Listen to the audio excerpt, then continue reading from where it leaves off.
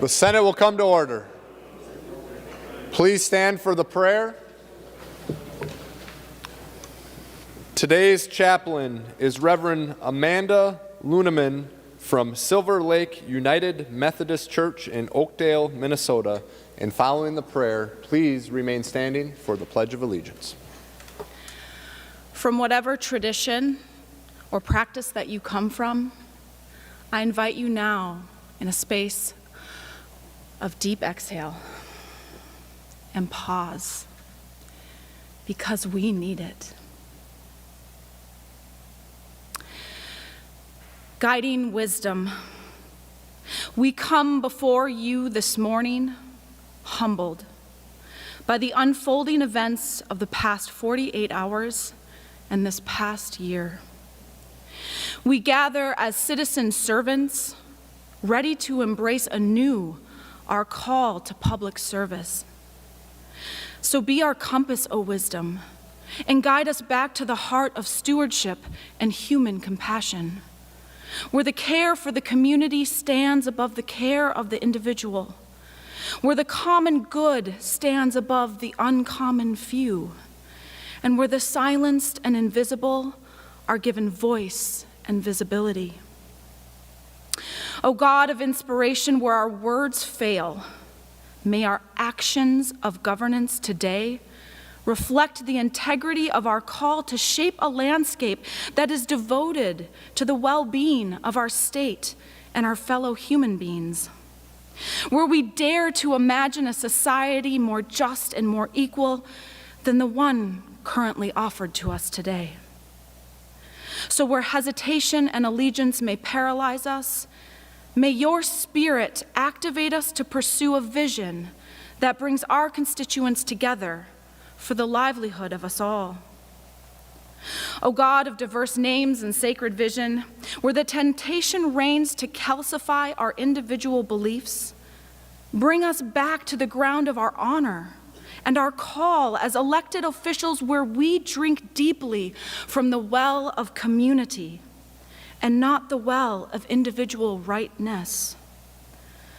Mold us to be the elected officials worthy of our community support, and empower us to be agents of change for a future that is groaning for well-being and justice for all. Soften the hardness within us, dissolve our apathy, and connect us in our diversity so that justice and goodness may flourish today and into our future as citizens and servant leaders of the state of Minnesota. So it is in humility and hope that we pray to you this morning, O God of the way forward. Amen.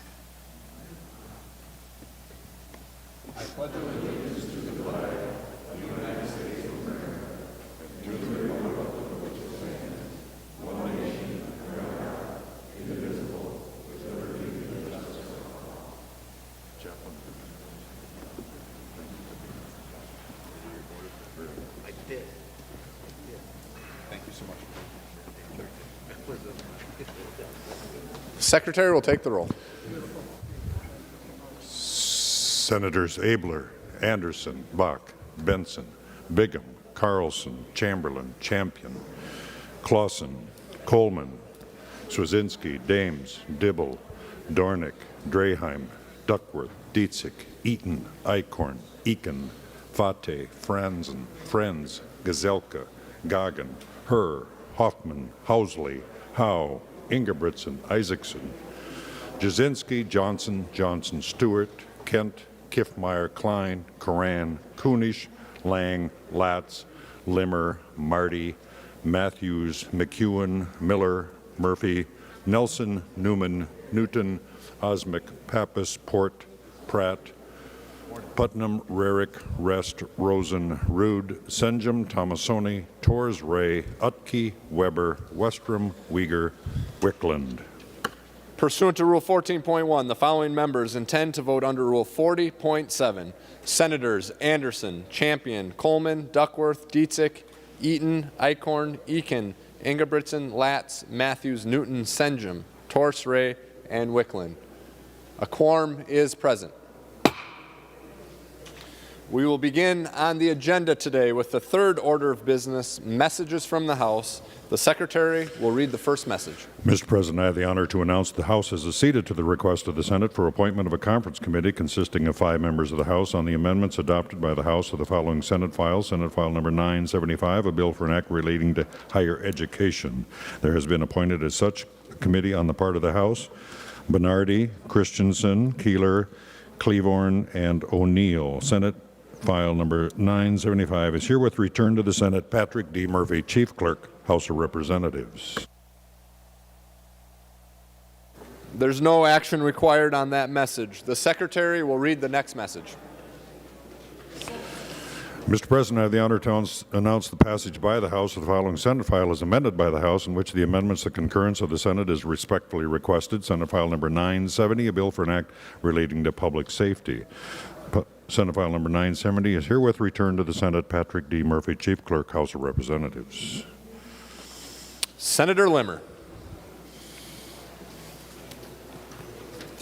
Thank you, Mr. President. I move that the Senate do not concur in the amendments by the House to Senate File Number 970, and that a conference committee of 5 members be appointed by the Subcommittee on Conference Committees on the part of the Senate to act with a like conference committee appointed on the part of the House.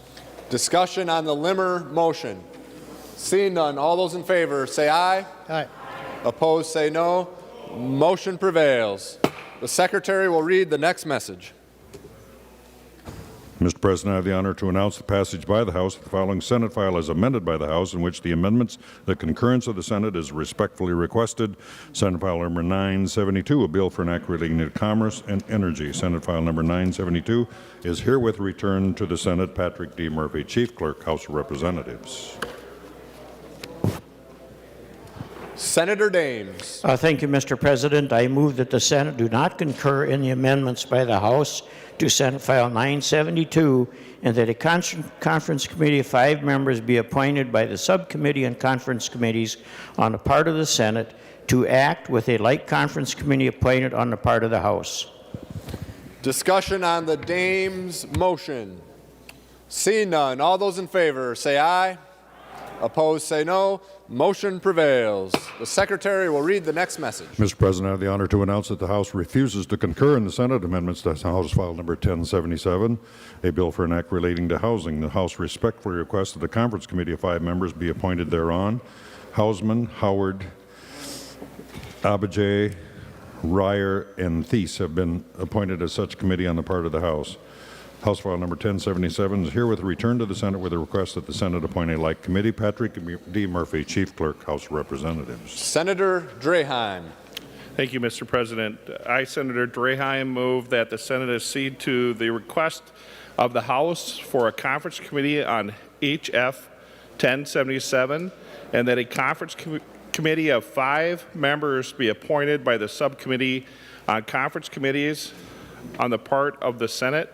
No act with a like conference committee appointed on the part of the House. Discussion on the Draheim motion. Seeing none, all those in favor say aye.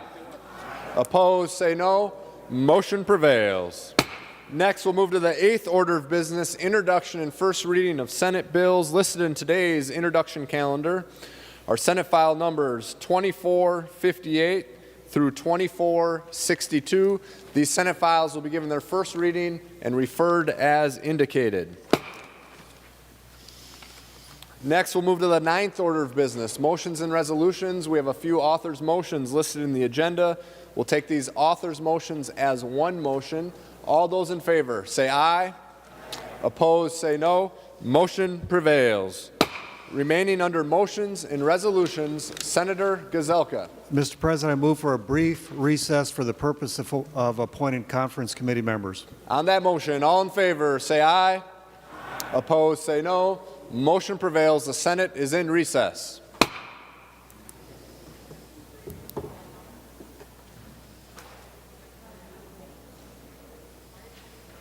Senator Kent.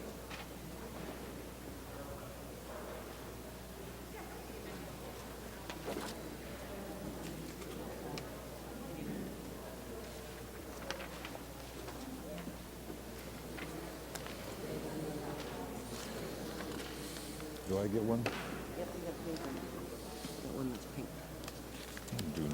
Yes, I do. Sorry.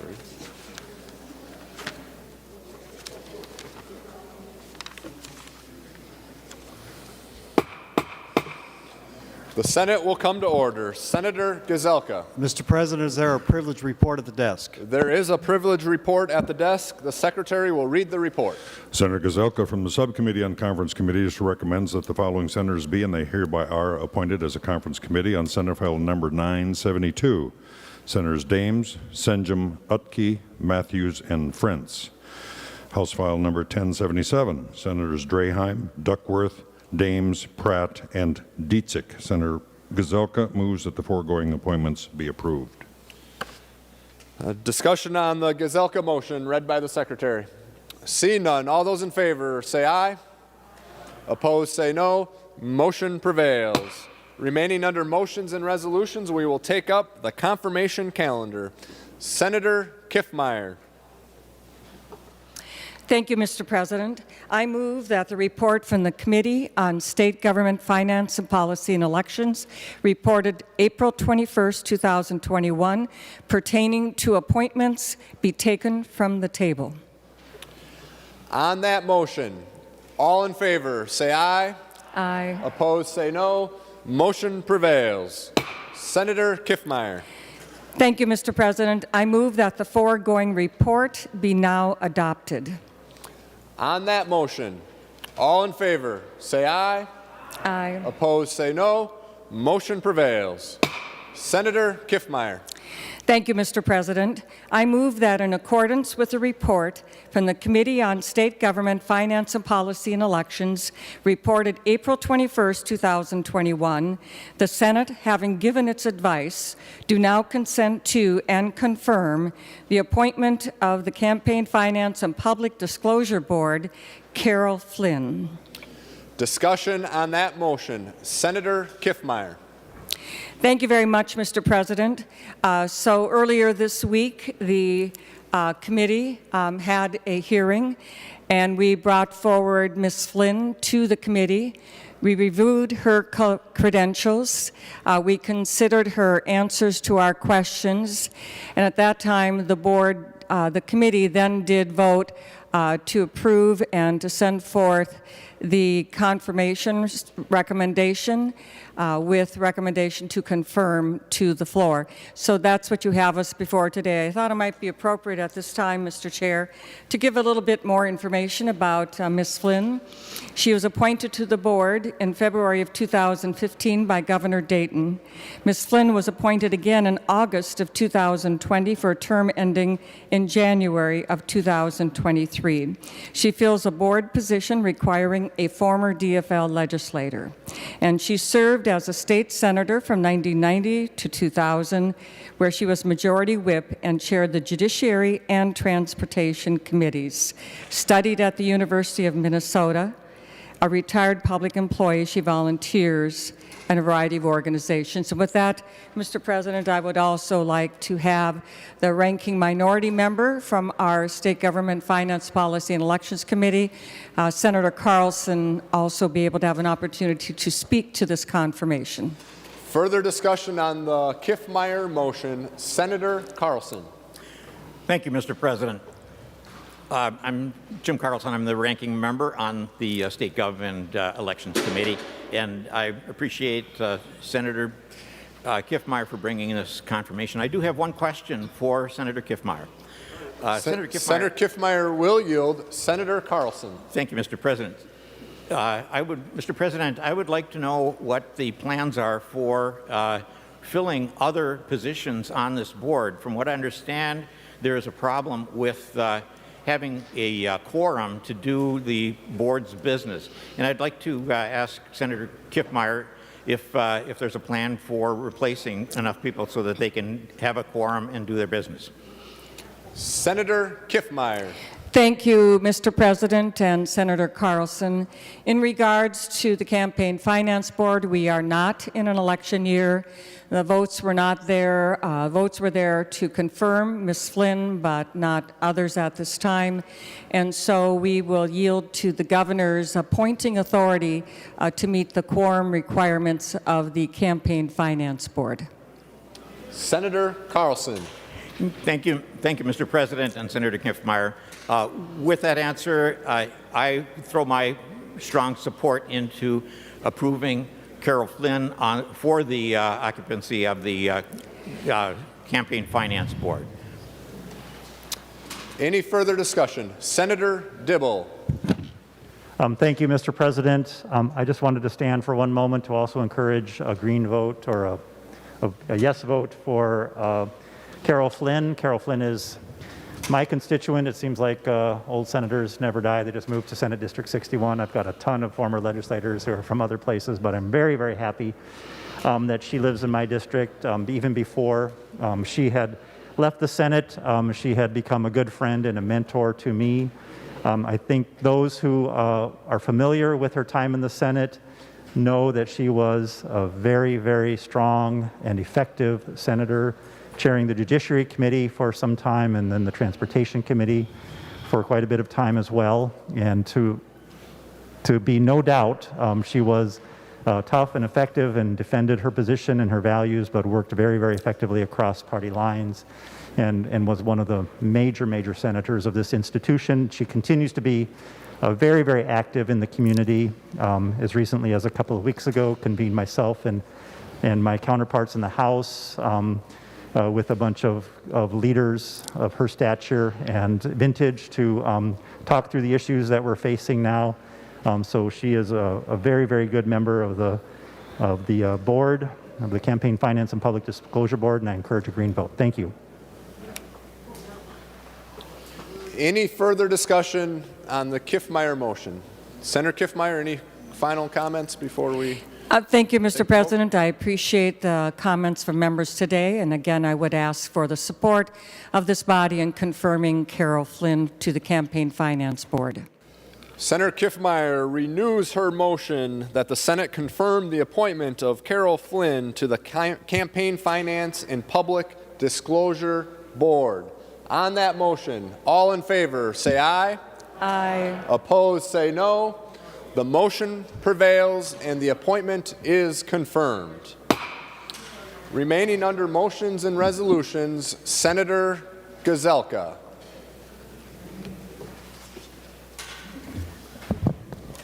Thank you, Mr. President. Pursuant to Rule 26, I designate the following bills be made for special orders for immediate consideration. It's the two omnibus bills on the sheet on your desk.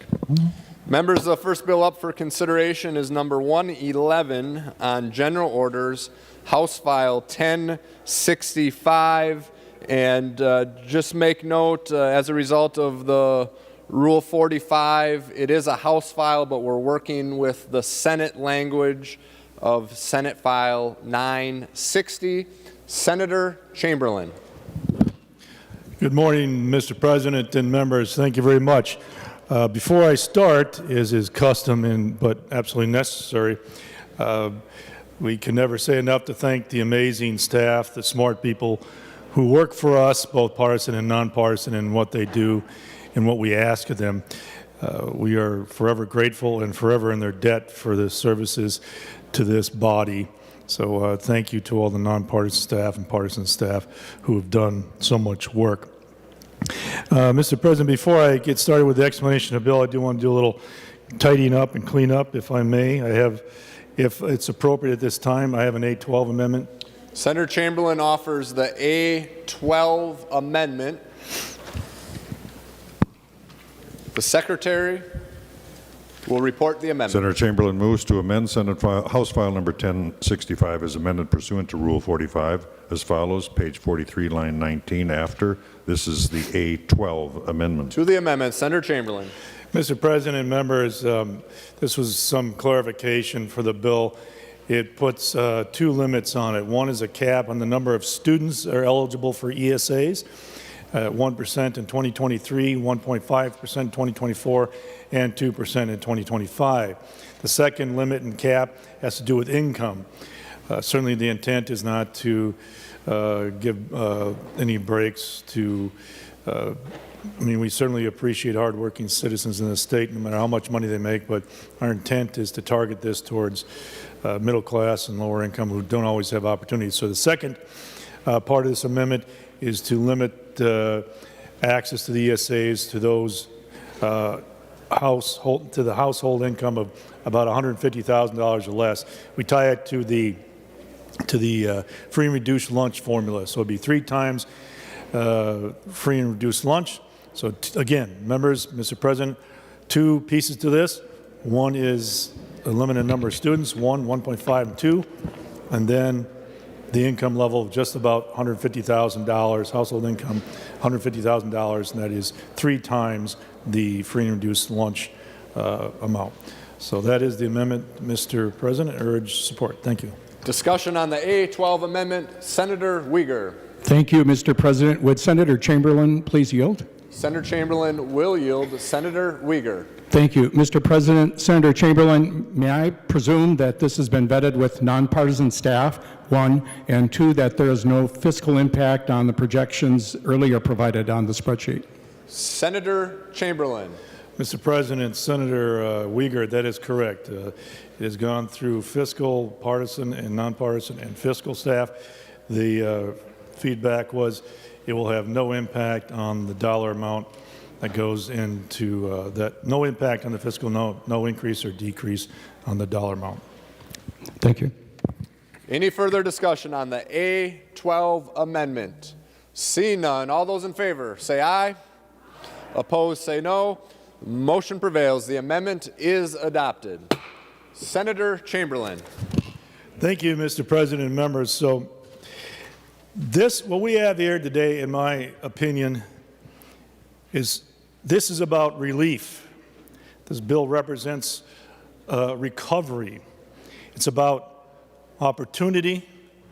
It's about what is just, and it is about truly hope for our children and our families and our school districts.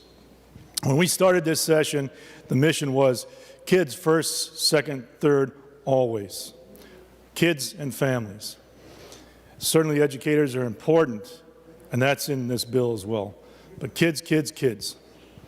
We do not want to support systems and just put language into statute that simply has done nothing over the years. We'll probably talk more about that later. So the priorities this session, all kids back in school all the time. Of course, there was little we could do legislatively about that. But all kids in school all the time because they were suffering and we needed to get back to it and get back to recovery. Literacy. We've been struggling with this for years. We all know the numbers and the data and what's important. This bill deals with literacy. Mental health. Vital, serious problems, and we deal with that in many different ways as well. Teachers of color. A problem that's been persistent over the years, and now we finally take a concerted effort and deal with that. Fair funding for our schools. Now, we'll have debate on that, but I'll explain a little bit more about what we have in this bill in a minute or two. And finally, empowerment. Empowerment for our kids and our families and for our local districts. Empowerment to them, not from up here. I've been here 10 years, going on 11. Many of you, some of you here longer. And in that time, we've had increased problems. We put a lot of stuff in statute, but somehow things haven't changed. So kids, literacy, mental health, teachers of color, fair funding, and empowerment. And let me just spend a couple of minutes on each of those. Literacy. For years, you know that we have been talking in here about dyslexia, specifically in literacy in general. They have merged. We have bipartisan legislation in this bill, supported, yes, by Education Minnesota, Department of Education, the Parents School Board Association, activists, the parents who've been on the ground doing this for years and years. We put money into a program that works. Letters, $3 million a year. Teachers have been using it. Schools have been implementing it. Teachers have been using it. They have seen solid results. This is what Mississippi has been using, and we have data to show how much they've improved. We also take one word out of statute, balanced. We need to get away from the whole language conundrum. This is about simple science, and we finally put the money where it needs to go, right to those educators so they can get what they need and what they've asked for. Get our kids reading at 90% proficiency as quickly as possible. I'll remind you right now that the proficiency among some of our children in this state is terrible. Now, we'll discuss, some of you will have different opinions as to why that is. But it's what, 60% overall? 30% for African Americans and Hispanics? There's absolutely no reason for that. And this is focused to educators that get to all kids across this state. to bring that up. It is no reason to be where we're at for literacy, and it's time to stop playing politics and haggling over this and do it. Mental health. There's always mental health challenges for our children and for the public in general. Before COVID hit, there were obviously mental health. The children had challenges in school.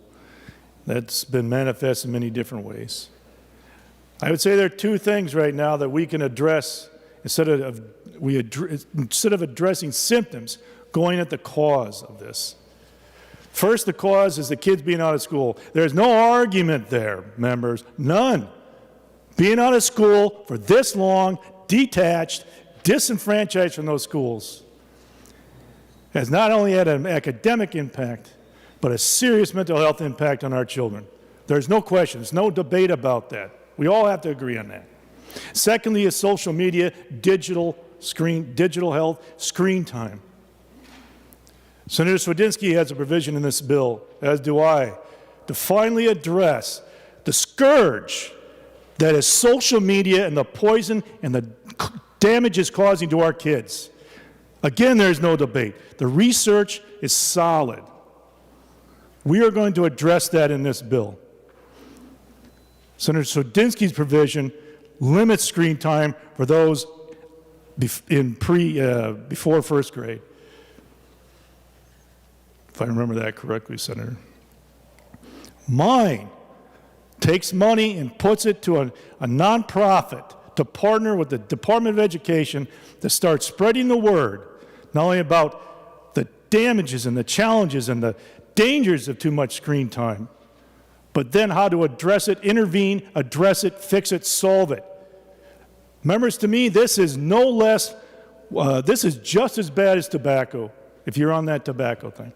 This is just as harmful as tobacco. They've created a product, poisoned the minds, and left the damage in their wake.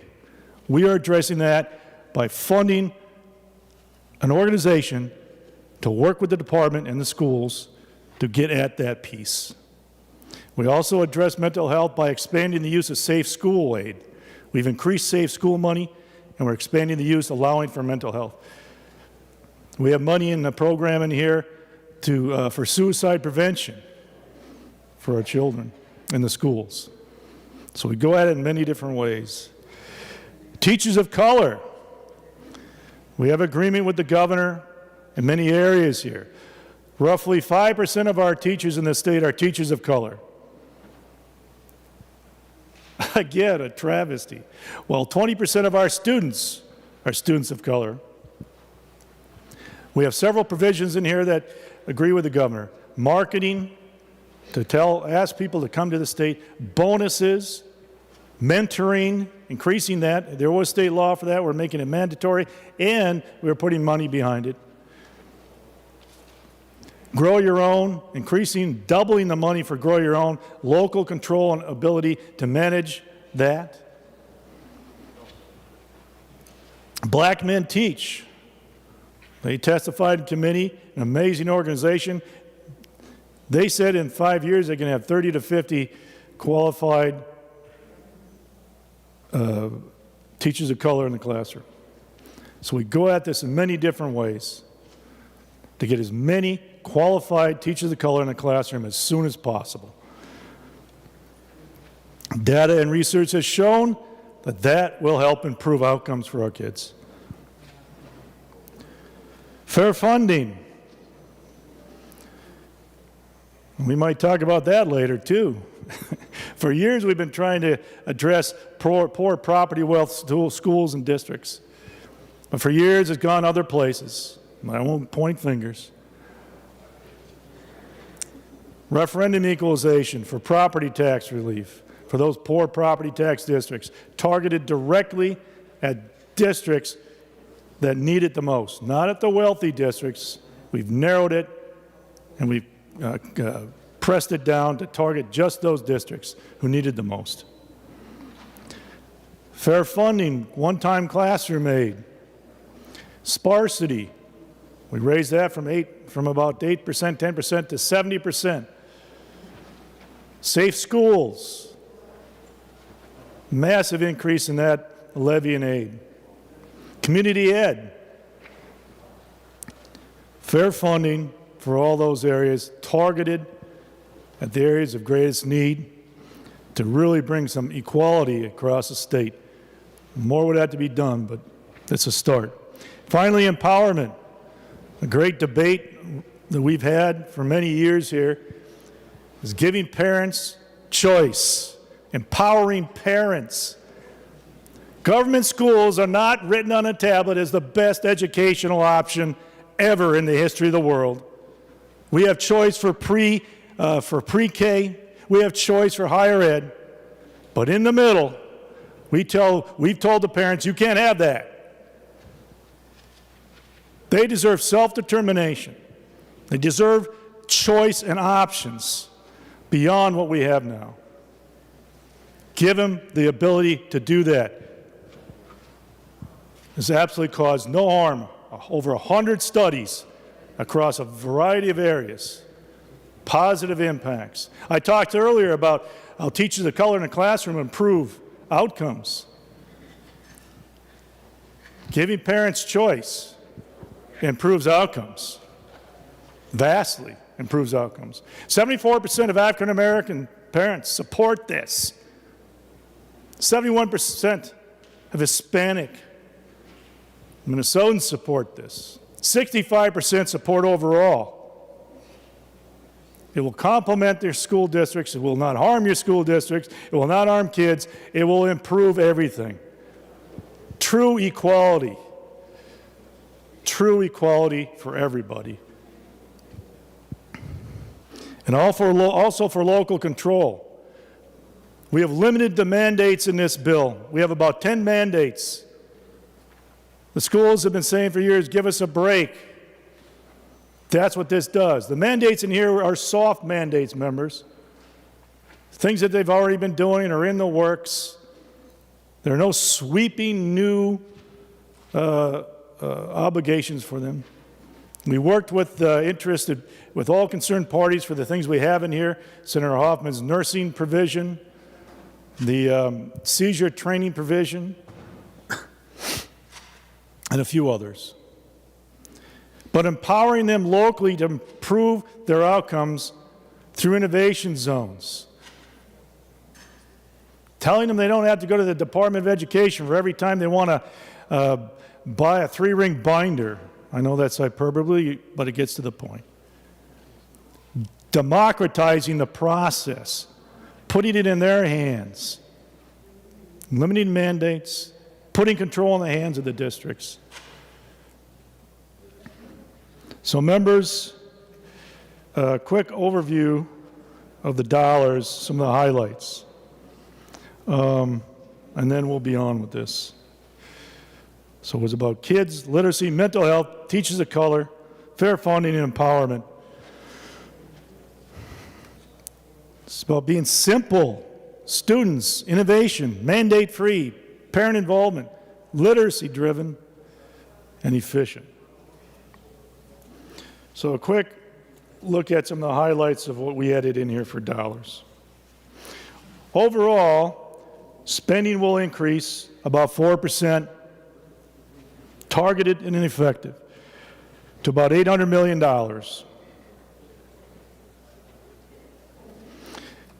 The federal government put $2.6 billion in aid into our school districts in the last year. That's about 25% of our current annual general fund spending. We have $800 million, increased by 4%. The federal government put in $2.6 billion for a variety of things. Overall, local, state, and federal spending for K-12 will be over $30 billion this next biennium. $15 billion, over $15 billion a year, members.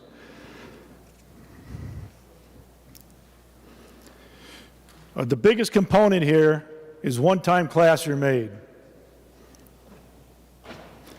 Federal funding was welcome, but there were most schools got under $2,000 per pupil of aid. And they had same challenges and costs and expenses.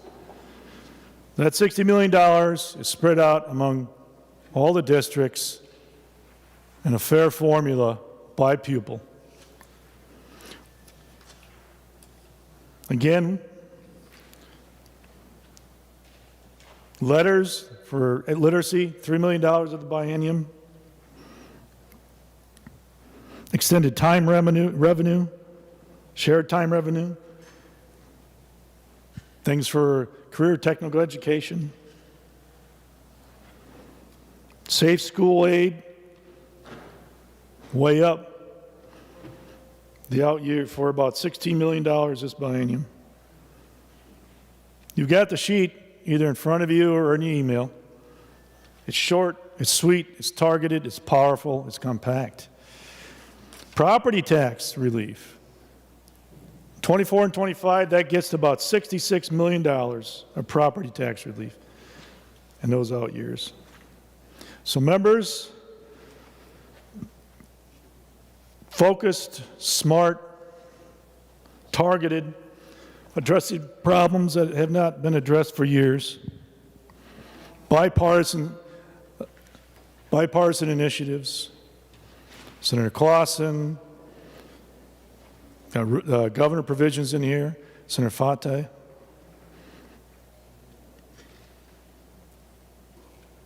Senator Torres Ray for disciplinary issues. Yes, Senator Uyghur, you have a provision in here, I do believe. I know I heard through session that you had a hard time. Senator Frantz. So, members, kids first, second, third, always. Targeted, smart policy and relief. You'll have on your desk also or an email support from a number of school organizations. So with that, members, I'll let go. And you may comment as you wish, but this is what the schools and the parents have asked for, and we're doing our best to deliver with few exceptions. And it'll go a long way to leveling out the playing field. Thank you. Discussion on House File 1065, Senator Uyghur. Thank you, Mr. President, members. Senator Chamberlain appropriately acknowledged the great contributions of staff. I'd like to reiterate that, and specifically first to the amazing trio in nonpartisan research. Anne Marie Lewis in her 25th year. Congratulations, Anne Marie. That's my 25th as well. To Jenna Hoffer and to Betsy Helseth. You're an awesome team. And also to the reviser, the E12 reviser, Cassie McGinnis. They're working 24/7 on these amendments, and it's been throughout the session, throughout holiday, etc., in a bipartisan way. Thank you. To Judy Donovan, who works very hard in putting together the meeting and getting a hold of us. Thank you for treating us fairly. To Gregory Marcus, the committee administrator, we appreciate that too. And I have always had a prompt response on inquiries. Thank you, Greg. To Ed Cook, who's been here a number of years as well. And I recognize you're doing your job. We may see things differently, but I respect that we can at least be upfront about things. And also to Dana Elling. Dana has been with us also nearly 25 years. She just returned from her second vaccine. Like all of us here, we're passionate about this issue, but we know how important it is to have our staff involvement. So on behalf of all of us, thank you, staff. And thank you to members.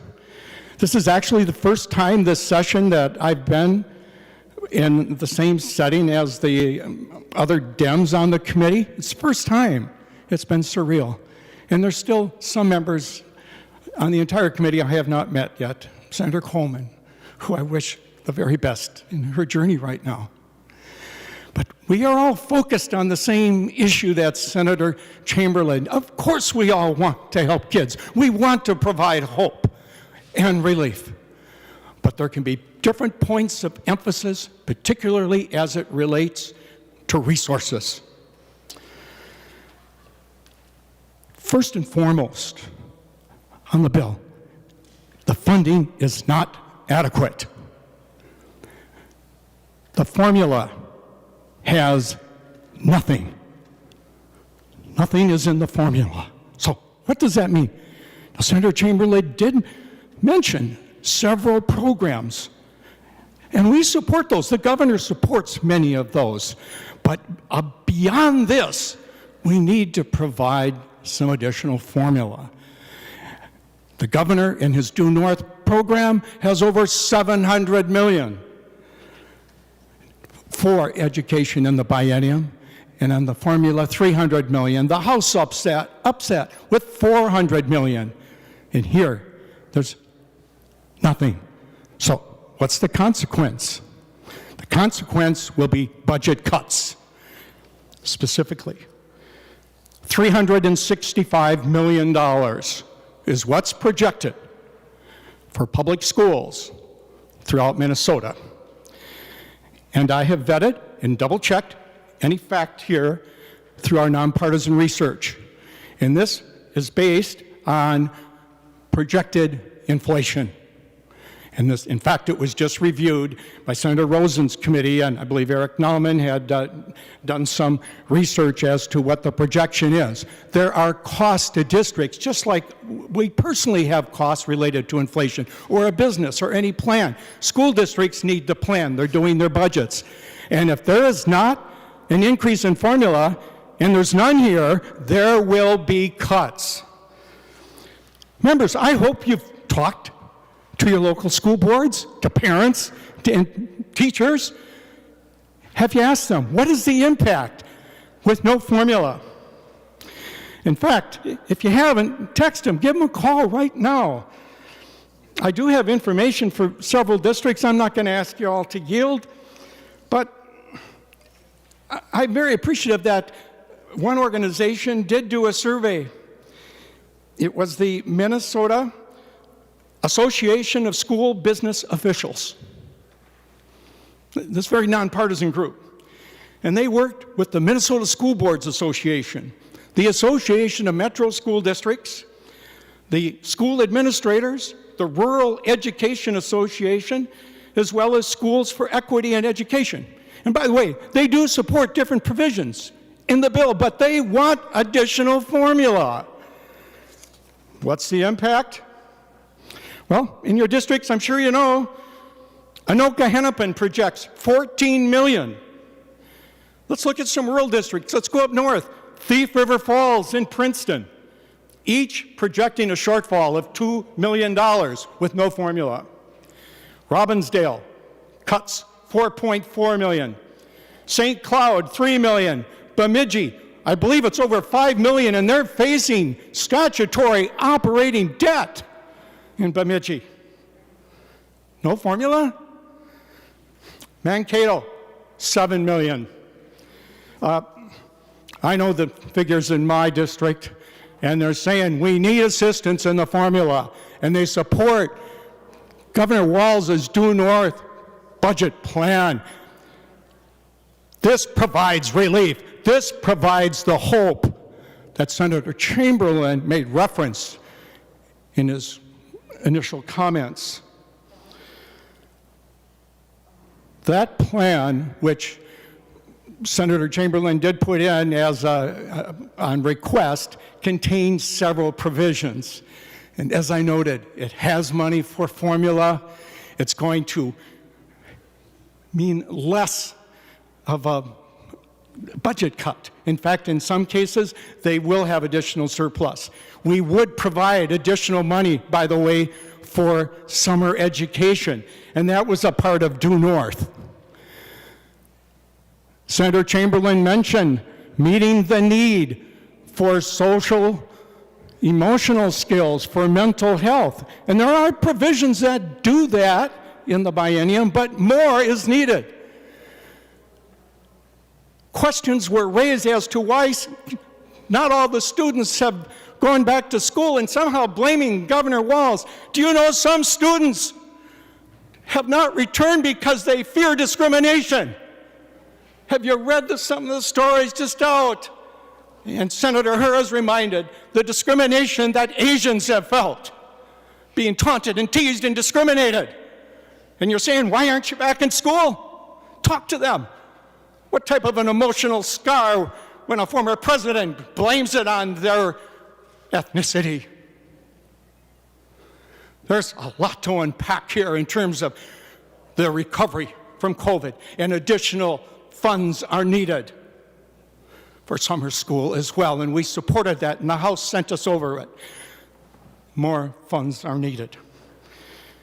We know we don't have the budget targets to do that. Right now, let's hope we'll seize that opportunity later. At the close of Senator Chamberlain's remarks, there was reference made to the education savings account being supported by parents. And in committee, it was referenced, this is for parents.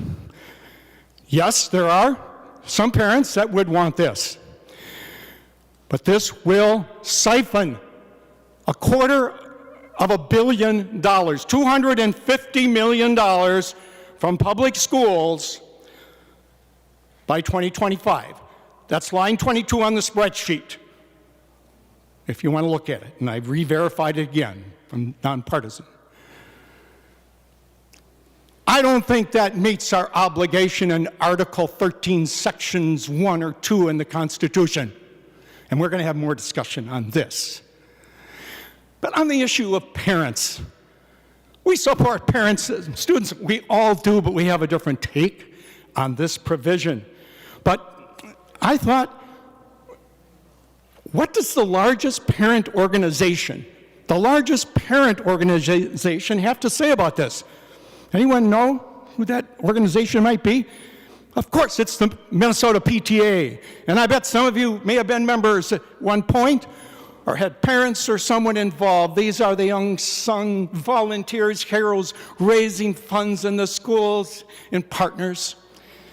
And I called them and I said, somewhat facetiously, but I called their president and said, are you guys parents? Do you have a position on this issue? And in fact, I set up a conference call last Sunday just to get a perception check.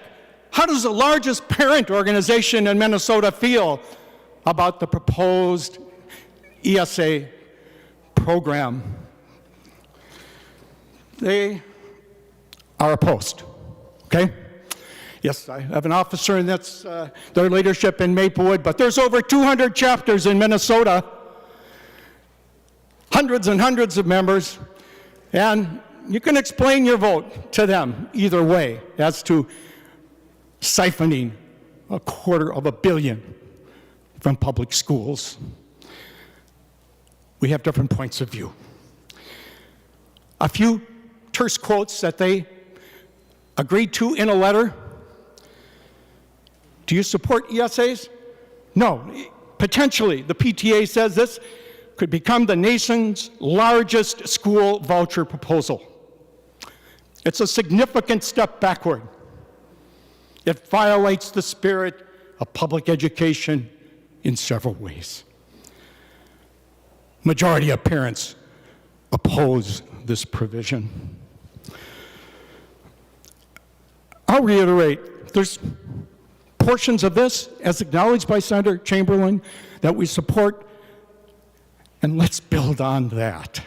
And we are grateful that those are included, but we can do much more. And we have to meet the moment. The bill does have provisions, as I have said, thank you, on teachers of color, but we can do more. We can seize the moment in the reckoning with racial justice and inequity and put in a more program dollar. We can address Indian education and other proposals that are needed now, and we'll have a chance to do that shortly. We are strongly opposed to a provision which discriminates against transgender students in athletics. We'll discuss that more shortly. surprisingly, one provision that we thought was going to go in, it had bipartisan support. It would have allowed school districts, school boards, locally elected, 333 of them around the state, you know them, they represent the same people we do. They are asking for the ability to approve an already authorized operating levy that's been approved by the voters if there's no tax increase. They all pass, but it takes a great deal of effort in this renewal. It siphons unnecessary energy where it could be better used. Many organizations, including the PTA, are asking for this. Senator Rest has championed this effort. I've had the bill in. There's bipartisan support, and maybe the timing wasn't quite right, but we strongly support including this provision at the local, and this would be local control. There's other items as well, but one item that I hope gets corrected in conference committee had to do with museums. Let's all agree that museums provide a wonderful opportunity to expand one's curiosity, their mind, especially the hands-on experience, and the great children's museums we have in our state. We do have funding for various museums. And thank you, Senator Rosen, for adding Mankato a couple of days ago. But the Bloomington Works Museum is not included in the base for an additional $50,000. I say, why not? Let's at least, I understand the argument that maybe this should all be legacy in terms of what others have said, but if we're doing it for these other museums, why not Bloomington, the Works? Senator Wickland, she knows the value of this, of providing hands-on experience, robotics, the whole STEM education. She's an electrical engineer. She knows how these children's museums can inspire students. Certainly, Senator Ann Stewart Johnson is another engineer. We had two engineers here. They're both women. They know what these children's museums can do. So $50,000 each year, the biennium, out of $20 billion, but we couldn't find room for Bloomington Works. Let's hope it can get resolved. So members, there are provisions we support, but the significant problem we have is that it underperforms for needed funds. We can do better. Governor Walz has an inspirational proposal which he pays for, which we support, that will help the districts in what they're asking for. So we're not going to have these budget cuts. And further, we oppose siphoning needed public school dollars from the public school system, and so does the PTA. So let's work together, and maybe we can make some improvements right now. Thank you, Mr. President. Further discussion on House File 1065, Senator Isaacson.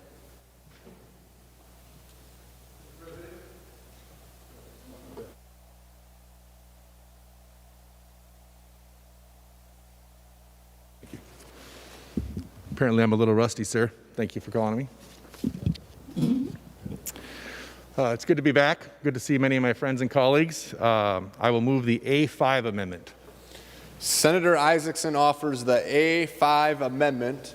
The Secretary will report the amendment. Senator Isaacson moves to amend House File Number 1065 as amended as follows, page 11, line 10. This is the A5 amendment. To the amendment, Senator Isaacson. This amendment removes all funding for the ESA and appropriately accounts for the losses in the tail, so it's germane and falls under Rule 7. Thank you.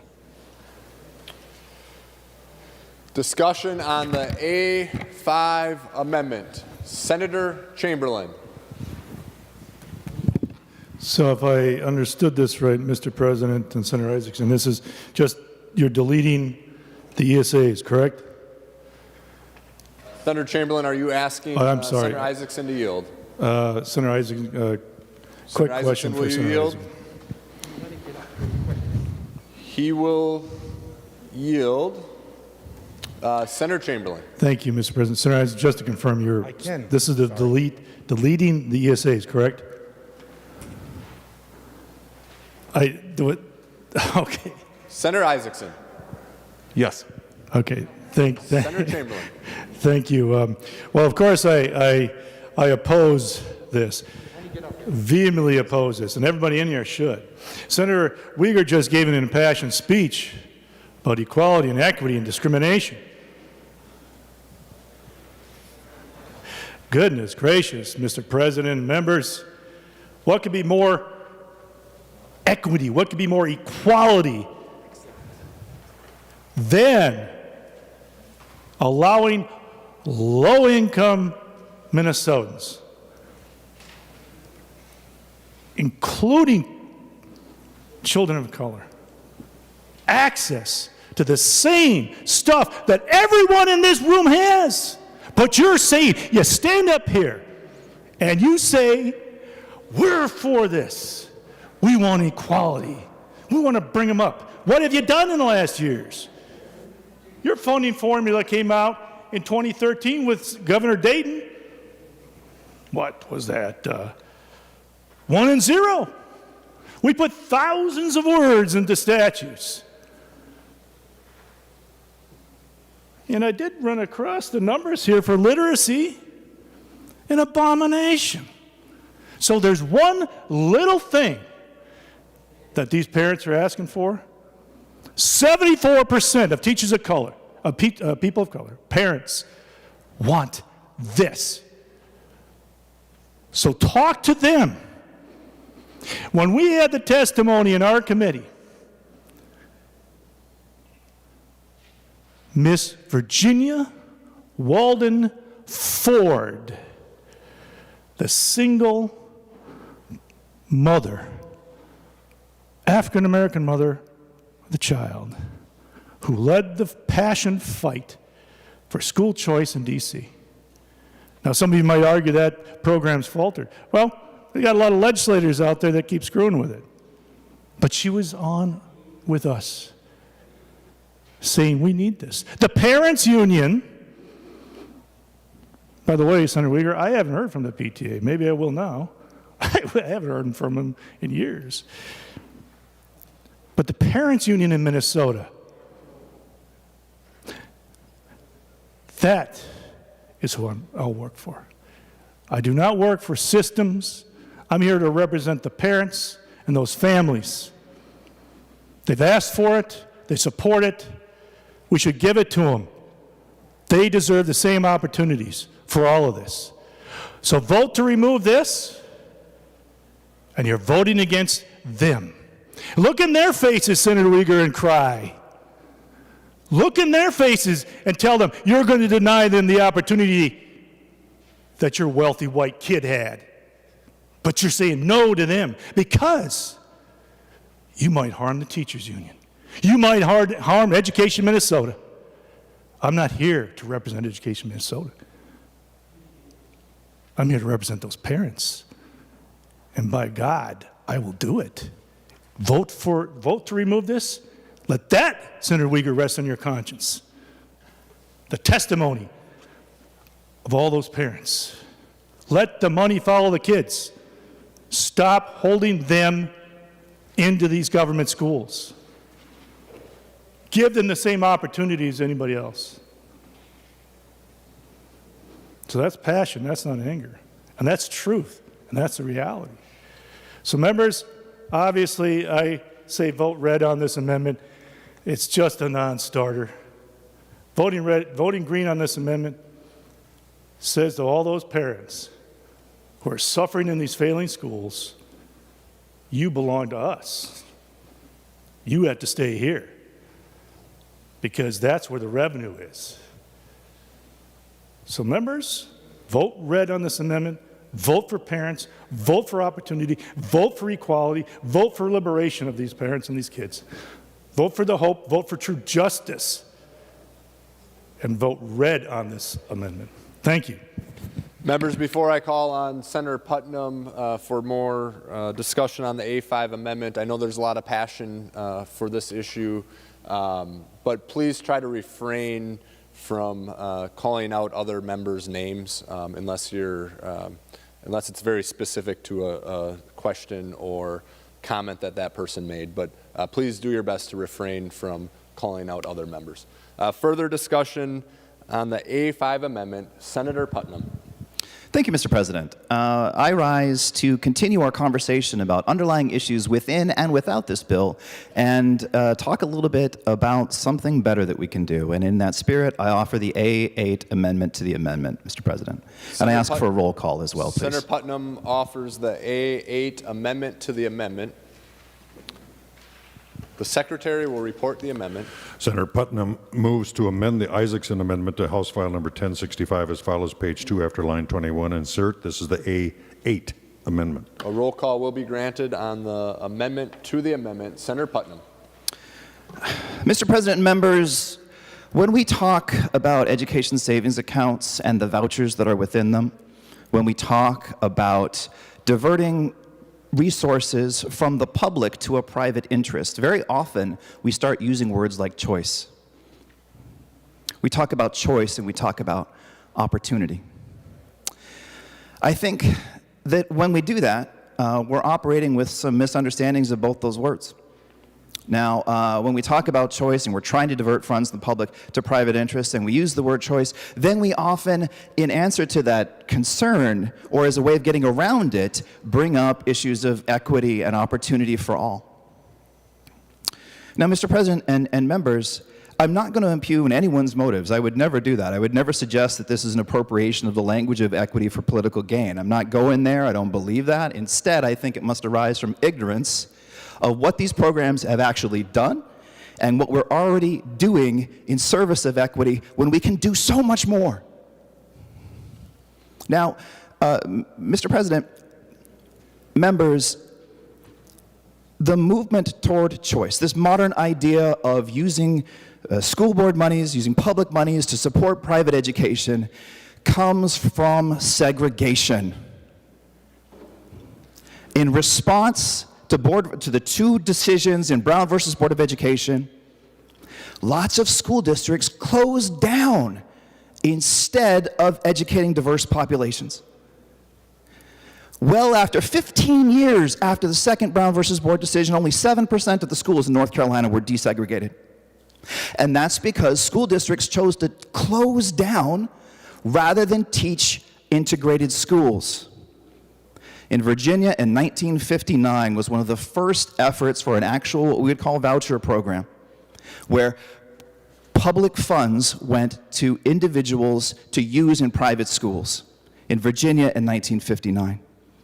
And it was a direct result of taking funds out of the public schools to enable people who were already in good schools to stay in those good schools or to move them into private schools.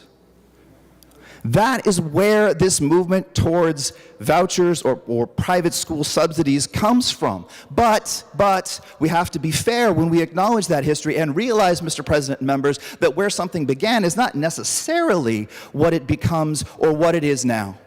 Not necessarily. That history is important, but the provenance is not determinate in that way. But before we talk about those programs that we see today, I would like to ask if Senator Chamberlain would yield. Senator Chamberlain will yield. Senator Putnam. Mr. President, Senator Chamberlain, could you tell us what the current free reduced lunch annual income for a family of 4 according to federal guidelines is? Senator Chamberlain. Thank you, Mr. President. Senator Putnam. Before I answer that, a point of order. Senator Chamberlain, please state your point of order. This bill is, in reality, out of balance, out of order. Rule 7. Well, they think they're just taking money and refunding. If you delete and get rid of the ESAs, those kids go back to public school. But he's taking the money and then putting it into something else. So he leaves a hole for funding for the schools. So that is the balance, that's the point of order. Delete ESAs, get rid of ESAs, then take that money and fund it somewhere else, use it for other funding. Those kids are going to still go back to public school, and he leaves the hole there. So this is Rule 7. It's out of order because it's out of balance. Mr. President, Senator Isaacson. when the bill was drafted, we worked with Senate counsel to take great care that exactly that did not happen. So I would encourage him to read the bill a little closer, or he can take it up with Senate counsel, because after much deliberation and effort, we got to the point where we understood that this bill was not out of order, because the first two drafts of this amendment were, and then we fixed it. Further discussion. Senator Chamberlain. Thank you, Mr. President, Senator Isaacson. It's still out of balance. What are you going to do? You're now going to have to go find money somewhere else and plug that hole for those students that are no longer there, that are now back in school, but you're taking that money and you've put it somewhere else. So now you have to raise the money, Mr. President. Thank you.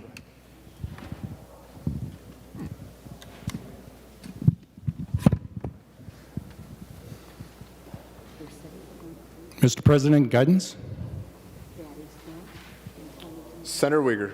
Thank you, Mr. President. As Senator Isaacson said, this was crafted to be compliant with nonpartisan research, and Senator Chamberlain raises the question about the revenue, and it's taken from the tails from the Department of Education's testing budget. And I would again ask that it be confirmed with nonpartisan research. Further advice, Senator Pratt. Thank you, Mr. President. Would Senator Putnam yield? Senator Putnam. Right now, Senator Pratt, we're under a point of order, so if you have advice for the president, you can share that, but it's not a time to ask another member to yield. Mr. President, the question Advice for for Senator the Putnam president? would be for advice. So what's your... The question You can for provide Senator... advice to me, Senator Pratt, as the All right, president. thank you. Then, Mr. President, I support Senator Chamberlain's point of order. As I look at the amendment, he's exactly right. If the ESAs are canceled and those students go back to public school, those funds would have to follow the student back to the formula, and it leaves a hole in the amendment. I simply wanted to ask Senator Putnam how, if they're making the argument that this is not out of balance, explain to us how they reconcile that difference between the pupils being back in school and student aid versus back to the ESA. But I agree with Senator Chamberlain's point of order, and I urge that you find the amendment out of order.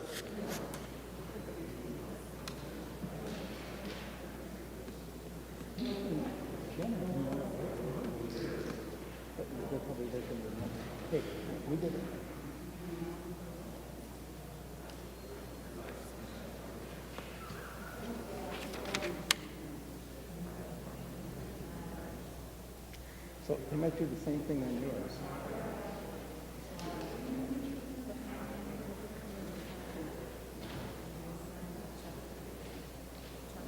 Yeah. Pardon me?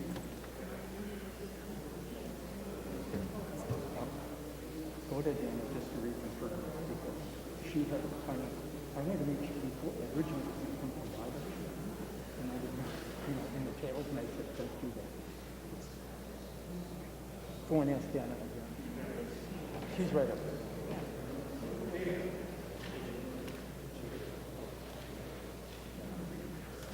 Mr. President? May I offer advice as well? I'm not sure if that works, Mr. President.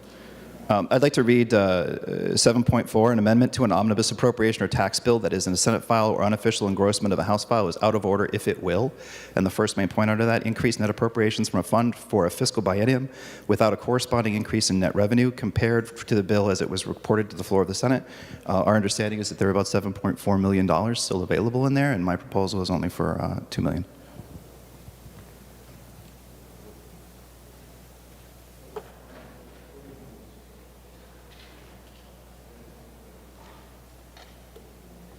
We were so careful. Yeah, but it's unusual if they aren't even that. They're working on it.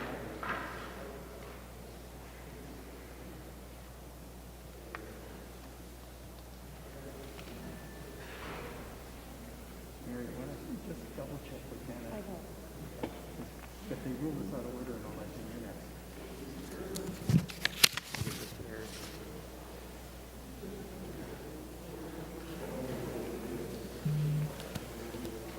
I'm going to rule that the point of order is not well taken and the amendment is in order.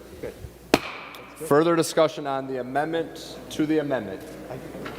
Senator Putnam. Mr. President, may I ask Senator Chamberlain to yield again?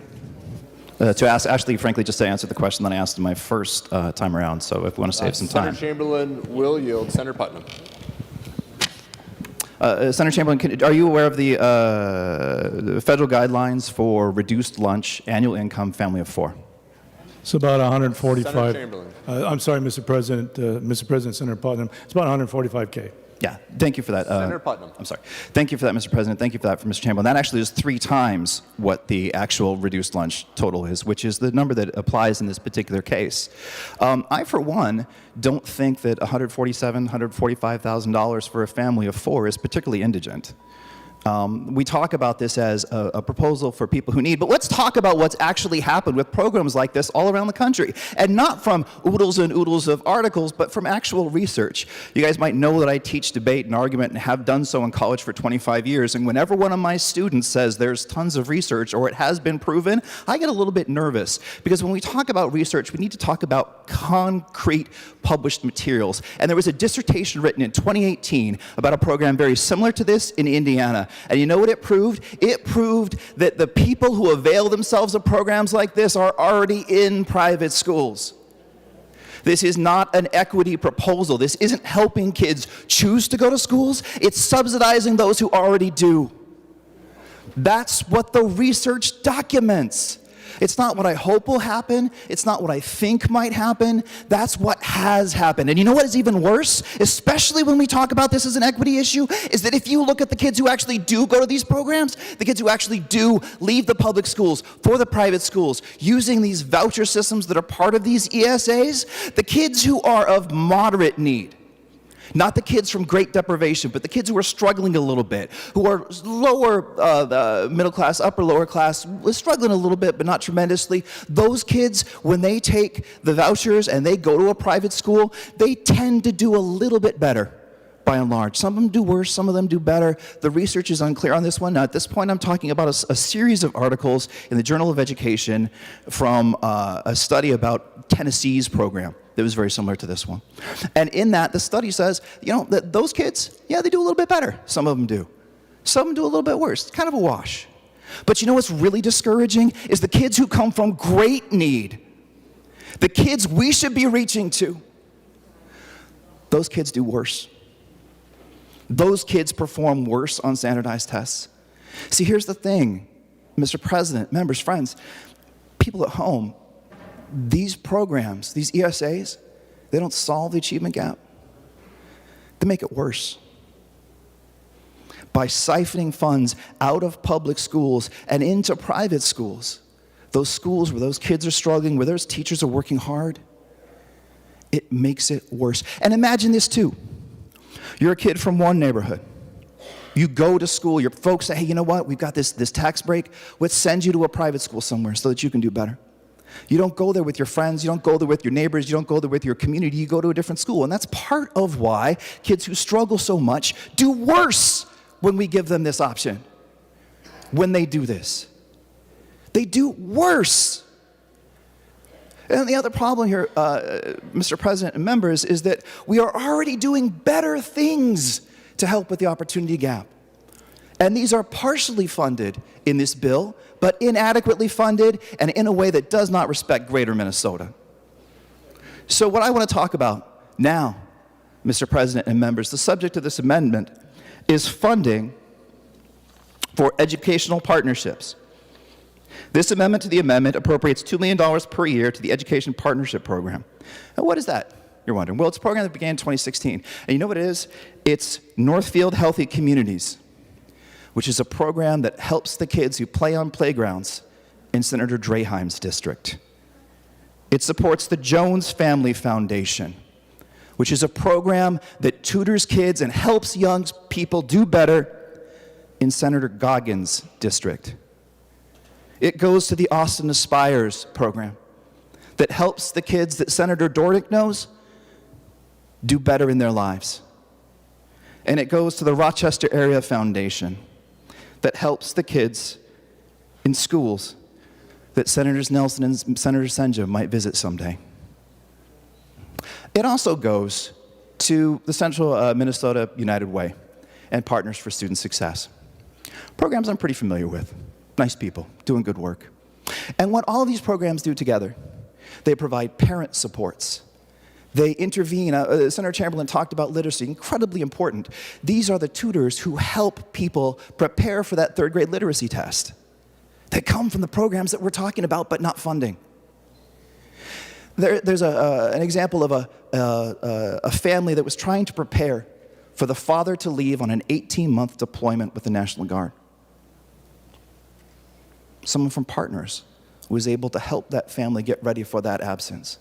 And National Guard did some work, but I saw a letter from the parent who said, "Thank you so much, because what the Guard did helped, but what you did helped even more." And together, that family was ready for that absence. But I want to tell you a really specific story, a very specific story about what happened in St. Cloud to a second grader named Nora. Nora was trouble. Most second graders are, but she was extra trouble. Nora performed horribly on her classes, in all her schoolwork, and on her standardized tests. And she was disruptive in the classroom, always causing problems. What happened is the teacher was aware of the problem and contacted a resource navigator through United Way of Central Minnesota and the Partners for Student Success. Her name's Corey Ann Carter. Contacted Corey and said, "You know, Corey, something's going on with Nora. We're not sure what it is." And what Corey did is she contacted Nora's mother. And she took Nora's mother down to the county so that she could apply for help to which she was due. And one of the things that she got for Nora was health care.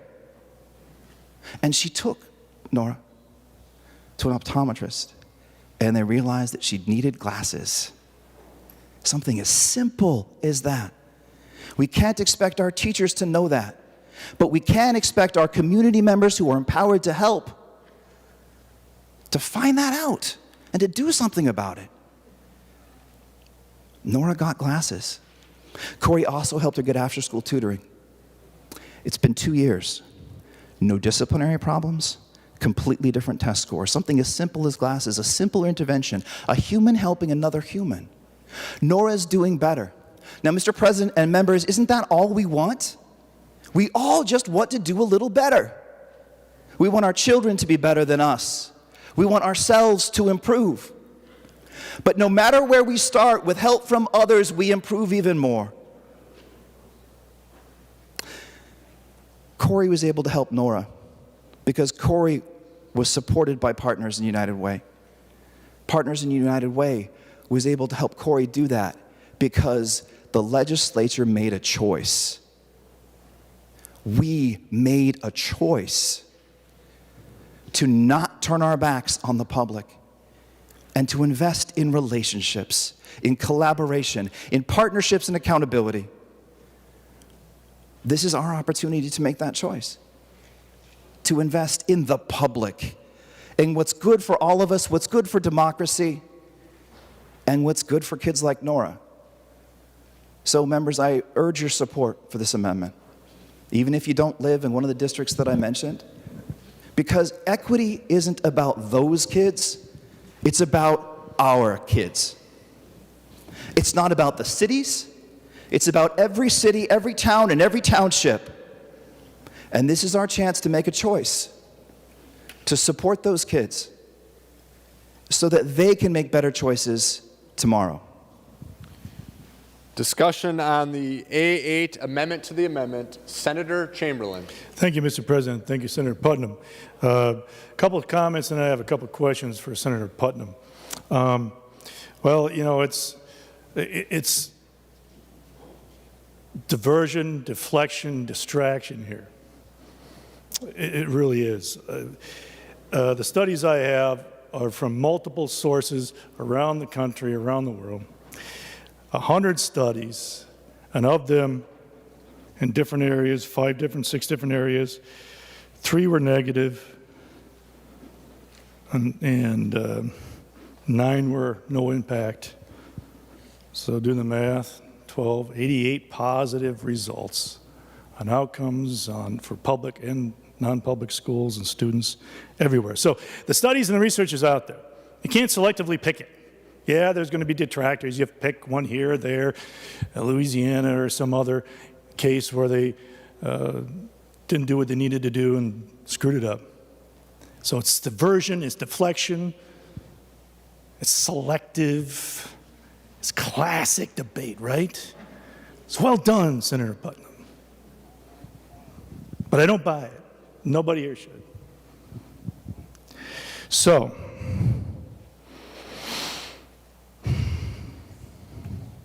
Senator Putnam, Mr. President, will Senator Putnam yield for a question? Senator Putnam will yield. Senator Chamberlain. Thank you. I have 2 questions. Senator Putnam, how much of this money goes to the classroom? Senator Putnam. Mr. President, Mr. Chamberlain, the way this works is that you hire individuals who actually work in the classroom as tutors with individuals. And all of these programs have diverse different modes of intervention. The one I mentioned before, Corey works with Wraparound School. She's in the school, in the classroom every single day. She is working with kids and establishing relationships and working with families every single day. So that's that particular program.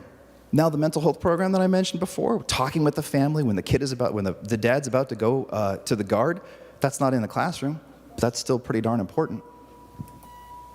Mr. President. Senator Chamberlain. I have no further questions from Senator Putnam. Thank you, Senator Putnam. Well, the answer is 0. I can use this prop. See that? That's a 0. That's a 0. That's a $0. $0 of his proposal go to the classroom. $0 of this proposal goes to special ed. $0 goes in the classroom or special ed.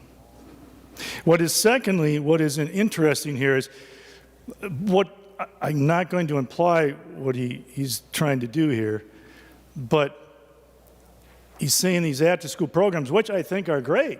They're wonderful. No complaint. They're already in the base. There's continuing funding for them in the base. There's no cut to them. There's continuing funding in the base for these programs. They're still out there. They'll still exist. And they're not going away. But what does it say, members? A question for all of you. What does it say if Senator Putnam is promoting something that is 2 things? No money goes to the classroom, which we've all been talking about. And secondly, what does it say that you had to fund these programs outside the classroom?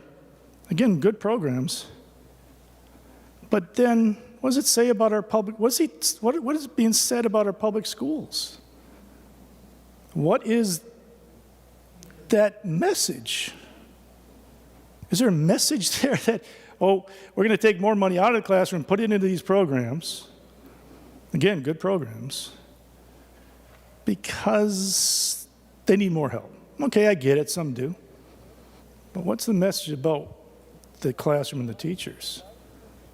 If I really thought it was that great, I don't know that I would be doing that. So, if you vote for this amendment, you're not voting for classrooms, you're not voting for special ed. Our bill is targeted and focused, highly targeted and highly focused on these issues that have not been resolved for years: literacy, teachers of color, opportunity and choice and empowerment for parents, improving results, and finally, well, Senator Putnam wants to fund these programs, and the programs are good, but he does it for 1 year. 1 year. Then what happens? Well, now they're not good anymore, right? So there's a lot of problems with this: deflection, diversion, selective polling of studies, no money goes to the classroom, no money goes to special ed. It's for 1 year. It doesn't say speak well of our public schools. I'm a public school champion. I just want to give parents options and choices. I'm a teacher champion. We all are. But parents should have the power to choose as well and be enabled. And our bill is targeted and focused on vital, critical areas. So members, vote red on this amendment, in the underlying amendment, because it really doesn't do justice for those parents who are asking for a simple thing.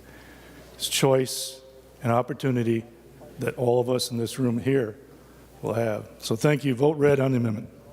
Further discussion on the A8 amendment to the amendment. Senator Abler.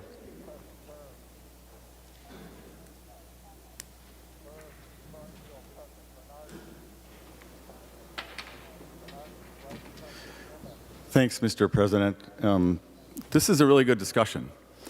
And it's actually really, it reminds me again about how every member of our 67-person body here cares a lot about the kids. And I am really happy that universally how you, that idea about helping a child to be all they can be, especially in these challenging times, is not a Republican or a Democratic issue. There's a lot of policy disagreements about how best we might want to help these individuals who are challenged, how we might want to help a person in Anoka or Savage or Minneapolis or Biwabik. And so I appreciate that. And Senator Putnam, I appreciate what you're doing. Senator Isaacson, I appreciate what you're doing. But I've thought about it. I've been fortunate to be in this part of town for over 2 decades, and I've seen every idea come and go, at least a lot of ideas come and go that were supposed to help these kids. We did profile learning, we've done different standards, we've done various proposals to do different things, and I actually want to commend the chairman, Senator Chamberlain, for trying something different. And I'm happy that it's in the bill. I say that as a person who has not routinely enjoyed carve-outs like this, and you can call them whatever you want, but it's, you know, call it vouchers if you want, but it seems to me, and so I've routinely not supported that. I've liked other ways to try to reach out to some of these children and families, students, to make it work better. And so we have established a program called Compensatory. And I remember in 2005 where we were trying to get more compensatory out to different districts, including mine. Because Anoka District had the 3rd most compensatory students and way inadequate funding for that. And so in an effort to make the point, we divided up some of the money between Minneapolis and St. Paul and Anoka. I believe it was $3 million. And so I had the amendment in the Ways and Means Committee back then to move that money and try to share that a child with a need in Anoka is worthy of the same need as a child in Minneapolis or St. Paul. And so I remember that discussion, and it was very much like what this amendment that Senator Putnam has brought forward. And so when I have to commend whatever staff was working on this, that when I brought my amendment forward, within minutes, they had a list of every teacher in Minneapolis who would be laid off, and then our Mother of Mercy public school was going to lose $33,000, and out the door would go Mary Johnson. How did they know? And the list went on and on and on to spend $3 million. And that was one of the more challenging times of my career. But I'll tell you what happened in Anoka District. Anoka District, because of that money, which we finally made permanent just in the last couple of years. Every year we had to get $3 more million and 3 more. Right, Senator Uyghur? And we want it back. What? We just gave it to you. Well, we need it. Could you put it in the base? Oh, I haven't got the money. So we would fight for it.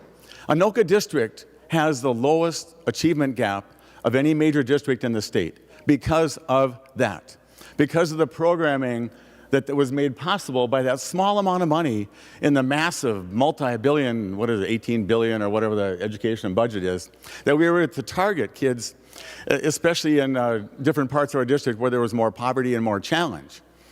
And it worked. And I actually had thought to ask a question of Senator Putnam, but I'm not going to. I'm not here to embarrass anybody. But I will make a presumption, and you can correct me if I'm wrong. I presume this is not in the House bill. Well, Senator Putnam, would you yield this for a question? Senator Putnam will yield. Senator Abler. Yeah, are these provisions in the other bodies? Excuse me, Mr. President. Yeah, I have to look at you because then you're going to make sure he asks that. So, are these provisions in the House bill? Senator Putnam. Thank you, Mr. President, and Senator Abler. Our understanding is that yes, they are. Senator Abler. What was the answer? Yes or no? I believe he said yes, they are. They are. Okay. Well, good. And so I didn't know the answer. You're not supposed to ask a question you don't know the answer to, but either way, it's good to know. And I know if I ask Senator Chamberlain to yield that this is most likely, well, would Senator Chamberlain yield for a question? Senator Chamberlain will yield. Senator Abler. So, Senator Chamberlain, are these scholarships in the House bill? Senator Chamberlain. Thank you, Mr. President. Senator Abler, no, they are not. All right. Well, thank you. Senator Abler. So I'll tell you why I stood up. I read the bill in its original form, and I was greatly troubled about the original form of the scholarships. Because in my district, no one's clamoring for this opportunity. We've done really well with the money we have in my district. And as I talked to other members in other districts around, there's not a lot of clamoring for this as well. But there are some students somewhere who need a chance. They need a chance for something different. The people that thought of the profile of learning didn't do it to be, crazy or mean or ridiculous. They did it because they thought that made sense. They thought it might help some people. And enough people agreed that it became the law for a while. It went so badly in '98 I ran to abolish it. That was the big discussion because it was so problematic. So is this a place that discusses ideas, or is it a place that sticks with the status quo? It has been, and I could ask a lot of members to yield and ask them how Minneapolis is doing. Not because Minneapolis is an inadequate school district and they have not been trying very hard, but it's been a horrible time for people in the poverty levels and people of color. Particularly now, they've been in a more disparate way, have had a harder time because of their mobility and the challenges that we face in my human services world. They just not had the resources to cope with the great challenges of home learning and distance learning and the hybrid and all that. And in some cases, these kids have lost a year. And Mr. President, I happen to know if you lose a year, it's hard to get back. I know if you have 2 bad years and go like 0.8 instead of 1, you have a hard time getting that back. And so the question that I am talking about today, why don't we talk about this? And I think that would be a productive thing. And I think the best place to talk about it is on the floor in committee, of course, but the real discussion, Mr. President, and you know this as well as I, as does the people here, the real dialogue for change happens in conference. And if it's an idea that can be persuaded to the other body and to the governor and the department, then it'll go forward. If not, then it won't. But there may be a version of this which will help. Just today, Senator Chamberlain, I think, improved it a lot to shrink it down to 1% and maybe up to 2%. But I want to remind folks, it's not just for private schools. I believe if you want to homeschool, then this money, if you didn't spend it, it'll accumulate. And we spend so much money in education, more than half the state budget on higher ed and K-12. And the barriers to the very people I worry about in my Human Services Committee, in the economic supports part, are the very ones that don't make it to college. They don't make it out of high school. And we are committed to everybody having an opportunity. And I think that dialogue should happen. And Mr. President, if I asked you to yield, and I don't know if you can, but if I asked you to yield, I would ask, is this bill going to go to the governor's desk today after we pass it out of here, assuming it passes? And I predict you would say, well, no, it's not going. It's going over to it's going over to wherever it's going to go. It's going to go over to the House and be something recognized, and we're going to have a conference committee about it. There's going to be a lot of discussion. It's going to take weeks. And I would say, oh, that's what I thought. And so the question I'm raising today for all of us, rather than be concerned that this is going to end the world, but is this an idea worth doing? And so Senator Putnam, the good news is these ideas are good ideas. I like every story you said. I love the fact that guards' families can have a chance to be reached out. I love that there's better discipline problems, less discipline problems in some of these places. I think this is amazing, and I thank you for bringing it forward to call attention to the ideas that the good ideas that are going on. But if this amendment would pass, none of this is going to be discussed much because it'll be identical and off you go. But now in the marketplace of ideas and the debate that'll happen in the budget discussions in the Education Committee, if these scholarships can stay in, and I forgot to mention in my conversation, I know I'm dragging, but I think this is really important, because are we here to fight for the kids who don't have a chance? Or are we here to say we're here to fight for the kids that haven't got a chance? This money can be saved for college, and maybe I mentioned that, but that's amazing. And so, members, with all respect, thank you, Senator Putnam, for your amendment, but I'm not going to vote for that today. I'm going to look forward to a chance to voting for it when it comes back as part of the crucible of conference and see which of these are the best ideas and have a chance to give every chance a student to learn. So I'll be voting no on the Putnam amendment and yes, and no on the Isakson amendment. Thank you, Mr. President. Members, just a reminder, we're on the A8 amendment to the amendment. Further discussion, I have Senator Isakson followed by Senator Johnson-Stewart. Senator Isakson. Thank you, Mr. Chair. I just want to correct something Senator Chamberlain said when he said we're taking money out of the classrooms. Let's make clear we're taking them out of private school classrooms, not public school classrooms. And if we were really a champion of the public schools, we wouldn't be doing that. Thank you. Further discussion, Senator Johnson-Stewart. Thank you, Mr. President. Thank you, Dr. Putnam, Senator Putnam, for your well-researched and documented assertions about the efficacy of vouchers. I'm here to speak on his amendment and speak in favor of it. I, too, teach at the University of Minnesota. We don't teach at the same university, but I teach at the university, and I, too, am wary of students who tell me there's hundreds of things that show this. I'd like to see some documentation, so I'll look forward to Senator Chamberlain's well-documented studies, of which I could find none that showed vouchers are actually effective. But I know it was a while ago, but Senator Chamberlain asked what amount of these scholarships would go into the classroom, and I guess I have a question as to whether what percentage of vouchers go into the classroom if they in fact fund the president of Blake Schools' $542,000 salary, or the president of Breck Schools' $465,000 salary. I think that's a fair question, and I wonder if Senator Chamberlain has that information. Thank you. Senator Johnson-Stewart, are you asking Senator Chamberlain to yield to a specific question? Yes. Can you please state your question? My question was, in response to his question about whether these scholarships send money into the classroom, I'd like to know if vouchers are in fact designated to go directly into the classroom at private schools, and if in fact they may fund the salaries which I mentioned. Thank you. Senator Chamberlain. Thank you, Mr. President and Senator Johnson-Stewart. Boy, you see, I make no pretense about what I'm trying to do. I make no pretense. It's direct. Give parents a choice, the same opportunity that all of us have. No pretense. Choice. Secondly, they've asked for it. They have asked for it. Let's let them have it, then they can go where they want. Because they're certainly not getting what they need at some schools. A lot of good schools out there, a lot of good educators. There are good schools in Minneapolis. There are good schools in St. Paul and around the metro. But some aren't working for these kids. So I make no pretense.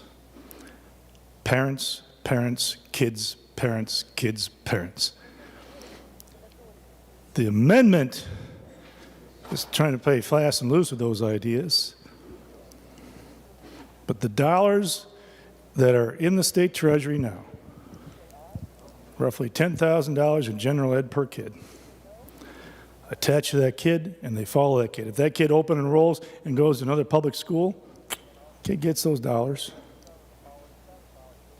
This is all public education. Homeschool, private school, charter school, government school. It's all public education, private school.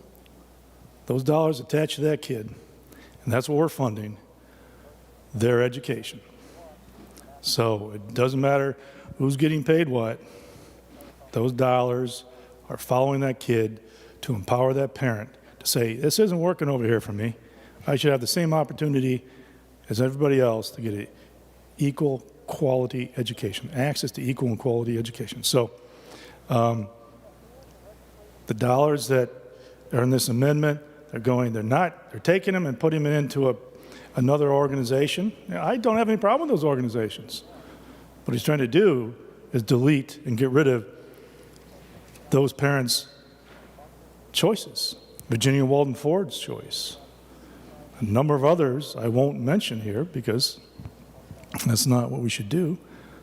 But a lot of other parents I've talked to over the years. I've been to North Minneapolis, North High School, and met with the principal a few years ago. I've talked to the principal. I've been to 8 Black Hands podcasts in the church in Minneapolis. I've been to the Baptist church in North Minneapolis.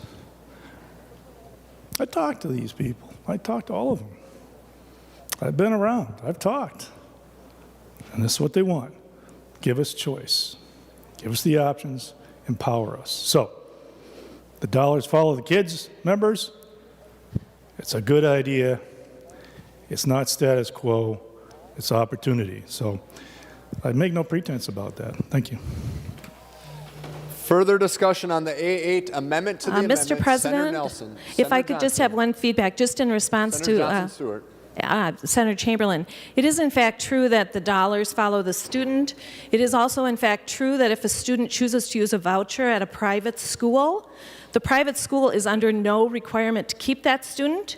They can release that student at any time, and if that happens after the school year begins, the public school that student must go back to because of our duty to educate students, that public school does not, in fact, get that money. And so I'd like to point that out just as a point of clarification. Senator Chamberlain. Mr. President, members, that's wrong. Further discussion on the amendment to the amendment. Senator Nelson.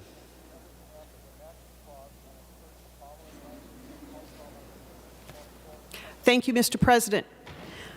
I rise in objection to the amendment, but I want to explain why, and then I want to ask a question of its author.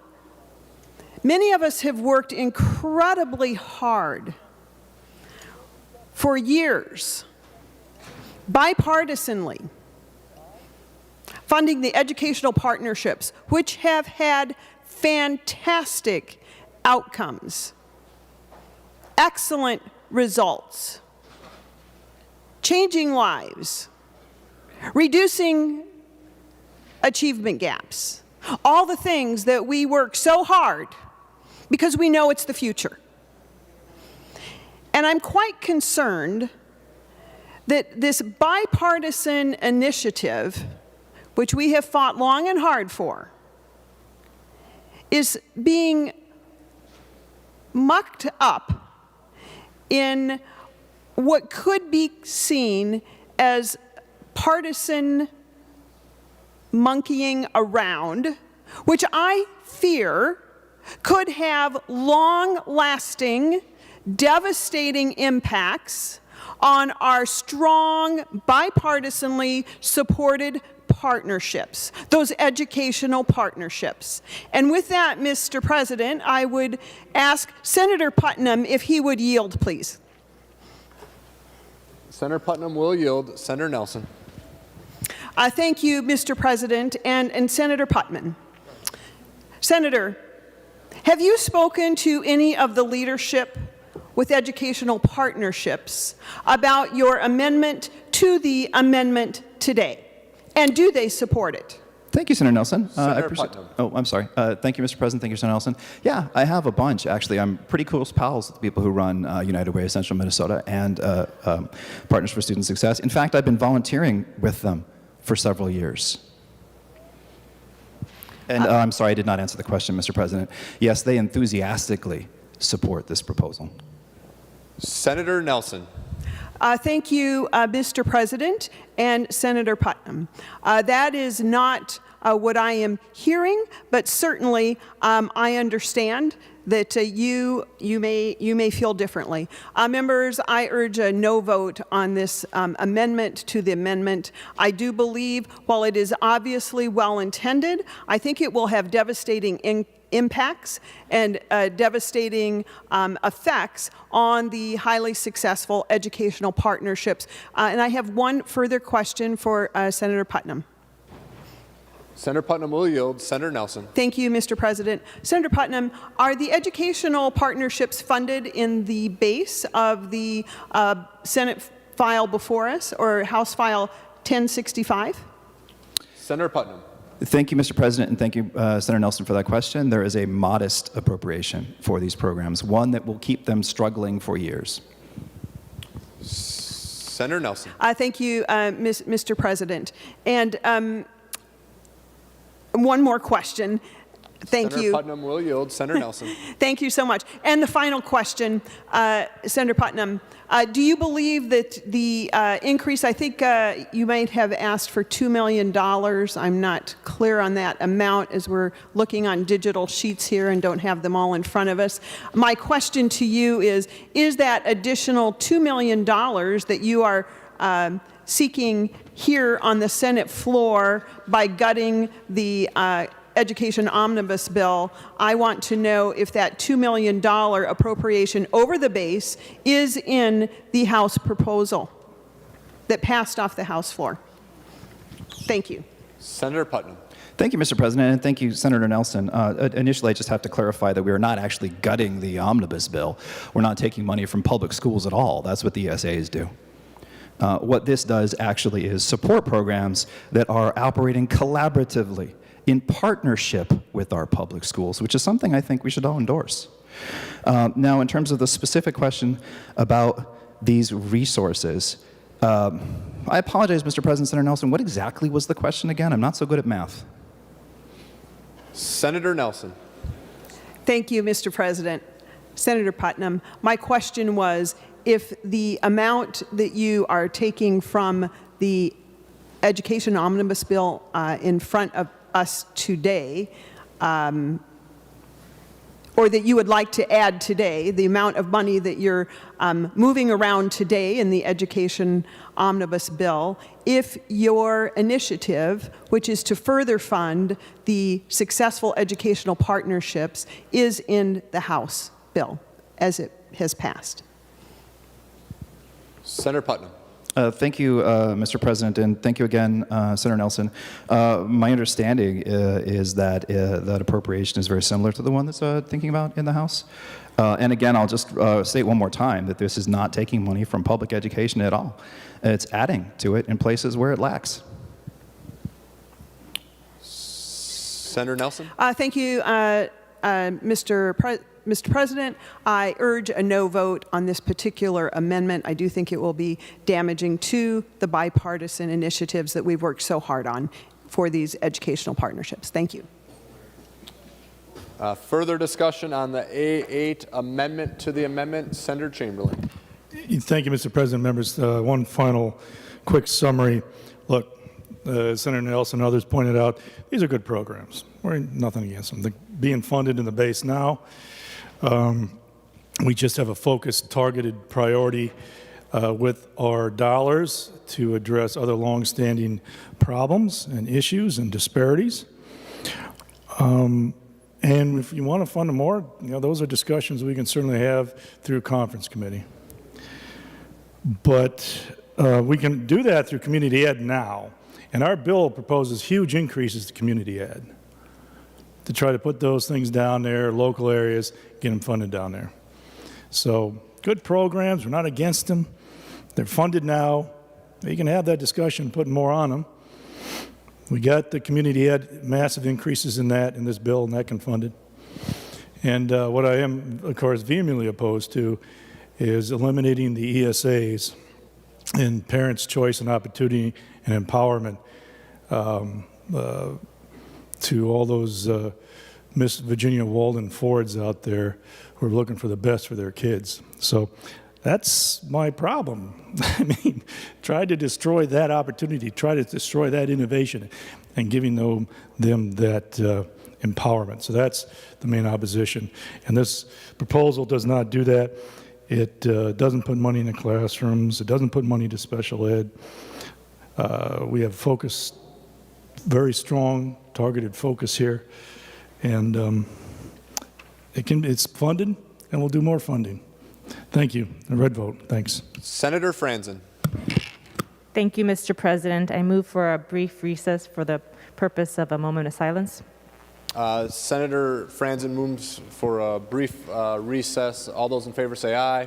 Aye. Opposed say no. Motion prevails. The Senate's in recess. Senator Franzen. Thank you, Mr. President. And members, as you know, today is a funeral of Dante Wright, and we'd like to join in a quick moment, 2-minute moment of silence for his life and those who have been lost too early. And I appreciate Senator Gazelka allowing us to do this. Thank you. Members, please stand for a moment of silence.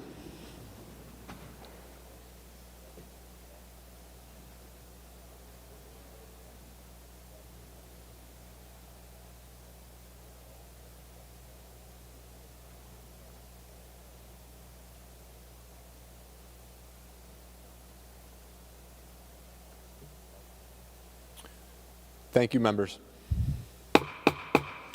The Senate will come back to order.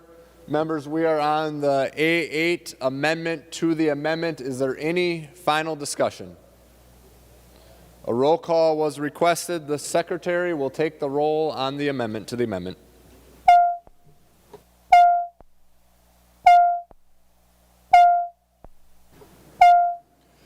Members in the retiring room, room 303, and the President's office, please come to the chamber to vote.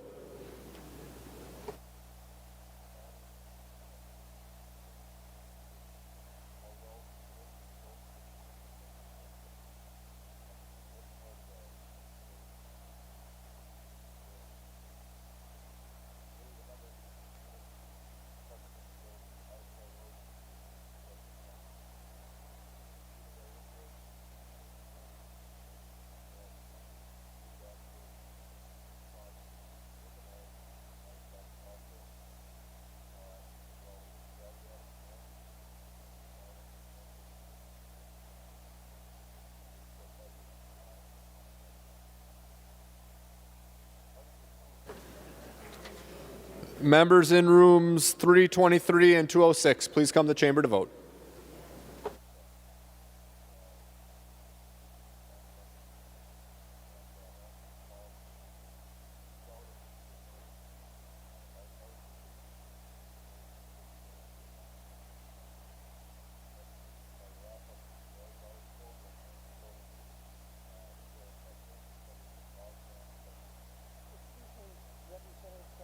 With all due respect, I need to interrupt you at this moment. The member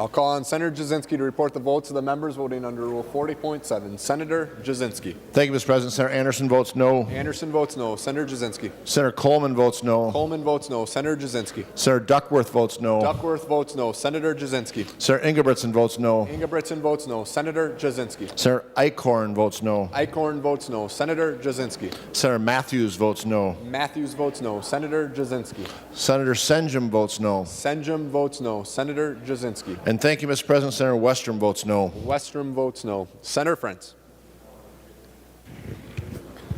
Thank you, Mr. President. Senator Champion votes aye. Champion votes aye. Senator Frentz. Senator Dietzick votes aye. Dietzick votes aye. Senator Frentz. Senator Eaton votes aye. Eaton votes aye. Senator Frentz. Senator Eakin votes aye. Eakin votes aye. Senator Frentz. Senator Latz votes aye. Latz votes aye. Senator Frentz. Senator Newton votes aye. Newton votes aye. Senator Frentz. Senator Torres Ray votes aye. Torres Ray votes aye. Senator Frentz. And Senator Wickland votes aye. Wickland votes aye. All members having voted who have the desire to vote, the Secretary will close the roll. There being 30 ayes and 36 nays, the motion has not prevailed. The amendment to the amendment is not adopted. We are back on the A5 amendment. Senator Kunish. Thank you, Mr. President. I'd like to offer the A6 amendment, and I ask for a roll call. Senator Kunish offers the A6 amendment. With a roll call. The Secretary will report the amendment. Senator Kunish moves, Senator Kunish moves to amend the Isaacson Amendment to House File 1065 as follows, page 1 after line 8. This is the A6 amendment. A roll call has been requested. Roll call will be granted to the amendment. Senator Kunish. Thank you, Mr. President. I was really encouraged by this conversation, especially by Chair Chamberlain acknowledging that the work that we're doing here is all about opportunity and hope and empowerment, not just for our students, but for our families. And so what I have here for you in this A6 is exactly that. This is what parents and students, teachers and communities have been asking for. So members, at the end, let's give it to them, and I ask for your support. This A6 amendment offers the perfect educational trifecta to ensure a more global awareness of the diversity of the communities and the state that we live in. It provides opportunities for students, teachers, staff, and administrators to think critically and to build empathy. Empathy that is so missing in our communities these days. Empathy for the experience of those around them. The first part instructs MDE to create an ethnic studies curriculum within the Minnesota schools. Minnesota students speak nearly 300 different languages at home. And that means that there are more than 143,000 Minnesotan students that speak a language other than English as their native language and at home. Families communicate in sign language. They communicate in indigenous languages like Dakota and Ojibwe to those originating in other continents such as Arabic, Yoruba, Spanish, Hmong, and so many others. Members, it is absolutely imperative that our school districts should have access to culturally relevant ethnic studies curriculum. Minnesota has some of the worst outcomes. We've heard that for years now because so much is missing from our curriculum, from our schools. Teachers that look like them, languages that they understand, common experiences. And so by embedding ethnic studies curriculum, it's a well-proven effort to improve teacher and student learning outcomes, close those learning gaps, and expand intercultural understanding and empathy.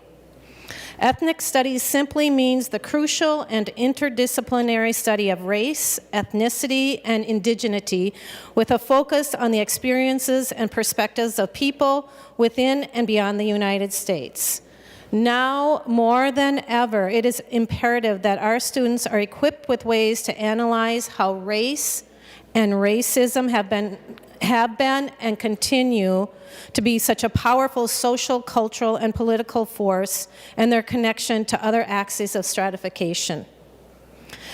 Myself, after having been a teacher for 25 years, I sincerely believe that that this proposal, the addition of an ethnic studies program, is going to make a big difference. It requires ethnic study instruction in all K-12 schools, starting with high school students who would be required to take an ethnic study class to graduate.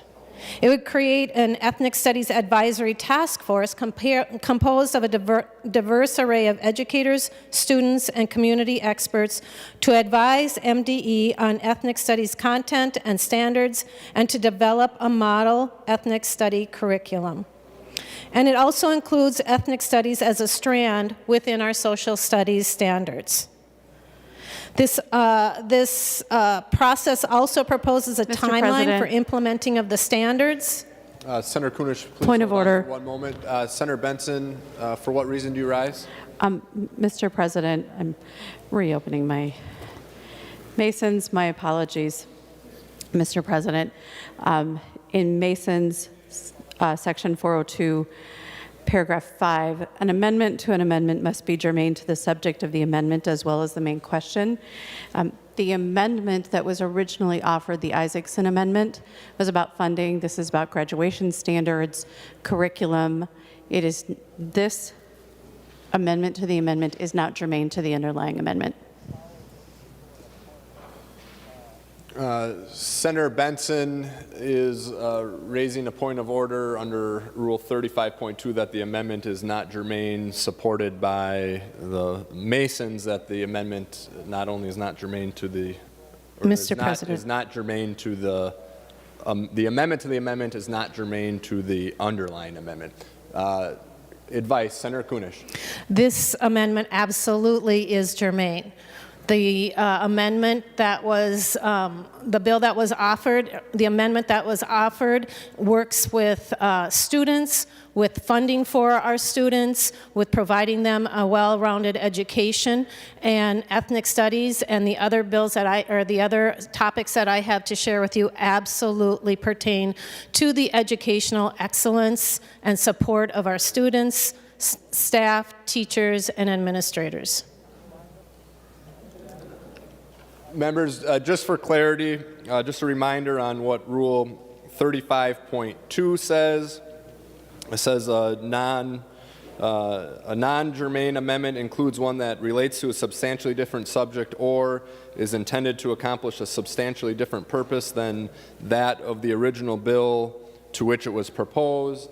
And then Mason's 402 number 5 is what Senator Benson reference. It says an amendment to an amendment must be germane to the subject of the amendment as well as to the main question.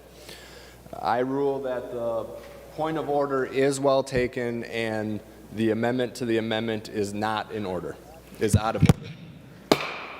Mr. President, Further, Senator Uyghur. pursuant to Senate Rule 14.4, I appeal the ruling of the President. Request a roll call. Senator Uyghur is appealing the ruling of the President. The question before the body is, shall the decision of the President be the judgment of the Senate? A green vote is in favor of the judgment of the President, and a red vote is against the judgment of the President. The Secretary will take the roll.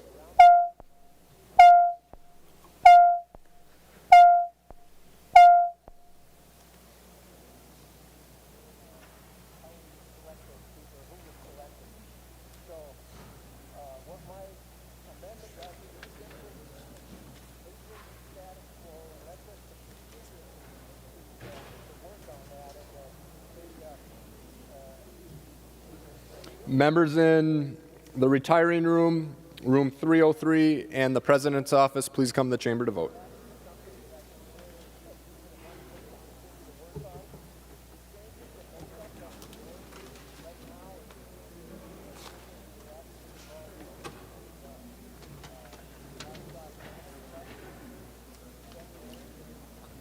Members in rooms 323 and 206, please come to the chamber to vote.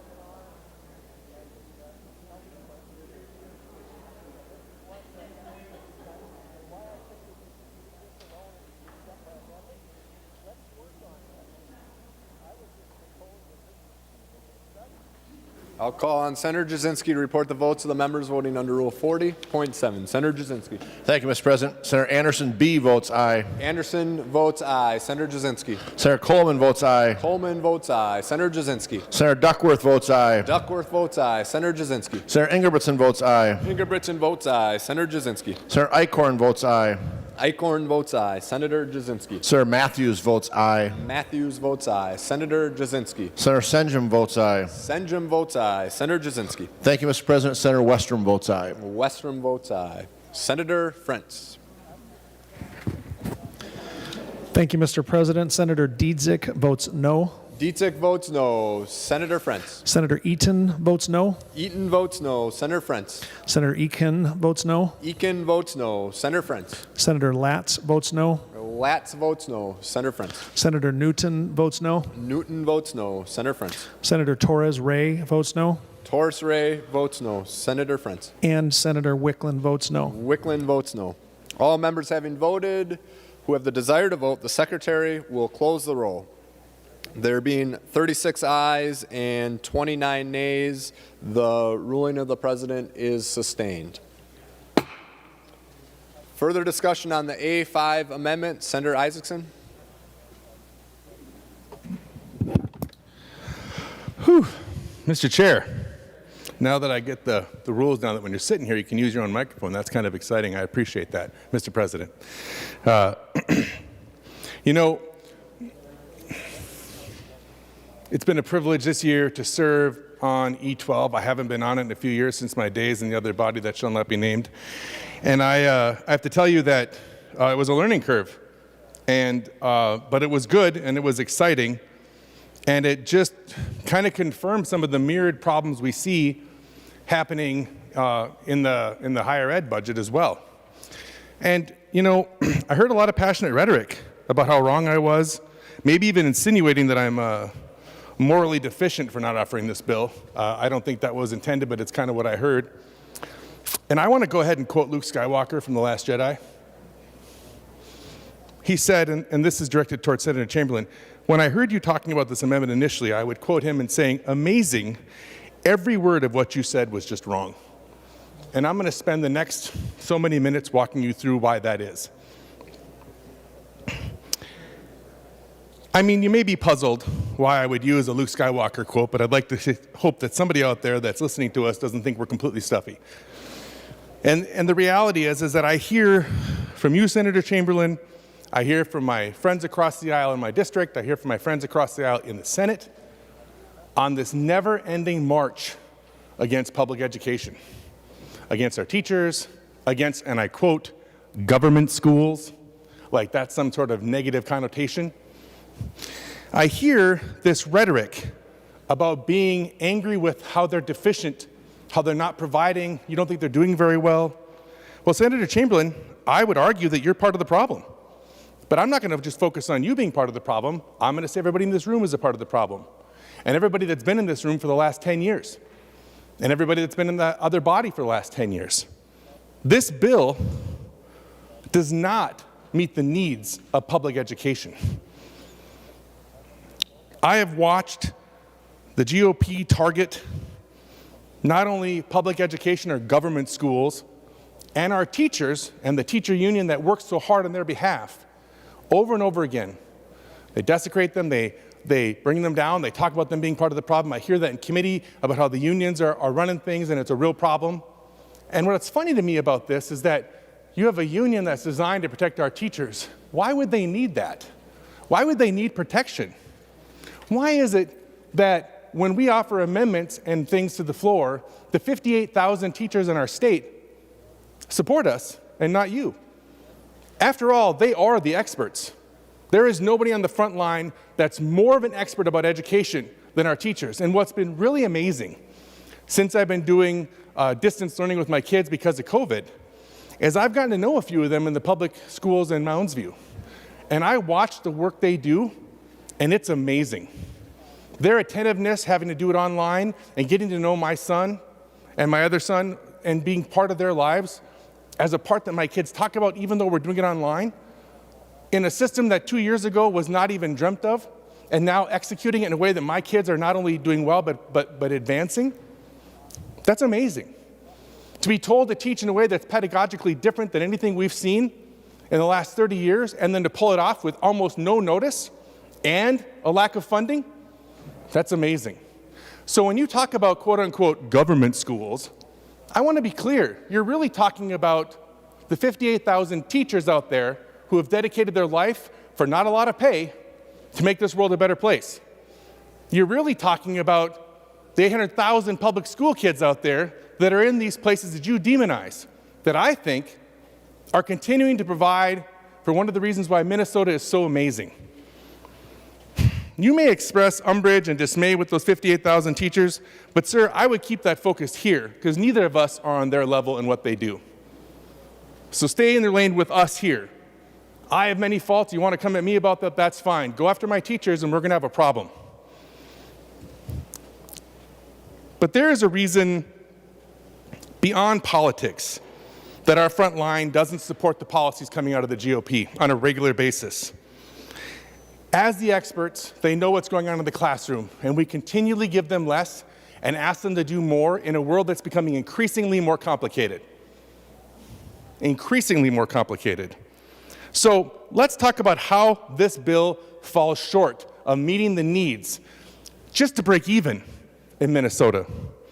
First of all, and I'll commend this, and I'm not supposed to commend the opponent's bills as much, but you did talk about teachers of color and you put some money in there. I think you even kind of matched in a different way what the governor asked for. Sadly, it's not close to what's needed to actually solve the problem, but it's a nudge in the right direction. So it falls short on that front. Where else does it fall short? Let's talk about the cross subsidy. Right now, we're at about a $900 per pupil gap of what's needed and what we're spending. We fall short there for our kids in needs. That's a problem. We fall short. But do you realize the big way we fall short? Do you know how much, if we adjust for inflation, since 2003, just this biennium we're short? $500 million. $529 million. We're not spending on every school and every pupil in our state just to keep up with inflation. Let's be clear about this. $529 million that aren't being spent to take care of our schools that I hear from your party all the time are failing our students. I think you're beginning to see the argument I'm about to sketch, but let me walk you through it just in case you're not. If you think about that $529 million as a one-time thing, that's a problem. We can overcome that. The problem is it systemic? It isn't just $529 million this year, this biennium. It's $450 million 2 bienniums ago. It's $250 million 4 bienniums ago. We're talking not millions, sir. We're talking billions with a B short. When you look at the cumulative effect of how we've underfunded our schools for the last 18 years, it's cumulative. And as much as I would love to place it all on your shoulders, Senator Chamberlain, I can't. And I said this in committee, and I'll say it here now. My party has something blamed for this as well. When we had the majority, we didn't do what was necessary either. But when you look at the budgets, consistently, my party is asked to spend more on education as a part of our budget than my friends across the aisle.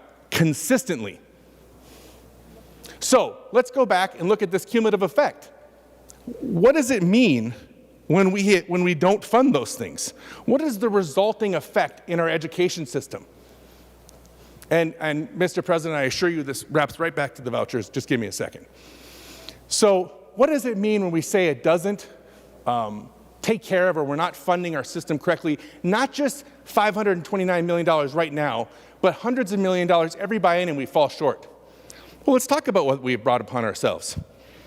We have effectively eliminated in the last 20 years career and technical education. We have a couple bright spots, but effectively it's not there. I grew up with a shop class, a home ec class, a metal manufacturing class. We had small engine repair as an option. I loved home ec. I made a really great shark pillow. It was awesome, right? I loved shop. I made a little cookie cutting board for my parents. It looked like a little pig. It was really neat. But the reality is we don't have those options now. Kids aren't getting that. And that failure has led to an actual correlation with the amount of manufacturing and skilled jobs we have in Minnesota that we're not filling because we don't have the kids coming through the pipeline. This is the first and probably one of the biggest, most obvious areas of something we need to fix. Our economy lags because we didn't have career and technical education because we cut funding and we added a ridiculous amount of tests. That has really done one thing. It's made Pearson Publishing rich. That's what it's done.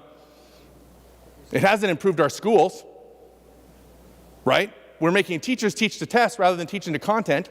That's not good. We started at an early age, and if you talk to Senator Kunish, the experience is pretty traumatizing overall for students, not to mention the teachers have to put it on. It's ridiculous, and it's just a time suck out of the day when we could spend our time actually talking about things that matter. So we have effectively eliminated career and technical education. What else have we done? We have increased class sizes. That's not helpful. As a teacher myself, I can tell you there's a big difference between 25 and 32, and there's a big difference between 18 and 25. Now, I'm at the college level, a little different, right? At the same time, though, that experience fundamentally changes the experience of teaching, and the already limited face time each student gets with the teacher now gets less. And that face time is crucial to the success of the student, which I hear from you is the number one priority you have in education. Yet, we're not backing that up. We have put teachers in an absolutely untenable place. And I'm not even talking about the demonizing I hear about teachers. I hear about LIFO. I hear about Education Minnesota, which I will unapologetically support if that's what the school district wants. I'm talking about the daily experience of being a teacher. Did you know that there are as many teachers with teaching degrees not teaching in Minnesota than there are teaching? Think about that. Wonder why they're not teaching. I can tell you why. A simple Google search will tell you that. Because the experience is a nightmare. And how much they're paid is atrocious. And how successful they can be there versus doing other things doesn't match. And people have real bills and real lives. And being put in a spot where I have to do a job that you may find soulful and important, but not putting your family in a position to be successful causes you have to look elsewhere.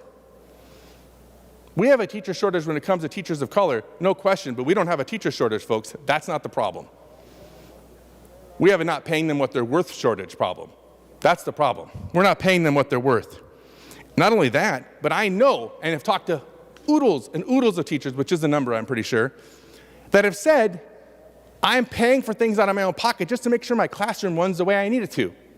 Think about that. I have teachers who are already underpaid, overstressed, overworked, and given way too many responsibilities and not nearly enough support, and we haven't even talked about mental health yet. And not only that, but they're taking what little money they have and they're putting it into their classrooms.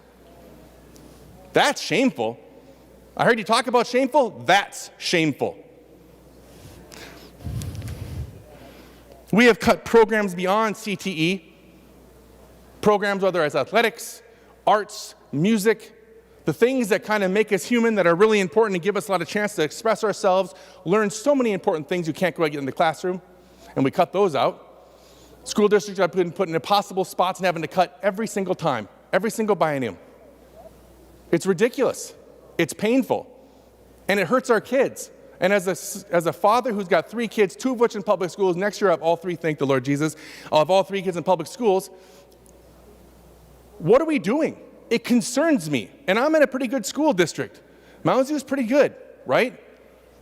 What are people doing that are not in such great school districts? And more than that, you know, I recognize that there's a place of privilege where we're in. I get to work from home. My wife gets to work from home. I'm helping them with the things they need so I can be there for my kids. What are parents doing that don't have that options and they may not be in a school district that's great? Yeah, this COVID pandemic has exacerbated that to some degree. But the fact of the matter is, these program cuts and opportunities, not counting the COVID crisis, are detrimental to the overall well-being and the opportunity those students have. Finally, and perhaps maybe even more profoundly, we have failed so fundamentally on mental health. We have, just in Mounds View alone, the suicides have been deafening and terrifying and horrific. And we're not the only school district that's dealing with that. And we have done nothing. I mean, we've done a little, but nothing that actually takes a sizable bite and makes this better by putting trained counselors in the school to help this. We have not put us where we need to be when it comes to taking care of our kids, not just in the classroom, but their mental well-being. Do you know what's weird as a parent? When you have kids at home, and then you realize that from the time they turn 6 on, a third of their life's going to be spent away from you in a school with other adults. and other kids. Every day from that point on, a third of their life is going to be spent someplace else. And let me tell you, that's kind of scary. And then when I hear the numbers about bullying, and I hear the numbers about the mental health issues with depression, drug use, all the kind of things that may happen in those situations, people are not in a good place, and I worry about them. I know, I've heard Senator Chamberlain was worried about them too, and I believe he is worried about them. He's talked about it. Yet, here's the deal, we're not taking care of them. We're not giving them what they need. Folks, $529 million short just this biennium, hundreds of millions, over $1 billion, $2 billion short over the last just 10 years. I didn't even count from 2003 to 2010. Let's take a step back and talk about what that means when we take money away from public schools. Let's take a step back and talk about what that means for our state. And I want to go big picture. I'm going to go a little meta on you here. You know, in the past, you've heard me talk about U.S. News and World Report and the way they rank states. I think it's fascinating. And they've got all these little metrics they use. And once again, Minnesota came in second. And I saw really great articles in the New York Times about how that was baloney. We should have been first. I happen to agree. Why is that? Is it because the fishing's so amazing? Maybe a little bit. Well, am I interrupting them, Mr. Chair? I'm sorry. Is it because their fishing is amazing? No, although I like the fishing. Is it because we have good winter sports and downhill skiing and cross country and the environment's so great? That could play a role, but I've got a theory. My theory is this. Over 100 years ago, we made a commitment to educate our people, and educate them we did, and that's why our state is so amazing. When it comes to Fortune 500 companies per capita, when it comes to nonprofit and civic engagement, when it comes to charitable giving, when it comes to getting out the vote and voter turnout, things that require you to be engaged and to care, and on some level be educated, whether it's a wonderful high school education or secondary or wherever, or into college. But there's trouble brewing in those numbers, folks. When you look at how we rank educationally against other states, we're dropping. We used to be in the top 10, now we're 17. And 17 is nothing to sneeze at. But I don't like the idea that I'm behind North Carolina in education. I certainly don't like the idea that I'm behind Wisconsin in education. I don't like that at all. But more importantly, I don't like the trend I see developing when it comes to career and technical education, when it comes to how we treat our teachers, how we're spending money in our schools, when it comes to the opportunities for our kids. I don't like that trend. So let me wrap this back up. This bill, according to my understanding, takes $250 million and it puts it toward private schools. So let's juxtapose those two concepts for a second. I just talked about the way we're failing and underfunding our schools, and I see this bill goes even further to that. Rather than help solve the problem, now we're going to spend more money elsewhere on private schools, when we haven't even met our obligation for public schools. We're not even close to meeting our obligation, much less going forward beyond just what's needed. You know, I teach an interpersonal communication course. You've heard me talk about this in the past. And in my lecture, there's something I talk about. When we talk about awareness and self-awareness and how do you know who you are? And my students are always like, you know, that's kind of a Zen philosophical question. I said there's actually a really easy way to figure out who you are. Take a journal and write down, what have you done the most over the last 30 days that's not eating, sleeping? Just those two things. What are the top 10 things you do? Why do I say that? Because you are what you consistently do. What has the legislature consistently done? Our values are reflected by our actions and where we spend our resources. The legislature has continually said that. So when I hear Senator Chamberlain say that he loves and champions public schools, excuse me, Senator Chamberlain, apologize, that he champions public schools, but his actions don't measure up to that, that makes me go, I'm not sure how that works. Folks, what this bill does is puts the money back where it needs to be. Now, I'm sure we're going to get into a nice argument here about some of the details and get lost in some of the numbers. But the bottom line is, Senator Chamberlain and the GOP Senate is taking money out of public schools and putting them into private schools. Period. That's it. That's what vouchers do. We can spin it any way we want. That's the end result. And when that happens, we fail our schools yet again. There's a good reason why this isn't in the House and the governor would never sign it. If you want to have the discussion, I'm all about that. But this bill fails on every mark it can in terms of providing what's needed for schools. And I want to go for one more thing.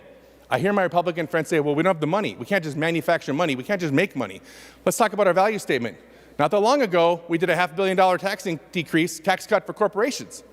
What we said in that moment with our behavior was corporate tax cuts are more important than our kids, period. That's what we said. Corporate tax cuts are more important than our kids.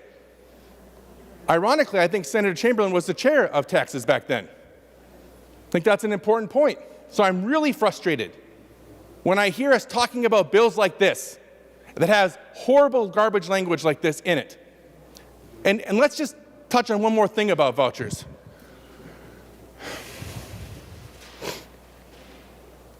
I heard Senator Chamberlain make a very passionate plea about how getting rid of this gets rid of choice for students. And this research is pretty clear that it doesn't. Public schools are the priority in our state, not private. You tell me how bad public schools are, yet you contribute to the problem of why they're not doing so well when you don't fund them. And then you wonder why, in shock and awe, how could this be? We need to try something else. If we adequately funded our schools, if we took care of our teachers and provided for the opportunities they have, we wouldn't be in this spot. I find it a bit disingenuous when I hear the continual rhetoric against public schools when you are part of the reason why they're not doing well, according to you. You're a part of the reason because you continue to underfund them. It's disingenuous to make the argument they're doing bad when you had a part in why they're doing bad. So I'm frustrated. I'm looking forward to what I hope is a robust debate, and I hope many Republican senators want to engage me on this because I'd love to have this discussion all day long. Thank you. Please vote green. I'd like a roll call. All right, members, a roll call has been requested. Roll call will be granted. We are on the A5 amendment, just in case anybody's wondering. Next on the list, I have Senator Osmick, followed by Senator Kent. Senator Osmick. Thank you, Mr. President. Will Senator Chamberlain yield for a question? Senator Chamberlain will yield. Senator Osmick. Well, thank you, Mr. President. I've heard a lot of rhetoric in the last few minutes, and I think we've gone all over the board on the bill itself rather than to the actual amendment. So I just want to ask Senator Chamberlain, the amendment that's being proposed, this is to eliminate educational savings accounts and allowing parents to make decisions on the future of the education of their children. Is that where we are with this amendment? I'd like to clarify what exactly are we debating? Senator Chamberlain. Mr. President, Senator Osmick, yes, the A5 amendment would eliminate essentially the ESA choice accounts, yes. Senator Osmick. Well, thank you for the clarification, Senator Chamberlain, because we've gone more than far astray. I did not call a point of order, but I certainly could have. I'd like to point out, I think this is the first time in my tenure that I've spoken about anything on an educational bill, but I just want people at home to listen really carefully. There's a narrative that our friends in the Democratic Party have been perpetuating for the last 3 or 4 months, and it continues today. We're told that we're supposed to listen to the experts. With the Department of Health and the mandates and COVID, and follow the data and follow this. Listen to the experts. That's the narrative that the administration and the Democratic individuals in this body have been mentioning and continuing to lecture us on day after day. And then on transportation, I sat on the Transportation Committee, and that's why I'm sitting here today waiting patiently for Senator Newman's bill to come up, and that could be after dark the way things are going. We were lectured in committee time after time by members of the Democratic Party. Listen to the experts. The Department of Transportation has expert after expert. University of Minnesota has engineers and experts. Expert this and expert that. Listen to the experts. So now we have an amendment that specifically says, and it was even referenced by the author of the amendment, we must listen to the teachers. The teachers are the experts. Wrong. This modest proposal, this is not an overwhelmingly huge amount of money. This modest proposal for choice is to let parents who are the experts for their children have the small ability to figure out what's right for their kids. I am tired of ceding to experts. If we're going to just have experts rule the world, why does this body exist? It's frustrating. It really is. And to say that we should take and just give it to teachers and let teachers, and they're the experts, and let the experts do this and let the experts do that, takes parents out of the equation. And I'm sorry that I might be getting a little wound up, because I am sick to death of being lectured and now being told that the people that brought the children into the world, that feed them, that clothe them, that know who they are, that put them to bed every night with a bedtime story, are not the experts for their children and should not be allowed to have a savings account or have some level of input on being able to take funding to an educational institution of their choice. Members, this is a modest proposal, a very modest proposal by Senator Chamberlain. And we should not be taking it away from the experts who are the parents that are raising the next generation of Minnesotans. Thank you, Mr. President. Further discussion on the A5, Senator Isaacson, followed by Senator Kent. Senator Well, Isaacson. I'd like to apologize if my argument was too complicated for Senator Osmick to follow. Let me say it again real quick. I made a direct correlation that we are underfunding our schools, which was 100% the reason why this amendment is necessary. It wasn't complicated. I made a very clear point about why our schools are underfunded, where we're underfunded, and why spending money on this is a further sting to the continual underfunding we do. And let me make it also clear. This false equivalency you're using, this reasoning fallacy about somehow by saying that we don't have ESA accounts that are government-sponsored, that we're telling parents what to do? No, let me be clear. Unequivocally, no questions asked. Teachers are by far the expert when it comes to education. Do I think Senator Osmick is the expert for his kids? Absolutely I do. Do I think teachers are the expert for education? Absolutely I do. Do we have a responsibility to fund public education? Absolutely I do. When you guys come back and fund public education adequately and there's money left over, then we can talk about this. Otherwise, that's ridiculous. Further discussion on the A5, Senator Kent. Thank you, Mr. President. I heard this that the voucher program is a modest proposal, but I don't think when we're looking at redirecting, as has been described, $250 million away from our public schools, that's not modest, and more in the years to come. I really appreciated what Senator Isaacson said, and I'm going to be brief here, but when he made the point about the U.S. News and World Report rankings and that Minnesota ranks number 2. And so I'll just remind members, I'm not a native Minnesotan. I'm here by choice. And I was born and raised in New Orleans, Louisiana. So I looked up Louisiana in that same rankings. You know where they are? 50. 50. I grew up and know well what happens when public education is not supported. I go back to the Minnesota Constitution,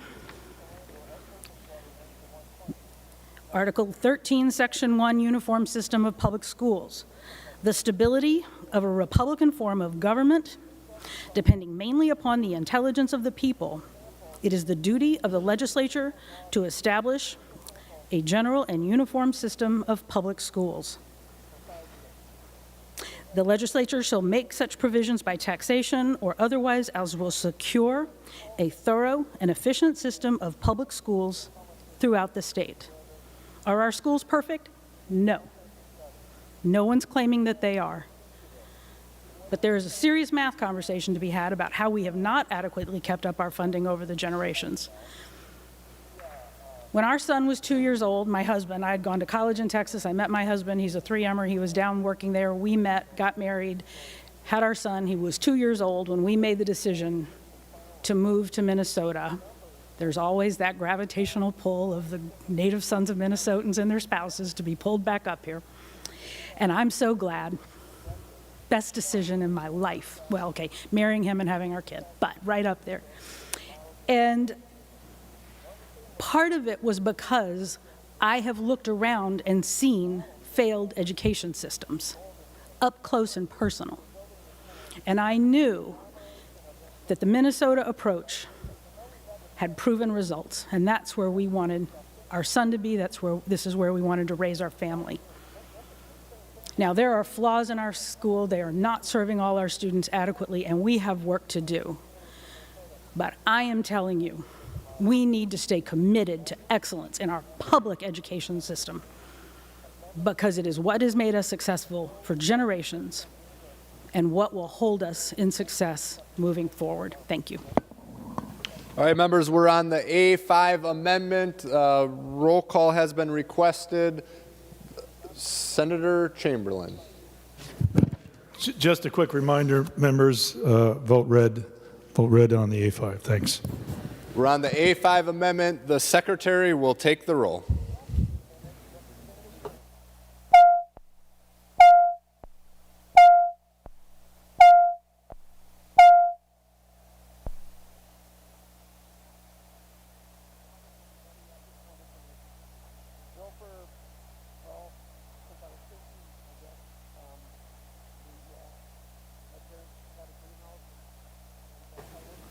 Members in the retiring room, room 303, and the president's office, please come to the chamber to vote.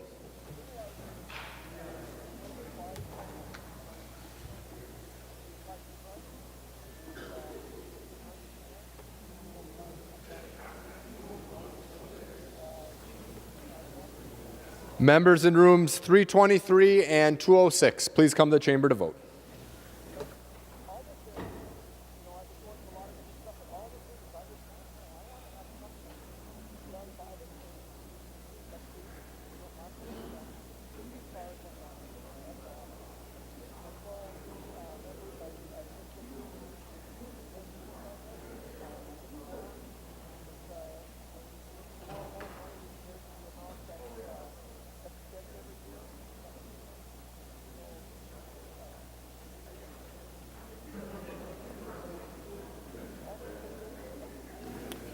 I will call on Senator Frentz to report the votes of the members voting under Rule 40.7. Senator Frentz. Thank you, Mr. President. Senator Dietzick votes aye. Dietzick votes aye. Senator Frentz. Senator Eaton votes aye. Eaton votes aye. Senator Frentz. Senator Eakin votes aye. Eakin votes aye. Senator Frentz. Senator Latz votes aye. Latz votes aye. Senator Frentz. Senator Newton votes aye. Newton votes aye. Senator Frentz. Senator Torres Ray votes aye. Torres Ray votes aye. Senator Frentz. And Senator Wicklund votes aye. Wicklund votes aye.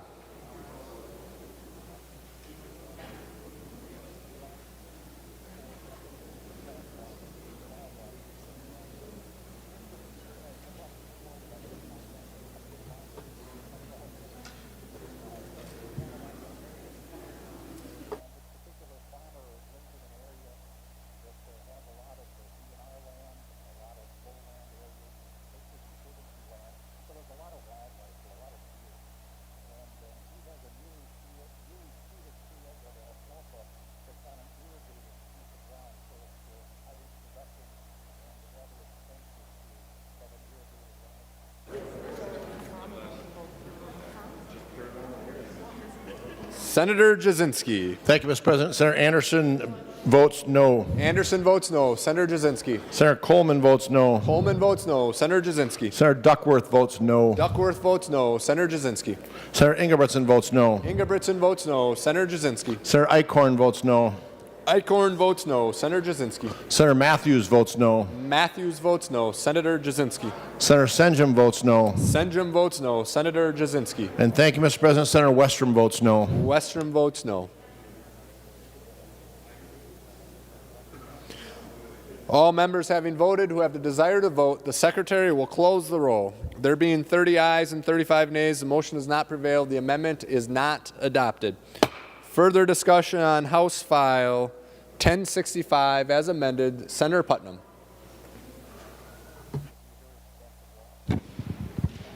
Thank you, Mr. President. Initially, before I say anything else, I want to thank Senator Duckworth for having a pretty great idea, and it's that idea that I'd like to talk about today. You know, my spouse is the Assistant Superintendent of Public Schools in District 742 out in St. Cloud. But she also just finished her EDD, and one of the things that I think is important about experts is they're people who actually put work in. Expertise comes from work. And she did a lot of work on the question of school board referendums. Referenda, excuse me. And what she figured out in doing her work for her graduate degree was that they're incredibly hard to pass. Referenda are incredibly hard to pass. And one of the things that we've heard in talking about education funding is that it should be local. You know, you can't get money from the school, from the state, do a referendum. But referenda are impossible to pass, incredibly difficult to pass. And that's what she found in her research. And once they do get passed, they always pass again. So what I'd like to talk about just briefly before I actually introduce the amendment first is how difficult it is to pass a referendum and how much more freedom we would give local school districts if we allowed them to roll operation levies over, operating referenda over. Yeah, a school district can spend upwards of $100,000 on an operating referendum, on getting a referendum passed. That's a teacher. That's a teacher. That's help. That's a whole bunch of paras. That money can be better spent in our school districts. And so with that being said, Mr. President, I offer the A10 amendment. Senator Putnam offers the A10 amendment. Thank you. The secretary will report the amendment. Senator Putnam moves to amend House File number 1065 as amended pursuant to Rule 45. As follows, page 8 after line 3, insert. This is the A10 amendment. To the amendment, Senator Putnam. Thank you, Mr. President. This is really, really simple. And I'm, again, grateful to Senator Duckworth for bringing this up and for arguing for this amendment. All that this does is allows a school district that has passed an operating levy to not have to hold another referendum, to keep it going if, and this is very important, if there is no increase whatsoever to taxpayers' duties. So it really just lets things keep going the way they are. It saves money for the school districts because they don't have to hold another election. It also lets them plan for the future when we are going to, as this bill does, harm public education by not investing in it enough. We need to give school districts the authority and the capacity to do what they need to do. And for that reason, I offer this amendment, Mr. President. Discussion on the A10 amendment. Senator Uyghur. Thank you, Mr. President. I rise in strong support of Senator Putnam's amendment, and I want to acknowledge that Senator Duckworth offered this. He's, I believe, on guard duty today, and so in that spirit, acknowledge the support that he had provided. And also, I was a co-author. Senator Chamberlain was a co-author. This is supported by parents. It's supported by any number of organizations. And for those reasons and for the many attempts in the past, let's get the job done now. Thank you, Mr. President. Discussion on the A10 amendment. Senator Chamberlain, followed by Senator Kent. Senator Chamberlain. Thank you, Mr. President. Members, yeah, I mean, this is worthy of more discussion, further discussion, but again, our bill is focused on some simple things here. Simple things about targeting areas that have been long ignored. So it was a good discussion in committee, but right now, no. We're focusing on these issues I've laid out before. Literacy, teachers of color, fair funding, empowerment, things like that. So members, just red vote on this, please. Thank you. Senator Kent. Thank you, Mr. President. I also rise in support of the A10 amendment. Based on what Senator Chamberlain said, we've had many discussions over the years about this very provision. It has been requested with great energy and passion by our local school districts. I know that my school districts in numeric order, North St. Paul, Maplewood, Oakdale, South Washington County, and Stillwater area schools all really want to see this measure passed. This is local control. It costs nothing for the state to do this, and it will save our communities money in the long run. This is an easy fix, easy to do. It has been supported by Republicans over the years, and we should really do this. Further discussion on the amendment. Senator Putnam, followed by Senator Osmic. Senator Putnam. Mr. President, I apologize. I neglected to ask for roll call, and I'd like to ask for one now, please. Roll call will be granted. Senator Osmic, followed by Senator Franzen. Thank you, Mr. President. Will the author of the amendment yield for a question? Senator Putnam will yield. Senator Osmic. Thank you, Mr. President. Senator Putnam, and oh my God, I'm talking twice in one day on an education bill, and I haven't talked in 9 years on an education bill. So I guess I've broken the dike and I've started talking about something that I normally don't talk about. Senator Putnam, question for you. So by this amendment, are you talking about, as an example, the city, let's say that the St. Cloud School District has something called the Industrial Arts High School, I think it was, and let's say, in my scenario, that they go to the voters, they have a referendum to build a new high school. That's a 20-year bond. Are you saying that after 20 years, once the building has been paid off, that the levy that was authorized for that purpose will continue? Is that what this amendment is going to do, Senator Putnam? Senator Putnam. Thank you, Mr. President, and thank you, Senator Osmic, for the question, and congratulations for diving into the educational waters. I would say no, because this only refers to operating referenda. Senator Osmic. Well, thank you, Senator Putnam, for not including all referendums. I'm still against it, because I think ultimately speaking, you should go back to the voters at least periodically to determine whether you should extend a operating referendum.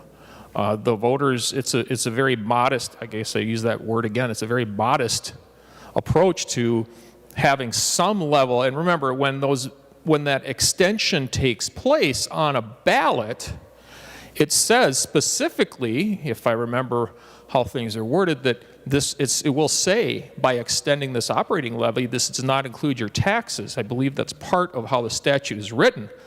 But what you're saying, Senator Putnam, is that once you authorize it, it goes on forever and beyond.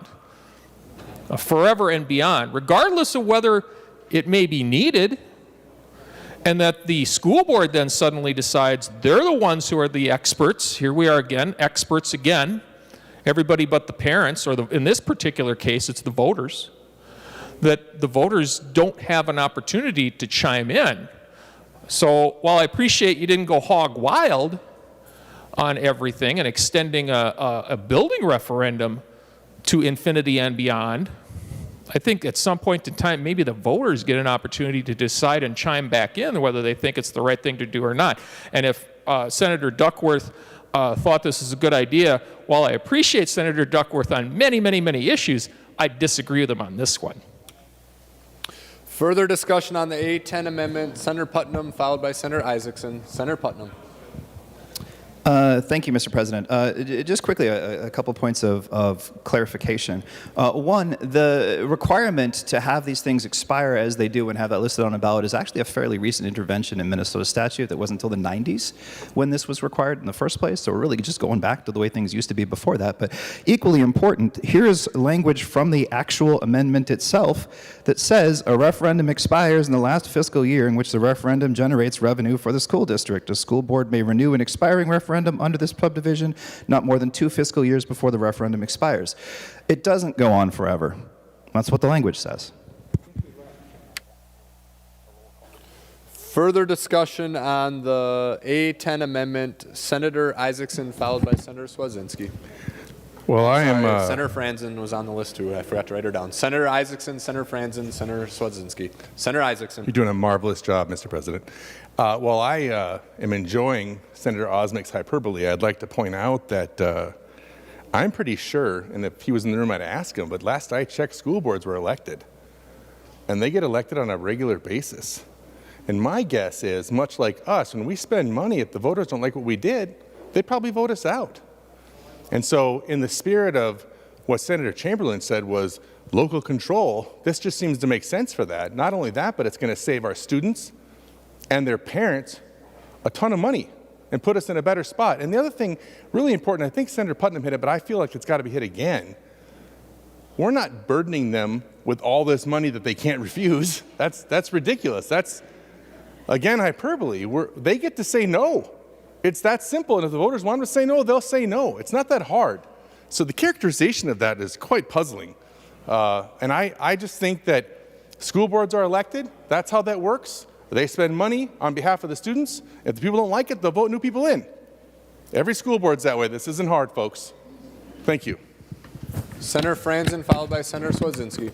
Thank you, Mr. President. And I appreciate this amendment, the Senator Putnam's amendment, because it actually finds a way to save money.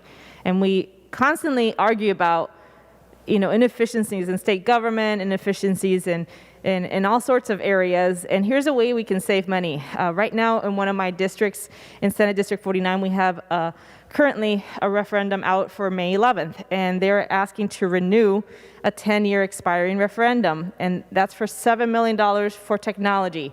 And this is just, and by the way, this is one of the most affluent districts in the state, which I'm privileged again to represent. So this goes to the argument that schools still need this funding, even if, because they're not fully funded by the state legislature. So they have to go to the public, to the parents, to choose by a vote whether they want to extend it. And they also are asking for approval of a new one of $7 million facilities bond. Again, to the point that we're not funding our education system because our school districts are having to go back to the public, to the residents, to parents to be able to support the needs of the schools and the teachers and the students. So, Mr. Chair, and Mr. President and Senator Chamberlain, right now this particular referendum would cost $40,000. Yes, there's a new one there, but if we're going to renew it every 10 years or every so often, that's $40,000 that could go for so many things in the classroom. I've heard of stories of late, and this is not new, of teachers having to buy pencils and paper and just basic supplies for the classroom. Now we're going into a virtual world. That's why we're asking for more supports on the technology because, again, the state is not doing its part to fully fund schools, so they are able to provide those needs for the schoolrooms. And what we're asking for is a modest change, a modest ability and tool to be able to put some more money into our state coffers so we can support better our schools. And $40,000 in one school district, I would be, shocked to see how much that adds up with all the school districts we have across our state, how much difference that would make to improve the quality of teaching and the quality in our schoolrooms. So, Mr. President, Senator Chamberlain, as you heard in the testimony from some of our members here, there's been bipartisan support on this provision. I would encourage that this would be a friendly amendment and it can be worked out in conference committee, but it actually saves money. Why would we be against that? Mr. President and Senator Chamberlain, I hope you can appreciate the very reasonable ask to put some more money into the pockets of our coffers so we can support our schools. We're not asking you to fully fund schools. We're just asking you to support an amendment that would actually save all the hassle of having to go back to the voter every single time with full disclosure, by the way. Thank you, Mr. President. Further discussion on the A10 amendment, Senator Swedzinski, followed by Senator Newman. Thank you, Mr. President. I rise in support of the Putnam amendment for two reasons. One, Senator Isaacson kind of stole my thunder, but I'd like to remind everybody that extending a referendum that was already approved by the voters can be rescinded by the voters in the next school board election. Because if you don't like what the school board's doing, that's democracy in action, and you simply vote them out of office. So that provision is subtly already provided for within the bill. The other thing is school board referendum can take anywhere from $30,000 to $50,000 to run, and not to mention school staff. And so just to run a referendum is a full-time teacher or a full-time nurse's starting in lieu of hiring a new teacher or a new school nurse, a school district would have to run a referendum. And lastly, with respect to referendums, and this is a matter for maybe another day, but in the referendum under state law, it says if you vote for this referendum, your property taxes will go up. It doesn't say anything about if you vote no. That if you vote no, class sizes will go up. If you vote no, we may not get that brand new high school that those children will come walking up those steps in pride for the support of their community. It only says if you vote yes, your taxes will go up. So someday, with respect to referendums, I'd like to see a balance in the language on our referendum asks. Thank you, Mr. President. Further discussion on the A10 amendment, Senator Newman. Mr. President, I would stand in opposition of the 810 amendment. Where I come from, the right to vote is held pretty preciously. And what this bill proposes to do is to extend a referendum that folks have voted for, knowing it to be for a specified period of time, and then having a school board without a following vote extend that referendum. I have never been supportive of the notion that referendums can be implemented or extended by the school board. I think you have to go to the voters if you are going to levy these referendums on their real estate taxes. Thank you, Mr. President. Further discussion on the A10 amendment, Senator Uyghur. Thank you, Mr. President. Briefly, I believe Senator Chamberlain, who was a co-author on the Duckworth proposal, along with me, said he wants his bill to be focused, simple. This amendment does exactly that. To members in the majority, please support Senator Duckworth on his proposal. He was a former school board chair, so was I. Parents want this. Local elected officials need this. Thank you. Final discussion on the A10, Senator Chamberlain. Thank you, Mr. President and members. So there is still a lot of discussion to have on this. It's not a done deal. There are a lot of people, as Senator Newman alluded to, and Senator Osmick and others, that they want a voice. They do not want their vote taken away on these issues. So we have to work on this more, members. Now is not the time to put it in this bill when we're trying to stay focused and targeted on very few things. So thank you. I ask for a red vote. All right, members, we're on the A10 amendment. The secretary will take the roll.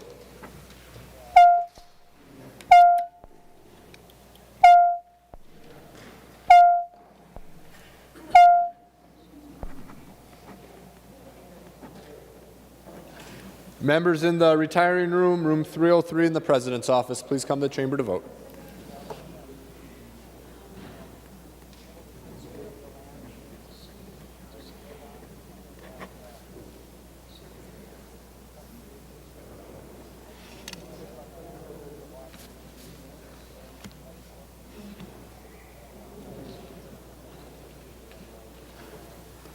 Members in rooms 323 and 206, please come to the chamber to vote.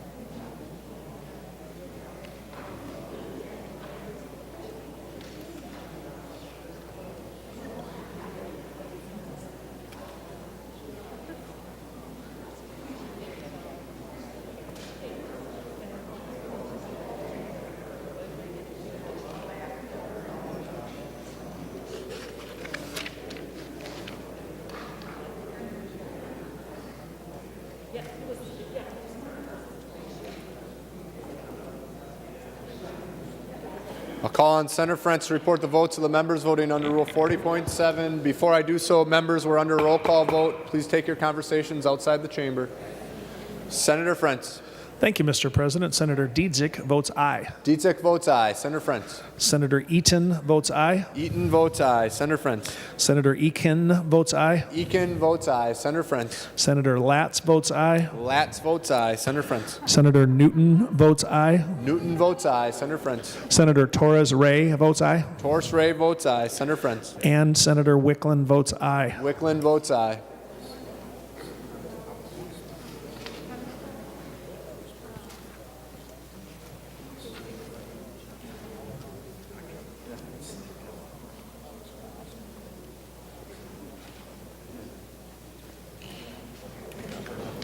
Senator Jasinski.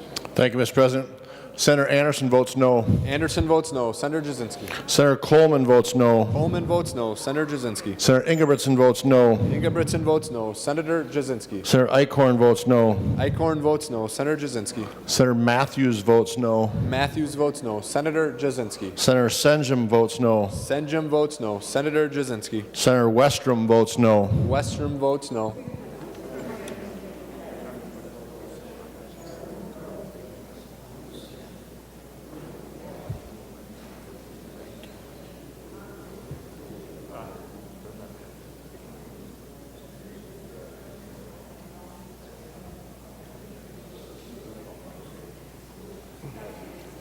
Senator Jasinski, make sure you vote.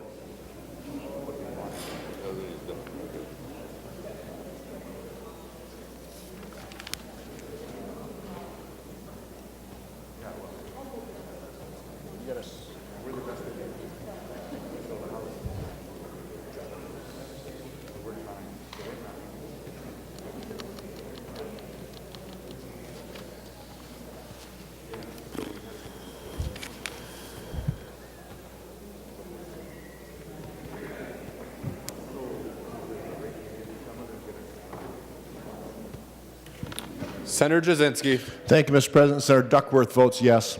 Duckworth votes aye. All members having voted who have the desire to vote, the Secretary will close the roll. There being 32 ayes and 33 nays, the motion does not prevail. The amendment is not adopted.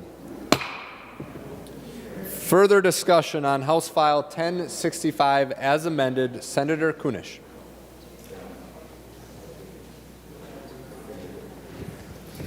Thank you, Mr. President. I would like to offer at this time the A4 amendment, and I'll ask for a roll call. Senator Kunish offers the A4 amendment.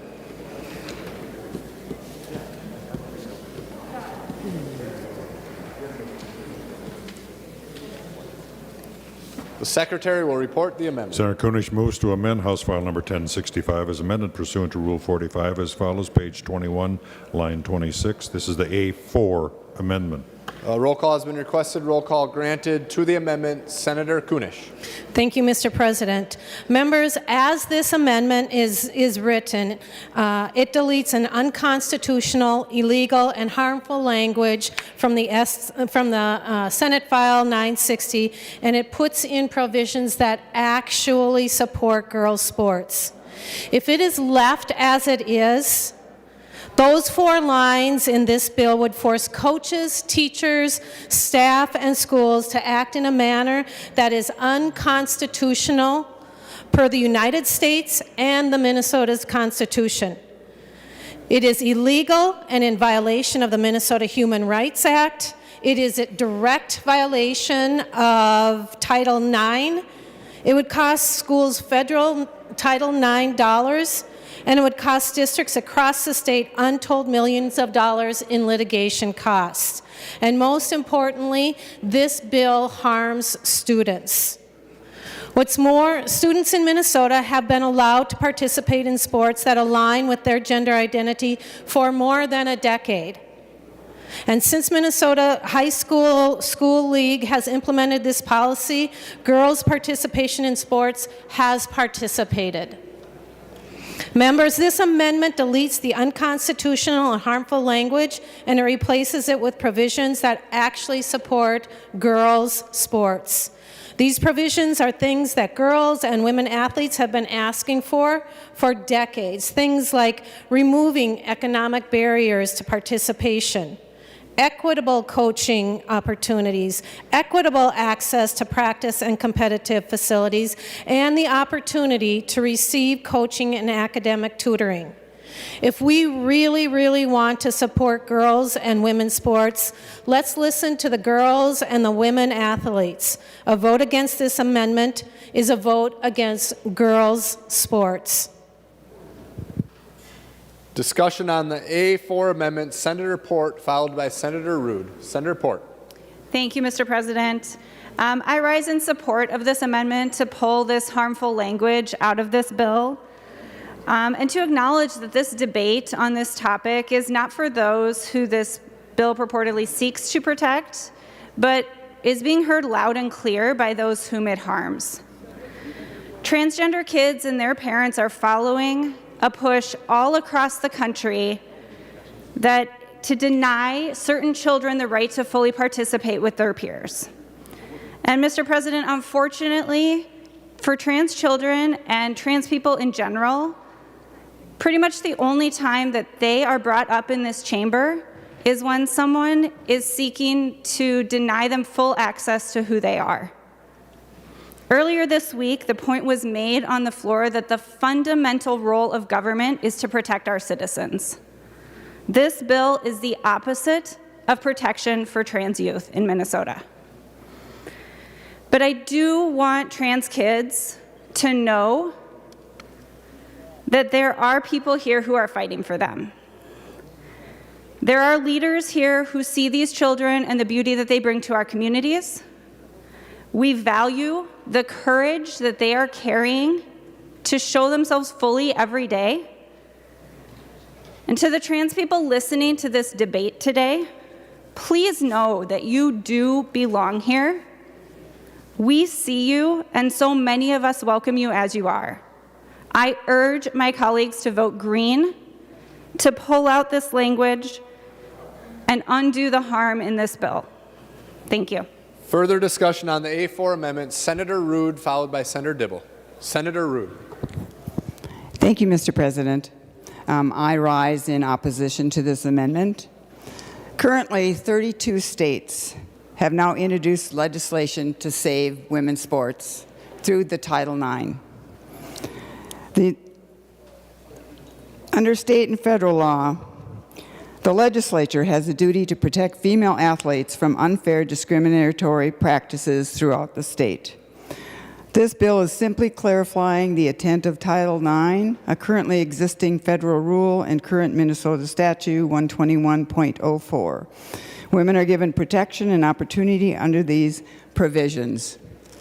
Title IX has been brought forward 50 years of success for women athletes, and I ask you to protect women's sports throughout the state of Minnesota.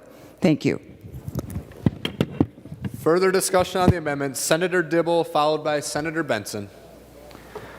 Thank you, Mr. President. Probably first important to say that this has nothing to do with protecting so-called women's sports. The effect of this language simply targets an already marginalized community. Boys are boys and girls are girls, it's simple as that. Introduction, discussion, and debate of these measures has extremely negative consequences for transgender young people, already struggling with feelings of alienation, fear, confusion, and more. The impact of those in power disparaging them is devastating to our young, vulnerable, and very fragile citizens. One can only imagine how frightening it is to learn that a powerful politician views you in such a manner as to say that your participation in sports is so horrendous as to warrant a law to bar your ability to participate. Even more insidious is that this does not solve any problem. It's entirely contrived, but rather creates anger and fear and blame focused on a very small and vulnerable community. So thank you, Senator Port, for speaking to transgender young people, because it's important to counteract what's happening on the floor today, right now. They need to hear from us, those of us in positions of influence and authority, to help them know that they are seen, they are loved, they are beautiful, and they have so much to offer. Mr. President, sports, especially youth athletics, provides such tremendous benefits: physical wellness, social bonds, emotional development, improved academic attainment, problem solving, ability to face challenge, leadership, motivation, self-discipline. Efforts like this legislation turn all of that on its head and cause sports to be fraught, divisive, ugly, and negative. And not just for the target of this language, but for everyone, for all of us. And to the argument that this is somehow protecting women's sports, I would invite you to take a look at the statements of 200 athletes, professional athletes, Olympic athletes, NCAA athletes, who say that's complete nonsense. They say there is no place in any sport for discrimination of any kind. The global athletic community grows stronger when we welcome and champion all athletes, including LGBTQI+ athletes. Signed by Megan Rapinoe and many, many others. Our own Cheryl Reeves, the coach of the Minnesota Lynx, has spoken out, and a number of others. So members, please do what you can when you leave the floor today. Vote no on this amendment, vote yes on this amendment, but do what you can today to go out into the community. Use your megaphone, the ability to project your voice, which is the gift of our office, to reach out to the parents and the kids in our districts that are frightened by what's happening in Minnesota today. Thank you, Mr. President. Senator Benson. Thank you, Mr. President. Would Senator Knausch please yield for a question? Senator Kunesh will yield. Senator Benson. Thank you, Mr. President. Senator Knausch, on page 1, line 12, a school must work to ensure separate teams. So could you please tell me what those separate teams would be? Senator Kunesh.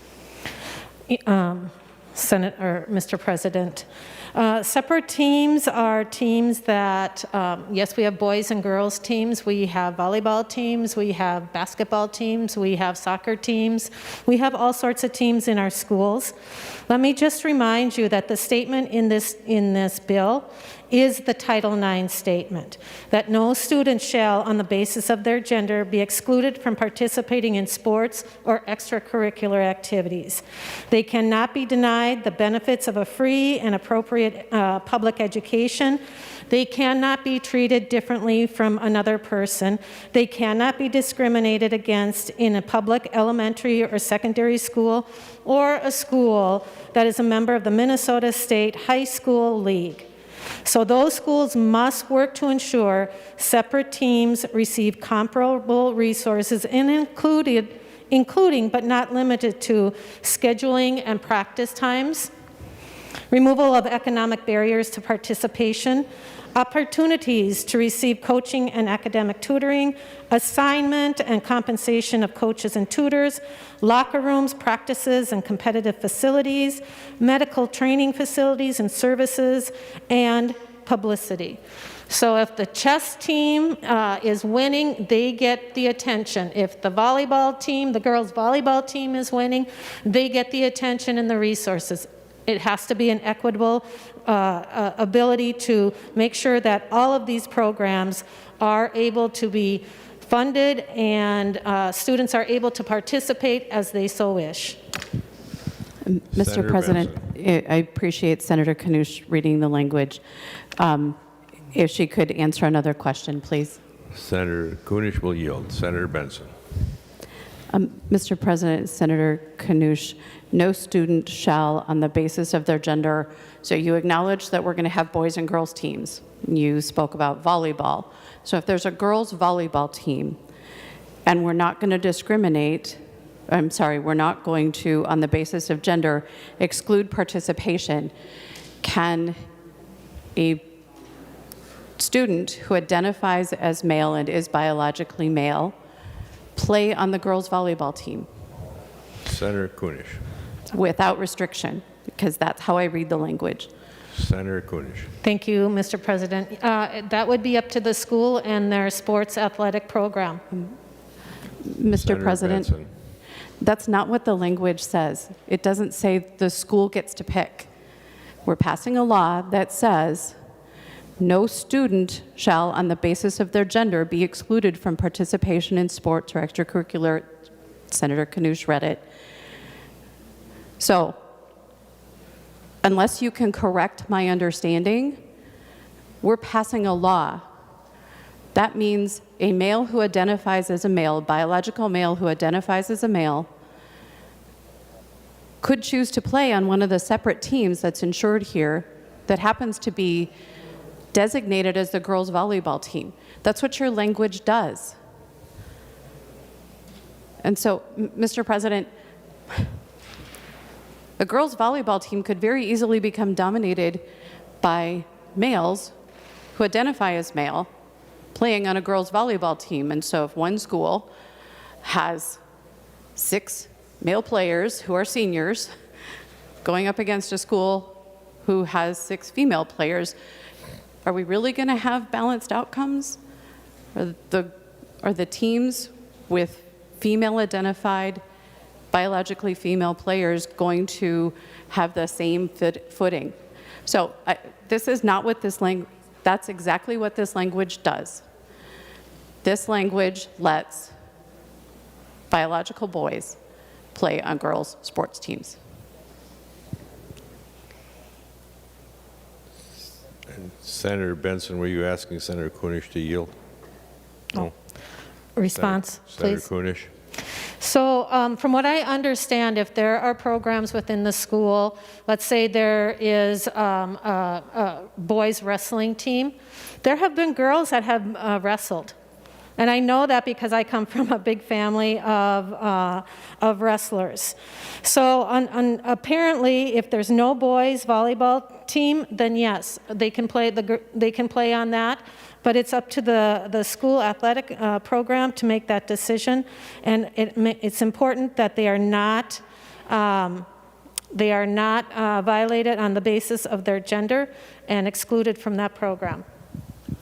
Senator Dibble, to this point. Thank you, Mr. President, members. Mr. President, members, a little common sense is in order here. This is the kind of the foundation of the fear-mongering that's been generated in all of these states, that somehow or another boys are clamoring to get onto girls' teams. That's not the case. It hasn't happened in any instance, anywhere, ever.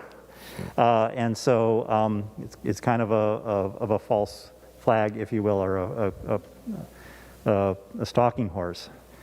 If you read the language, it says, no student on the basis of the gender should be excluded from participation in sports or extracurricular activities, be denied the benefits, etc., be treated differently from another person or otherwise discriminated against, which of course says that if there are boys teams and girls teams, boys play on boys teams, girls play on girls teams, with some of the exceptions that we have seen where girls are participating in some boys sports around Minnesota. But the fact of the matter is that what we're talking about, to my original comments, boys are boys and girls are girls. It's as simple as that. And to the extent that we're trying to solve a problem, there's nothing there. This hasn't been a problem anywhere, ever. When we're talking about transgender youth, we're talking about less than 2% of the overall population. We're talking about transgender athletes, even less. In all of these instances of all of this hysteria that's sweeping across the entire country, no one, not one single proponent of these bills has been able to cite one specific instance of a problem that has occurred on any school team anywhere. So please, members, some common sense. about what Senator Kunish is trying to achieve.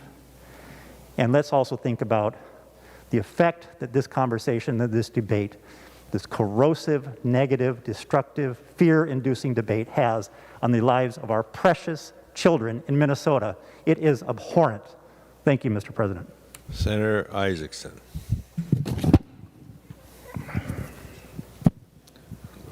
Well, I'm unfortunately hearing a lot of things today that just aren't so. And I'd like to correct the record. First of all, nothing that Senator Ruud is how Title IX works has said reflects that. As a matter of fact, it's pretty clear that if this were to pass, we'd be violating federal law and will be eligible to lose our funding. When we talk about, to Senator Benson's point, that's already the law.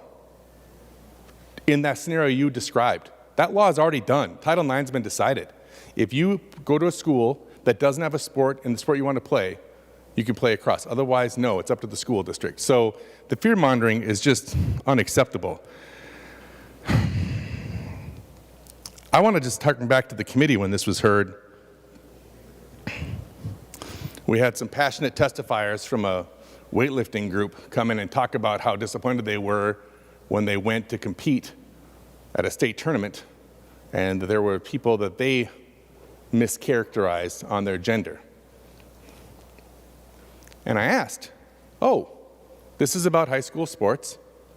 Are you a high school program? Well, no. So let me get this straight. We brought an amendment forward, and the evidence we provided was in a sport there isn't a high school program for. So I'm not sure why they were there. This is absolutely based in ignorance and bigotry. That's what this is.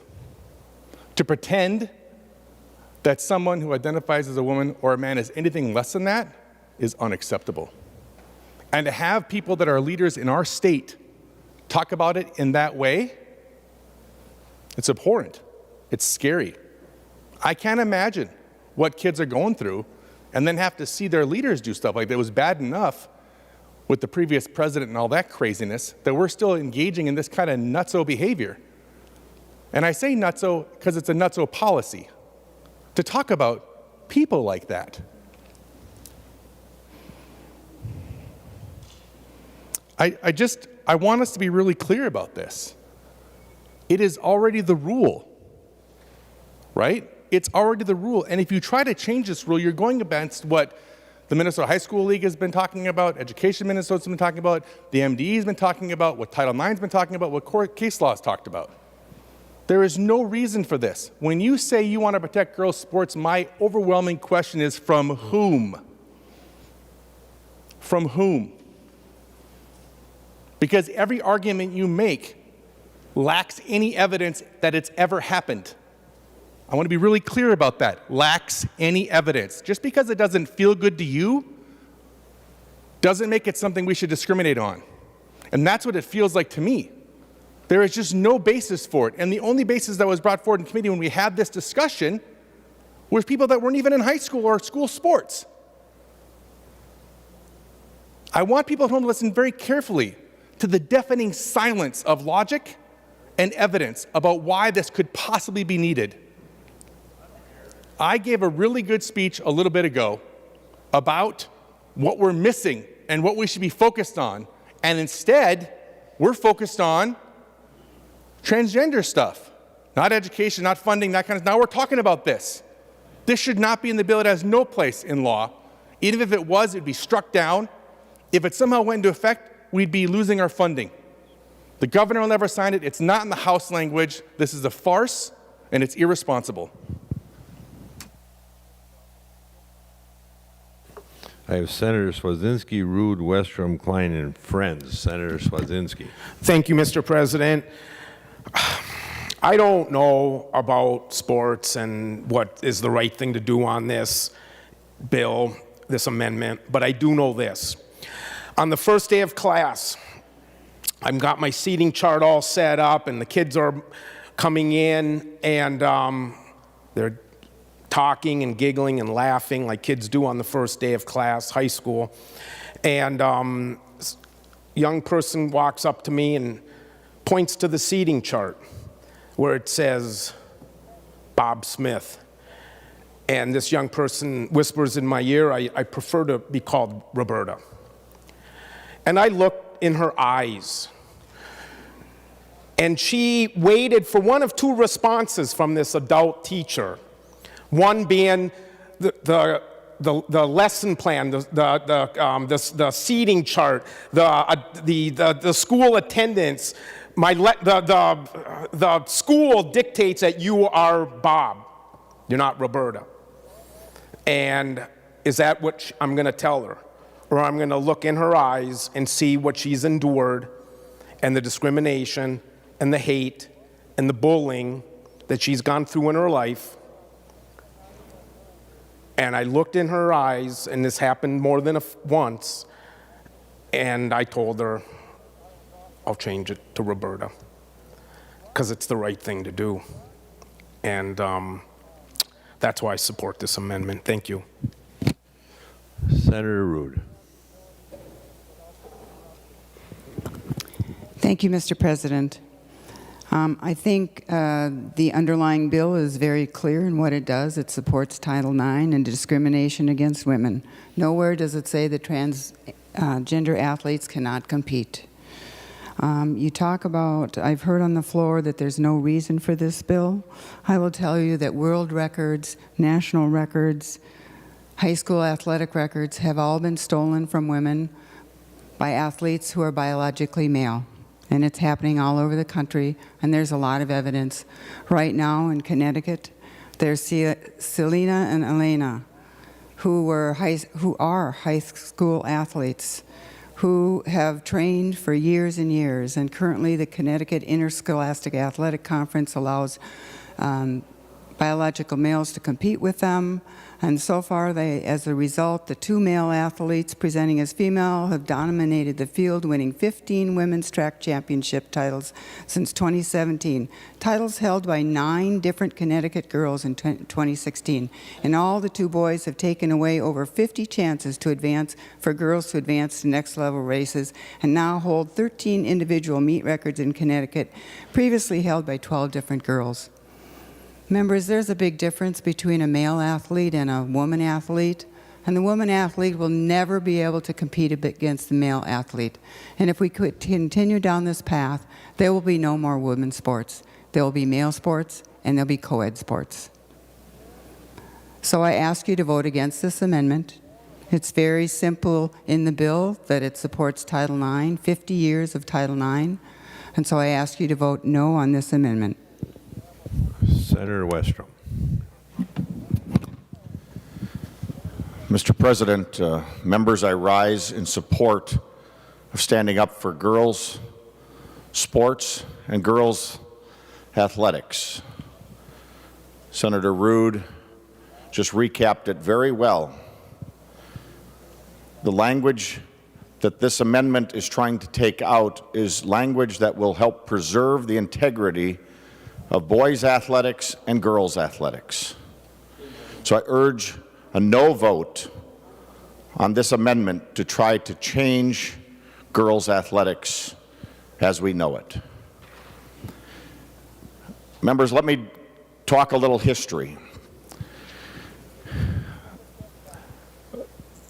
In my law office back home, one of the paralegals was one of the first members of the girls' basketball team in one of our local communities. One day, just had a discussion with her. I said, how was that? It's hard to believe that you didn't have women's sports before that. And yet she was one of the first. In fact, her class was the first class on the basketball team, small town. We got talking more, and even then, as girls' athletics was just getting started, they had different rules for girls. They could only dribble it, I think, 5 times, she said, and then they had to pass it. So girls' athletics has come a long ways since the 1970s. I've got 2 girls that are teenagers now that play girls' athletics in our high school. They shouldn't have to play against biological boys. They should be able to compete with other girls. And Senator Dibble talked about common sense. This is common sense.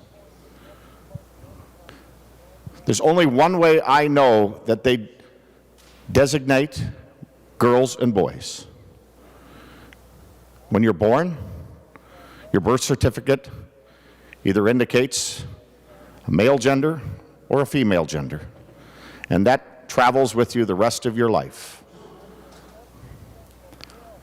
And that's all this language that Senator Ruud has in the education bill to preserve women's athletics in our state, something that has been fought for by Democrats and Republicans back in the 60s and 70s. And yet we find ourselves here today with Democrats trying to allow for that change by taking this language out. Years ago, Representative Phyllis Kahn in the House wouldn't pass up an opportunity to talk about and highlight the achievements we've made in girls' athletics, bringing in the girls' hockey teams that won state, talking about women's athletics all the time as a champion of it. She was a member of the Democratic Party.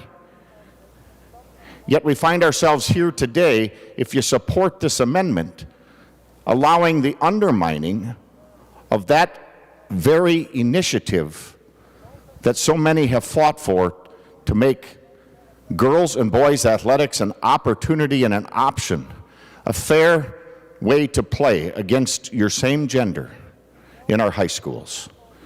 And so, members, I rise in support of keeping girls' athletics for biological girls, boys' athletics for biological boys. And so I urge you to vote no on this amendment, support Senator Ruud's language in the education bill as it's written. Senator Klein. Thank you, Mr. President. Senator Westrom mentioned history. The history of this country is a long and sometimes failing effort to bring marginalized and discriminated groups into the fold of our family and our democracy. Before each one of those steps forward, there has been a vote like this, which has been remembered for those who chose to vote on the wrong side of history. One of the great blessings of the position we are in as senators is to use our status to raise those who are in the shadows, who are vulnerable, who are outside the circle of power. And with this language, we are doing the opposite. We are casting down and holding down those who already lack power, lack status, lack a voice, ensuring that they remain outside. Surely, we aspire to do better and more, and this is our chance to do it. Let us delete this language from the Omnibus Education Bill, include the A4 Kunesh Amendment, and do right by history and do right by Minnesotans. Senator Friends. Thank you, Mr. President, and thank you, members. I rise in support of the A4 amendment. In Minnesota, we are builders and includers. Now, I don't know much, but I do know this. I was a high school freshman in the 70s. A girl at our high school played on our first basketball team by 1980. She was the captain of the women's Olympic team. Title IX has provided incredible support. In some ways, I think it's the best law the federal government's passed in the last 50 years. We've created all these opportunities for kids in sports. But something I do know about is sports. After finishing college, I've worked on youth sports, played competitively to this day, football, girls, boys, baseball, hockey, all of it. I love it. It's exactly what kids need. Let's balance the kids' health and physical well-being with the team part of it. You know, learn about it, adversity, triumph, all that stuff. And we got to give it to every kid. This language in this bill, if unamended, tells a certain group of kids, nope, you can't have that. That's not for you. That's exactly the opposite of what we should do. Do you want some evidence? Well, I don't have a letter here from the Minnesota State High School League, but I got a funny feeling they don't like this bill. And this is part of it. We want to have kids feel welcome. We want to create an environment. There's no letter here on our desks from the kids who play sports in Minnesota. They want the building and including.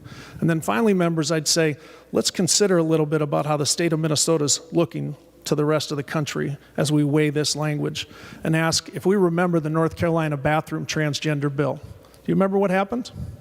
They brought it out. They started talking about it, and within a very short period of time, they were seen as a group that was trying to discriminate against a population. Instead of building and including, they were excluding. And soon, we had corporations saying they wouldn't do business there. We had professional sports leagues saying we won't host our games there. And Minnesota will be talking about the same type of thing if we send a message that we are in any way considering this. If we're all in it together, we need to build and include. And therefore, I'd suggest members consider a yes vote on the A4 amendment. Thank you, Mr. President. Senator Kent.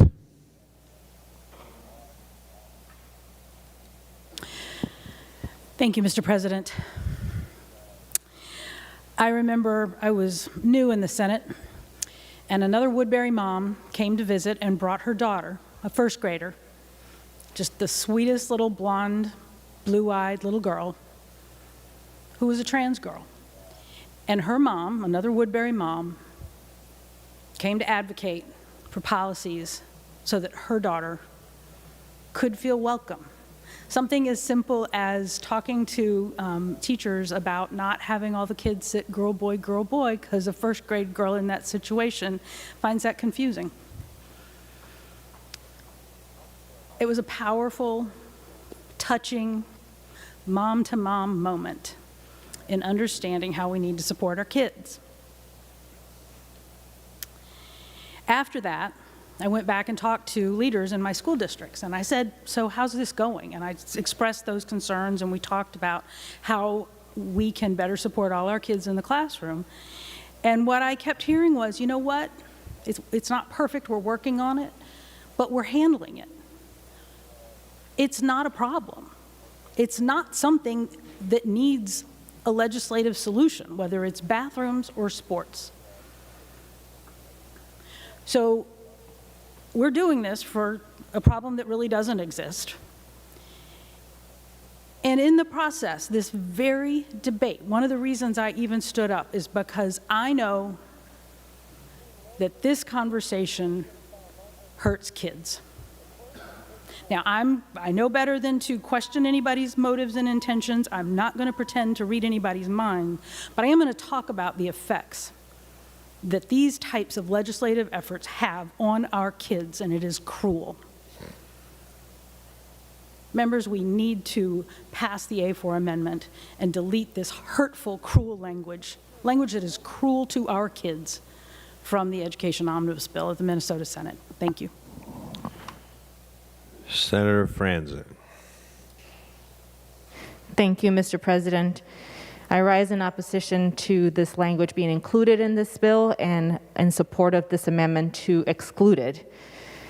Members, I'm not a legal expert, but I've been hearing a lot about why this bill, as it stands, protects women's sports or discriminates against women if we eliminate this language with this amendment. Members, this bill is about kids. So I would say to folks who want to discriminate in the school setting and discriminate against our own young kids to pick on someone their own size. Democrats don't support discrimination under any circumstance. That's what Democrats stand for. So, Senator Westrom, yes, we want this language removed. The 14th Amendment of the Equal Protection Clause mandates that individuals in similar situations be treated equally by the law. Equally. Now, Title IX, which has been referenced here, and the federal funding that we lose, is a federal civil rights law that prohibits discrimination based on sex in any school setting that receives federal funds. So if we pass this bill as it is, we in fact are discriminating against our kids based on sex. The title says, and I quote, "No person in the United States shall, on the basis of sex, be excluded from participation in, be denied the benefits of, or be subjected to discrimination under any education program or activity receiving federal financial assistance." Title IX is not specifically about sports. It's an anti-discrimination civil rights law that prevents discrimination in education on the basis of sex. It doesn't say gender, it doesn't say female, male. Sex. Title IX does not prohibit cisgender boys from playing on girls' teams, and it does not prohibit transgender girls from playing on girls' teams. So this bill, the language as it stands with this hurtful, discriminatory language, does not reinforce Title IX. It forces Minnesota schools to violate Title IX. And just a couple of examples. Our U.S. Supreme Court has ruled that discrimination against transgender people is discrimination on the basis of sex. Since discrimination on the basis of sex is prohibited under Title IX, it is a violation of Title IX to prevent some girls from playing girls' sports simply because they are transgender girls. That, members, is discrimination based on sex. So if members want to violate equal discrimination laws, go ahead. But I warn you, members, that you will be defending this in court. Thank you. Senator Isaacson. Well, Mr. Chair, a couple of things have been said that I really feel like need to be clarified. One, if someone says they're a girl, they're a girl. And you don't get to disagree with that. Just like facts are stubborn, like climate change, things like that we seem to have a problem understanding. You know who agrees with me on that? Minnesota High School Lead, Title IX, State of Minnesota, federal government. Those people. It boggles my mind. If someone says they're a girl, they're a girl. That's how it works. You don't get to decide otherwise just because you don't like it, right? I don't like that we let Packer fans into Minnesota, but I can't stop them. And I want to talk about Senator Root's Connecticut example. I'm really glad she brought that up.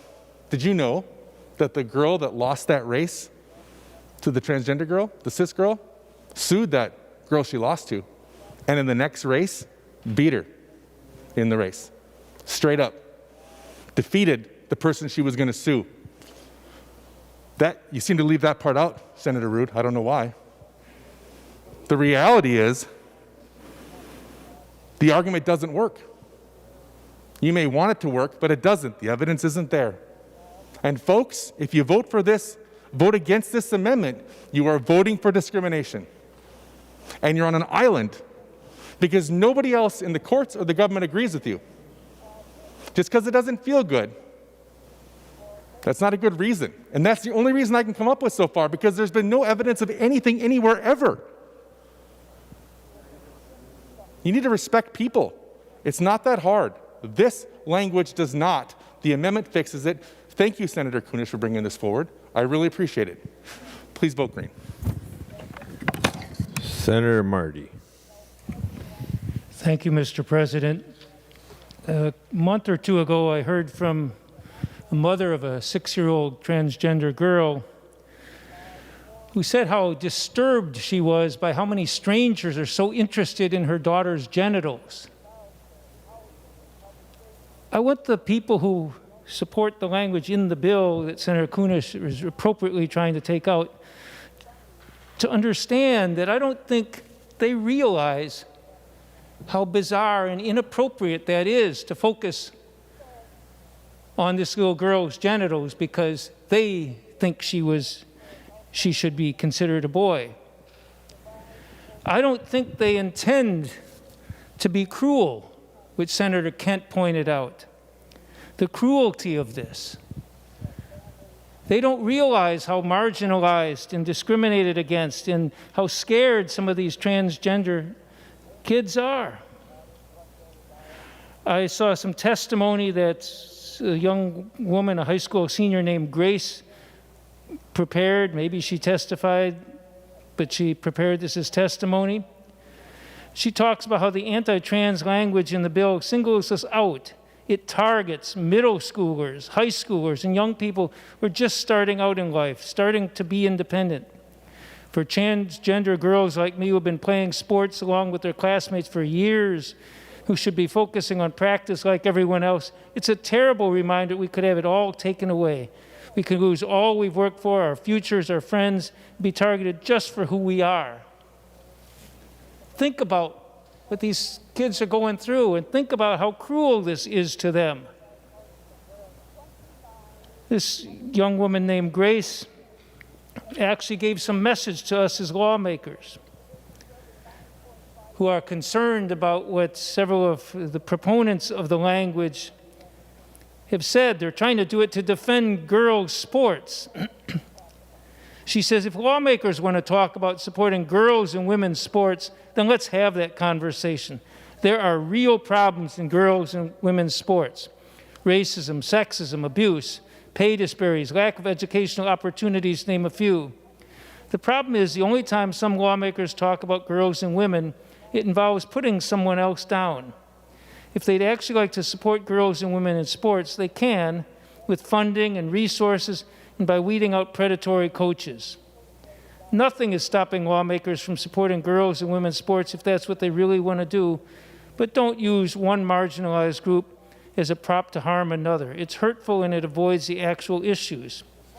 So I urge those who were pushing for putting this language in the bill to recognize how cruel the impact of that is on these vulnerable kids and let them be kids, which is what they are and what they want to be. Senator McEwen. Thank you, Mr. President. I have some remarks. I'd like to thank Senator Kunish for bringing this language, this alternative language, and the amendment to strike the harmful language in this bill as it relates to transgendered kids.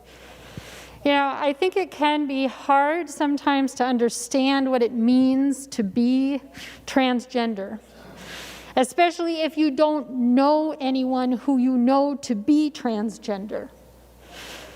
It's common and it's very understandable to have many questions at first about what all of this means and how it works. But what we can all agree on is that transgender kids should be treated with dignity and respect. You know, transgender kids participate in youth sports for the same reason that any other kid participates in youth sports. They want to be with their friends, they want that social life, and they're also joining to learn important lessons about teamwork, about achieving goals, about self-discipline. We shouldn't discriminate against kids and ban them from playing just because they're transgender. That is literally the definition of discrimination. As we've heard already, the Minnesota State High School League has had a policy allowing transgender kids to play sports for almost a decade without issue. And in fact, since they adopted this policy, girls' participation rates in athletics has increased. And the same has happened in other states. To be clear, transgender girls are girls. Transgender boys are boys. And it doesn't matter if you don't think so, because the law says so. And we've heard a little bit about that, but I want to reiterate some of those points. Now, we've heard the claim that the language in this bill somehow helps Title IX. Well, that couldn't be further from the truth. The language in this bill is a direct violation of Title IX, and it is also a violation of the United States federal Constitution and our Minnesota state constitution. So first on Title IX, as we know, Title IX is a federal civil rights law. It prohibits sex discrimination in any school that receives federal funds. It is not just about sports. It's an anti-discrimination civil rights law that prevents discrimination in education based on sex. The language of Title IX is essentially the language in Senator Kunish's amendment. Title IX does not prohibit boys from playing on girls' teams, and it does not prohibit transgender girls from playing on girls' teams. I'm going to say that again. Title IX does not prohibit boys, cisgender boys, from playing on girls' teams. And it does not prohibit transgender girls from playing on girls' teams. So to be clear, the language of Senator Ruud's bill included in this omnibus bill does not reinforce Title IX. It forces Minnesota schools to violate Title IX. So again, transgender girls are girls. Girls play girls' sports. Title IX prohibits discrimination on the basis of sex in education. The U.S. Supreme Court has ruled that discrimination against transgender people is discrimination on the basis of sex. Federal courts have also ruled this, that it is a violation of Title IX to prevent girls from using girls' facilities or boys from using boys' facilities simply on the basis of their being transgendered. Since discrimination on the basis of sex is prohibited under Title IX, it is a violation of Title IX to prevent some girls from playing girls' sports because they are transgender. That is the definition of discrimination based on sex. So as I said, this language, the language in the bill is also a violation of the equal protection clauses of the 14th Amendment to the United States Constitution and the equal protection clause in Article 1, Section 2 of the Minnesota State Constitution.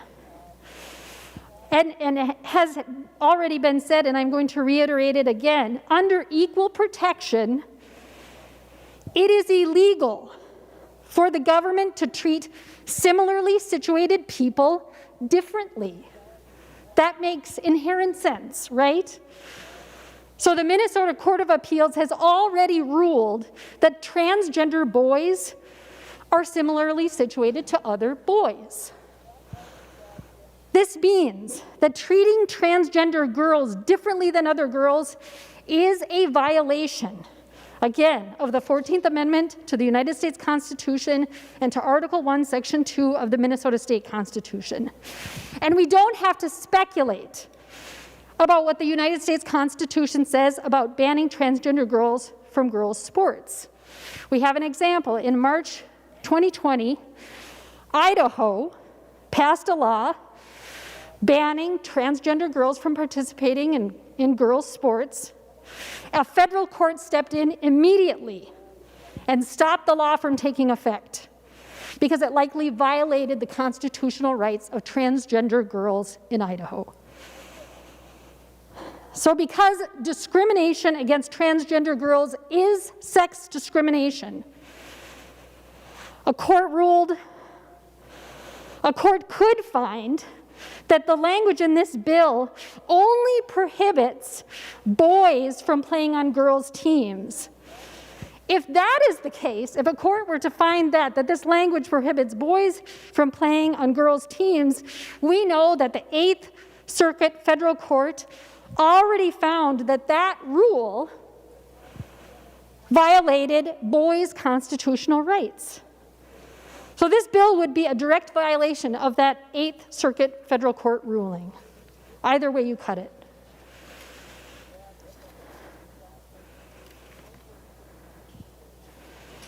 There's some language that has been included with Senator Rood's bill, the bill language, that states nothing in this section may be construed to invalidate a court order. I want to assure my colleagues that that particular phrase, that sentence, is meaningless. No legislation can override a court order. That is not how our system works. What the language does is ask and direct Minnesota schools to violate the Constitution. So again, Title IX is federal civil rights law. It cannot be changed or altered by state law.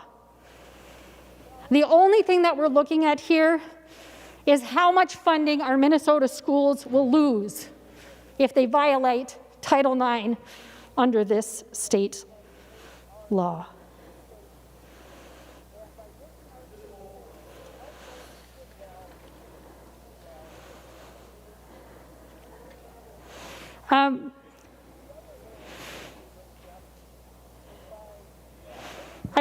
I heard the commentary again about the Connecticut example, and again, many of us have said it, but there are no local examples. There's no local examples. And then the example that we were given from Connecticut, I'm going to take issue with that. We're not going to stand by while our colleagues misgender girls. Again, transgender girls are girls. And Mr. President, I wonder if Senator Rood would yield for a question. Senator Rood will yield. Senator McEwen. Thank you, Mr. President, and thank you, Senator Rood.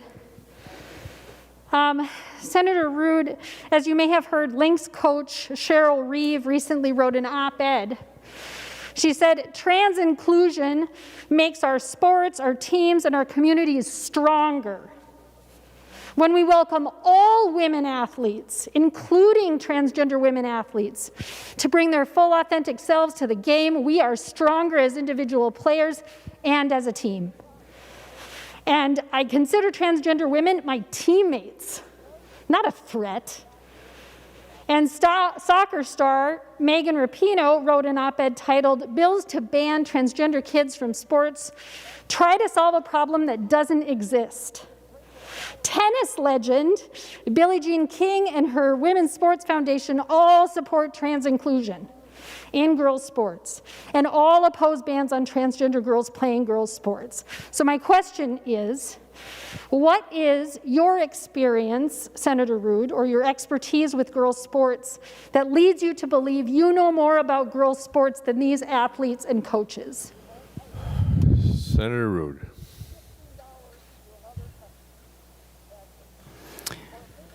Thank you, Mr. President. Well, I grew up without women's sports. I'm probably one of the only women in this chamber, bar a few, that didn't have women's sports, didn't grow up with women's sports. And so Title IX is very important. It's an amazing thing that happened with Title IX. We went from no women's sports to girls having amazing opportunities. Amazing opportunities.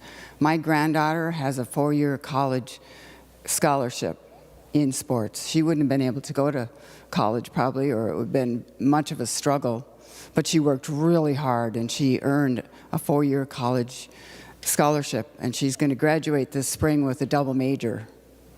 And it's because of her ability and her hard work, because we have women's sports. And I think that our young women deserve those opportunities, and when we allow biological boys to compete with them, no matter how many chemicals they pump into their bodies, they will always be biologically male. And they will be stronger and faster. Their hearts will beat more oxygen. They will have lower body fat. They will have bigger muscles. all of those things. So I think it's really important to understand that there is biologically a difference between them. And nowhere in this bill, in the underlying bill, do we say that transgender youth cannot participate in sports. That's not what it says here at all. It just says they should participate in their biological gender. So there's nothing that prohibits them from participating in sports at all. That's not what this bill does. The Supreme Court has not weighed in on this issue, so to say that it's unconstitutional is just simply blatantly wrong. It has not gone to the Supreme Court. They have not weighed in on this issue.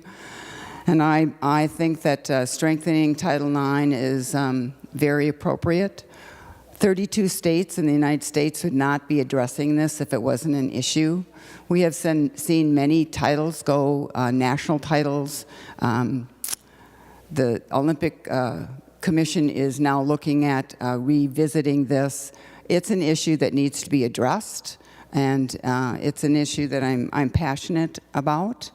And we have been working with a group across the United States called Save Women's Sports. The woman that came and testified in our committee has been all over the United States. Yesterday she was in Texas. The day before she was in South Carolina. She has been states all over testifying on this. It's something that's very important to women across the state. So I would ask for a no vote on this amendment.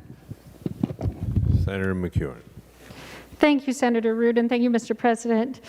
I appreciate the reverence for Title IX and the acknowledgement of just what a tremendous positive change Title IX has brought to the lives of women and girls. I think that there's agreement on that. And again, I think it can be hard to understand what it means to be transgender. But let's be clear about what this language would do. It would mandate that a child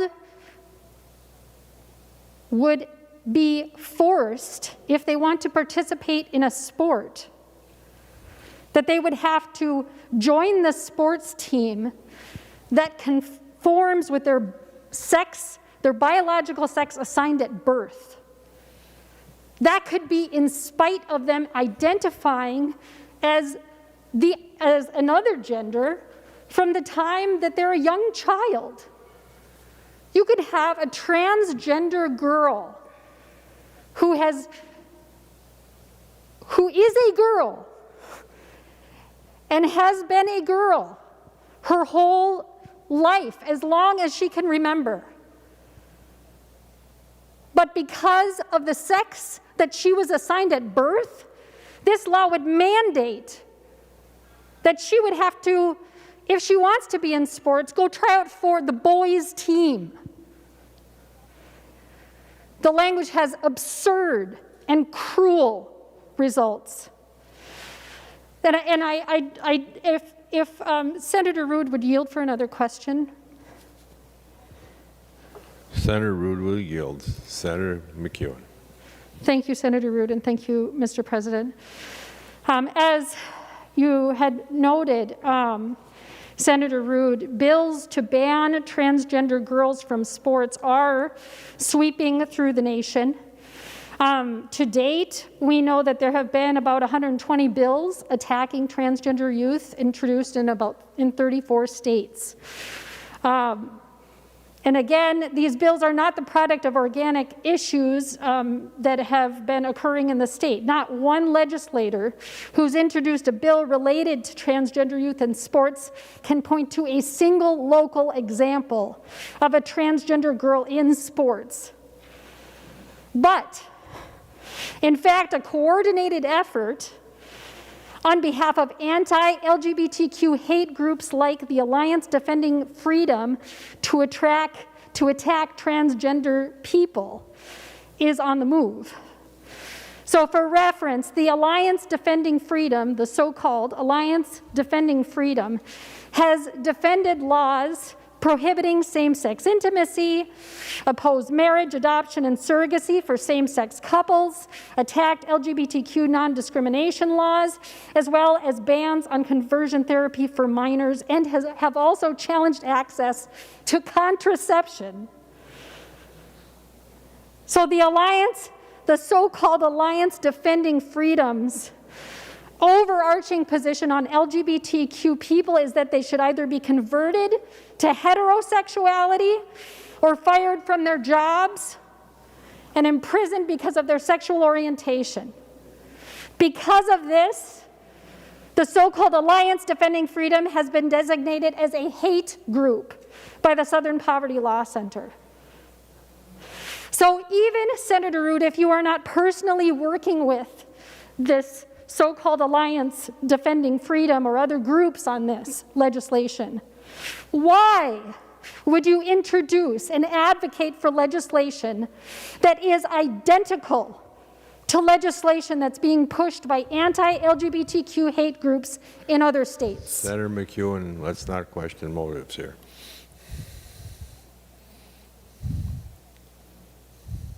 I'm sorry, Mr. President, I didn't hear what you said. I think you're questioning Senator Rood's motives, and I don't think we do that here. But if you have another question for Senator Rood, you can ask her. Respectfully, Mr. President, I can ask the end of the question again. It doesn't question the motives of Senator Rood. It presumes that her motives are not negative. Well, let Senator Rood respond. Well, Mr. President, it certainly does talk to motive, but I'll answer the question. So I work with a group called Save Women's Sports, and I work with them because many of you know that I compete around the country and around the world in women's sports. And granted, my sports are now age group related. I'm not the fastest. I'm the fastest in my age group. I have a world title, I have a national title, I have many state titles. And I'm very proud and I work very hard at it. And I've worked for a very long time. And yes, I am competitive. But I work with a group called Save Women's Sports. I have no knowledge of the groups that the senator speaks of. None of the bills that we support as our group attack transgenders at all, anywhere in the United States. What we are about is defending discrimination against women. And I'm surprised that there's that there's not more support among the women in this chamber for supporting other women and supporting what they do and supporting their sports. And nowhere in the bill do we talk against transgenders or say that they can't compete or they can't do anything that they choose to do. And so I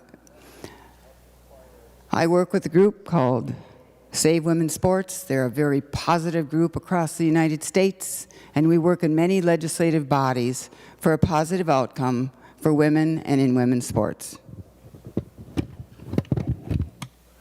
Senator McEwen.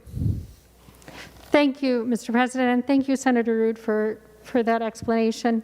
Would Senator Rood yield for another question? Senator Rood will yield. Senator McEwen. Thank you, Senator Rood, and thank you, Mr. President. As we've heard in some of the comments today, participation in girls' sports has actually increased since the Minnesota State High School League has implemented a policy almost a decade ago now, allowing students to participate in sports that align with their gender identity. Excuse me. My question is, well, I guess I would first say that the research has repeatedly shown that trans-inclusive policies increase participation in girls' sports. So my question for Senator Rood is, why do you want to pass a law that would decrease participation in girls' sports when you have testified and said that you have this deep appreciation for girls participating in sports? Senator McEwen, you keep questioning the motives of Senator Rood with these questions. So you have a question that doesn't question her motives? Mr. President, my question for Senator Rood is, why does Senator Rood want to pass a law that would decrease participation in girls' sports? I think that's questioning our motives, but Senator Rood, go ahead. Mr. President, yeah, I'm getting a little tedious with this questioning my motives from the senator. I will tell you that I don't have any evidence to back up her claims that including transgenders in women's sports has in any way. Point of order, Mr. President. Senator Murphy, state your point. Thank you, Mr. President and members. The terminology is transgender person, transgender girl, transgender boy. The terminology is not transgenders, and I would ask that you remind the body of using the proper terminology for the people that we are so cruelly discussing at this moment. Thank you. Thank you, Senator Murphy. Senator Rood. Mr. President, with that, I'll not yield to to questions on my motives. Thank you. Senator McEwen. Thank you, Mr. President. Well, I'll just conclude my remarks by saying, Minnesota decided a long time ago that discrimination is wrong. That is the reason we have these protections, our equal protection in our federal constitution and our state constitution. That is why we have Title IX, civil rights laws that are designed to step in and protect us. Even if people don't like us, even if they're trying to hurt us, even if we're in the minority.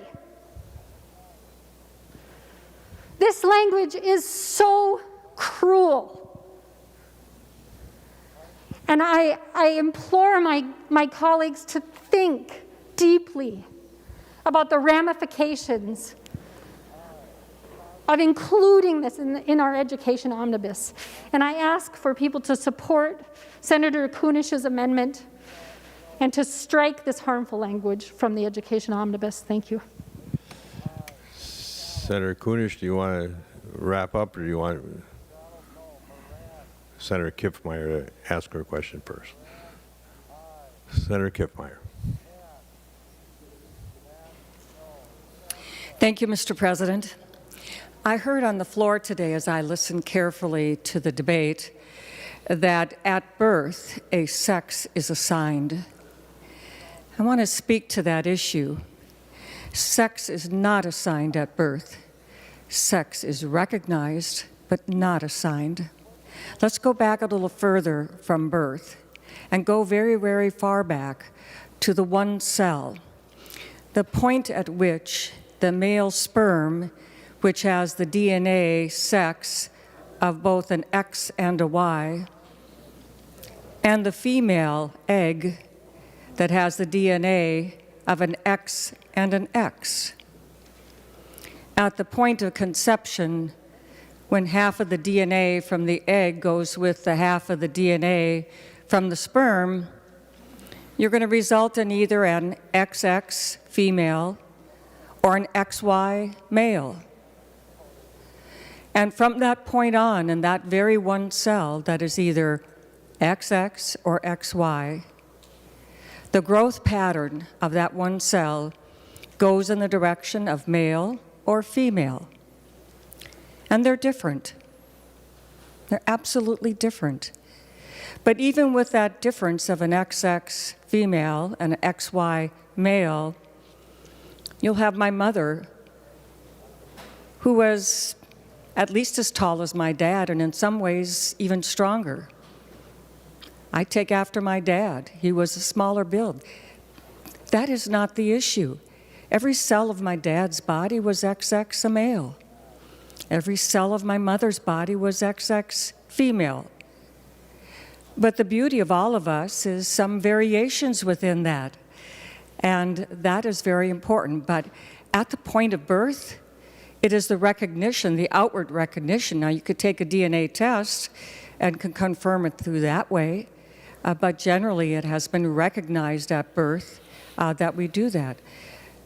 I have sisters. I'm the oldest of 14 kids. I have sisters and brothers who span white hair to very dark hair to tall to short. You get to see the whole gamut just in all of those. But if my mom and dad had quit at 2, you wouldn't have seen all of that, because without question, though. So let's just realize that at birth you recognize this, but the sex, an XX female, an XY male, is there from the very moment of conception, that you have the X always coming from the female and an X or a Y that determines male coming from the sperm. Just biology. And I just think it's really important to clarify that as we're having this discussion on the floor today. And because of those things, the estrogen and the testosterone and the things that come with either the XX or the XY, there are some generalizations of strength and muscle and other things as well.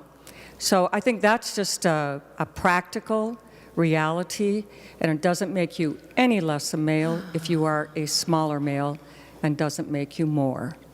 And so I think just recognizing that is very, very important as we go through this discussion. Thank you, Mr. President. Senator Franzen. Thank you, Mr. President. And I'm thankful that Senator Kiffmeyer rose to give us a little education on, I guess, sex ed or health. So I'm learning too in a lot of this terminology. So I assume she knows some of the terminology that we're dealing with here if we're going to start talking about chromosomes and other details of our genetics. So I don't know if she's still in the room, but I'd love her to yield, or maybe Senator Rood could yield for the question. Senator Rood will yield. Senator Rood, do you know the definition of transition? Senator Rood. Mr. President, my bill deals with Title IX. I know that Senator Kiffmeyer brought up the X and the Y and all the gender. My bill simply speaks to Title IX and biological women and biological men, and that's all my bill speaks to, and that's what I will speak to. So, members, let's reel this back into the amendment. Maybe we're getting a little far afield here, but go ahead, Senator Franzen. Thank you, Mr. President. I don't think we're getting far afield when Senator Kiffmeyer just talked about how an egg and a sperm become person. That might have been far afield, but that's why we don't need any more biology lessons, I don't think. But thank you, Mr. President. But I'll just, for those who don't know where I'm going, I'm just going to quickly educate not just us in the chamber, but people who are listening, that altering one's sex assigned at birth, it's not a one-step procedure. It's a complex process that occurs over a long period of time. Transition includes some or all of the following personal, medical, and legal steps: telling one's family members and coworkers and friends, using a different name and new pronouns, dressing differently, changing one's names and or sex on legal documents, hormone therapy, and possibly, though not always, one or more types of surgery. The exact steps involved in transition vary from person to person, and we should avoid the phrase sex change. Members and Senator Rood and Senator Kiffmeyer, for earlier comments, I think when we're talking about people, we should really be open-minded and learning about who people are, how people identify themselves, how people carry themselves, and be respectful of how people dress, how people act, how people talk, how people look. And if we're going to go down the road of discriminating against people based on their sex, as this bill, I argue, does, then we should know what we're talking about. Then we should know the terminology. We're not all experts, but I assure you we haven't had a thorough discussion of this bill in committee where we can actually teach ourselves, each other, and the public of why this is such an important topic when it comes to inclusivity, when it comes to equity, when it comes to discrimination in our laws. And we shouldn't be taking this lightly. And we should come in it with all the information, all the accurate scientific information from experts and parents, because I think parents are experts. I agree, Senator Osmek, on a lot of things. But the experts here are the children who are identifying a certain way. And we should respect that as adults. They have rights too. So members, I can go on with different terminologies to make sure that people know what we're talking about, if that's okay. But if it's not, I would love to make a copy of this so people can understand what we're talking about and be respectful of how to address each other. And I'll admit that I also have to learn because I am not an expert on all terminology. But members, let's be kind, let's be respectful of who we're talking about, of transgender kids who don't have a voice in this chamber. So let's make sure that we understand who and why and how we're talking about them. Thank you. Senator Dibble. Thank you, Mr. President. Thought I was done speaking, but I too am paradoxically grateful for Senator Kiffmeyer's biology lecture because she was 180 degrees wrong, and I think we have to stand up and say that. The fact of the matter is that scientists have repeatedly said there is no single biological factor that determines sex. And members, I don't want to get into a big scientific discussion or dissertation. I just want to say this. Please understand the power and the responsibility that we have as senators. Our power is awesome. The laws that we pass have tremendous effect and consequence in real people's lives. And so when we're contemplating passing legislation such as this, think about the impact it has on my friend's daughter. I'm texting with her right now. She just sent me a video of her daughter running track. And it is the most heartwarming and wonderful thing you'll ever see. And she said she's never at the front of the pack, but she loves being a part of the team. And she says, I wish every single one of the senators in that chamber with you could come out and meet her and watch her as she plays with her friends and participates on track. She was jumping over hurdles. She's tiny, she's 8, she could barely make it over. So as we're contemplating these devastating effects on people's lives, meet people, spend time with them, get to know them, understand. And then you'll understand that everything that Senator Kiffmeyer said is utterly false. Because you'll understand who these human beings are and who these precious girls are. You'll understand why the Academy of Pediatrics, the American Medical Association, the Endocrine Society, the American Psychiatric Association, all recognize and affirm transgender youth. But most importantly, you won't walk out of this chamber again and say, no matter how many chemicals you pump in these children, they'll still be boys and stronger than girls. That's, again, utter falsehoods that are stated about real people. Get to know real people, understand the science, but spend some time with the people if you're going to be passing laws that have this effect on their lives. My friend Brandon Peterson, I think he sat at this desk, who was more of a libertarian than a Republican, used to talk about the coercive power of government. He wasn't a big fan of it. That's what it is. We can reach right into people's lives. We can reach right into little Hannah's life, not giving anything away. They're very public, this family. And this is what, well, actually Hannah is her mother's name, but this is what she says. I wish we could bring each anti-trans person to see her run and be with her team, then have to tell her to her face why they are singling her out and telling her she cannot be a part of that track team. So members, get the facts, understand the science. So many falsehoods have been stated, but get to know people before you stand in judgment and dramatically affect their lives for the negative. Thank you, Mr. President. Senator Kunish.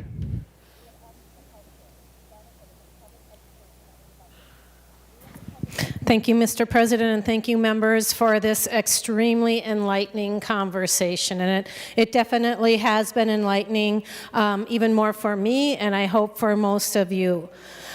I am all in support of girls' sports. I come from a family, I'm number 9. I'm number 9 of 13 kids. I have 5 sisters, I have 7 brothers. And we competed in everything you can imagine, from who could jump off the balcony to who could climb the tree the highest to who could make the most free throws, who could run the fastest. It didn't matter that we were a girl or a boy. It was good, clean fun. And it was good for us. It was healthy for us. We got outside, we participated, we learned to work as a team. And that's what sports are all about. I have 3 children, and my 2 girls were extremely athletic. My oldest daughter was like all city athlete, and I was able to actually coach them for a number of years, and we took all kinds of trophies. But it wasn't all about who was the best and who was the fastest. Yes, winning was wonderful. But it was about learning to work together and support each other. Not every single one of those athletes were the best. There were some girls that couldn't dribble the ball hardly at all. There were girls that would refuse to shoot the ball because they were afraid they were going to miss it. There were girls that could jump up and dunk it. There were short girls that could run that ball down the court faster than any girl with long legs. It's all about using your skills to the best of your ability, and it doesn't matter what your gender is. I really kind of appreciated Senator Kiffmeyer's lesson on chromosomes and conception. When I was a 6th grade teacher in Minneapolis, I actually got to teach the health class to 6th graders. And part of that class, one of those chapters was reproduction. And so we learned how all those little eggs and sperms gathered together and created a baby. But we also learned in that 6th grade textbook that there are variables. And I know that because in my family, on my father's lineage, there is a chromosomal issue. And if that person in my family were to take a chromosome test, I think I know there would be some very confusing results. Because human beings are not always perfect, chromosomes don't always match up the way in an XXXY manner, and that's what makes this world beautiful. The variety, the uniqueness, and the willingness to work together as a team. That's what we are all about. And what this bill does, it divides the team. It makes it more difficult for those who would like to participate with a good heart in a sport. What I did with this amendment is I am inserting the actual Title IX language to protect all of our athletes. And you've heard from a number of people how this is absolutely illegal. This trans inclusion is already law and policy in the state of Minnesota and across the United States. And since Minnesota's State High School League instituted a policy allowing young people to play sports that align with their gender, participation, and you've heard this time and time again, participation in girls' sports has increased. More girls are participating. More girls are learning how to support more girls. More girls are learning how to lift up their teammates, how to pass that ball for that basket, how to challenge them just a little bit more to get over that finish line. And whether they win or whether they don't win, they are there to shout and hug and scream and celebrate women's sports. And that's why I have this amendment. We shouldn't have to put this amendment in our Constitution or in our law. It's just like the ERA. We shouldn't have to have that statement if everybody just did the right thing, right? And so this amendment does what Senator Ruud wanted it to do. And so with that, I would ask each and every one of our state legislators, our senators here today, to join the team and make it a win for women's sports. Please vote green, and I ask for a roll call. Seeing no further discussion on the A4 amendment, the Secretary will take the roll.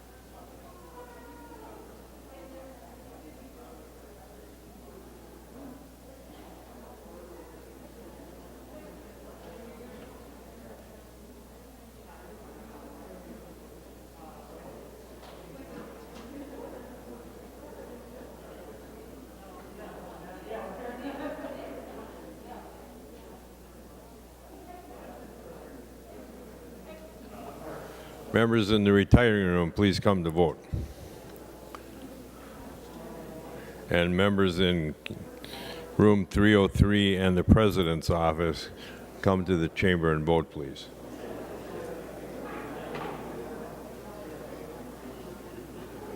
Yeah.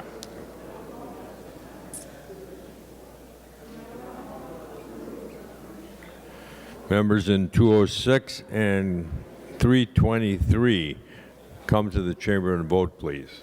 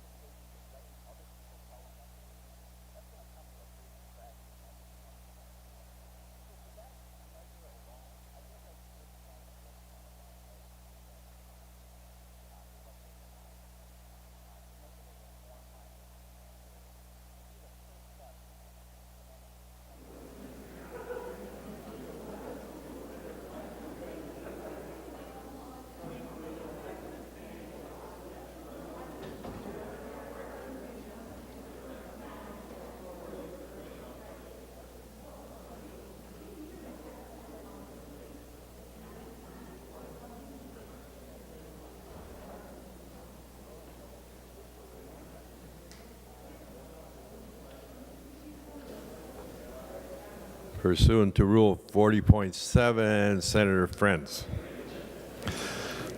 Thank you, Mr. President. Senator Dietzick votes aye. Dietzick votes aye. Senator Eaton votes aye. Eaton votes aye. Senator Eakin votes aye. Eakin votes aye. Senator Latz votes aye. Latz votes aye. Senator Herr votes aye. Her votes aye. Senator Newton votes aye. Newton votes aye. Senator Torres Ray votes aye. Torres Ray votes aye. And Senator Wickland votes aye. Senator Wickland votes aye. Senator Jasinski. Thank you, Mr. President. Senator Anderson votes no. Anderson votes no. Senator Coleman votes no. Coleman votes no. Senator Duckworth votes no. Duckworth votes no. Senator Ingebretson votes no. Ingebretson votes no. Senator Eichhorn votes no. Eichhorn votes no. Senator Matthews votes no. Matthews votes no. Senator Senjum votes no. Senjum votes no. Senator Rosen votes no. Rosen votes no. Senator Utke votes no. Utke votes no. And thank you, Mr. President. Senator Bach votes no. Bach votes no.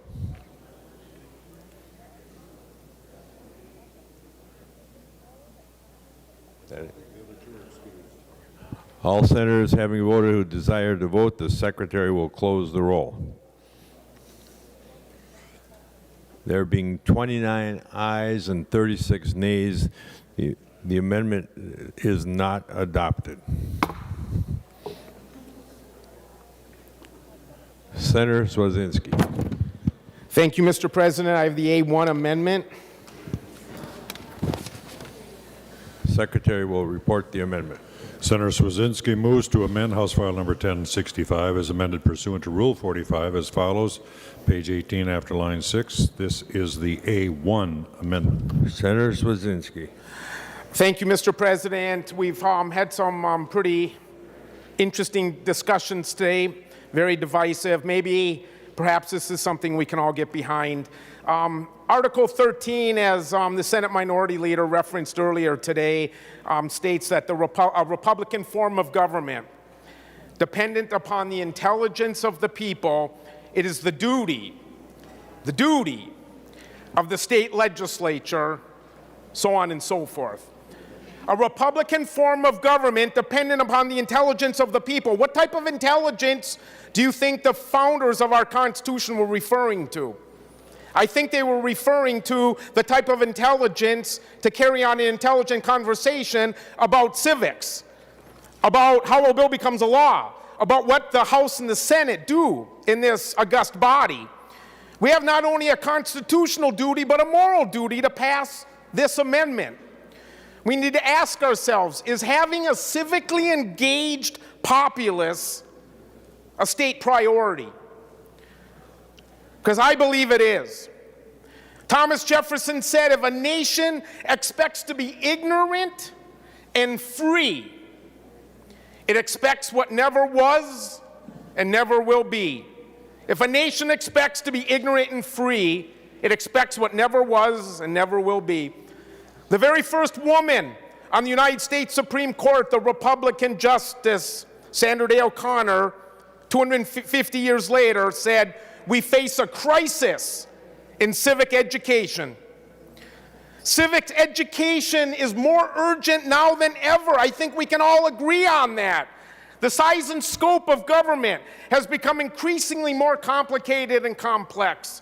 Providing a foundation for a healthy civic life is a way of engaging our youth and reinforcing a robust democracy. Political efficacy, civic virtue, civic duty, the skills and self-confidence to anticipate as an informed citizen is the process of government. The social studies standards have received a great deal of discussion as of late. I'd like to read to you a couple of them. Explain the scope and limits of rights protected by the First and Second Amendments and changes created by legislative action and court interpretation.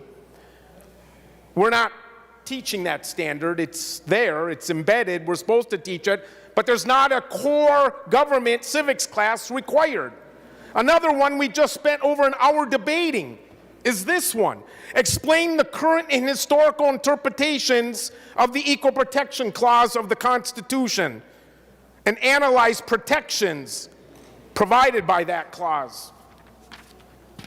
Another one reads, define the legal meaning of citizenship in the United States, describe the process and requirements for citizenship, and explain the duties of citizenship, including but not limited to jury duty and selective service registration. And fourthly, explain federalism. Explain federalism and the provisions of the United States Constitution which delegate to the federal government the powers necessary to fulfill the purposes for which it was established and the role in that the states play. The reason I want this bill required in 11th and 12th grade and not open to every 9th through 12th grade is because of those 4 standards I just read.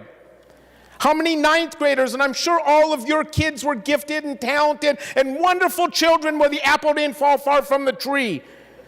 But when we talk about age appropriate, is that those benchmarks appropriate for the average 9th grader?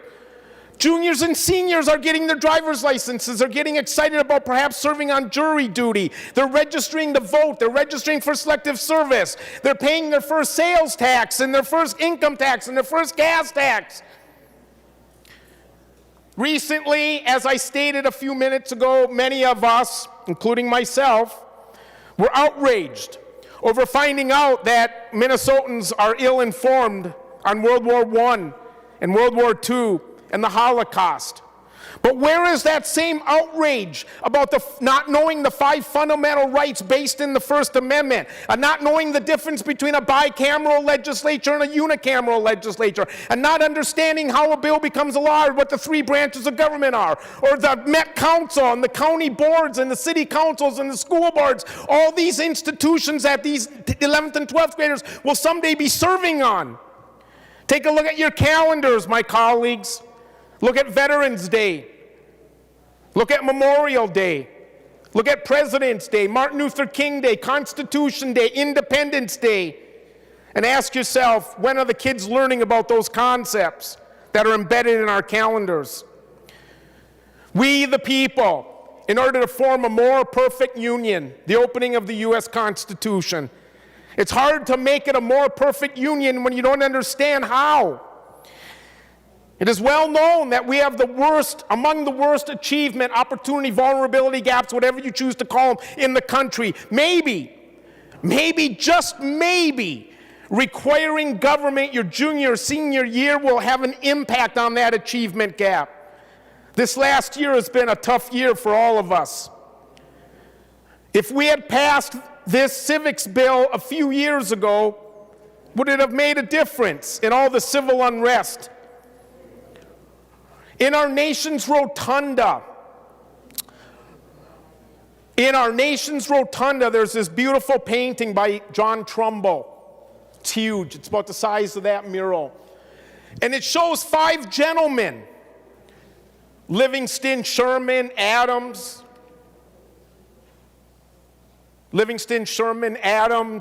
Ben Franklin, and then Thomas Jefferson, handing a piece of paper to John Hancock, the Declaration of Independence, because that's how it's done. That's how you file for a redress of grievances. You do it civilly. It's in our fiber, it's in our bones. We want these visitors galleries to be filled with high school students that are currently in an American government class and learning what we do here. What are we so afraid of that we don't want them to know what we do? This should be a fundamental belief system that we as elected officials have in our very core.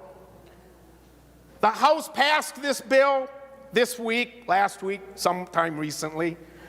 It's clearly an example where we, as a bicameral and a bipartisan fashion, can vote on it. I stand for questions, but I ask for your support. Discussion on the A1 amendment. Senator Chamberlain. Thank you, Mr. President and Senator Swedinski. Look, I get it. But think about what happened this last year. Our kids were out of school for a year, and some still aren't fully back. This is about timing.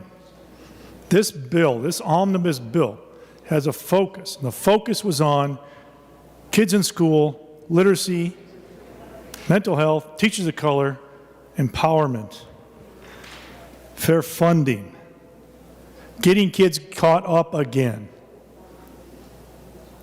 As I said when I started, there are 10 mandates in this bill, give or take, and most of them are soft. And then we worked with the organizations and the schools to make sure that it wasn't overly burdensome to them. I get it. The other, secondly, is received a lot of feedback from the districts and other organizations. Here's one from the Hopkins Public Schools.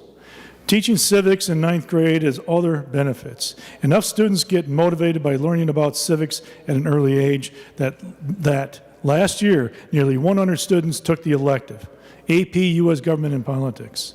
Courses at Hopkins High School for which many receive college credit. Moving the civics requirement from 9th grade to 11th or 12th would deprive many of those students of the opportunity to take that elective class. So, members, this isn't just about another mandate and more resources and more costs. There are other reasons as well. I get it. We have in statute something there for civics. Third, they're currently going through a review of social studies standards. And in that is about civics and government and history and economics, among other things. So members, yeah, I get it.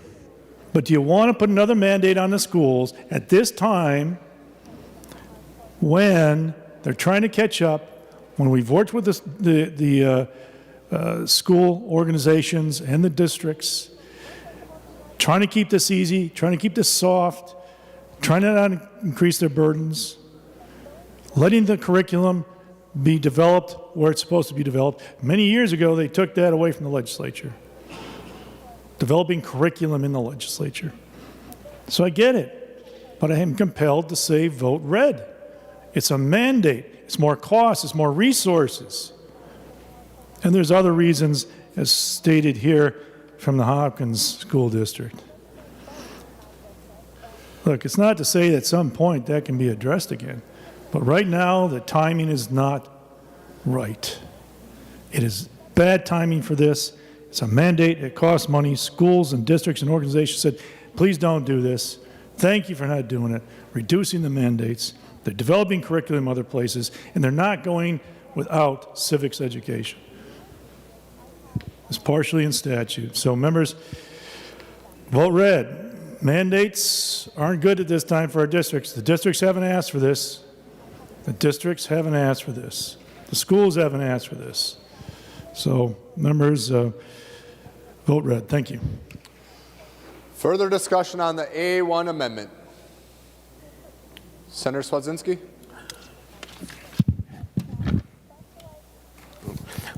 Thank you, Mr. President.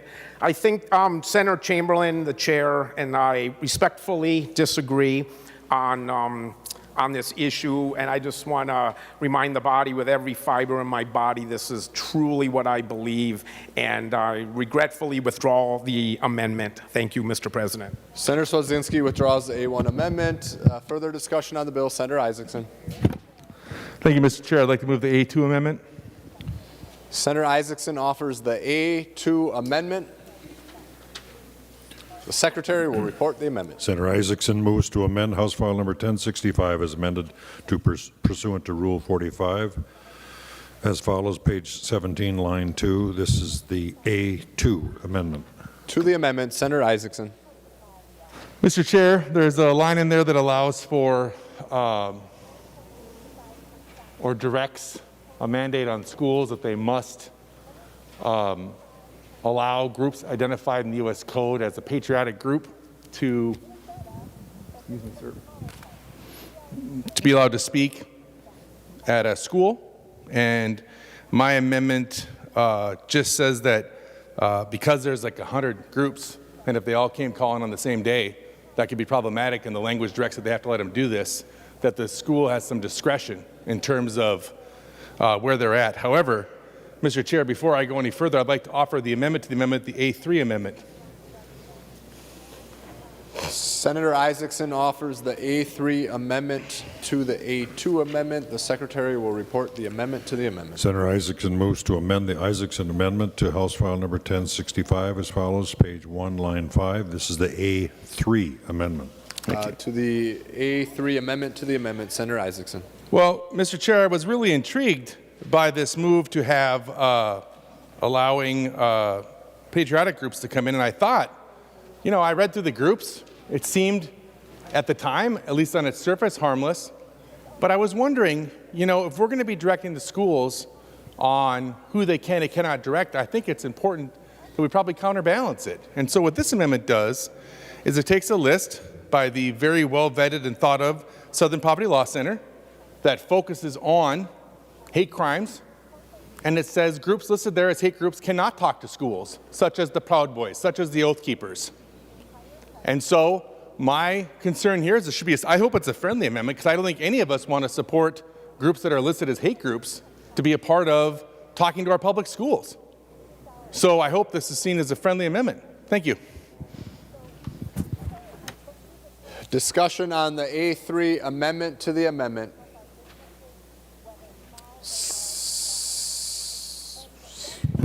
Senator Chamberlain. Thank you, Mr. President and Senator Isaacson. Well, the original part in our omnibus bill was a piece of legislation worked out in good faith with the school organizations. Senator Swedinsky had a version of it, and we were simply trying to get access to the schools, and they worked out a negotiated piece for that. I believe I'd have to take a look. Hang on one moment, President.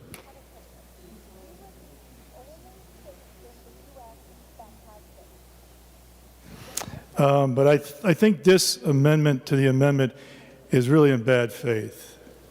The original piece of the bill was in good faith. Nobody supports hate groups. Nobody does. But what is a hate group and how do you define that? That can change between organization and organization, group and group. We're checking the language of legislation now to see if there's some discretion in it. One moment, Mr. President. Further discussion on the amendment to the amendment. Senator Isaacson. I would be hard-pressed to believe that anytime someone says, hey, we should ban hate groups from our schools, somebody else would say, hey, you're acting in bad faith. I don't know how I see that, right?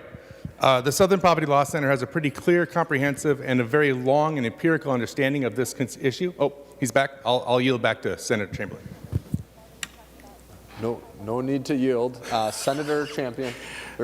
Oh, where is my friend, Senator Champion? Since Senator Champion is not here, I will say he would say he's my brother by another mother. So thanks, but for the levity here. Look, it's just, this amendment's in bad faith. It's just in bad faith, in bad taste. It truly is. I'm going to accept the amendment as is,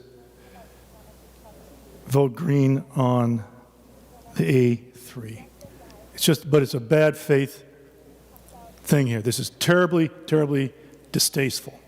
Nobody in here does this. This is a gotcha moment, and it's distasteful. So I accept this A3 as a friendly amendment. So members, just to be clear, we're on the A3 amendment to the amendment. Is there any further discussion? Seeing none, all those in favor say aye or say aye. Opposed say no. Motion prevails. The amendment to the amendment is adopted. So now we're on the A2 amendment as amended. Further discussion on the A2 amendment as amended. Senator Chamberlain. Well, I would have a question. The A2 has now been amended with the A3, so we have the A3 language in there. And I'm thinking then we don't need to do the A2 itself. We do the A2 as amended, but we strike lines 14 and 15, because we had a negotiated agreement in good faith, bipartisan, to get something in there so these other great organizations can get into school and share something with these kids. There's a lot of great organizations that just want a little access and to those schools to help out the kids. So if we take the A2 with the A3 on it, but I'd like to strike out line 14 and 15 because for the simple reason, again, good faith on the original language in the bill, and we want to keep it that way. So, Senator Chamberlain, are you offering a verbal amendment to what is now the A2 amendment as amended? Yes, Mr. President, it'd be an oral amendment to strike lines 14 and 15 of the A2 as amended. The Secretary will report the oral amendment to the amendment. Senator Chamberlain moves to amend the A2 amendment as amended as follows. Strike lines 1.4 and 1.5. Discussion on the oral amendment to the amendment. Senator Isaacson. Would Senator Chamberlain yield for a question? Senator Chamberlain will yield. Senator Isaacson. Senator Chamberlain, I know you're not a fan of the previous amendment, which we can disagree about what bad faith is, but this amendment actually does have a purpose, and I just want to make sure I get some reassurances before I agree. In the language of the bill, it talks about reasonable, which I think is good, but it's placed in a part of the sentence that says reasonable time. And the only reason why I brought this up was because there is literally like 100 groups there, right? And if all 100 groups come in on Flag Day, how does the school cannot now say no to all 100 groups, and they all have to be given reasonable time? The only reason why I wrote this was just to give them the discretion to say, you know, we're having 3 groups come in on Flag Day. That's all I was saying. And so I would just like an answer if you could help me understand where reasonable is drawn on that. Senator Chamberlain. Thank you. Thank you, Mr. President. Thank you, Senator Isaacson. Well, you know, the school organizations negotiated it, and they were comfortable with it. Again, we, in all these 10 areas that I call soft mandates, we worked with them to make sure it was acceptable. They accepted the language as not being overly burdensome or unworkable, and it was a reasonable approach to the issue that was being addressed. So I guess that's all I can say about that. They're still control. They agreed to it, and it was just looking for a reasonable approach to it. Senator Isaacson. Mr. President, Senator Chamberlain, that's good enough for me. I'm happy with the amendment. All right, so we are on the oral amendment to the A2 amendment as amended. On that oral amendment, all those in favor say aye. Aye. Opposed say no. The motion prevails and the amendment is adopted.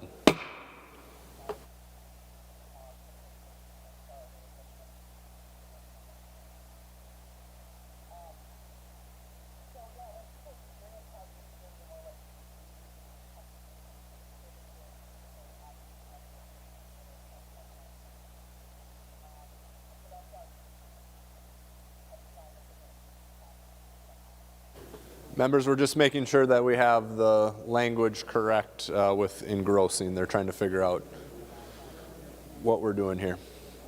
So we'll just take a brief pause.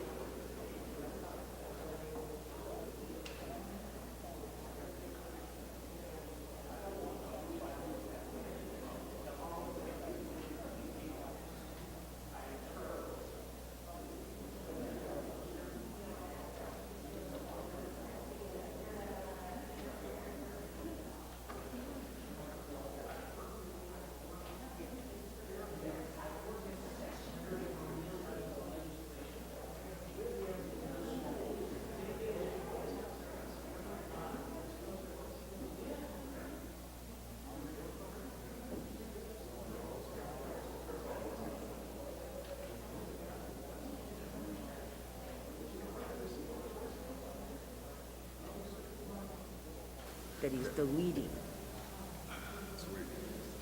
I'm going to read the amendment now as before us, okay? Okay, members, so we're on the A2 amendment as amended, and just so everybody's clear on what we're voting on, the secretary is going to read the amendment. The A2 amendment now will read line 1.4, the 8 point,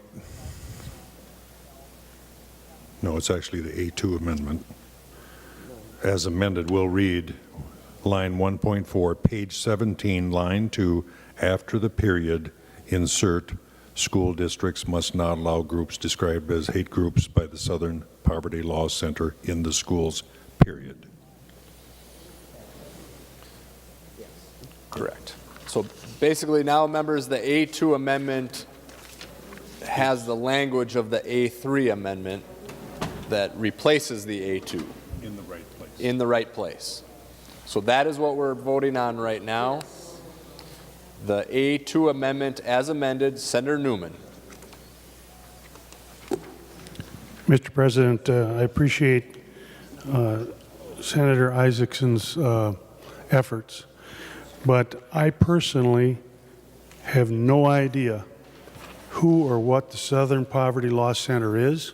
I don't know if they are right center, left center, extremist.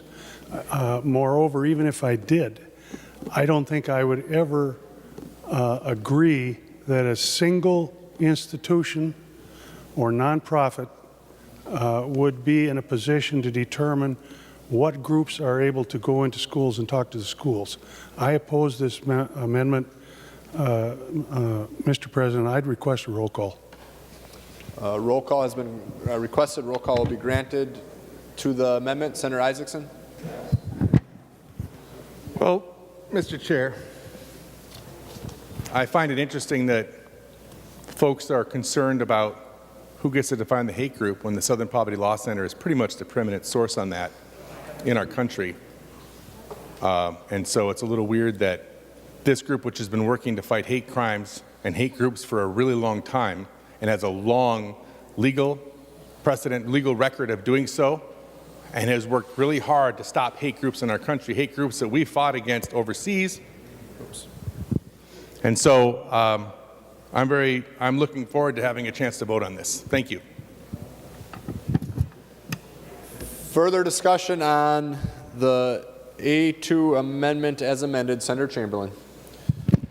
Well, I'm wondering if we can pick, if we want to agree on the idea of hate groups, but this gets in, as I mentioned earlier, to the prickly matter of who gets to define that. In some people's world, the Girl Scouts or Boy Scouts are that way. And to use an extreme example, but that could be it, right? In some people's world, a lot of different organizations could be considered that. We understand certain are clearly hate groups, but others it gets a little fuzzy. So, would you be amenable, Senator Isaacson, to amending that to say as declared by the FBI? That's something we'd have to work on some about the language, but at least they're a governmental organization that's recognized for criminal investigations and stats and a lot of other things. So would you be amenable to that? Senator Isaacson. Well, Senator Chamberlain, it's interesting you should say that because that's where I went first to the FBI to find a list, and I could not. Had I been able to find a list in the FBI, and maybe I don't have the Google skills that I should, and if you find it, I would be amenable to that. But I couldn't find one. However, you should know the FBI and the Southern Poverty Law Center use similar criteria when describing what a hate crime is. And so if we can find that list, I would definitely go with what the FBI says. I prefer to use a governmental organization, but I've not been able to find one on the FBI, the CIA, or Homeland Security. And if I missed it, I apologize. So, yeah, thanks. Further discussion on the amendment to the amendment. Senator Chamberlain. Yes, we want to have a moment. We're putting an amendment together that would address Senator Isaacson's concerns, and we would have an official government organization and their recognized government organization to make that determination.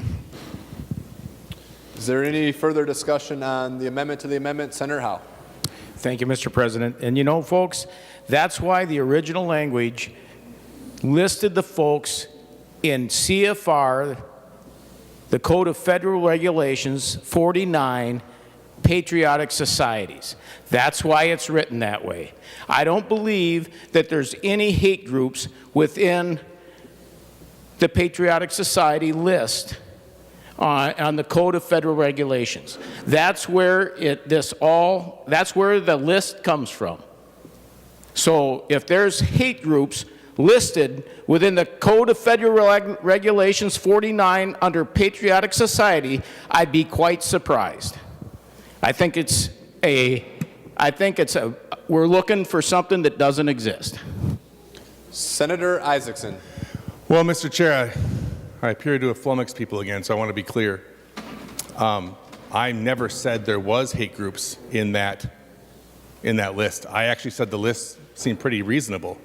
My concern is that that list is good for patriotic societies. I also want to make sure these other groups can't go in there. So I didn't conflate the two, and I'm sorry if I gave that impression. Senator Chamberlain. All right, okay. We've been talking about this for a few minutes. We can't agree on who should be the one to define what a hate group is. Senator Howe made a good point about that's why the organizations went to that particular federal code to find those organizations. It's just not willing to accept that we should put it in statute that the Southern Poverty Law Center should be the final arbiter in what hate groups are without going to a credible government organization. So with further consideration, I would reject this amendment. I think it was not presented in good faith, and we can't agree on what the organization that would be in charge of defining what a hate group is. So I would oppose this amendment outright. Thank you. Senator Howe.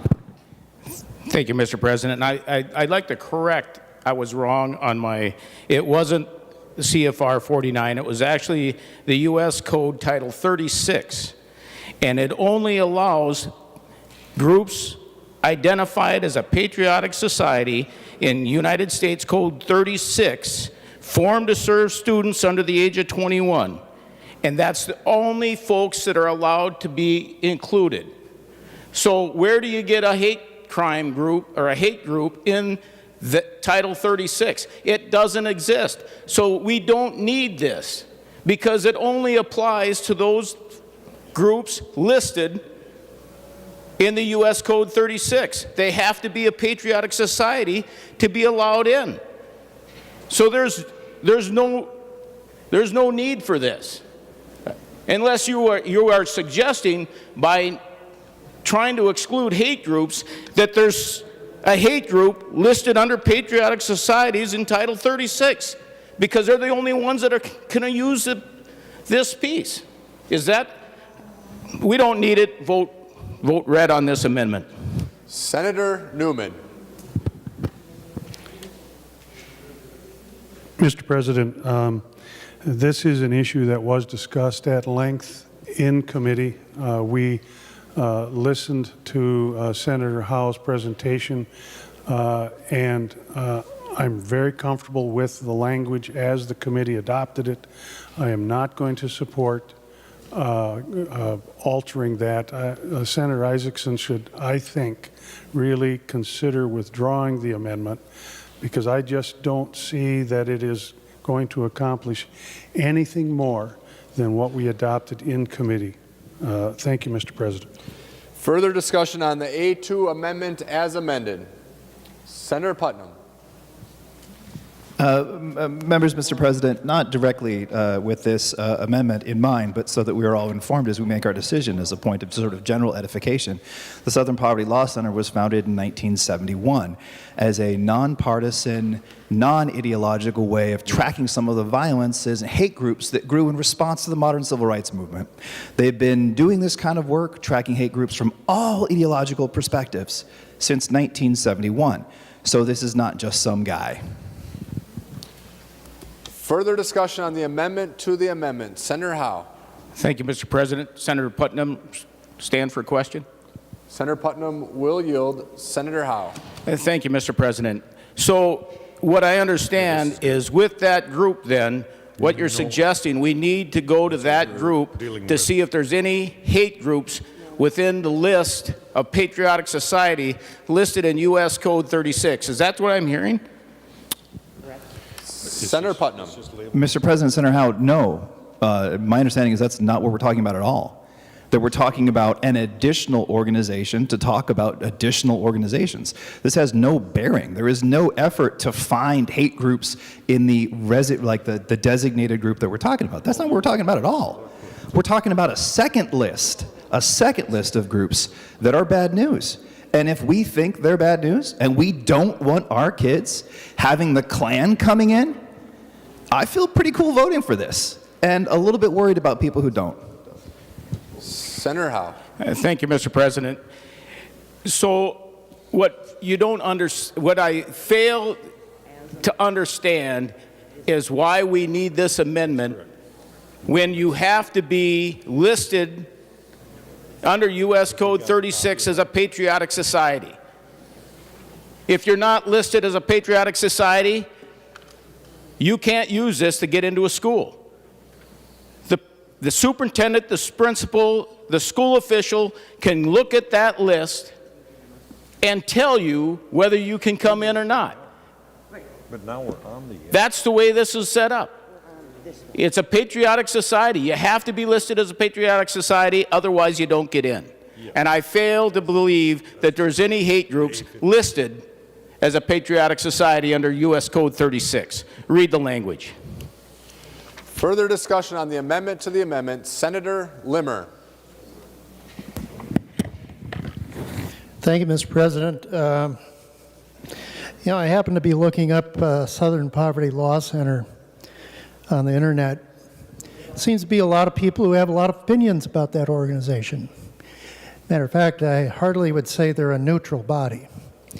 The one reference, not too long ago, the Republican National Committee condemned the Southern Poverty Law Center as a far-left organization. I'm wondering why we would have far-left or far-right being the arbiter of organizations that would overlook our school and the influence of our children. I'm somewhat concerned about this. I don't think we should put that responsibility off to any organization, but hold our local people on our school boards to be responsible, or maybe they should be responsible of who comes into our schools or not, but not an organization that has such strident opinions as the Southern Poverty Law Center. It's been long known that it's been highly critical of anyone with a conservative thought. So I feel very uncomfortable giving that responsibility to this organization. And quite honestly, I'd feel very, very concerned about a far-right group as well, having the ability to be the gatekeeper of who comes into our schools to influence our children. I suggest we all vote no on this amendment. If they want. Further discussion on the amendment to the amendment. Senator Osmic, followed by Senator Isaacson. Senator Osmic. Oh, thank you, Mr. President. Just a couple of the extremist groups, and I claim not to know much about the groups, but we're on the floor and we have to make a decision right here and right now, not in committee, but right here and right now. Among the extremist groups, which I think would be banned, would be the Alliance Defending Freedom, the American College of Pediatricians, the American Family Association, the Family Research Council, Family Watch International, Liberty Council, and the list goes on. I know a couple of those names. Family Research Council comes to mind, but seems to me sending our education policy out of state makes no sense whatsoever. If we're going to send it to the federal government, I got concerns there too. But not knowing what groups we are now disqualifying is very frightening that we're doing here in 1 minute on the Senate floor. So I think the amendment to have the Southern Poverty Law Center take over education policy in Minnesota is very misguided. Thank you, Mr. President. Further discussion on the A2 amendment as amended. Senator Isaacs. Well, where we are back with hyperbole again, because now the Southern Poverty Law Center is taking over education curriculum, where a second ago it was just saying who hate groups are. Not to mention, I think the ones he left off the list are the Ku Klux Klan, neo-Nazi, white nationalist, racist skinhead, anti-immigration, anti-Muslim, general hate. There's a ton of different groups here that are in there that are super bad. Proud Boys, Oath Keepers, maybe you've heard of them. Caused some problems for our country recently. But you know what? Let's go a different direction. Because it turns out the Post Board just announced that unanimously that if you belong to a white nationalist group, a supremacy group like that, you can't be a cop in Minnesota anymore. So do you want to let them decide who it is instead? That's local, that's Minnesota. Let's go with them instead. The Post Board would be great. They've clearly made a decision of what hate groups are, so they seem to know. Thank you. Sorry, Mr. President. I apologize. Haven't been here in a while.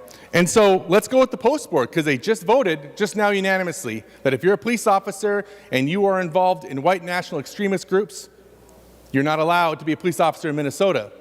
That's a Minnesota one. Maybe that should be the amendment we have instead. Thanks. Further discussion on the A2 amendment as amended. Senator Chamberlain, followed by Senator Pratt. Senator Chamberlain. Okay. We have an amendment to this amendment that will satisfy this. There's just no way we're going to allow the Southern Poverty Law Center to be the arbiter of this. It's just too arbitrary. So as I mentioned earlier, we have a simple amendment here to that. It's at the desk. It's the A53 members. Mr. President, it's simply... He's amending as amended. We delete Southern Poverty Law Center and insert United States Federal Bureau of Investigation. That's a legitimate, credible government institution that we apparently all support and believe in and has credibility. You can always amend. So that would be much more in the line of what we're doing here. It's as amended. Senator Chamberlain, I'm sorry, I was discussing the process of the Senate with another member. Can you please repeat your statements? Yes, so it's the A53 amendment. It strikes Southern Poverty Law Center and adds Federal Bureau. Let's report the amendment first, Senator Chamberlain. Sorry. Senator Chamberlain offers the A53 amendment to the amendment. The Secretary will report the A53. Senator Chamberlain moves to amend the Chamberlain Amendment as adopted by the Senate on April 22nd, 2021. To House File Number 1065 as follows. Page 1, Line 5, delete Southern Poverty Law Center and insert United States Federal Bureau of Investigation. All right, members, to the A53 amendment to the amendment, Senator Chamberlain. So I think if we want to do this and do this little dance, let's use an organization we can all agree on. Strike the Southern Poverty Law Center. I think Senator Howe and Senator Osmick made excellent points about the issue and the challenge here, and put United States Federal Bureau of Investigation. I would support that amendment to the original. The A2 was amended, then we amended the A2 as amended, so what was left was with the A3, and so the A3, which is now the A2, will simply strike the Southern Poverty Law Center and insert United States Federal Bureau of Investigation. Very well put, Senator Chamberlain. Okay, so we're on the A53 amendment to the A2 amendment. Senator Isaacson. I think I have it, Mr. President. I apologize for the confusion. Can I just be clear? Does the Federal Bureau, will Senator Chamberlain yield for questions? Senator Chamberlain will yield. Senator Isaacson. Have you found a list provided by the Federal Bureau of Investigation that you can show me that demonstrates who hate groups are in America? Senator Chamberlain. Thank you, Mr. President, Senator Isaacson.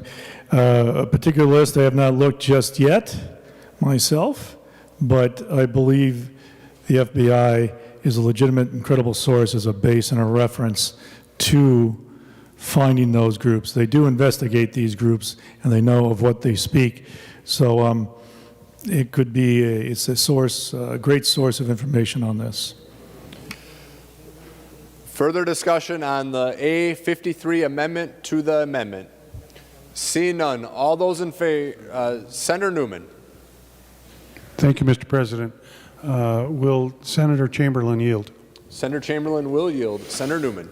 Senator Chamberlain, can you confirm that if the A53 amendment is adopted, the Federal Bureau of Investigation would be in addition to the language in the original bill as to who determines comes into these schools? I don't want the FBI to replace the original language.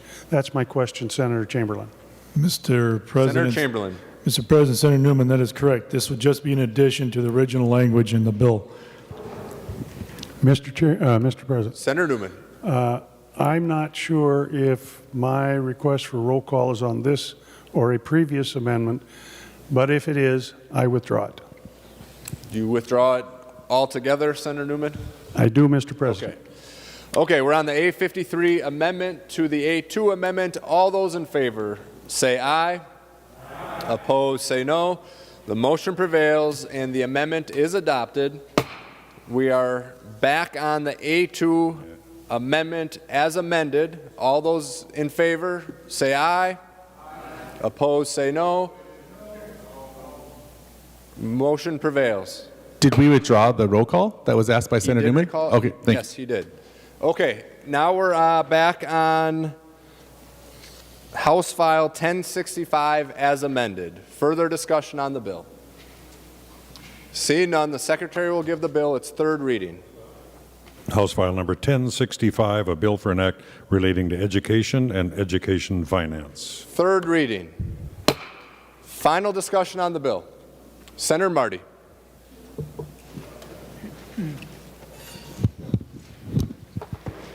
Thank you, Mr. President and members. Senator Uyghur earlier today started out by talking about the biggest flaw in this bill, and that is the lack of funding. I know when the Senate Republican caucus announced the spending targets, they hyped very heavily that this bill, we were being very generous to E12 targets. I think I saw in one of the statements that they were, quote, fully funding education, and it was claimed it was putting kids first.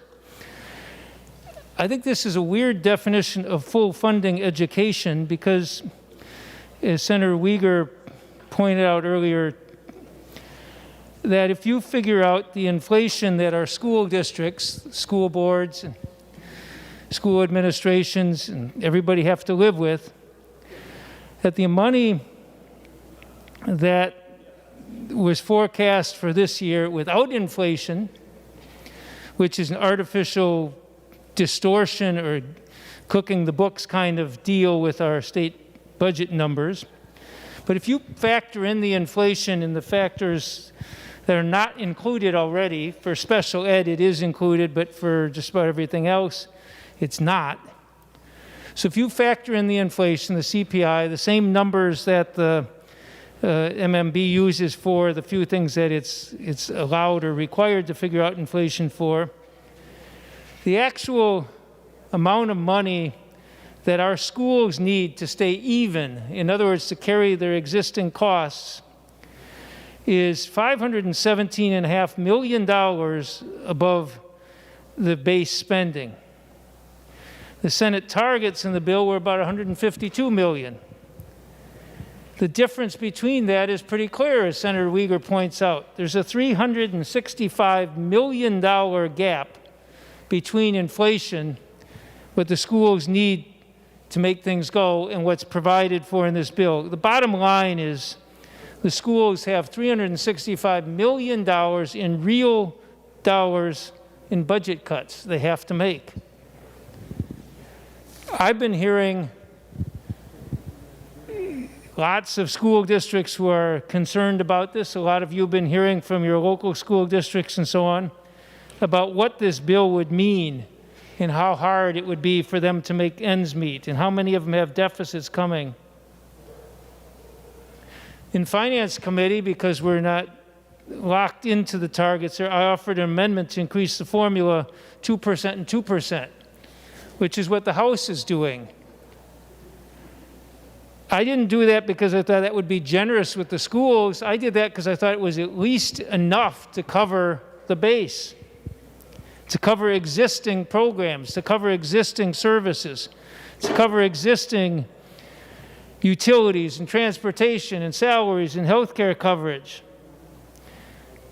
to cover the supplies they need. If we want our schools to thrive, the least we can do is not cut their budgets. And so for all the talk about how generous this bill is and the claims that it, quote, fully funds education, the reality is school districts have $365 million in cuts as a result of this. $1 million a day for the, if you figure out over 1 year. But that's a lot of money they have to make up. That's to keep even. That's not new investments. That's just to pay the existing bills.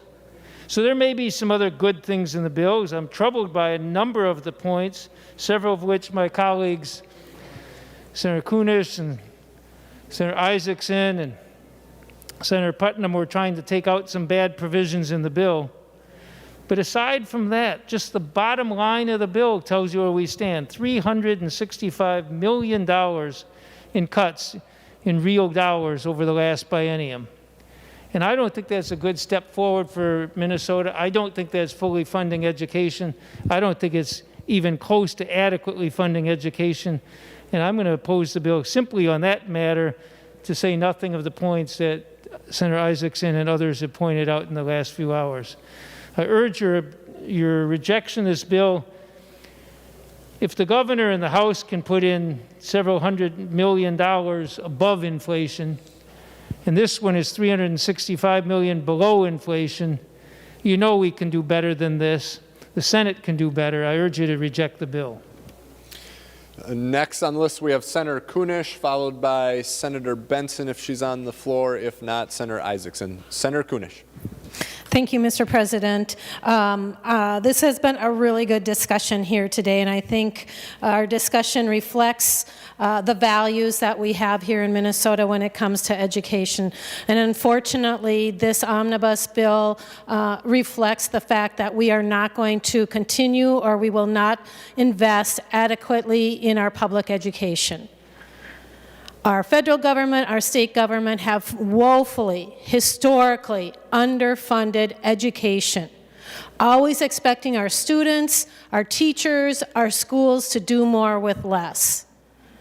One of the reasons I decided to run for office is because I was really tired of getting unfunded mandates at my school. I saw what it was doing to our special ed department, to our ESL department. I saw how we had to drop off art classes and music classes and other classes that create well-rounded students. And I've seen for decades how we fail to invest in our students of color. I appreciate the fact that in this bill there are pieces of the Teacher of Color and Indigenous Act. It's a bill that I carried in the House, and many members on both sides of the aisle carried it here in the Senate. And yet every year we have to pick and choose bits and pieces of that and beg and plead to put that into legislation, to ask for every penny to invest in the ability to increase teachers that look like our kids, that speak the language of our kids, that have the same life experiences of our kids, because we know it is an absolute fact, and I will give you the sources if you want them, that our students do better when they have a person who understands them the best. It can be a white teacher, but honest to God, if your majority students are students of color, having somebody that can empathize and understand them makes all of the difference. And the fact that we have this gap in education, and the fact that we are not meeting the targets that our state puts out for our students is not the students' fault. It's not the teacher's fault. And it's most often not the administration's fault. It's our fault.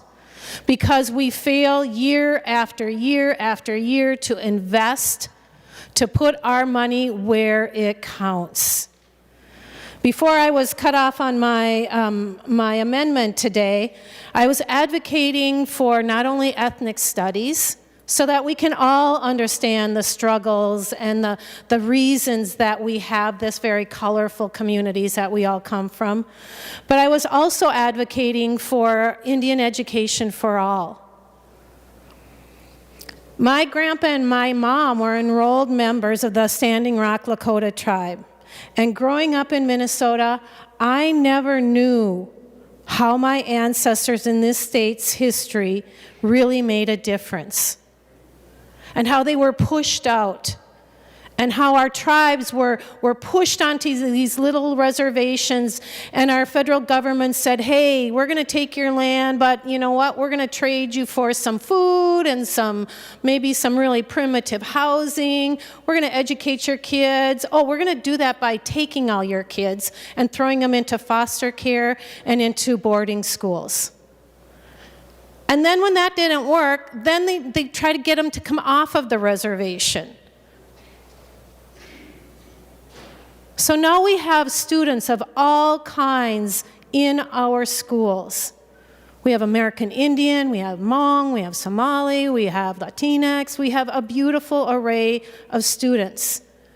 Let's meet their needs along with all of the other students that we have. And let's create that understanding so that we can appreciate the struggles of all the people in Minnesota. Many of us have ancestors from Ireland, Germany, Poland, Finland. Minnesota has all of these beautiful stories of ancestry and understanding of what it was like to struggle, to come to a new land and create a life for your family and yourselves. And one of the things we teach in school are cause and effects. We always talk about cause and effects and build a Venn diagram and build this and build that. Show me the cause and effects of all these different situations. Well, the effects of our educational system right now is caused by the lack of investment. And this bill woefully underfunds it.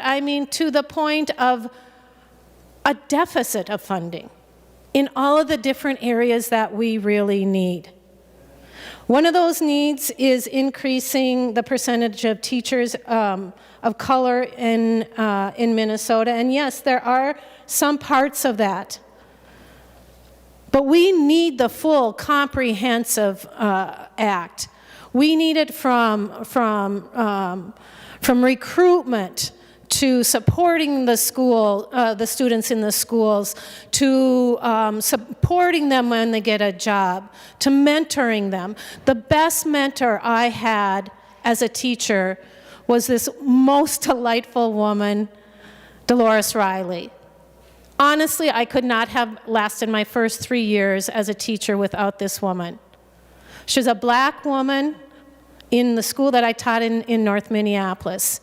And she helped me understand what it was like to be in that community and the struggles that they had. And she made me a better teacher.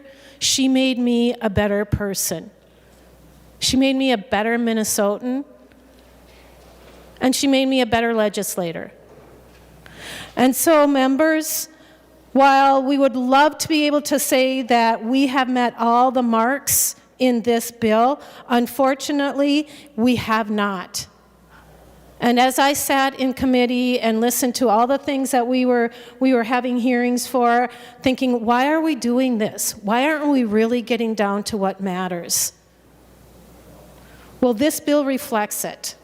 It doesn't contain all the things that really matter. It doesn't include the investment that we need to put in Minnesota. And for that reason, members, I ask you to vote red on this omnibus bill. Final discussion on the bill. Senator Benson, followed by Senator Isaacson. Senator Benson. Thank you, Mr. President, and I want to thank Senator Chamberlain for taking a bold step. He does support our public education system, but more importantly, he is taking a conversation about education funding right to the heart of what we need to do. Kids should be at the center of every conversation on education, and parents are the primary educators of their children. They need an education system that supports them, that meets their kids' needs, and that's what Senator Chamberlain is doing with the ESA that he includes in this bill. So really the choice today is, are we going to take a bold step in our state that has some of the highest disparities in the country? Are we going to take a bold step that says we're going to let parents who are in challenged schools, are we going to let parents who have children in unsafe schools, are we going to let them choose to go somewhere else that meets the needs of the children? We keep talking about systems, but we need to talk about the needs of the children, and the parents are the best deciders about what their children need. And so I thank you, Senator Chamberlain, for taking this very bold step, for having the courage to say we're going to be focused on kids. We're going to trust that parents will do the right thing for their children when given the opportunity. So I'm going to vote yes on this bill because I think parents are well qualified, and we need to give parents who don't otherwise have choice the opportunity to make this most important choice for their child. Final discussion on the bill. Senator Isaacson, followed by Senator Murphy. Senator Isaacson. Well, thank you, Mr. Chair. I appreciate the discussion we've had today. I appreciate my opportunity to serve on that committee. I want to thank the folks I served with on both sides of the aisle. It was nice to have good discussion and relatively civil, what could have been a pretty contentious couple of hearings. I think Senator Chamberlain kept that under control, which was good. I have some thoughts, though, I want to share about this bill and what we're voting for or not voting for today. What we're not voting for today, well, if you're voting for the bill, what you'll be voting for is using public money to pay private schools. For example, the average principal in Minnesota makes around $100,000 a year. The person that runs Blake makes $500,000 a year.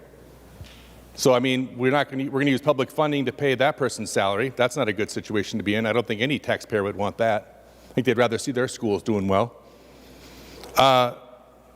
When it comes to the trans issue, I think what's really important to notice is that just across the river in that liberal oasis of North Dakota, the governor just vetoed the trans bill.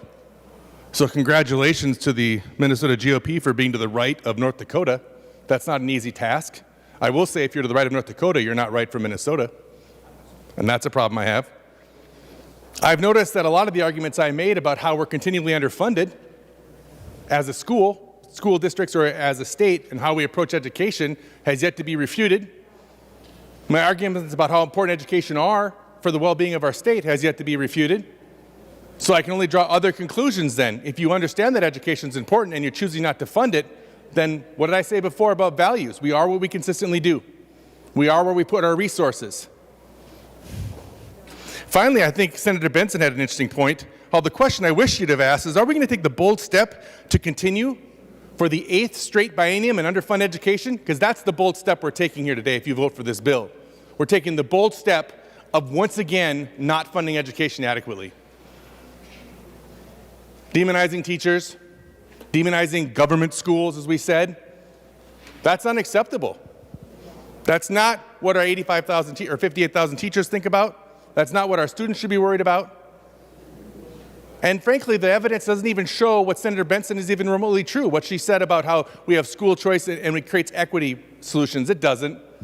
They want you to think that, and if they keep saying it over and over again, maybe you'll buy it, but it's just not true.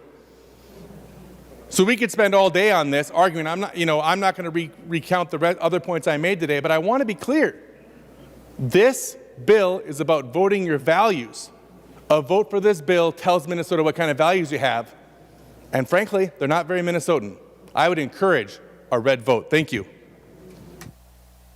Final discussion on the bill, Senator Murphy, followed by Senator Klein. Senator Murphy.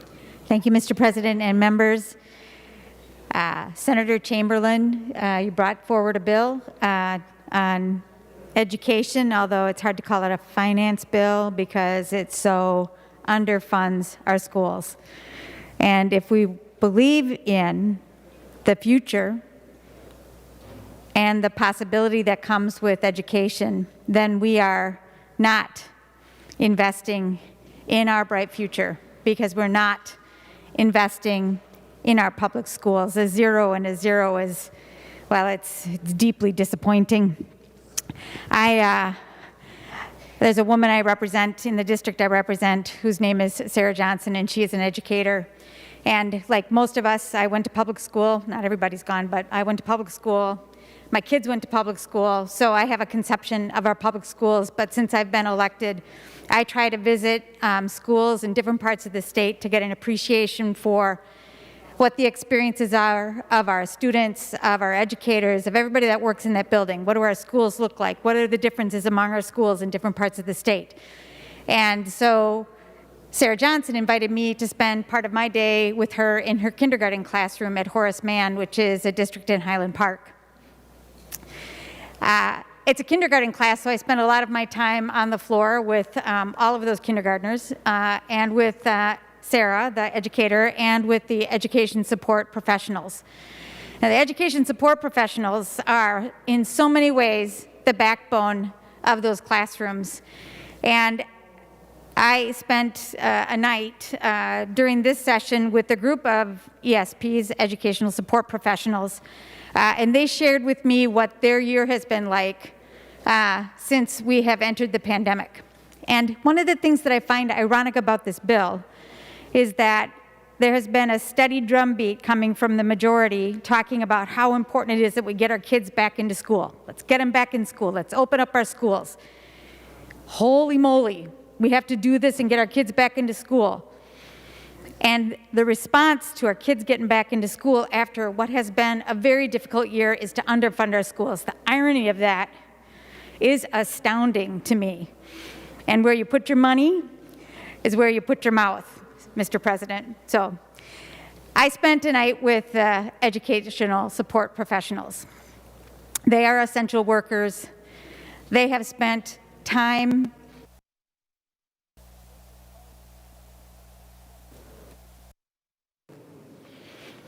They spent time in our schools making sure that essential workers could go to work because kids had a place to go.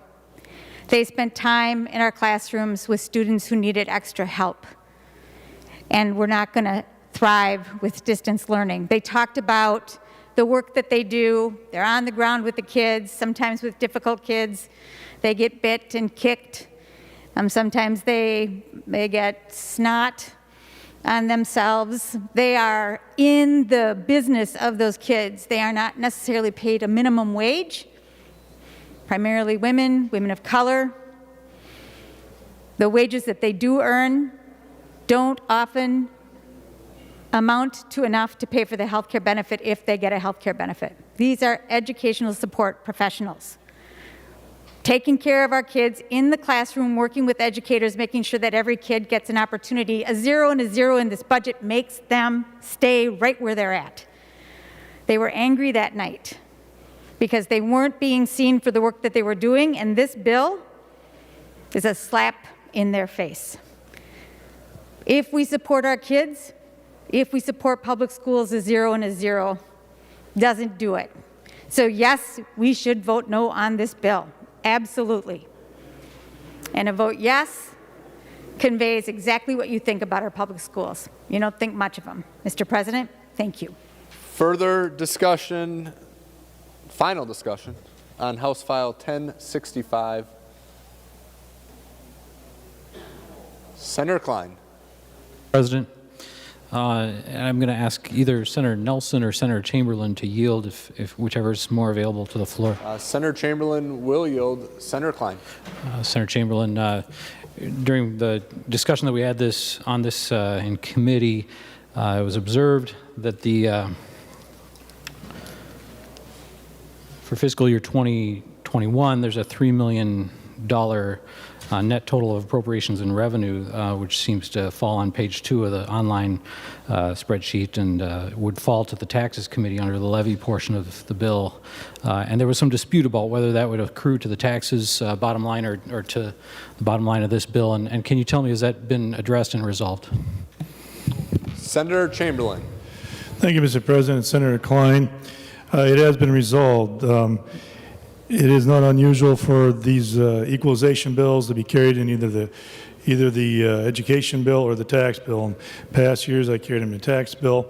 It depends on who wants to carry it in the budget. And when whoever's budget it has, those dollars will accrue back to that organization, that particular department and agency. We have discussed it. It's resolved. $3 million, and we went through tax committee as we should, and it was discussed there as well. So yes, it's been resolved to that extent. There was actually no problem in the first place. Senator Klein. Thank you, Mr. President. Final discussion on the bill. Senator Uyghur. Thank you, Mr. President, members. This is the largest investment in our budget, over $20 billion, and it should be. We've made reference several times to Article 13 in our Constitution, where it talks about our obligation to public education. Moreover, within state law, we have several references to obligations for our schools. The question's been raised as to whether this is enough money. It's been said the bill provides a bold direction. I would agree. It is bold, but it's going the wrong direction when you're going to siphon money that could be going for our public schools elsewhere. That's not in the spirit of the Minnesota Constitution. I mentioned that the majority of parents oppose that, citing the PTA as well as many other groups. I doubt this provision would survive in conference committee, but it needs to be pointed out. That is not the direction Senate Democrats would go. The bill will result in cuts, $350 million. And that's stipulated by nonpartisan research. If you look at the inflation costs, it's also verified by surveys done by nonpartisan business officials. I encouraged persons, I'm sure you did, to contact your district. What is the impact without an inflation increase? Bottom line, it's cuts. We can do better. Yes, there are provisions that we have bipartisan support. Earlier, I acknowledged appreciation, as have several of my colleagues, and we'll work to see that those make it. But we also need to take out the discrimination that transgender youth are feeling right now. We also need to look at a bold direction, not going south, which I'd call due south by draining, but let's go to due north, what Governor Walz is recommending, by providing needed funds in the formula, by providing additional funds for counselors, for social workers, for nurses, for teachers. Let's provide more funds for our full-service community schools with wraparound services. This is how we address closing that opportunity gap. So let's take the right bold initiative and go that way. There was a great bold initiative in 2013.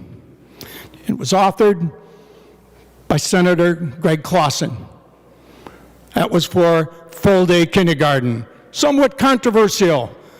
And we came up with $1 billion, and thank you, Governor Dayton, because you got to back up the rhetoric with the resources. And we came up with that. It was bold. Would we ever turn back on that? No. But it got done. We did a lot of other great things too that year. So I strongly support what the governor has put forward in the Due North. Many of those proposals will be in the House provision. In fact, they came up with more in the formula. So I know my colleagues in the Democratic Party are going to vote no, at least most of them I anticipate. As I told Senator Chamberlain, I want to do all I can to participate, to try to get this right. And I'll vote yes, as that is the ticket to hopefully get to conference committee. So in that spirit, let's work together, let's get it right, let's get a bigger target so that we can avoid cuts and provide the hope, the relief that we all agree that the students, the parents, and staff need. Thank you, Mr. President. Final discussion on the bill, Senator Chamberlain. Thank you, Mr. President and members. If I go too long, I'm at risk of losing friends, I fear. So I've been told. You know, back before session started, last 4 years I had the great blessing and honor to be chair of the tax committee. And someone approached me and approached Senator Nelson. I thought, do I want to do this? Am I crazy? After I accepted the offer to do this, I had people ask me, are you crazy? Well, I'm still evaluating that. But I'll speak for myself. I care. I thought, I'll give it a shot. I've been on this committee 10 years. It's the only committee I've been on 10 years. And it hasn't been easy. But you know what I've heard for 10 years? You know, when we started this in 11, we had a terrible deficit. But the same thing year over year. And then we lost the majority, of course, in 12. The minority, our colleagues across the aisle took over. But here we are, underfunded. We haven't done this. Now, Senator Uyghur just mentioned they did some bold things, but here we are. I can't find among all my papers now, but I found it earlier. 55% reading proficiency statewide. Fourth graders. Now, maybe I can find my little sheet here about Mississippi. Mississippi's beating us and all that stuff. And Mississippi's always the butt of jokes. But they did things to change what they were doing for literacy. But we added a lot of statutes, a lot of stuff, a lot of words, stuff in books. And here we are, doing this theater in here. Let me refresh memories again. Now we can quibble about this a little bit, I imagine. 2009, DFL proposed 0 and 0 on the formula. 2011, Governor Dayton proposed 0 and 0 on the formula. 2013, Governor Dayton proposes 1 and 0, and which was passed by this body, in which case was a majority Democrat.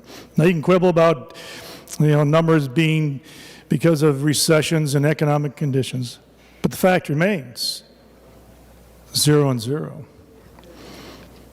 So I could lose friends and go into the entire history of where this whole thing started to unravel, but I won't go back to 1975. So a lot of times in the past, even 10 years, the same thing's been brought to this floor. And we say the same thing, underfunded, underfunded, underfunded. Minnesota is 15% above the national average in the per pupil spending. right in the center of the pack of overall spending, and I think you got to throw out D.C. and New York. The inflation's out there, and those numbers just skewed, and D.C. isn't doing that well anyway. So what we simply tried to do here is come at things a little bit differently, to target kids and families and not systems. Senator Uyghur talked about obligation to fund public education. Members, I love Senator Uyghur like a brother, but none of you in here or listening to this is obligated to fund an institution or a building or Education Minnesota. We are obligated to fund education for kids. For kids. And to that point with the educational savings accounts and choice, I can't say it enough. You try to deflect and run away from it. 74% of African Americans, that's what they want. 71% of Hispanic Minnesotans, that's what they want. They want that empowerment. They want that choice. It's all public education. It's all education. It's just not government education. There's no tablet anywhere written on that says, thou shalt go to public government schools, and that will be the case. Nowhere is that the case. This is never, you try to twist this and make it against teachers and education. Again, have at it. But you can't change the fact. The people have asked for something, we want to give it to them because we want to try something different, and it's about funding the kids and helping the parents and making them part of the conversation. During floor debates here, in this session, educators at Tier 1 and Tier 2 were referred to as warm bodies. I won't name names.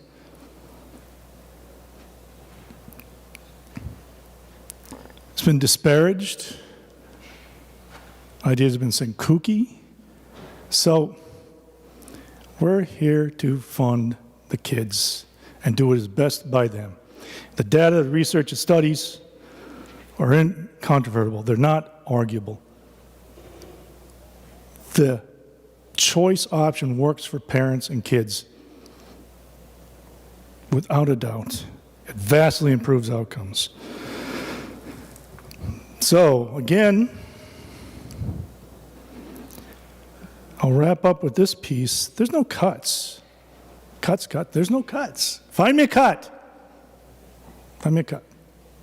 Besides the Department of Education, which is an institution, a building. Good people work there.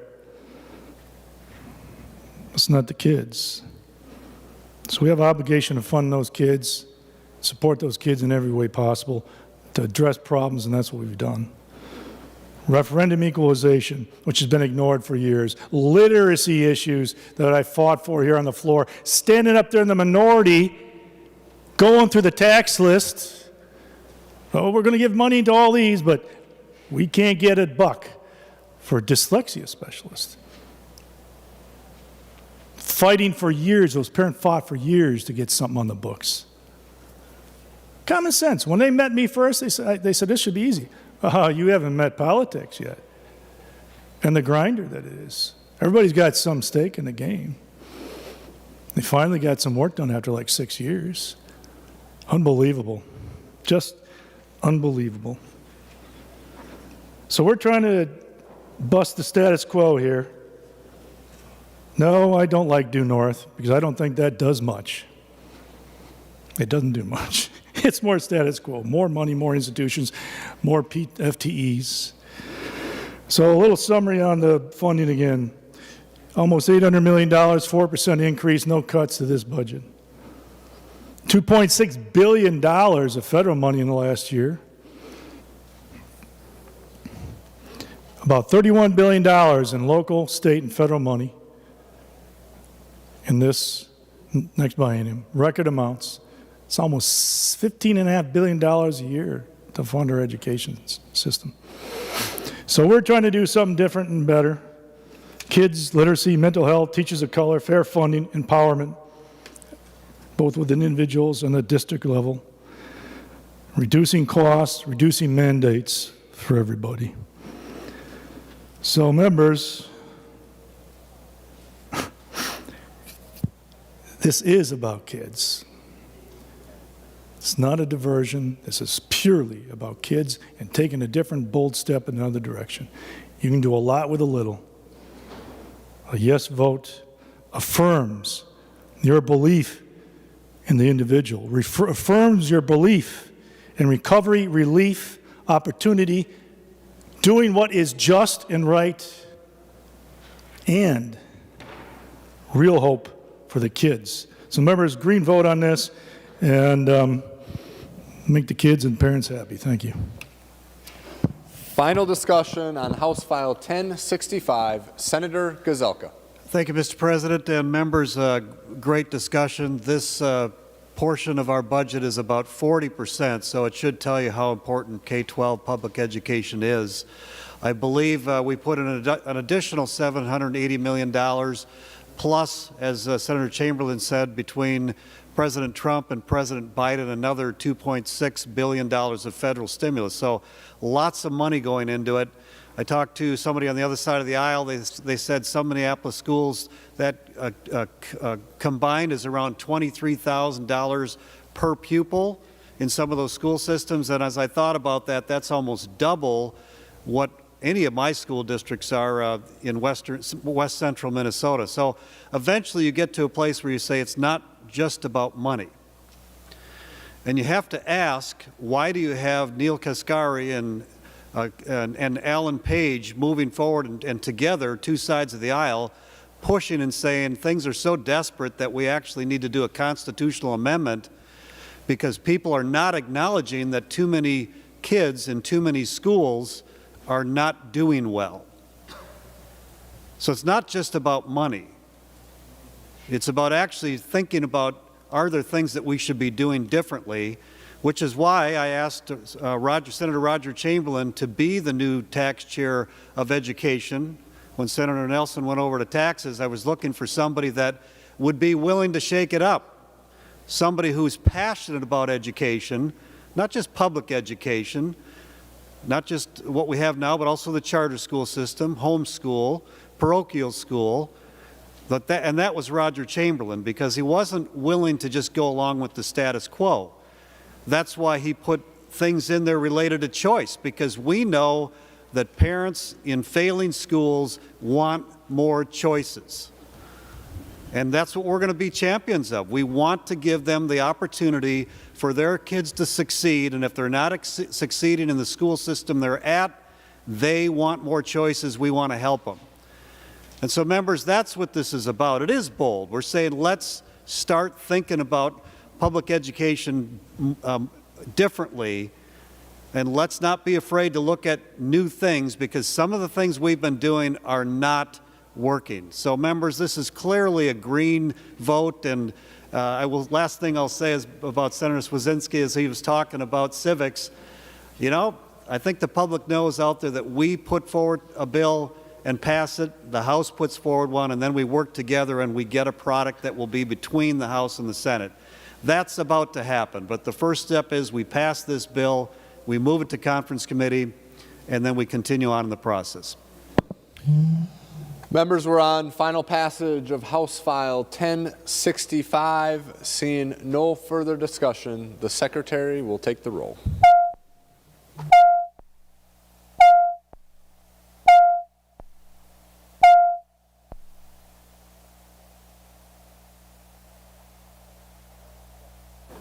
Members in the retiring room, room 303 in the President's office, please come to the chamber to vote.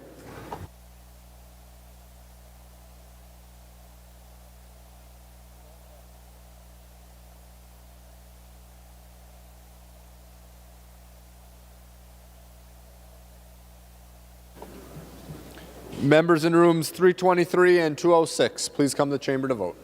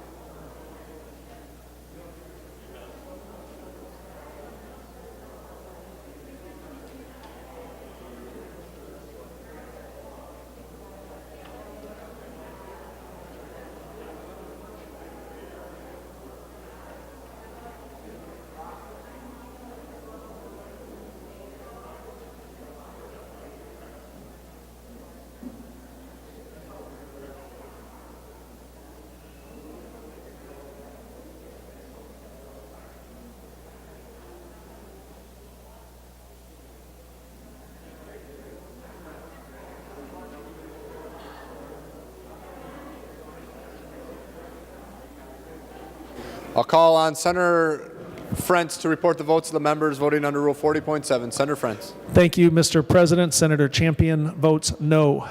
Champion votes no. Senator Frentz. Senator Dietzick votes no. Dietzick votes no. Senator Frentz. Senator Eaton votes no. Eaton votes no. Senator Frentz. Senator Eakin votes no. Eakin votes no. Senator Frentz. Senator Latz votes no. Latz votes no. Senator Frentz. Senator Newton votes no. Newton votes no. Senator Frentz. Senator Torres Ray votes no. Torres Ray votes no. Senator Frentz. Senator Herr votes no. Herr votes no. Senator Frentz. Senator Putnam votes no. Putnam votes no. Senator Frentz. And Senator Wickland votes no. Wickland votes no. Senator Thomasoni. Senator Bach votes aye. Bach votes aye. Senator Jasinski. Thank you, Mr. President. Senator Anderson votes aye. Anderson votes aye. Senator Jasinski. Senator Coleman votes aye. Coleman votes aye. Senator Jasinski. Senator Duckworth votes aye. Duckworth votes aye. Senator Jasinski. Senator Eichhorn votes aye. Eichhorn votes aye. Senator Jasinski. Senator Ingebrigtsen votes aye. Ingebrigtsen votes aye. Senator Jasinski. Senator Johnson votes aye. Johnson votes aye. Senator Jasinski. Senator Goggin votes aye. Goggin votes aye. Senator Jasinski. Senator Matthews votes aye. Matthews votes aye. Senator Jasinski. Thank you, Mr. President. Senator Senjum votes aye. Senjum votes aye. And thank you, Mr. President. Senator Jasinski. Benson votes aye. Benson votes aye.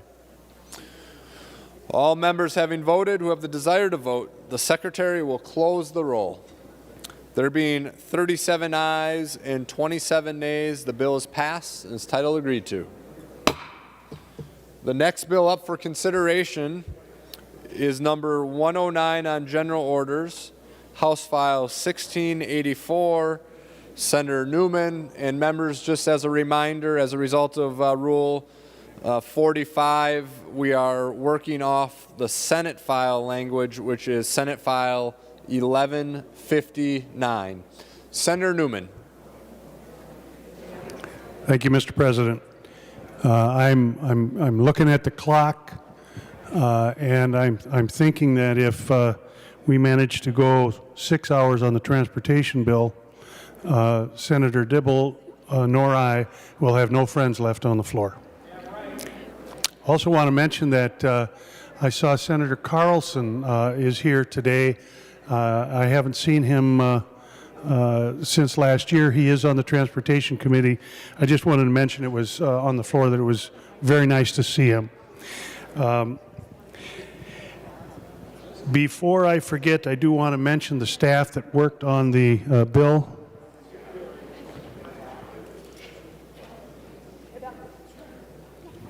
I want to mention the staff that worked on the bill. First of all, the nonpartisan staff, Ms. Stengel, the Senate counsel, Ms. Boyd, the fiscal analyst for transportation. They have both done a wonderful job. Our CA, Mr. Calusa, the CLA, Mr. Woodrich.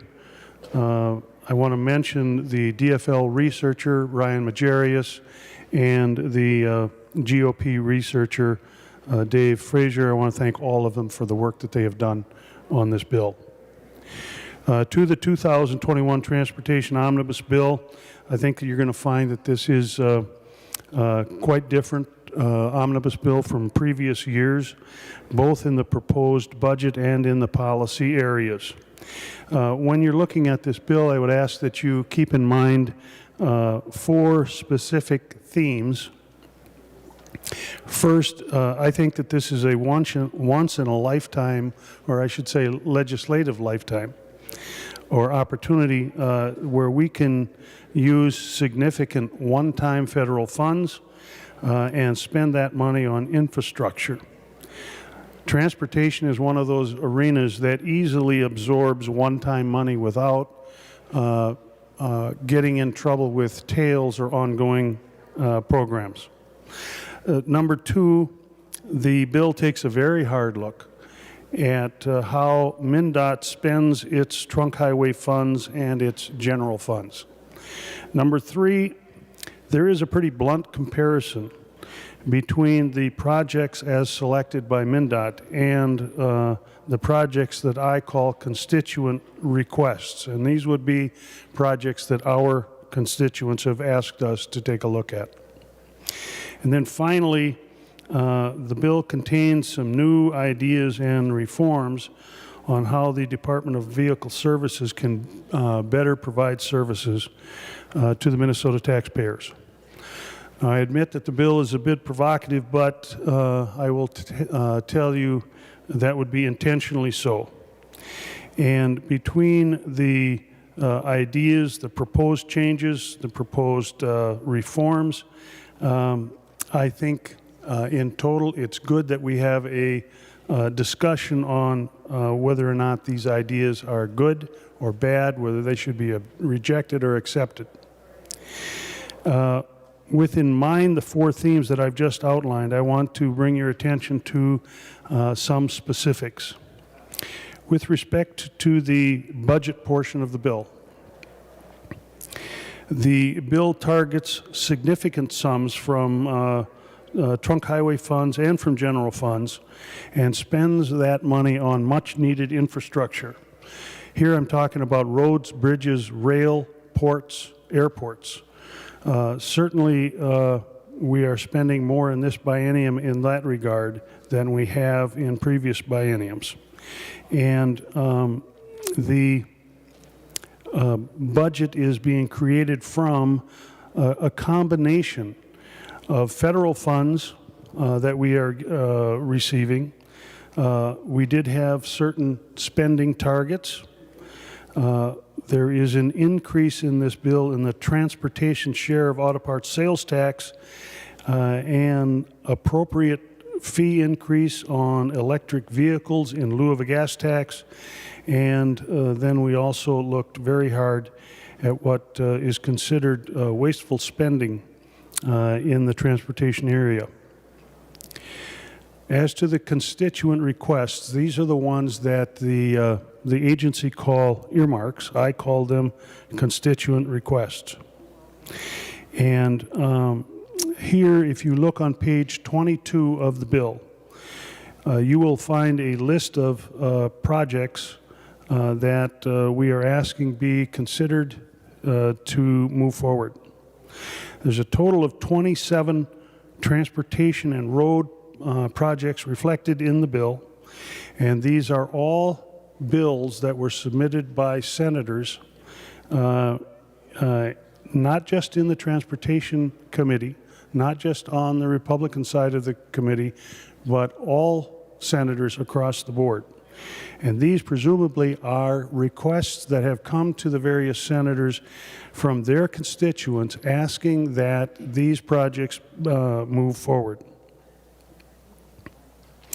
The next area I wanted to touch on is what I call leakage from the transportation, or the Trunk Highway Fund.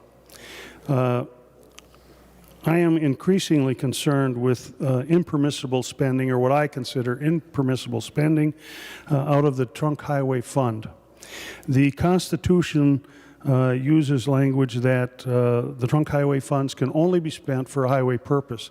I frankly think that's a rather unfortunate, ambiguous phrase, but that is what is embedded in the Constitution. And I say it's unfortunate because what is considered a highway purpose is something that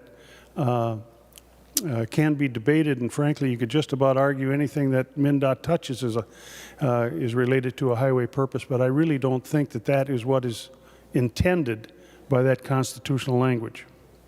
In addition, there is a statute in Minnesota, 161.20, which prohibits the commissioner from spending trunk highway funds other for a highway purpose. And then that statute goes on and lists some specifically prohibited expenditures.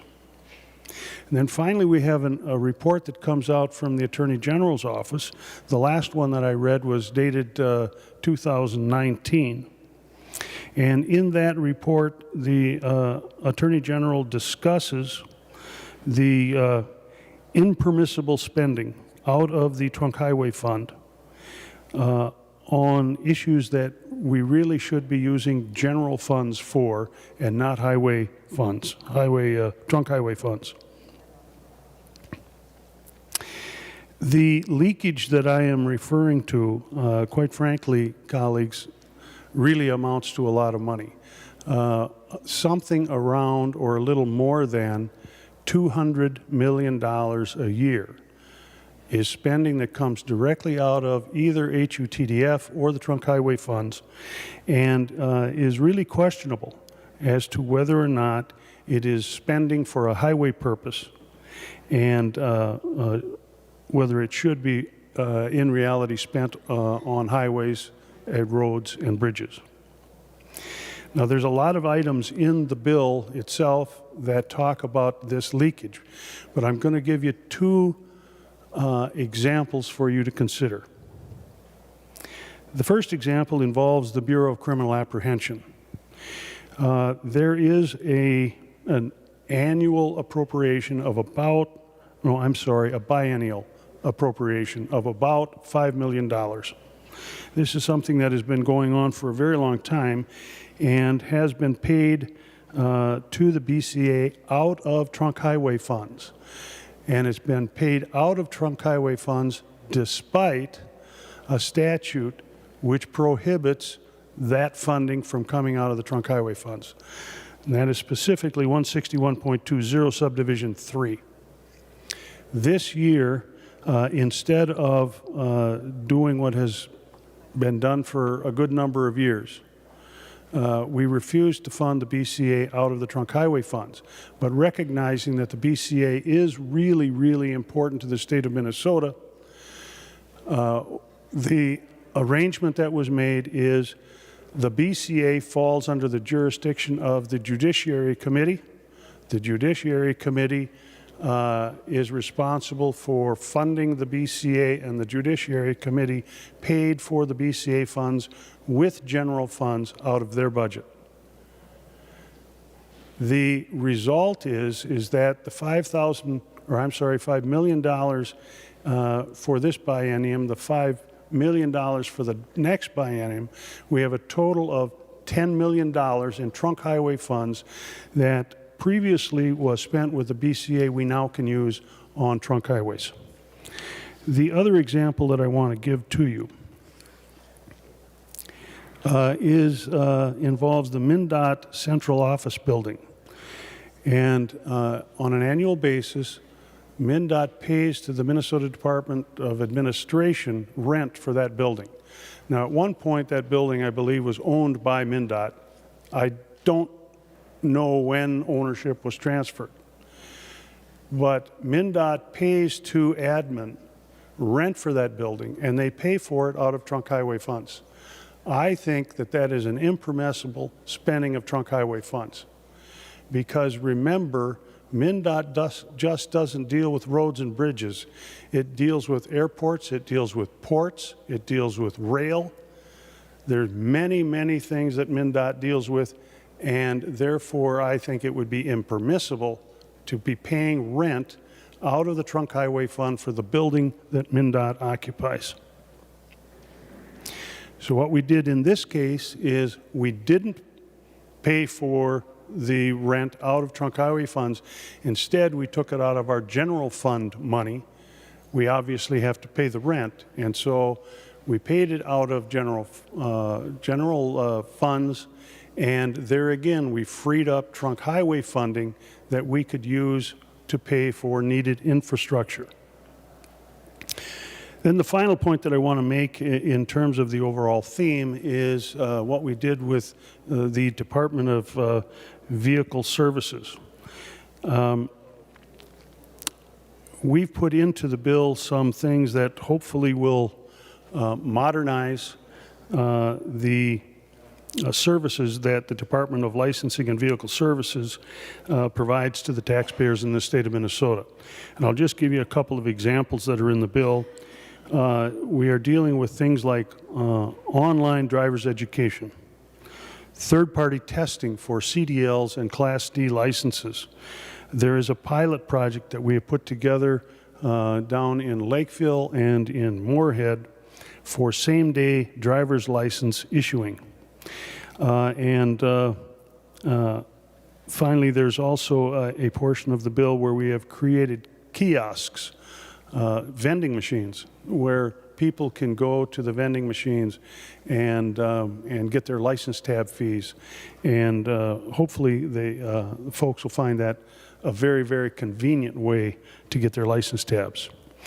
So members, that is a brief summary of the bill. I would be happy to try and answer any questions that members may have.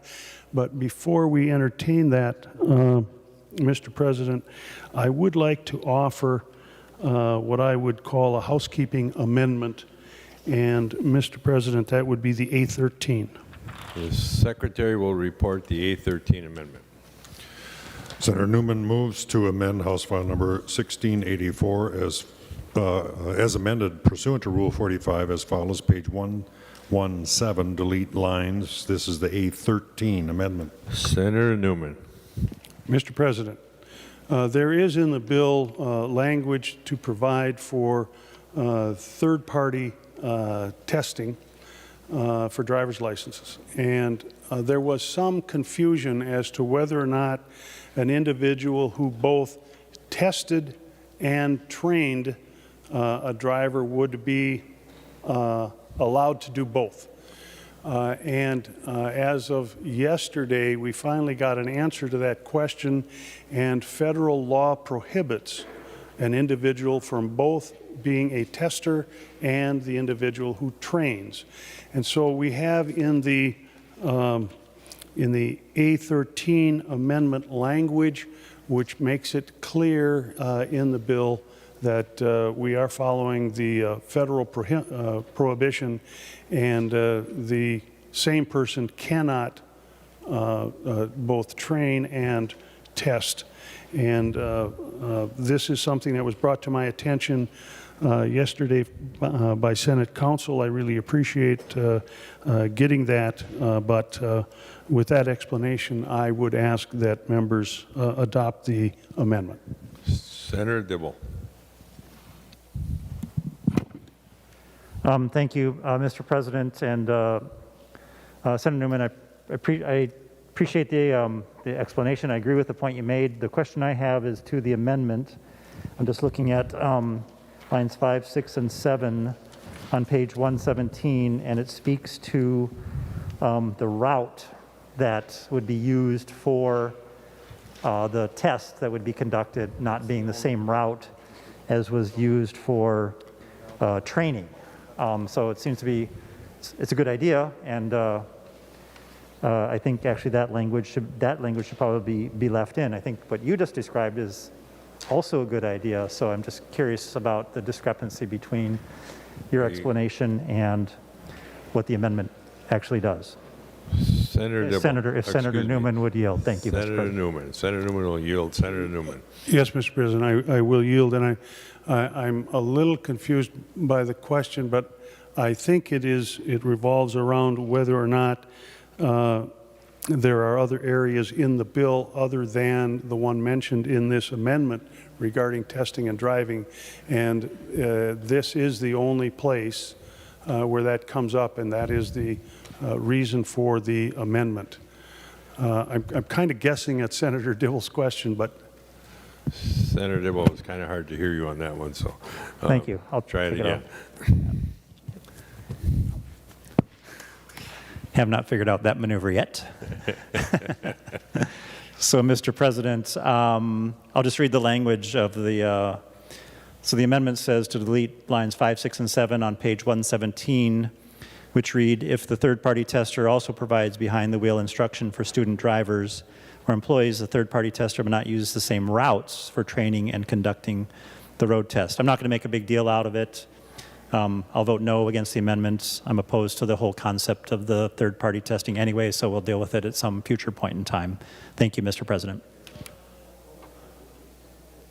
Any further discussion on the A13 amendment? Seeing none, all those in favor signify by saying aye. Opposed, say no. Motion prevails. The amendment is adopted. Senator Abler. Thank you, Mr. President. I just have two small amendments that are hopefully all worked out. For starters, if I could move the the A11 amendment, Mr. President. Secretary will report the A11 amendment. Senator Abler moves to amend House File Number 1684 as amended pursuant to Rule 45 as follows. Page 25, line 19, delete. This is the A11 amendment. Senator Abler. Thank you, Mr. President. Thanks to Senator Newman and the committee for recognizing the value of Highway 10. We are getting close to finishing the west side, the gateway side. We've just, in very brief, it once had a cost of maybe $300 million. They're down to $138 million. And the bill actually provides some money for the west side on Ramsey and also some for a third lane on Highway 10. This simply moves $12 million from the third lane to the gateway west side of Ramsey part, because that's actually closer to being done and it's more practical. So it moves $12 million in trunk highway bonds from one project to the other. And with that, I would appreciate your support. Senator Dibble to the A11 amendment. Thank you, Mr. President. If Senator Abler would yield. Senator Abler will yield. Senator Absolutely. Dibble. Thank you, Mr. President. Senator Abler, you opened up the description of the amendment as being all worked out. I had no prior knowledge of this, so it certainly wasn't worked out with the minority party. But with whom was it worked out? Was it worked out with the Department of Transportation, the chair of the committee? Can you provide a little more illumination on with whom it was all worked out? Senator Abler. Well, thanks. I didn't mean to be presumptuous, Senator Dibble. I could actually have talked to you about this. I apologize.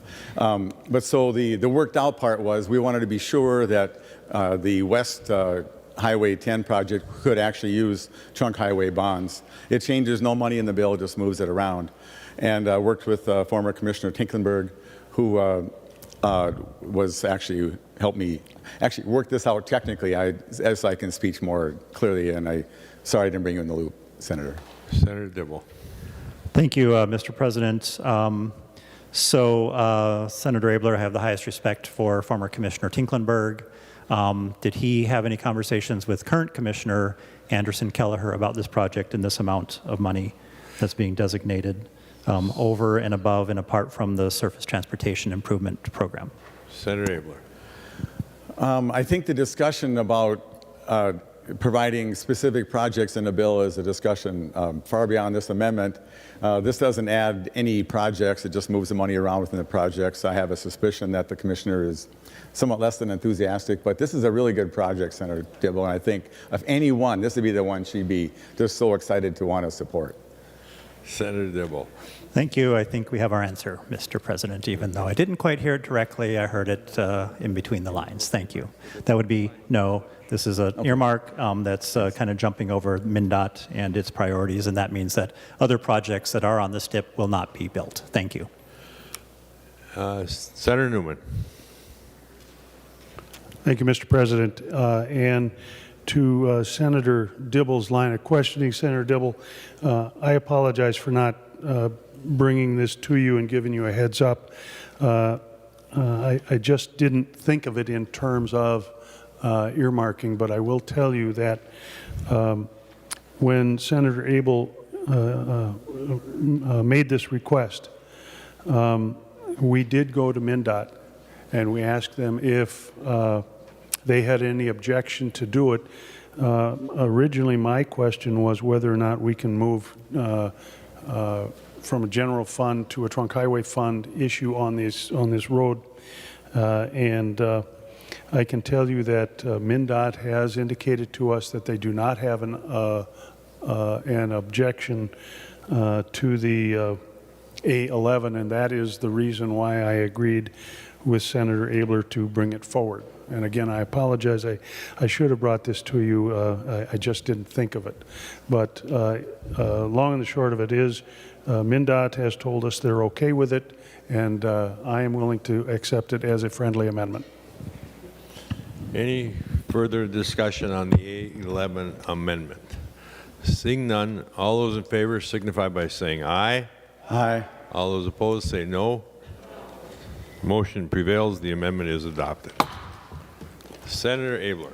Mr. President and Senator Dibble, I think you'll actually like this one, even though I didn't talk to you about this. In committee, we had brought forward an issue about a signal on Senator Highway Abler, 47 at McKinley. Senator Abler, what's the number on the amendment? Oh, I'm sorry, Mr. Chair, I move the A20. Secretary will report the A20 amendment.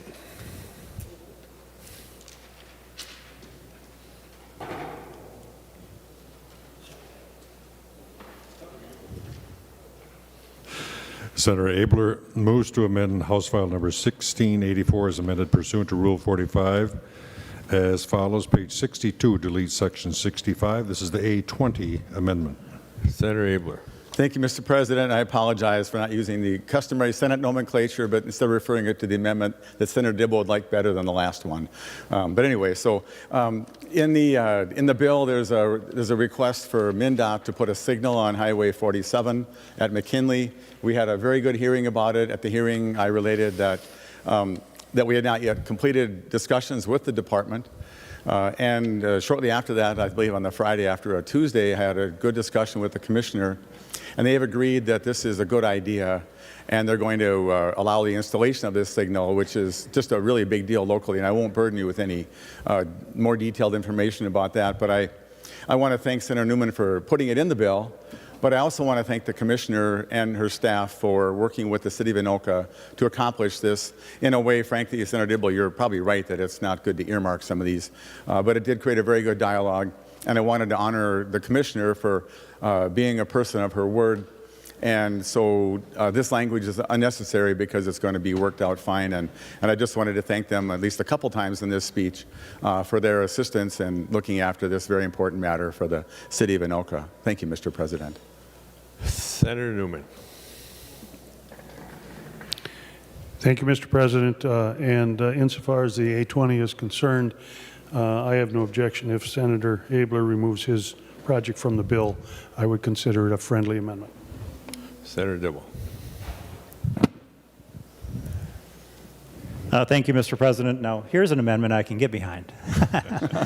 No, seriously, Mr. President and members, I've always made it, it's always been my position, I've made it clear that I don't think it's a bad thing. I think it's a good thing that members bring forward individual projects in bill form and present them to the committee, and using that as a means and a tool to engage in a conversation with the Department of Transportation about the things that are important to their communities as it relates to transportation, their economy, their local aspirations and dreams and potentials that they have that transportation might aid at the local level. And sometimes it does spark that conversation with the Department of Transportation or Metro Transit or what have you. As well as the county government, the local government, et cetera, convenes people around a table and creates possibilities. In this case, it has done that. So I would encourage a green vote for the A20. Thank you. Any further discussion on the A20 amendment? Seeing none, all those in favor signify by saying aye. Aye. Those opposed say no. The motion prevails. The amendment is adopted. Thank you, members. Further discussion on Senate File 1684. The secretary will, no, okay. That was good. Thank you. I've seen it happen. I've been here long enough that Senator Dibble. We've gotten a third reading before any amendments are offered. Well, Mr. President and members, while my members stream into the chamber to get ready to offer their amendments, I thought I'd just offer just a very, very quick, I'm going to save most of my comments for third reading, but I just thought I would respond to a couple of the opening statements that Senator Newman made, which he put the question to the chamber and to the Senate if the idea that his admittedly provocative bill is being put forward, and he's curious to know if these are good ideas or bad ideas. And I won't be voting for the bill in the end, so obviously I think most of the ideas aren't great. I will acknowledge that we do have some common ground on some of the use of trunk highway funds, with which I agree. For example, Senator Newman talked about funding the BCA labs. I think that's an inappropriate use of trunk highway funds. Making use of trunk highway funds to manufacture license plates when the Department of Public Safety, Driver and Vehicle Services simply recoups that money in the form of fees, and they get to pocket those dollars and put them into the driver services account, also inappropriate. However, the replacement for those dollars doesn't show up until year 2, so it creates a little bit of a crisis in the driver services fund. And we'll talk more about this later, but zeroing out the transit, Metro Transit budget, as well as Metro Mobility, I think is extremely ill-advised and makes me very, very nervous about the stability and security and our ability to provide core transit functions for those seniors, those who are disabled, and those who absolutely need transit to get to work. Many of those who had to use transit all through the entire pandemic crisis because they're service workers who serve all of us. Really, really makes me very, very nervous, and I think is the wrong direction to go. And then, of course, we'll have our favorite conversation about community requests, which I call earmarks. With that, Mr. Chair, I see we have Senator Carlson who's going to offer the First Amendment. Thank you, Mr. President. Senator Carlson. Thank you, Mr. President. I'm going to talk a little bit about unintended consequences. I really applaud Senator Newman for his intentions to try to use the... Senator Carlson, just out of curiosity, do you have an amendment that... Yes, I have an amendment. ...is relative to your unintended consequences? I wanted to give you a sentence first. Okay. And by the way, Mr. President, I want to thank Senator Newman for welcoming me back here on the Senate floor. This is quite a good feeling to come back here. And I actually was able to meet my legislative assistant, Hannah, for the first time today, and also some of the new senators, too. But, Mr. President, I do have the A1 amendment. Secretary will report the A1 amendment. Senator Carlson moves to amend House File Number 1684 as amended by Rule 45 as follows, page 31, delete Sections 4, 5, and 6. This is the A1 amendment. Senator Carlson. Thank you, Mr. President. And, Mr. President, I do want to communicate to Senator Newman that I really appreciate his intention. Senator Carlson, I don't know if you're willing to take your mask off, but I can't hear you. If that's okay with you, I will do it. Mr. President, I have had my shots. So I really am not going to spread anything to anyone, hopefully. But good to hear. Mr. President, Senator Newman has a very good intent here to reserve highway funds for highways. That's good.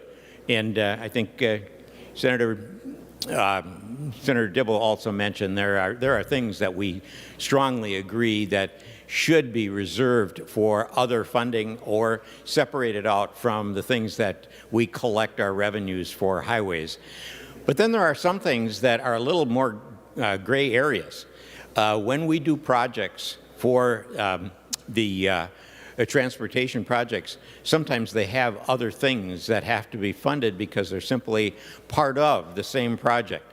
They may not even be streets and bridges, or roads and bridges. They may be a bridge for wildlife to go under. They may be something for pedestrians to go under. And those, I don't know that any wildlife pays taxes. Pedestrians don't pay highway user trust fund taxes. But they are projects that need to take care of what was there before we either add or enlarge a roadway. So I want to make sure that we understand that these projects are necessary. Bikeways, when you talk about transportation, can be part of the overall project. And for instance, I've mentioned when we talked about this bill, building this bill, that I have a 494 bridge that goes across the Minnesota River that has a walkway, bikeway with it. And Senator Newman said that that would not be funded if this bill would become law, because it would have to be, the bicycle way would have to be funded separately. which I think could be a big problem for some of our projects that we need to get done. I don't know if we have, for instance, a passover for Highway 14. We don't want to have surface level bikeways going across that highway if it looks like what we should have is an overpass that might be for pedestrians and for bicycles. We don't want to have let's say if there's a place where we have to have a narrow throughway between two waterways and a bicycle path goes there now, we still should be able to put that like the enlarged shoulder or something else that might be a bikeway and stripe it, and I'll reserve it for bicycles or for that kind of transportation. So what I'm getting at here is that there could be some projects where we have to engineer it separately. And if this bill is actually approved, it does prohibit doing the engineering, doing the other design work and approval work, and project management work has to be funded and overseen separately. And I think that's an unintended consequence of Senator Newman here to put the stop to some of these projects because they don't have the entire transportation subject covered. We do have something called municipal consent. And when we run a highway through a particular municipality, whether that be a township or a county, or in the city of Minneapolis when we did 35W Bridge going across the Mississippi River, there was municipal consent that was required. And what that meant is that whole project had to be approved by the city of Minneapolis before it could go forward.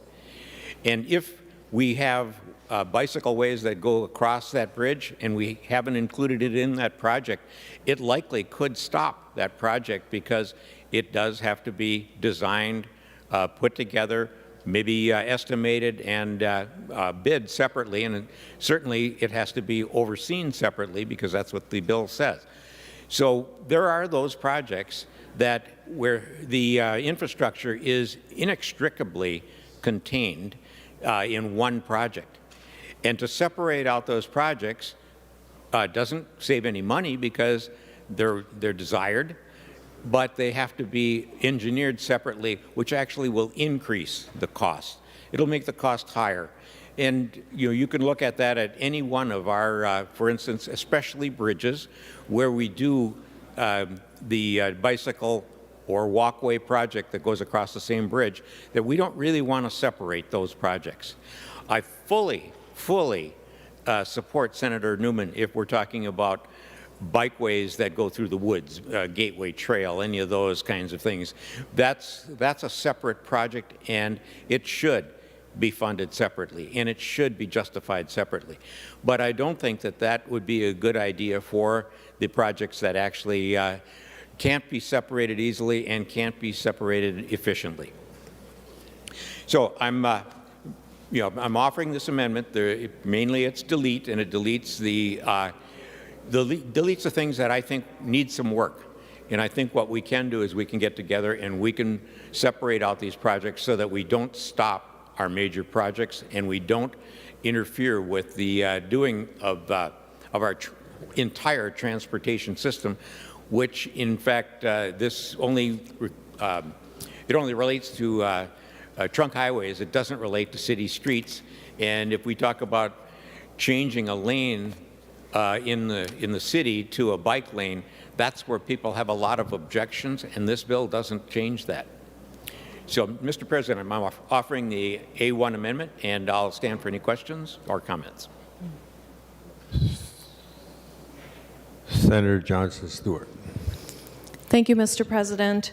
I don't have any questions for my colleague, Senator Carlson, but I do want to offer up a few more points in support of this A1 amendment.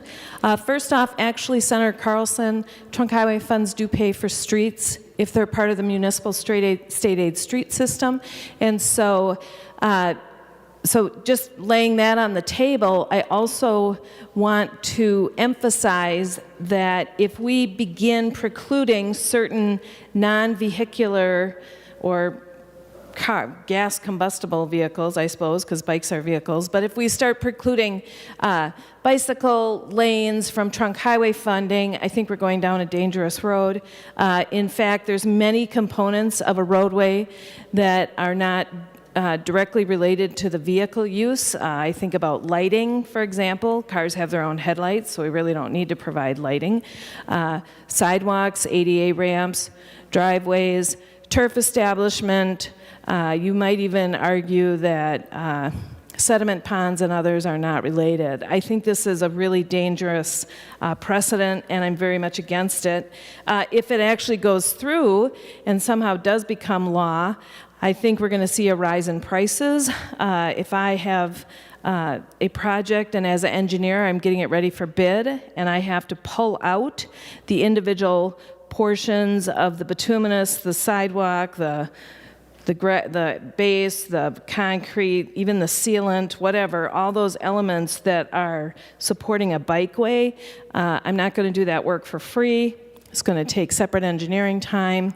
It's going to be unduly burdensome, and I just can't support it. So I appreciate what Senator Newman is trying to do. He's trying to make a point that bicycles should not be funded with, or bicycle routes should not be funded with trunk highway funds.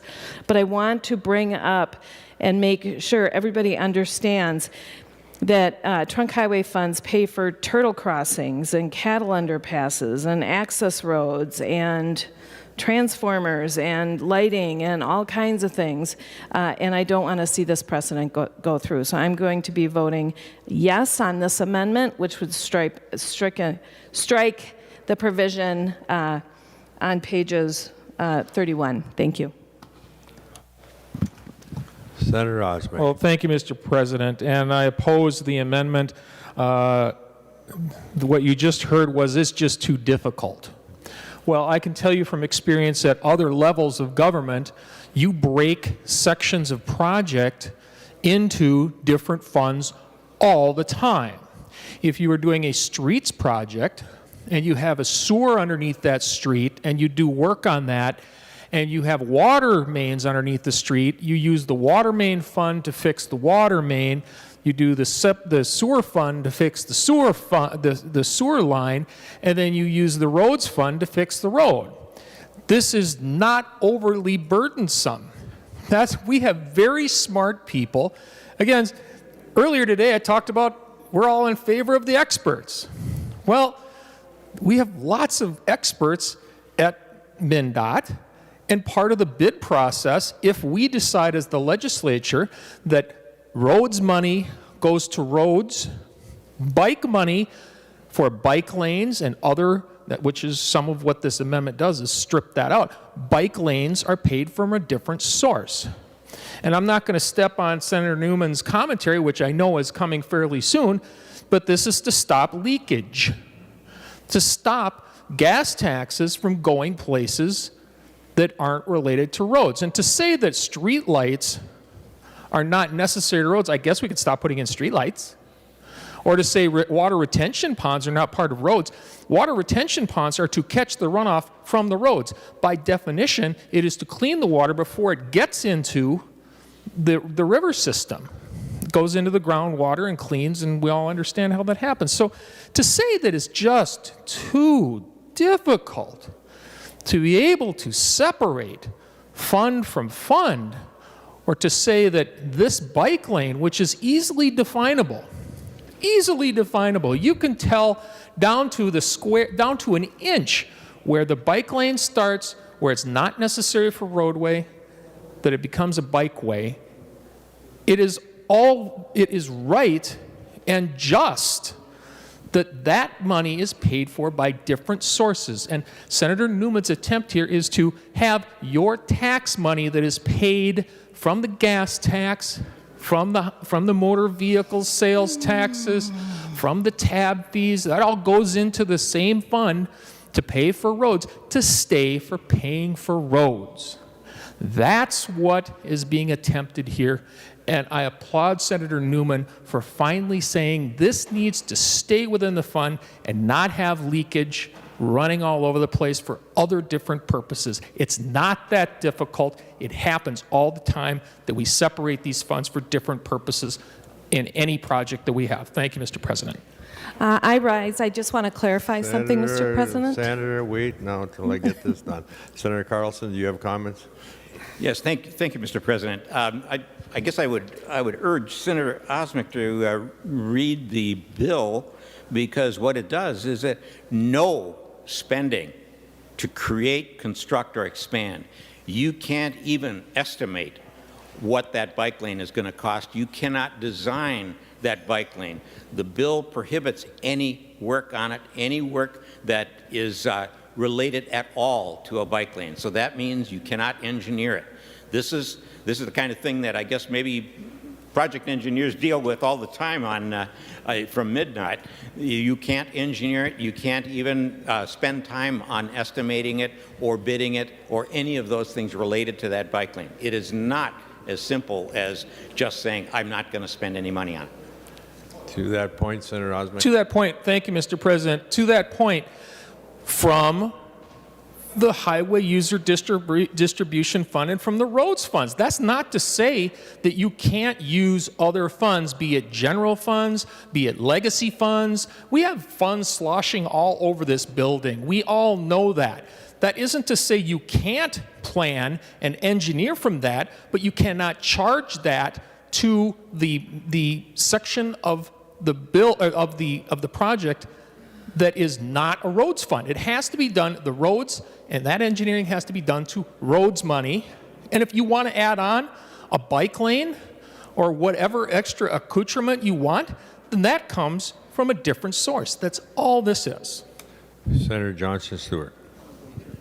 Thank you, Mr. President. I just wanted to offer up that, yes, in fact, Senator Osmek is correct that if I have to separate funding, I'm well able to do that.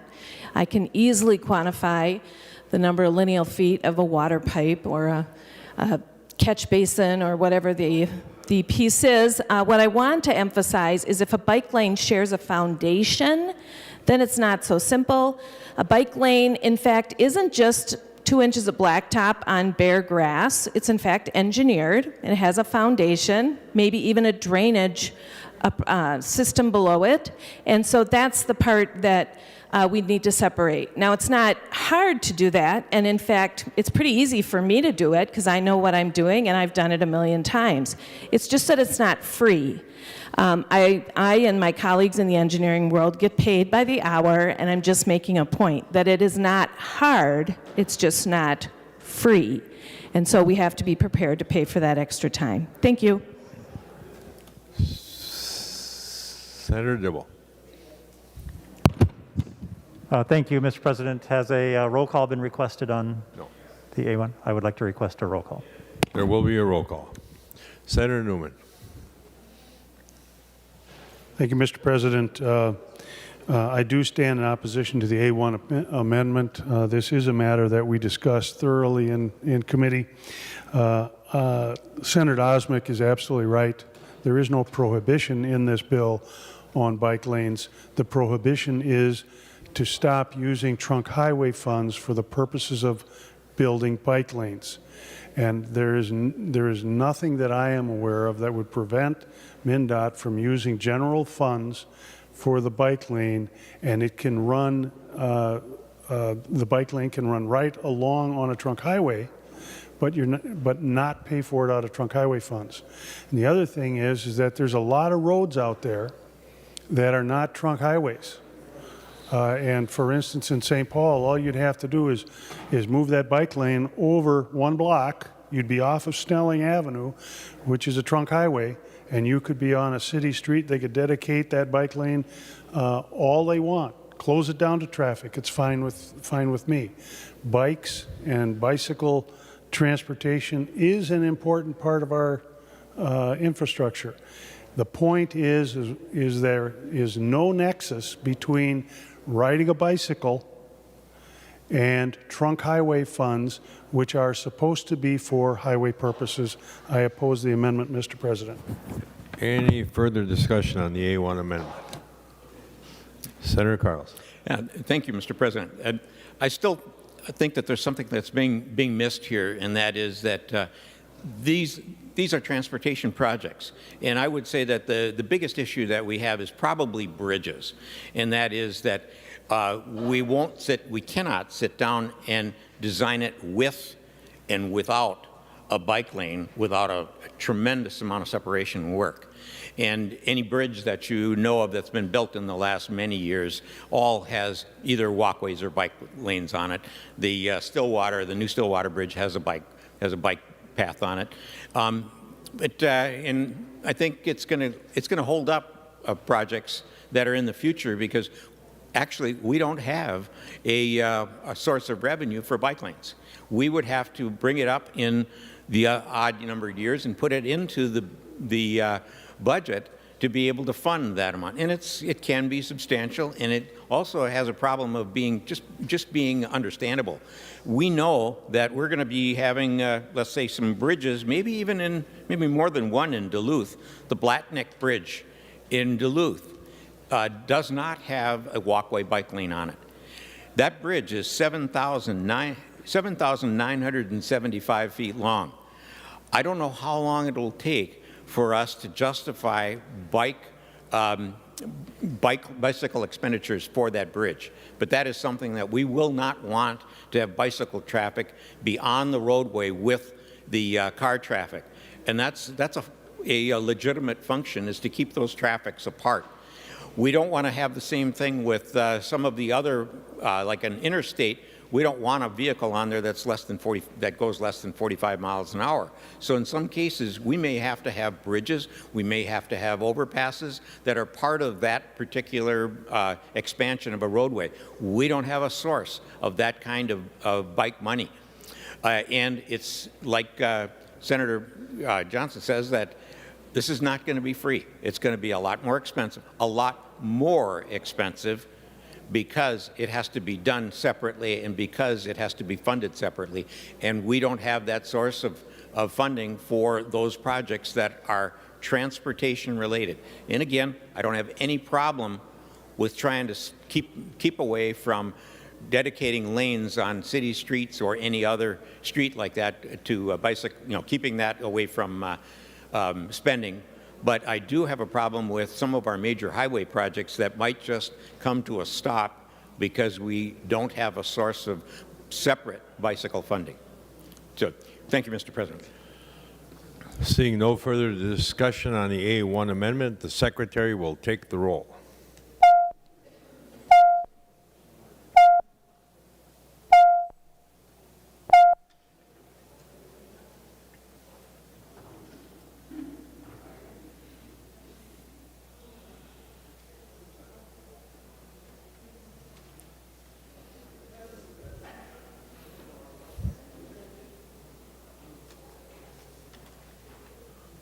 Members in the retiring room and room 303, please come to the chamber to vote.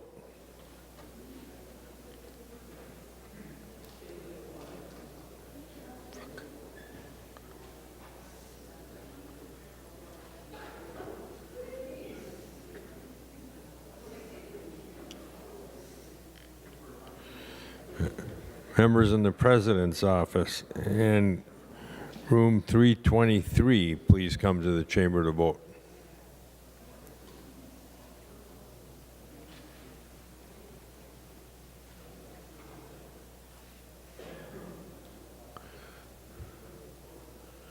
Members in 206, please come to the chamber to vote.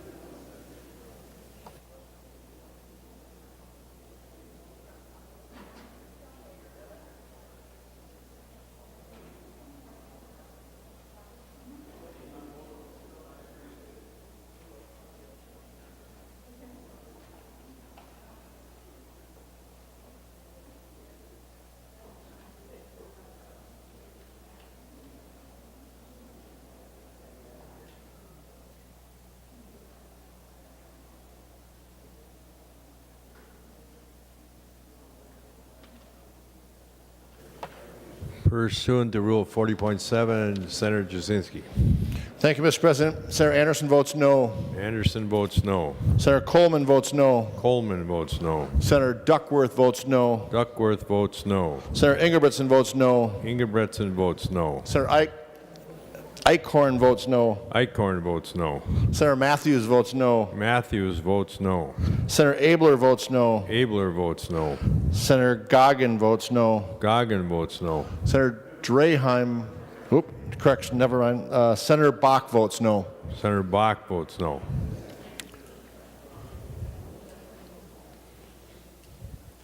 Senator Friend. Thank you, Mr. President. Senator Champion votes aye. Champion votes aye. Senator Dietzick votes aye. Dietzick votes aye. Senator Eaton votes aye. Eaton votes aye. Senator Eakin votes aye. Eakin votes aye. Senator Isaacson votes aye. Isaacson votes aye. Senator Kunish votes aye. Kunish votes aye. Senator Latz votes aye. Latz votes aye. Senator Marty votes aye. Marty votes aye. Senator Newton votes aye. Newton votes aye. Senator Murphy votes aye. Murphy votes aye. Senator Putnam votes aye. Putnam votes aye. Senator Torres Ray votes aye. Torres Ray votes aye. And Senator Wickland votes aye. Wickland votes aye.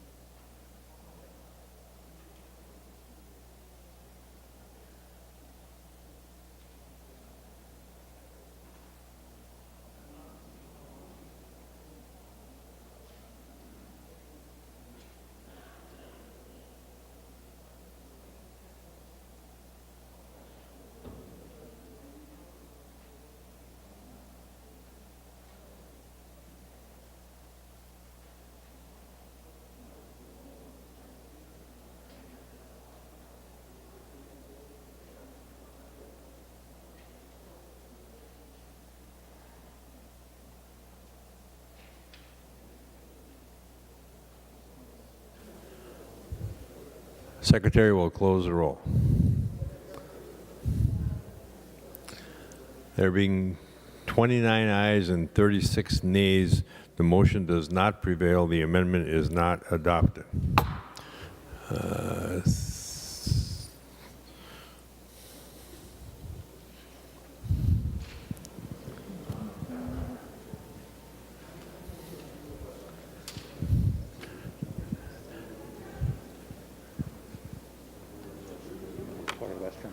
Senator Utke.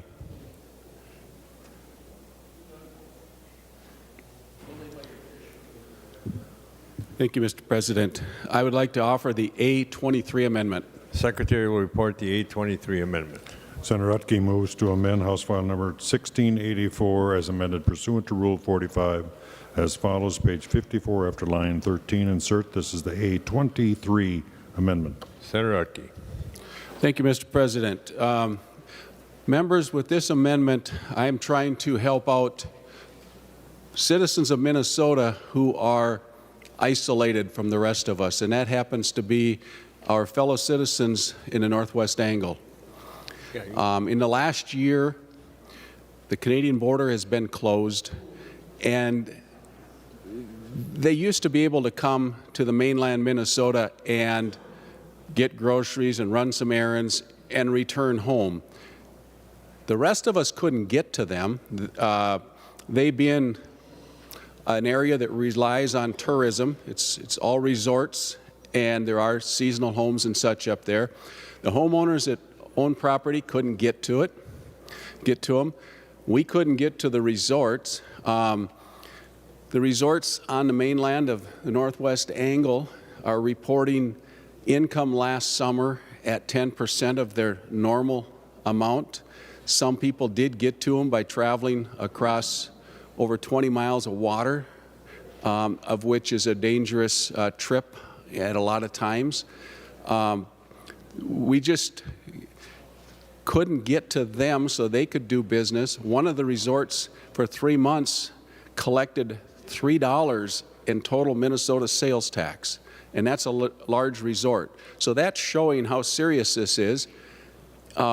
They are a part of Minnesota that's caught right in the middle of a political battle because they have to cross an international border to get to the others, for them to get home or to come to War Road, Roseau, et cetera, wherever they want to shop, or even just come further south in Minnesota. So with that, this amendment is titled Railroads and Inspection. There's a railroad that originates in Canada, comes across the border at War Road, comes around the south side of Lake of the Woods, and then re-enters Canada by Baudette. So it's circling through Minnesota, and those that remember the walleye issue back in the late 90s, because a lot of what I have referenced in my amendment now was a bill in 1999 when you couldn't fish up there and bring walleyes back to Minnesota. They had to go to the point of making it hard on the railroad because that needs to swing around and do business too. Somehow we've got to get the attention of our political leaders, U.S. and Canada, so that we can get our fellow citizens back with us. There's only 120 of them up there, but it's an important part of the state. And I thought the very best way to show you how sincere or how bad this really is and how it really hits them is back in February, I went up for a weekend, and that's back at the time when they had an ice road. We drove over 20 miles of ice and 8 miles of snowmobile trail to get to them. Of course, that only lasted just short of 2 months, and Mother Nature softened the snow and ice, and that went away. So now they're once again isolated. But while we were there, they have the only one-room public schoolhouse in the state of Minnesota. And we went to visit it. There's 11 students in K through 6th grade. When I got back about a month later, I got little letters from every one of them, and I thought, what a great way to show you how bad this situation is. And this is what the kids sent me. And I just took little clippets out of it so that I can pass on. And one of them captioned their letter, "We're trapped." That was their whole picture. My family planned a trip. My brother and I worked really hard getting all of our schoolwork done. We just found out we can't go and get back to our home. Other kids in Minnesota can travel, so it means it's very unfair. Signed, Heartbroken. I'm worried because friends and family can't come up. I'm also angry because we can't go through the border for parties, birthdays, or for funerals and weddings. I also miss my family, and I am sad because I can't see them. Another one, we are basically trapped, missing the world. Again, another one, I am sad because I miss Grandma, Grandpa, cousins, aunts, and uncles. Another one, we are trapped and lost in politics happening at our border. Another one, I really miss being able to go to town for fun. And there was the final one that I've highlighted here, and that was a comment by one of the adults, but it was more the elderly are canceling medical appointments that they would come to War Road, Roseau, wherever their doctor is, because they can't cross the border and get back home. They were able to come across the border and return quickly. They could come get groceries, run errands, etc. in War Road, Roseau, and the surrounding towns, but they're the two main ones.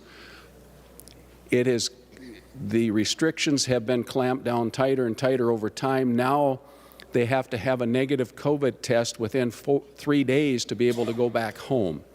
Well, from that location, it's not possible because Canada won't accept the rapid test results. So that goes back to the amendment. With this amendment, we are instructing the Commissioner of Transportation that they must inspect each car of the train entering Minnesota directly from a foreign country. So, I mean, it's coming across the border. Basically, you know, it's one way we can put a little teeth in this, make them listen to us, make them negotiate, and try to help out our fellow citizens up there. And then it would be that the commissioner could determine the train be safe to be operated in the state, et cetera. It travels, many of them travel through every day, so it's happening, but we just are using, we have to have some additional leverage. And then finally, we're also going to ask for the COVID test for their train crew. If it's good for the goose, it's good for the gander type thing. So with that, I would stand for any other questions or comments. Discussion on the A23 amendment. Senator Housley. Thank you, Mr. President, and thank you, Senator Utke, for bringing forth this amendment. I have many friends up in War Road, and this is their #1 issue, getting to the angle. When you've got these resorts, many people here in the cities even have cabins up there in the angle, but many of the people of War Road have their cabins in the angle, or on the angle. But there's many business owners there that were so desperate this winter when their businesses were down 100% last year because nobody could get there, that they each put in thousands of dollars to build that ice road to get from War Road over to the angle. And now that that's gone, they're high and dry again. One of my friends is actually married to somebody who lives on the angle, and only her son goes to school in War Road, so they would always just commute through the road, the regular road. But last summer, it was very, very dangerous when she tried to get to see her husband by pontoon, which is not the smoothest ride from War Road up there. So we've called Congressman Stauber and Emmer and our senators that represent us to try and get this attention, because, you know, maybe it's not that big of a deal to those folks in Washington, D.C., but it is a huge, huge deal for the people who live up north and those businesses and those that go to visit the angle. So thank you, Senator Utke, for bringing forth this amendment to get some attention. Thank you. Further discussion on the amendment. Senator Utke, followed by Senator Dibble. Senator Utke. Thank you, Mr. President, and thank you, Senator Housley, for your comments on this, too. Members, I have this idea and this conversation just came about this morning. I had a meeting with some more of the residents up there that we speak to and with a lot. These people are challenged beyond all belief, and we're coming into another summer season, and at this point, they can't take reservations because they don't know how their guests would get there.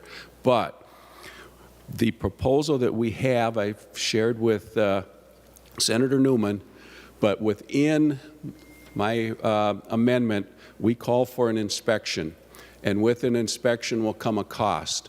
I don't have numbers on that yet, so I will continue to work with Senator Newman on that, and with that, Mr. President, I would withdraw this amendment because I don't have those numbers at this point. Senator Utke withdraws the A23 amendment. Further discussion on Senate File 1684. Senator Osmek. Thank you, Mr. President. I would like to move the A32 amendment. Senator Osmek offers the A32 amendment. The Secretary will report the amendment. Senator Osmek moves to amend House File Number 1684 as amended pursuant to Rule 445 as follows. Page 62, after line 17, insert.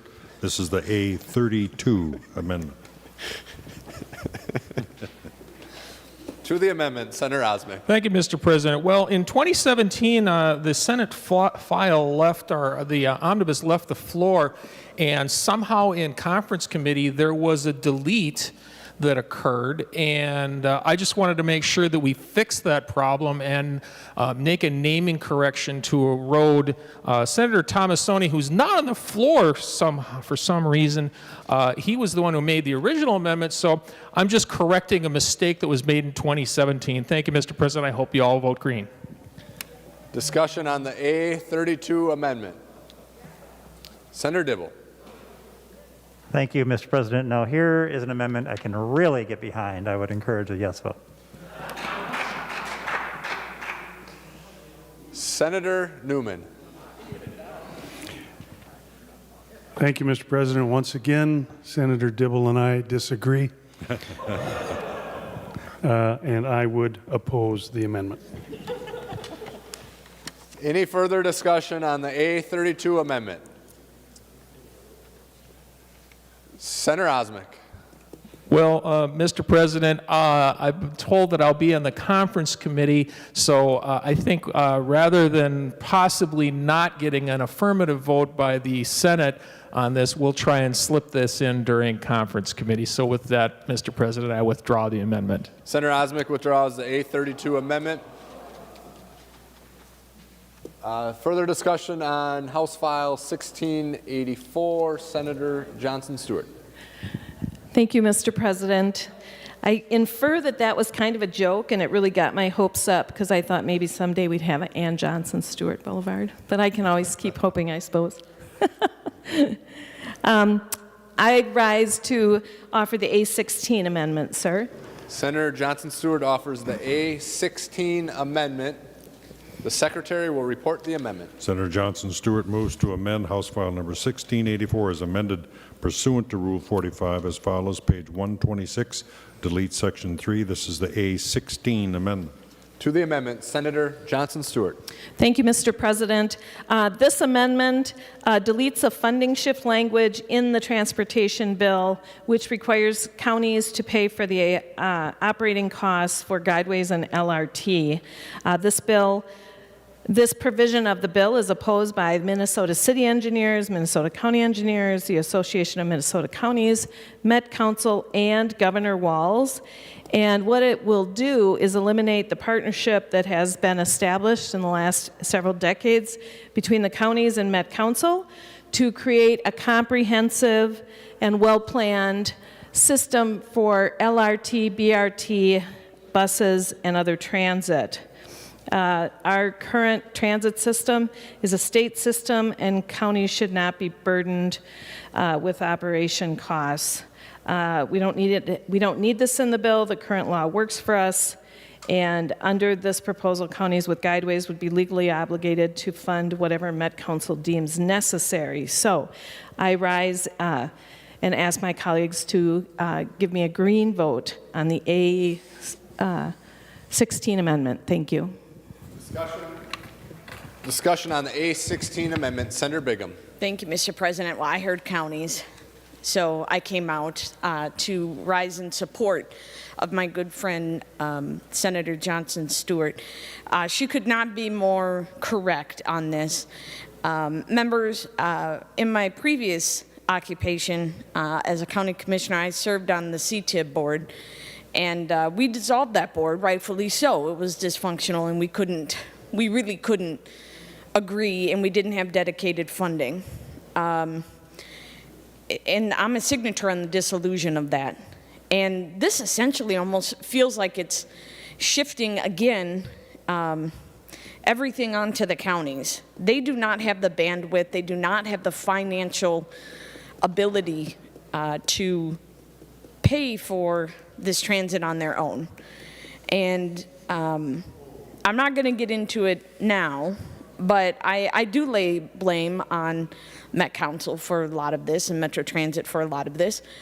But we need to have a discussion to meet the need of the ongoing maintenance and operations. The counties should be at the table. In fact, I encourage them to continue to work together to bring forward language that does work and resolve this problem. And so, members, I really hope we can vote green on this. Counties have limited ability, unlike us. They have limited ability for revenue. They have their property taxes, and then they have their sales tax, only when we allow them to raise it for this purpose. So, members, I encourage a green vote on this amendment. Discussion on the A16 amendment. Senator Newman. Mr. President, I would oppose the A16 amendment, and I would give you 3 reasons. Number one, the language here is the governor's original language. I understand that he has since changed his mind, but this is his original language. Number two, Within these guideways, what that means is that whatever is running within that guideway, be it an LRT or a bus, has the exclusive right of using that guideway. And my concern is that the state of Minnesota is on the hook for 50% of the operating cost. And while there may be some counties in the metropolitan area that don't like that, I can tell you that at least in outstate Minnesota, I don't believe that our constituents are in favor of having the state pay for 50% of those operating costs. Finally, the last thing I would say is that having just gone through the COVID, I really don't know that transit yet has got a real good handle on the COVID effect on transportation. And I really think that we should be taking a very hard look on the effect of COVID, which was to transfer an awful lot of people out of the metropolitan area into their homes, and they are now working from home rather than commuting into the downtown area. So for those three reasons, Mr. President, I oppose the A16. Further discussion on the amendment, Senator Dibble.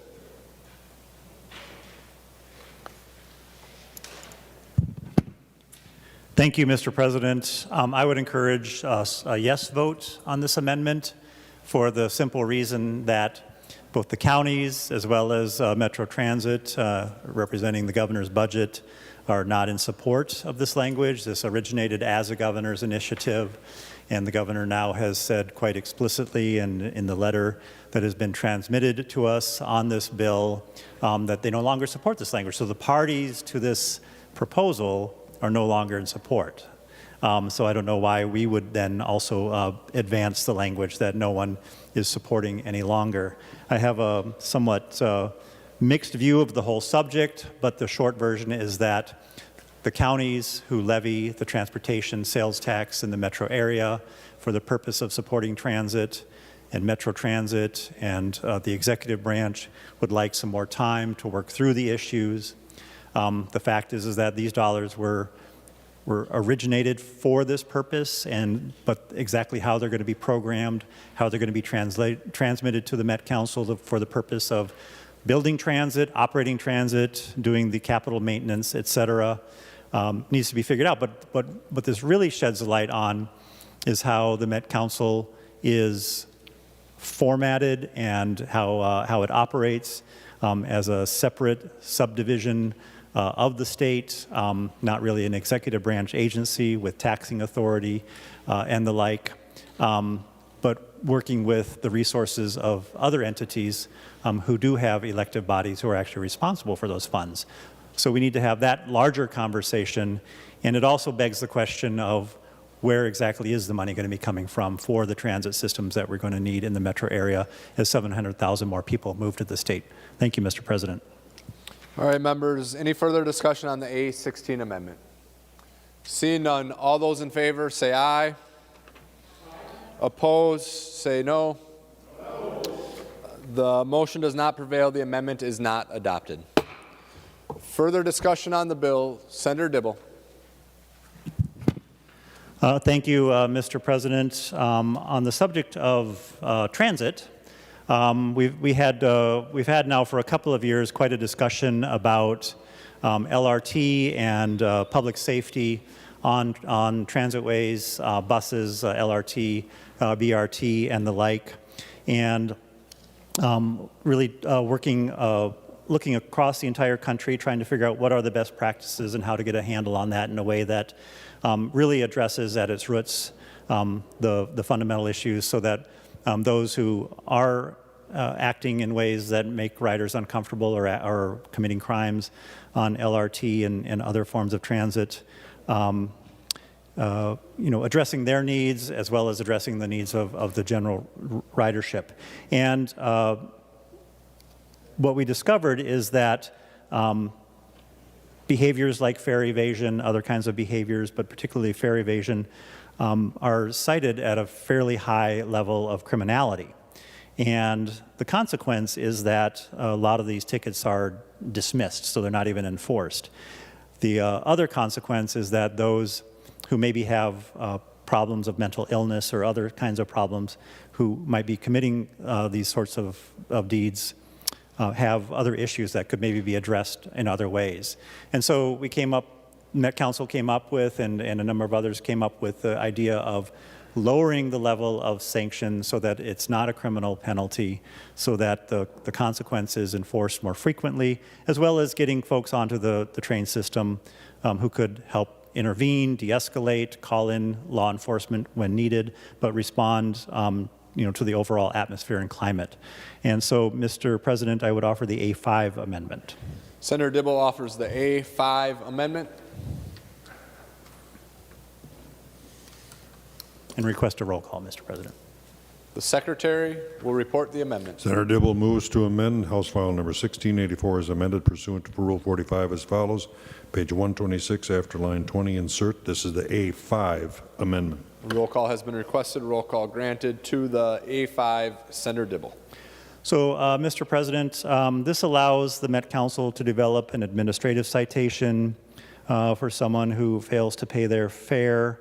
It also allows for that citation to be issued either by law enforcement or by what is termed community service officers or other non-sworn personnel as authorized by the council.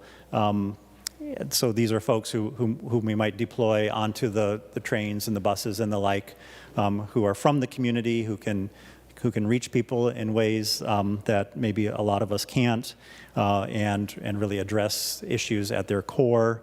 It provides for an alternative resolution procedure for folks who have been issued administrative citations. It provides for some reporting mechanisms so that the legislature is fully aware and informed of this pilot as it's rolled out. And the Metro Transit has developed this concept and this idea within the confines of its existing budget. And I think it's a good idea and a good step to take, and would fundamentally address the issues that I think everyone agrees to. We need to be creative about solving on transit. Thank you, Mr. President. Discussion on the A5 amendment.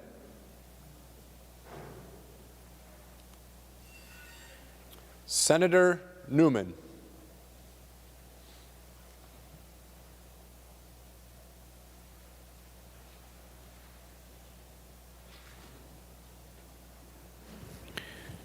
Thank you, Mr. President.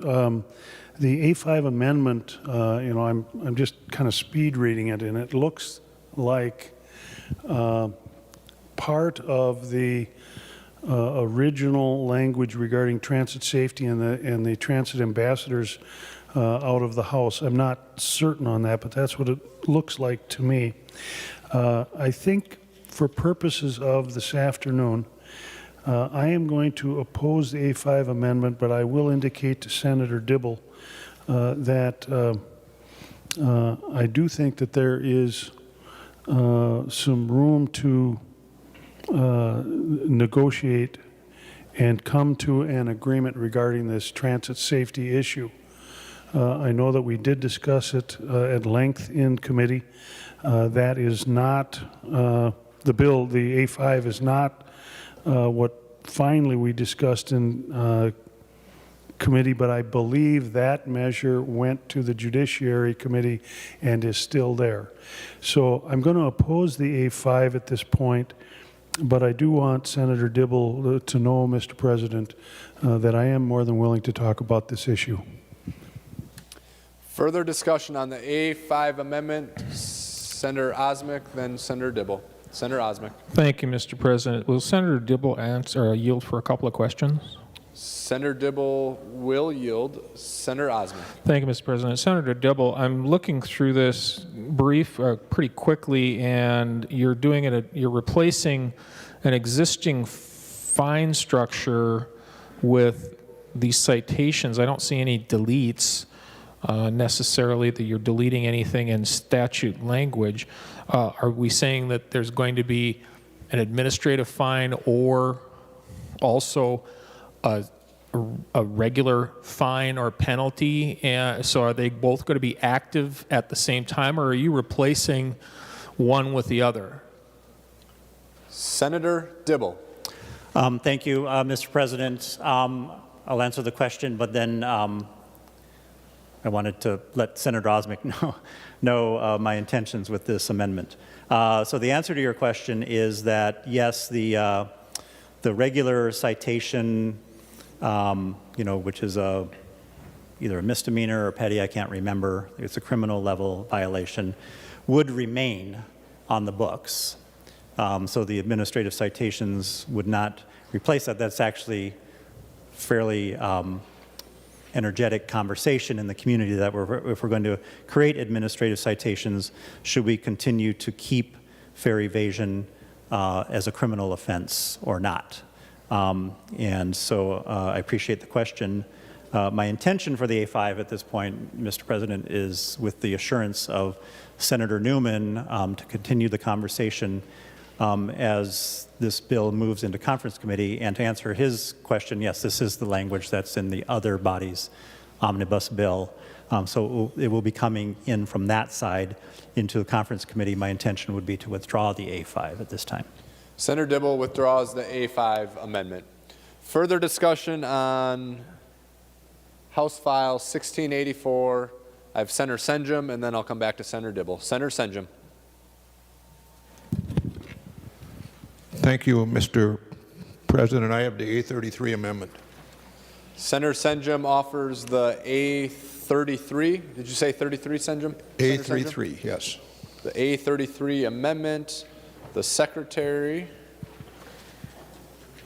will report the amendment. Senator Senjum moves to amend House File 1684 as amended pursuant to Rule 45 adopted by the Senate April 20 as follows. Page 86 after line 28, insert. This is Amendment A33.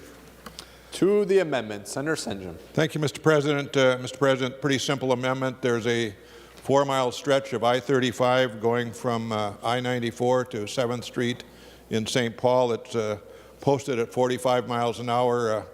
I think that's probably the slowest speed limit of any stretch of highway on any interstate highway in America. This particular amendment takes it up to 55 miles an hour. That is the essence of the amendment. Stand for questions and ask for support. Discussion on the A33 amendment. I have Senator Johnson Stewart, followed by Senator Newman, and then Senator Dibble. We got all kinds of speakers on this one. Senator Johnson Stewart. Thank you, Mr. President. So if I am correct, this is increasing the speed limit on Highway 35E to 55 miles an hour. Is that correct? Yep, okay.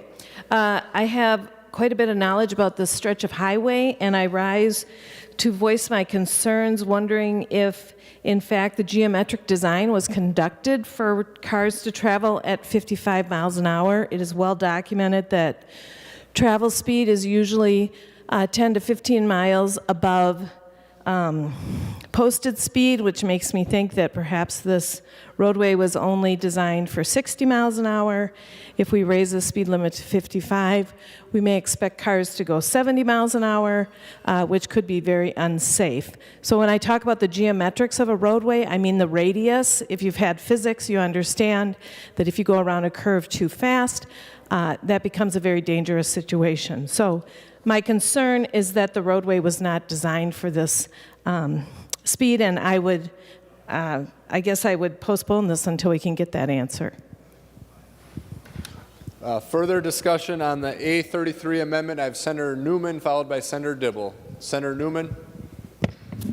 Mr. President, I drive this stretch of road almost on a daily basis. I think that the de facto speed limit right now is 55 miles an hour. So I would accept this as a friendly amendment. Further discussion, Senator Dibble. Well, Mr. President, I think it's really unfair that Senator Senjum is bringing this and Senator Cohn isn't even here to defend it. So we forgot to tell Senator Murphy that one of her inheritances was to was to stand up for the 45 miles per hour on 35E outside of downtown. Of course, I inherited protecting the doves from the dove hunt from Senator Alan Spear, and I failed. He had fended that off for 22 years or something. So, but I would just mention to everyone that we can do this, but then we're going to owe the federal government a bunch of money because we'd be in violation of a consent decree, which is how the speed limit along this stretch was designated in the first place. And that, of course, came about because this major thoroughfare has a lot of impact, noise and other sorts of impacts on the surrounding residential community, and so we really can't violate contracts. We don't have it within our power to pass laws that abridge contracts and court rulings and the like. So, Mr. President, I would encourage a no vote on the A33. Any other discussion on the A33 amendment? Seeing none, all those in favor say aye. Aye. Opposed, say no. No. The motion prevails. The amendment is adopted. Further discussion on House File 1684 as amended. Senator Dibble.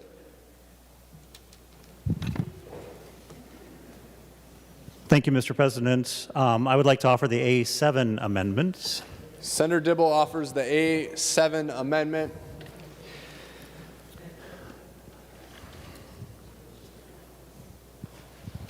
Secretary will report the amendment. Thank you, Mr. Senator Dibble moves to amend House File 1684 as amended pursuant to Rule 45 as follows. Page 17, line 22. This is the A7 amendment. To the amendment, Senator Dibble. Thank you, Mr. President. I would like to request a roll call. Roll call will be granted. Senator Dibble.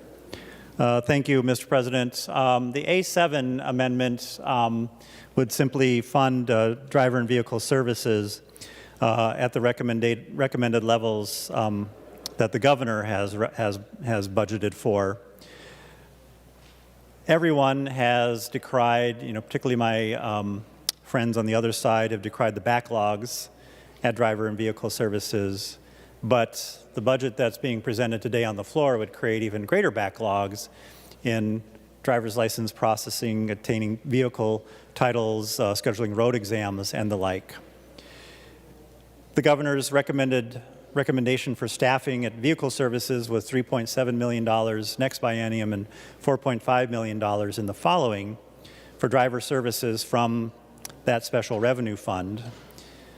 However, within this, not only are there not any very, very important increases in funding from the driver services and vehicle services special revenue funds, there's a big take from those to pay fairly exorbitant additional fees to the deputy registrars and providing for a number of new initiatives, which may be fantastic initiatives, whether that's the kiosks or the same-day driver's licenses or the third-party testing for driver's licenses, et cetera.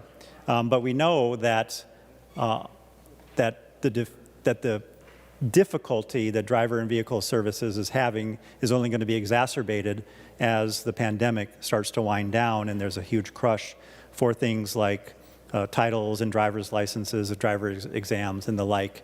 Already the phone system is overtaxed. As it is, the budget that's being proposed would actually drain the vehicle services account, and it would go into the red in less than 3 years and almost drain down to zero the vehicle services account. So it leaves both of these funds practically insolvent and completely unable to provide the core services, while it adds a bunch of additional new initiatives that may be wonderful, but they're simply not paid for, and they don't allow the agency to do its core function. So, Mr. President, I would encourage a green vote for the A7. Thank you. Discussion on the A7 amendment. Senator Jasinski. Thank you, Mr. President. I haven't seen the amendment myself, but I just got a comment here that I believe the funds are coming from our deputy registers. And I would have a huge concern with that. Our deputy registers have struggled not only with COVID, but with the failed MNLAR system. They've also done much more work in the process by doing much more input than they ever did before with our new MnDrive system. These deputy registers are suffering. They continue to suffer with now 2 software systems, and to take the money away from the deputy registers, I believe, is just not just. We've heard continually from Director Corey that our deputy registers are invaluable to what they provide to our state. These are all small business, or most of them are small businesses across our state. And to take the money away from our deputy registers in this amendment would be awful to do to them right now, concerning how their businesses are doing and all the extra work they've been putting in on the new system. Thank you, Mr. President. Further discussion on the A7 amendment. Senator Newman. Mr. President, thank you. I would oppose the A7 amendment. The department actually is in support of the commercial CDL third-party testing. So that is one of the reasons why we do have it in the bill. And this would, of course, delete that. And then there is also the DR fees that are being deleted by the amendment. So I would oppose it. Further discussion on the A7 amendment. Seeing none, the Secretary will take the roll.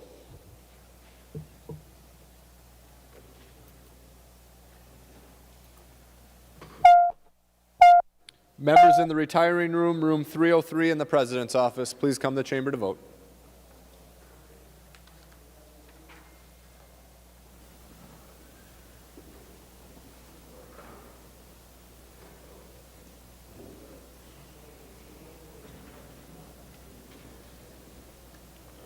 Members in rooms 323 and 206, please come to the chamber to vote.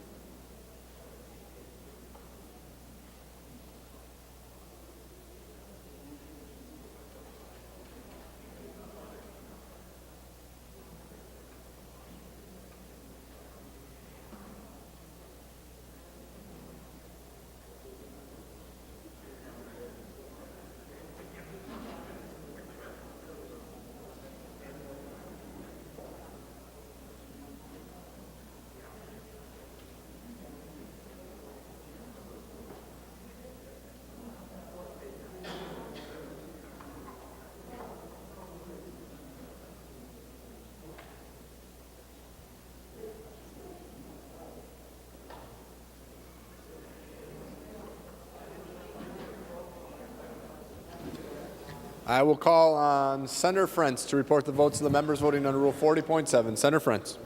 Thank you, Mr. President. Senator Champion votes aye. Champion votes aye. Senator Frentz. Senator Dietzick votes aye. Dietzick votes aye. Senator Frentz. Senator Eaton votes aye. Eaton votes aye. Senator Frentz. Senator Ekin votes no. Ekin votes no. Senator Frentz. Senator Herr votes no.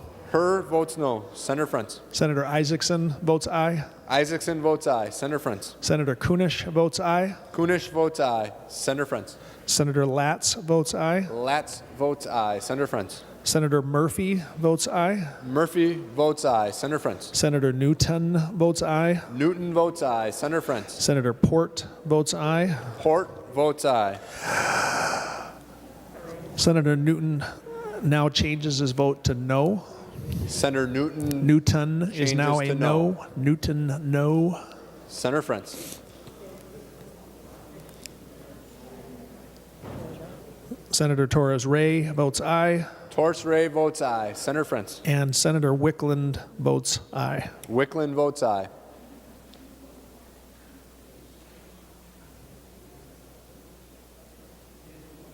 Senator Tomassoni.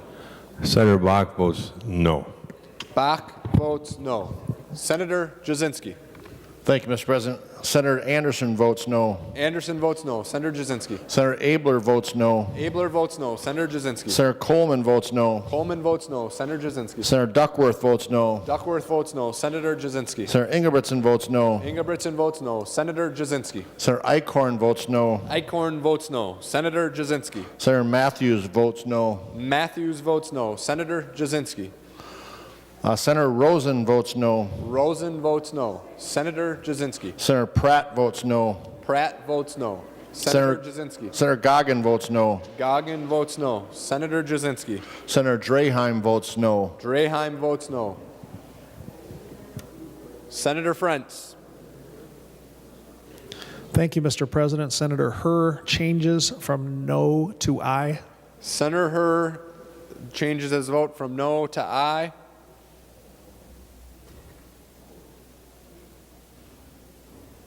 Thank you, Mr. President. Senator Frentz.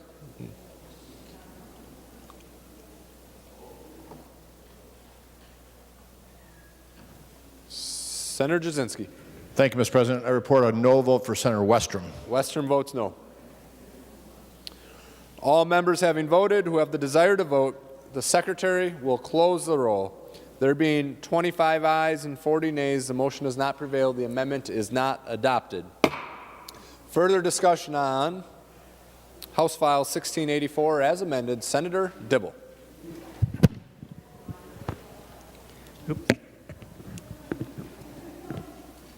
Thank you, Mr. President. I would like to offer the A26 amendment. Senator Dibble offers the A26 amendment.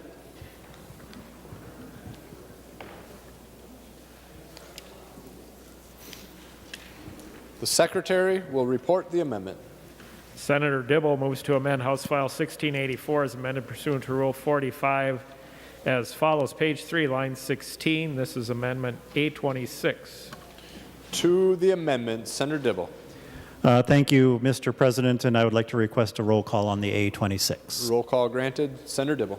Thank you, Mr. President. So, Mr. President, Senator Newman had requested a little bit of response and reaction to his admittedly provocative bill, and he is doing a rather dramatic transfer, shifting funding from trunk highway funds to the general fund for a lot of the core functions of the Department of Transportation.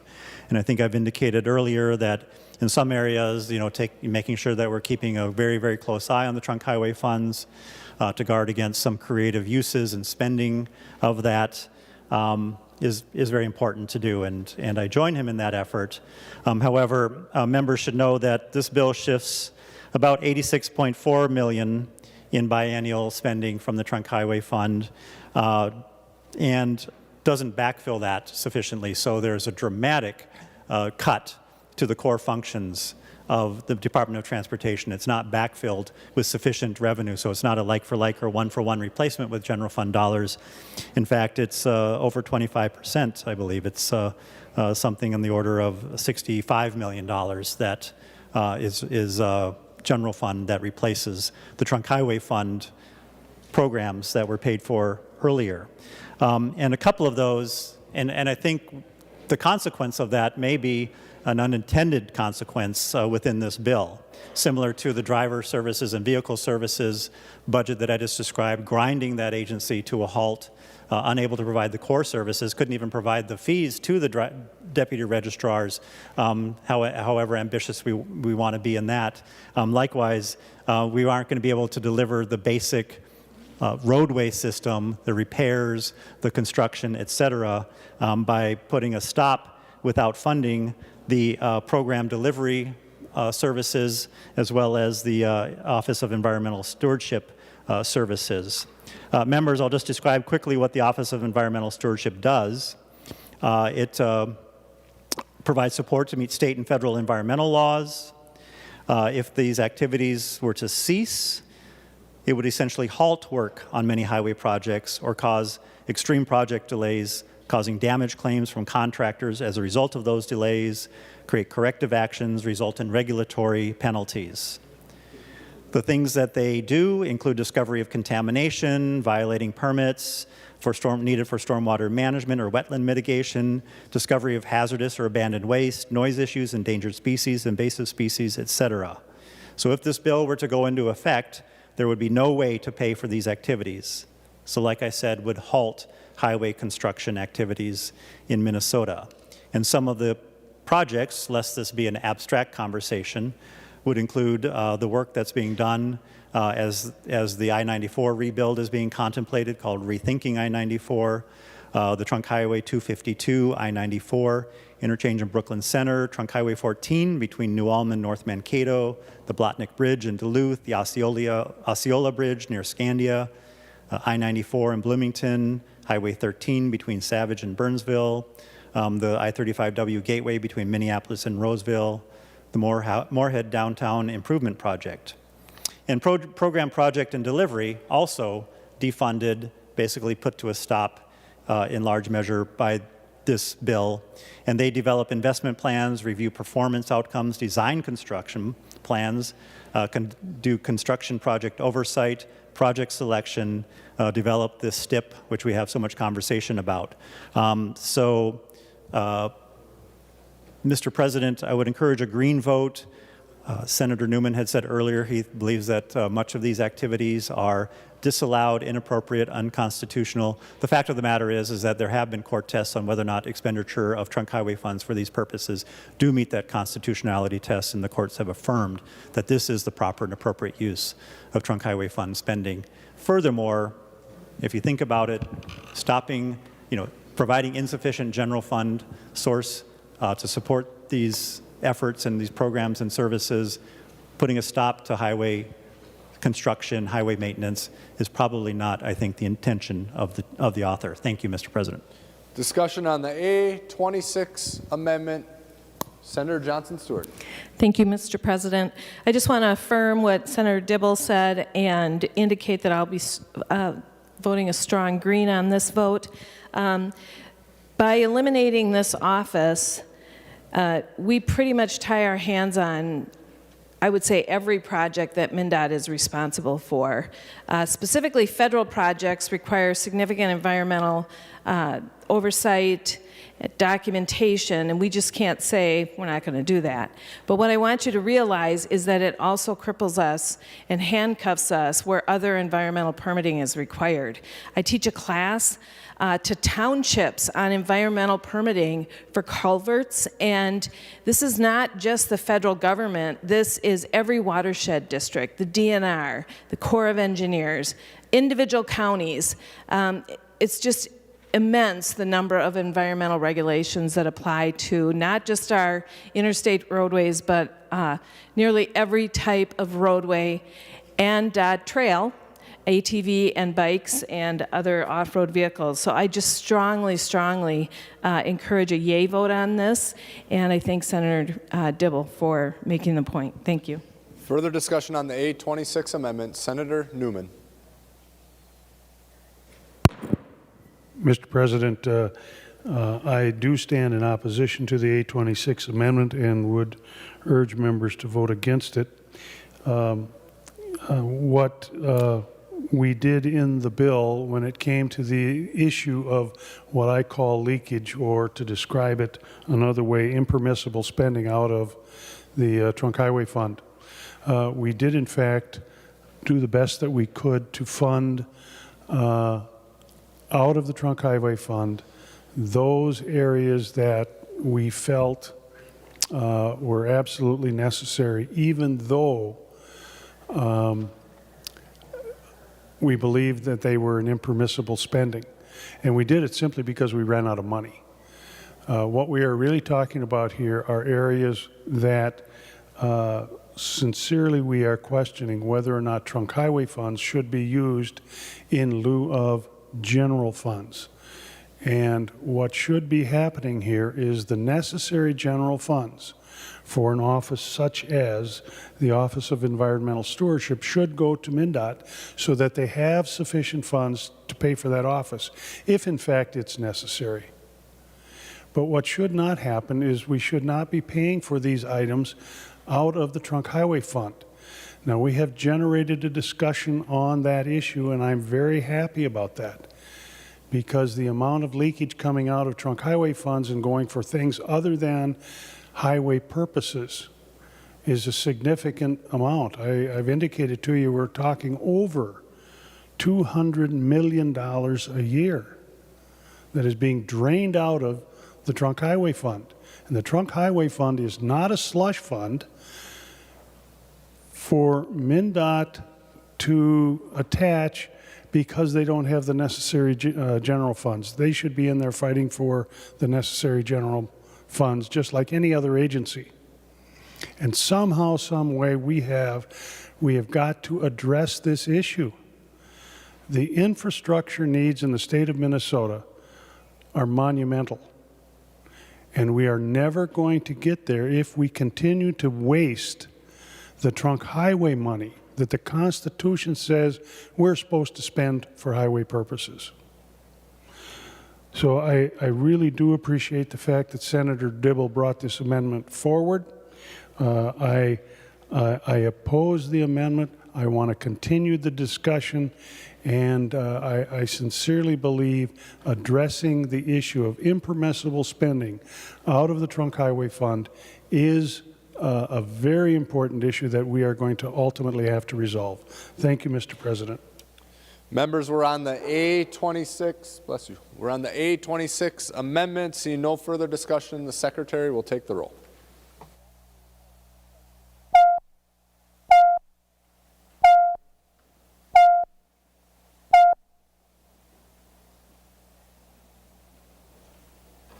Members in the retiring room, room 303 in the President's office, please come to the chamber to vote.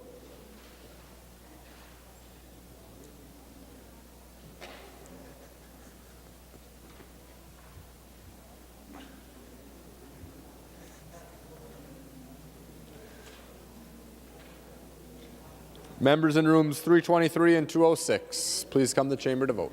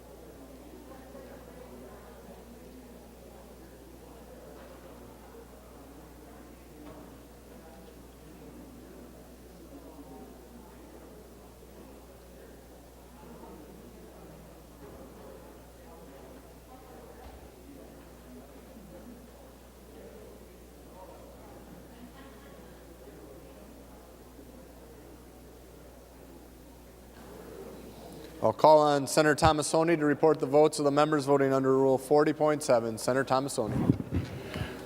Mr. President, Senator Bach votes no. Bach votes no.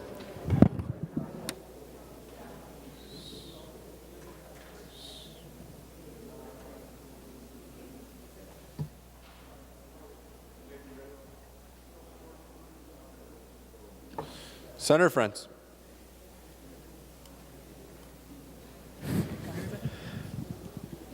Thank you, Mr. President. Senator Champion votes aye.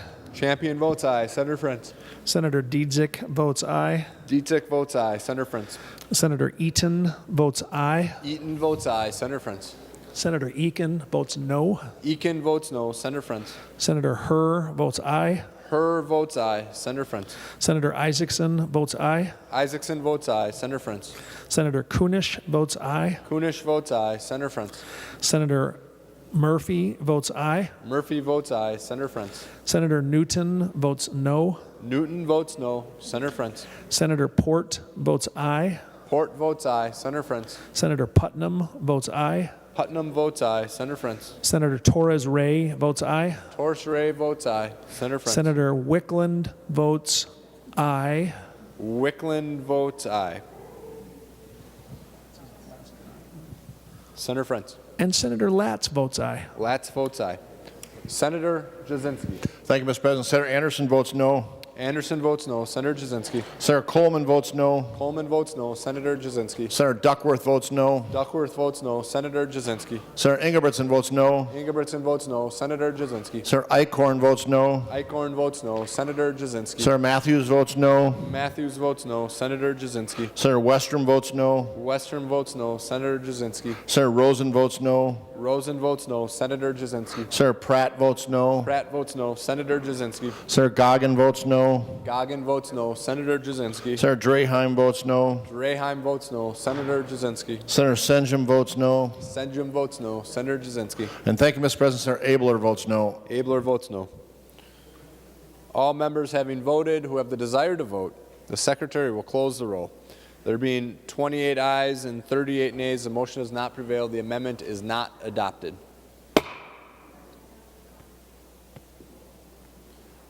Senator Johnson Stewart. Thank you, Mr. President. I've been told to up the energy, so I'll do what I can here.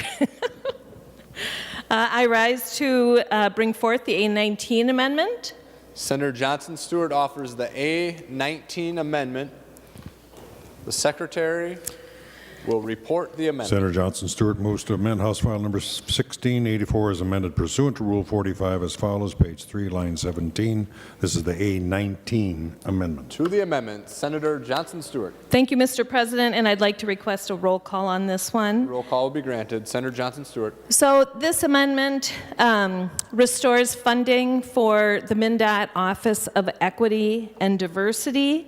For those of you who do not know what the MnDOT Office of Equity and Diversity does, it plays a critical part in our federal funding in that it manages all of our workforce goals, participation on both federally funded and state-funded projects where there's a disadvantaged business or a targeted group business goal. It also manages the Davis-Bacon and minimum wage reports, and it's a key component of MnDOT operations.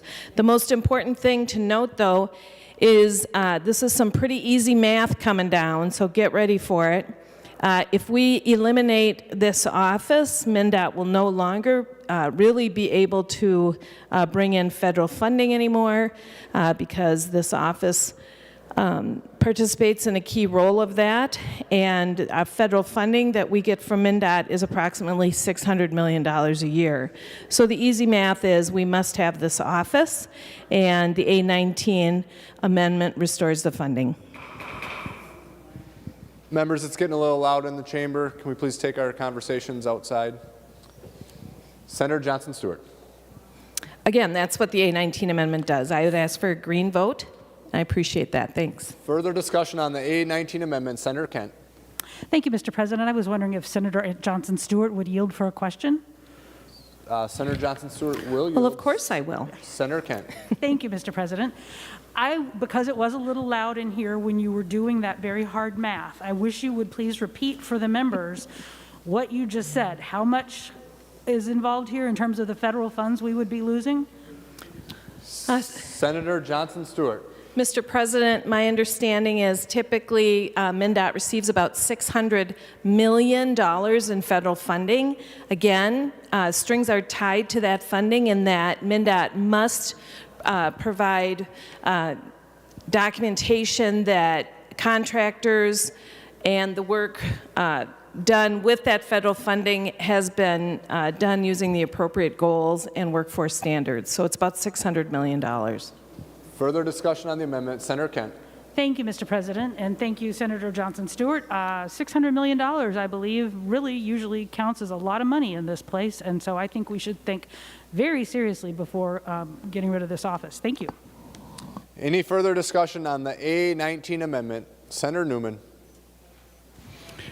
Mr. President, I understand and recognize that the money from the federal government is an awful lot of money. but we've also got an awful lot of money that's leaking out of the Trunk Highway Fund. This amendment is very similar to the immediate past amendment that was offered. I will not repeat my remarks, but they are the same for that amendment as they are for this amendment. The only other thing I would indicate is specifically this is being paid for out of Corridors of Commerce money, which of course is Trunk Highway funds. So, Mr. President, I do oppose the A19 amendment. Members were on the A19 amendment. The Secretary will take the roll.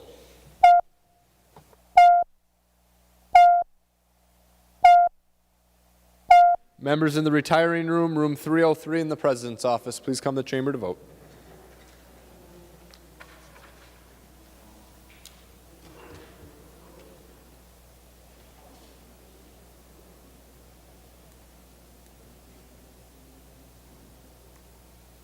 Members in rooms 323 and 206, please come to the chamber to vote.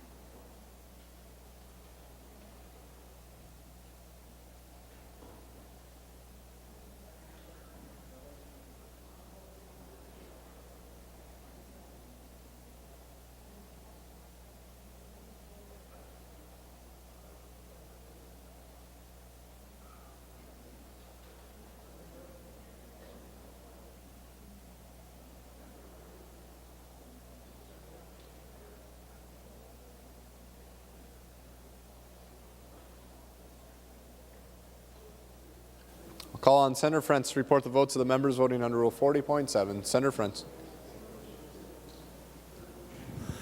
Thank you very much, Mr. President. Senator Champion votes aye. Champion votes aye. Senator Frentz. Senator Dietzick votes aye. Dietzick votes aye. Senator Frentz. Senator Eaton votes aye. Eaton votes aye. Senator Frentz. Senator Eakin votes aye. Eakin votes aye. Senator Frentz. Senator Latz votes aye. Latz votes aye. Senator Frentz. Senator Murphy votes aye. Murphy votes aye. Senator Frentz. Senator Newton votes aye. Newton votes aye. Senator Frentz. Senator Port votes aye. Port votes aye. Senator Frentz. Senator Isaacson votes aye. Isaacson votes aye. Senator Putnam votes aye. Putnam votes aye. Senator Frentz. Senator Torres Ray votes aye. Torres Ray votes aye. Senator Frentz. And Senator Wickland votes aye. Wickland votes aye. Senator Thomasoni. Mr. President, Senator Bach votes no. Bach votes no.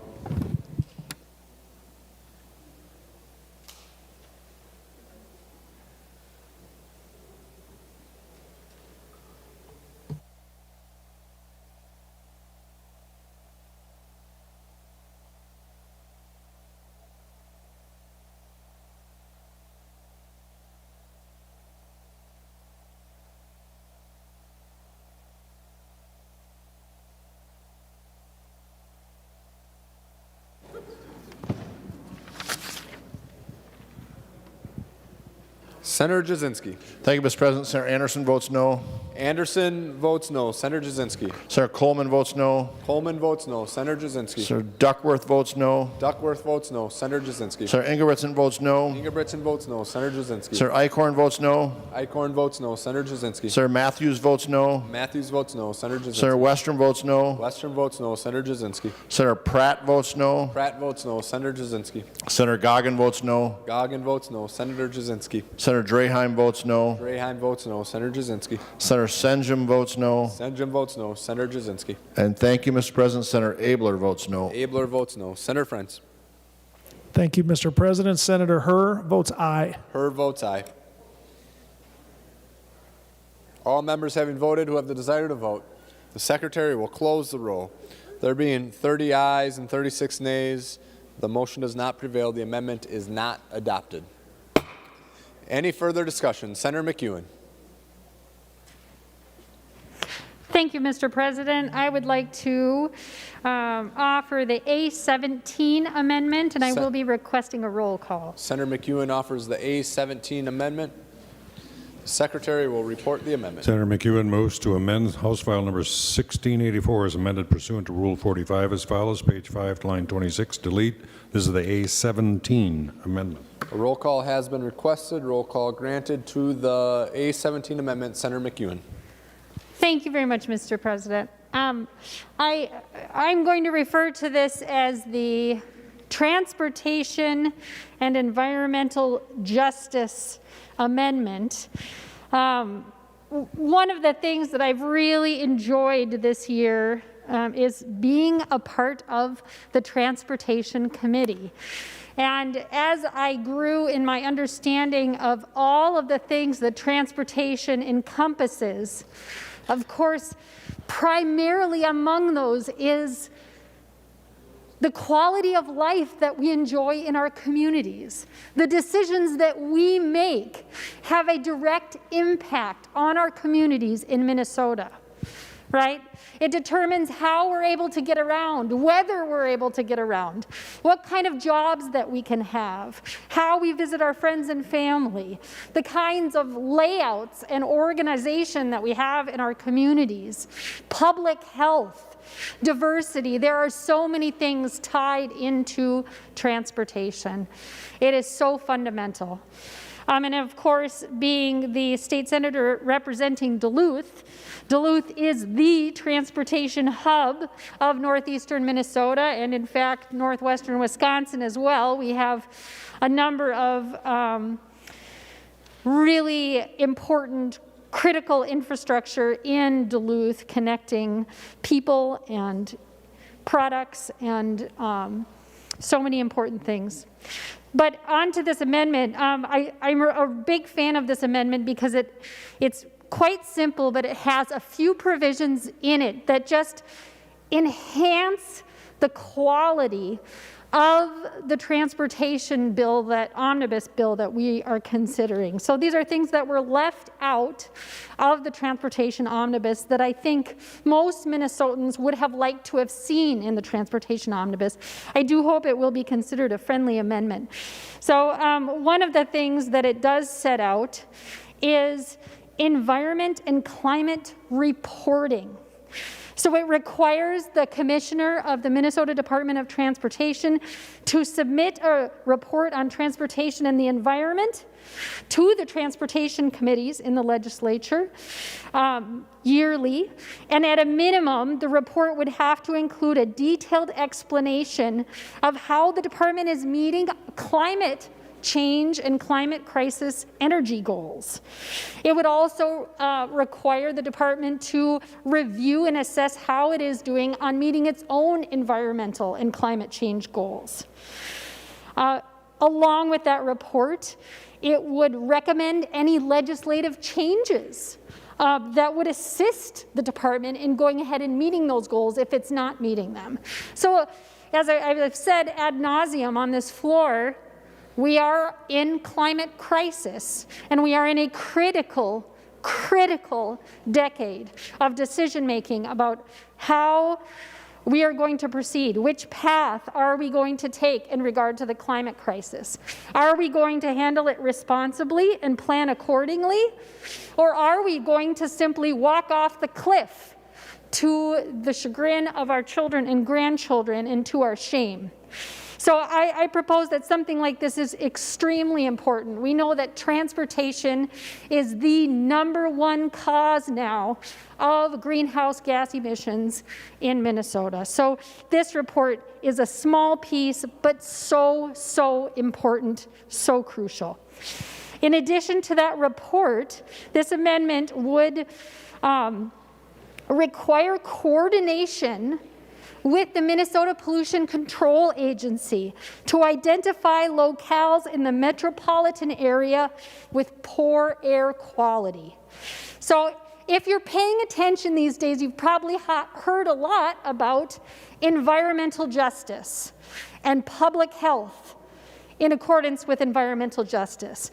We know that many of our poorer areas in Minnesota, in the metropolitan area, many areas with higher numbers of people of color are grossly disproportionately affected by pollution from our transportation systems in Minnesota.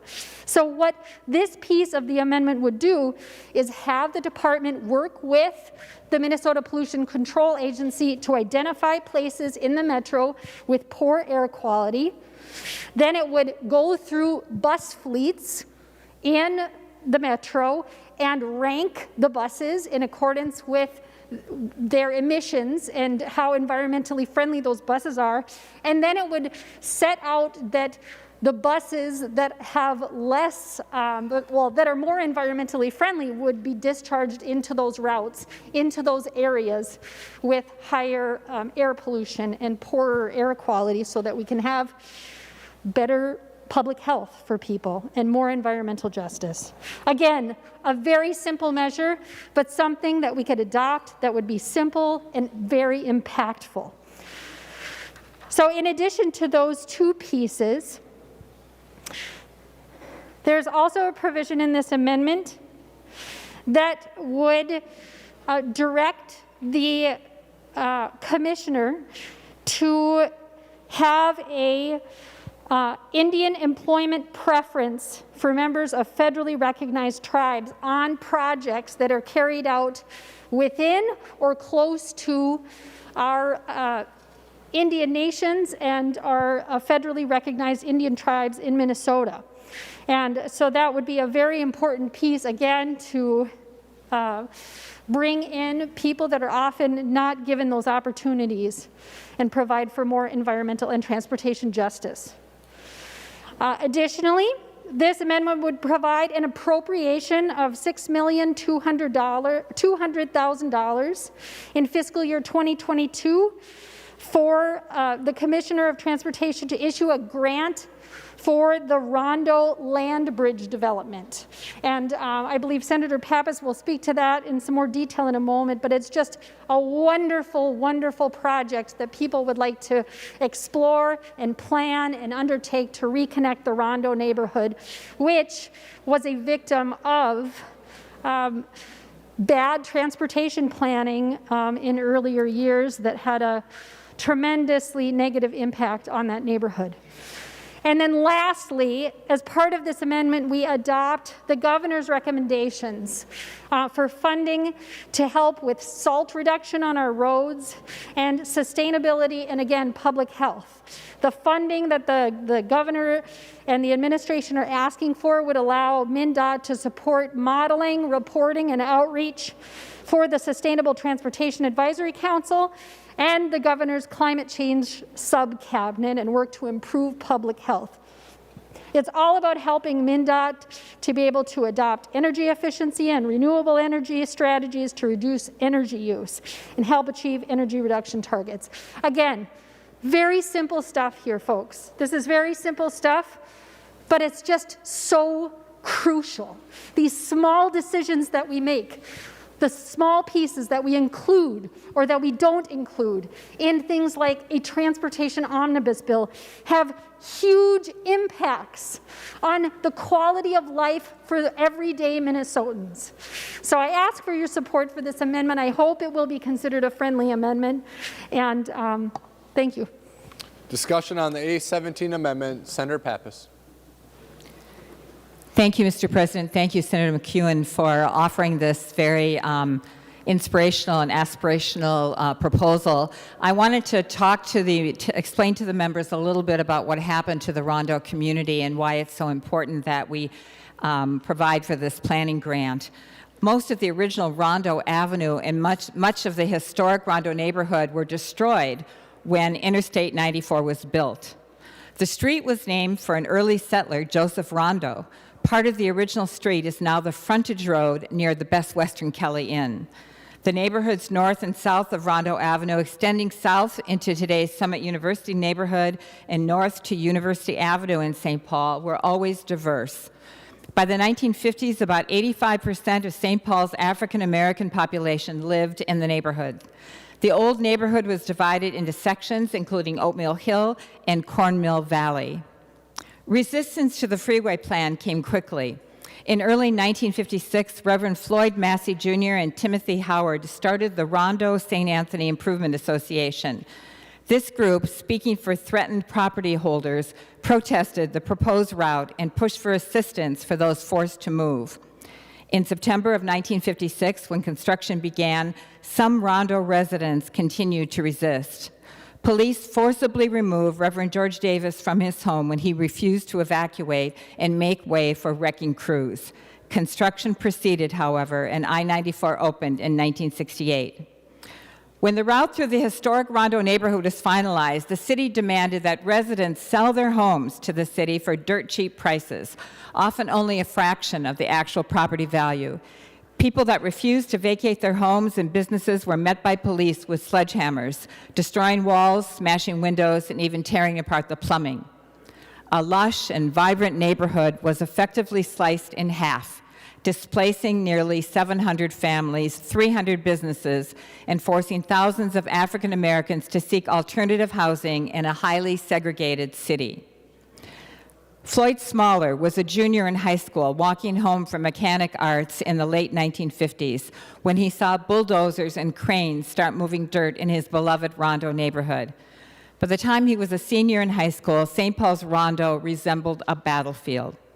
Quote, "There were big holes and trenches. It looked like World War I," said Smaller, who was 84 at the time he made this comment. Over the next decade, a huge swath of land on either side of Rondo Avenue became no man's land, as more than 600 homes and 300 businesses, most of them black-owned, were razed or moved to clear the way for Interstate 94 connecting St. Paul and Minneapolis. They were run out, shoved out, pushed out, forced out. Smaller, a longtime St. Paul High School football, track, and baseball coach, said of his neighbors, "It was devastating." So members, the Reconnect Rondo project, environmental justice, would allow the recreation of this unjustly destroyed community by building a land bridge over I-94 so the community can be recreated, the businesses, the homes, the roads, the parks. It would be an amazing opportunity to expand land and provide more land for members, descendants of the former Rondo community, and so I respectfully ask for your support. Discussion on the A-17 amendment. Senator Newman.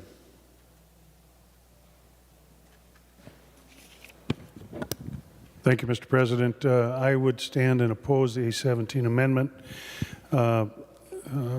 The amendment really does address precisely what I have been talking about when it comes to leakage out of the Trunk Highway Fund. I just bring to your attention they want some money to come from the Trunk Highway Fund to coordinate sustainable and public health activities.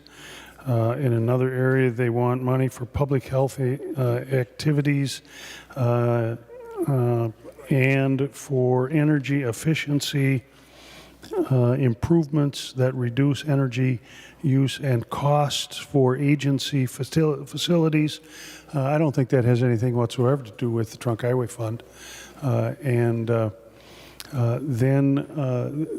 the Rondo Land Bridge, that has been literally a festering sore for years and years, long before I ever came to St. Paul. And while I appreciate the feelings, if I understand correctly, what is being proposed is we're going to take $6.2 million out of the U.S. Highway 8 project up north of the Twin Cities, which is a project that is vitally important to those folks, and spend that money on some planning for the Rondo Land Bridge. Now, keep in mind that the Rondo Land Bridge, I don't know what the ultimate cost of that would be, but I have heard figures as much as $1 billion to build this land bridge. So, I simply cannot agree to the A17 giving those factors. Thank you, Mr. President. Members, we're on the A17 amendment. The secretary will take the roll. Members in the retiring room, room 303 in the president's office, please come to the chamber to vote.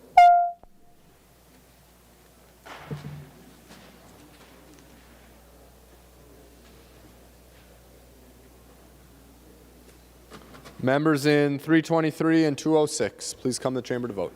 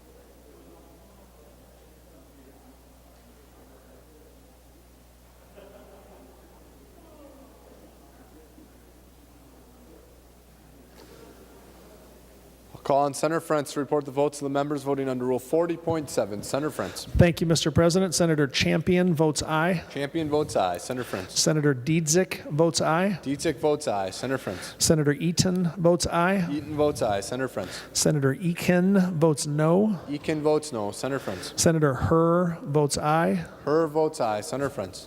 Senator Isaacson votes aye. Isaacson votes aye. Senator Frentz. Senator Latz votes aye. Latz votes aye. Senator Frentz. Senator Murphy votes aye. Murphy votes aye. Senator Frentz. Senator Newton votes aye. Newton votes aye. Senator Frentz. Senator Port votes aye. Port votes aye. Senator Frentz. Senator Putnam votes aye. Putnam votes aye. Senator Frentz. Senator Rest votes aye. Rest votes aye. Senator Frentz. Senator Torres Ray votes aye. Torres Ray votes aye. Senator Frentz. And Senator Wicklund votes aye. Wicklund votes aye. Senator Thomasoni. Mr. President, Senator Bach votes no. Bach votes no. Senator Jasinski. Thank you, Mr. President. Senator Anderson votes no. Anderson votes no. Senator Jasinski. Senator Coleman votes no. Coleman votes no. Senator Jasinski. Senator Duckworth votes no. Duckworth votes no. Senator Jasinski. Senator Ingebrigtsen votes no. Ingebrigtsen votes no. Senator Jasinski. Senator Eichhorn votes no. Eichhorn votes no. Senator Jasinski. Senator Matthews votes no. Matthews votes no. Senator Jasinski. Senator Westrom votes no. Westrom votes no. Senator Jasinski. Senator Pratt votes no. Pratt votes no. Senator Jasinski. Senator Goggin votes no. Goggin votes no. Senator Jasinski. Senator Draheim votes no. Draheim votes no. Senator Jasinski. Senator Senjum votes no. Senjum votes no. Senator Jasinski. Senator Abler votes no. Abler votes no. Senator Jasinski. Thank you, Mr. President. Senator Rude votes no. Rude votes no.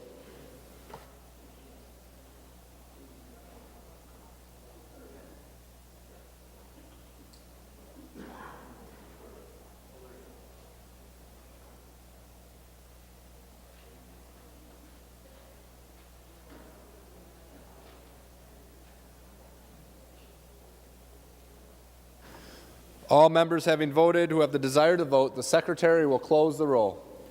There being 29 ayes and 37 nays, the motion does not prevail. The amendment is not adopted. Any further discussion? Senator Johnson Stewart. Thank you, Mr. President. Thank you for your patience. I just want to speak briefly. Last weekend, I was in Duluth with my daughter, and we went to Starbucks. And while we were waiting in line, I noted that the air freshener hanging from her rearview mirror had lost all its scent. So in addition to buying our latte and whatever she got, we got an air freshener, and I myself put it on a rearview mirror. That was on April 11th on the way home. I happened to hear that Daunte Wright had been killed by police that day and that he had called his mother and told her that he had been pulled over by police because he had an air freshener hanging from his rearview mirror. And frankly, I started to cry. I had to pull over.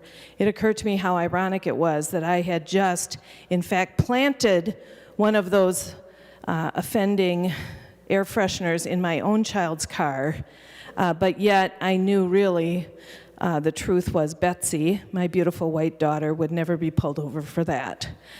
I came home. I told my husband I was quite upset. I relayed the story to him. My husband, who's 67, he's also white. He said, "Was that even a thing? Is it even a thing that you can't have something hanging from your rearview mirror?" And I said, "Yeah, it's a thing. You can get pulled over for that." I can't believe a lifelong resident of Minnesota, age 67, didn't even know that was a thing. My daughter, 24, came into the room and said, "What? You can get pulled over for having an air freshener on your car?" Sir, I'd like to offer up the A31 amendment. Sorry for taking too long. Senator Newman, for what reason do you rise? I rose for a point of order because I had no idea where Senator Johnson Stewart was going. She is now offering an amendment. We'll look at that and decide. Thank you, Mr. President. Yeah, I apologize. I should have said that straight up. So, Mr. President, I offer the A31 amendment, please. Senator Johnson Stewart offers the A31 amendment. The Secretary will report the Senator amendment. Johnson Stewart moves to amend House File Number 1684 as amended pursuant to Rule 45. This is the A31 amendment. To the amendment, Senator Johnson Stewart. Thank you, sir. This amendment deals with Chapter 169 traffic regulations, and it makes expired tabs and windshield obstructions a secondary offense relative to law enforcement pulling over drivers. I got a little ahead of myself, noting that this is something that I think has been exposed as a challenge for some of us to understand. It's obviously one of the contributing factors, in addition to expired tabs that led to law enforcement pulling over Daunte Wright. It's in fact a similar situation which allowed law enforcement to pull over Philando Castile, and I very much would like the Senate to pass legislation similar to what Representative Frazier has done in the House, eliminating the ability of our police to pull over drivers for these two offenses, in addition to others. It is important to note that based on feedback from the commercial driving industry, we did make sure that none of these offenses or none of these regulations apply to commercial drivers. Discussion on the A31 amendment. Senator Dibble. Point of order, Mr. President. Senator Newman, please state your point of order. I would challenge the A31 amendment, Mr. President, on the basis of germaneness, in that it involves an entirely different subject from anything that is in this bill, and is for a substantially different purpose. This amendment, in my mind, Mr. President, belongs in the Judiciary Committee, not in the Transportation Committee. So I would challenge it on that basis. Senator Newman rises to challenge the germaneness under Rule 35.2. Point of order that the A31 amendment is not germane under Rule 35.2. Advice for the President, Senator Johnson Stewart. Mr. President, I'm not sure how to do this, but I did, prior to offering this amendment, note that this amendment deals with Chapter 169 of traffic regulations, and I counted over a dozen, almost 20 times that similar provisions are made in the bill for that exact chapter of our statute, so I would offer up that it is in fact germane. Further advice, Senator Dibble.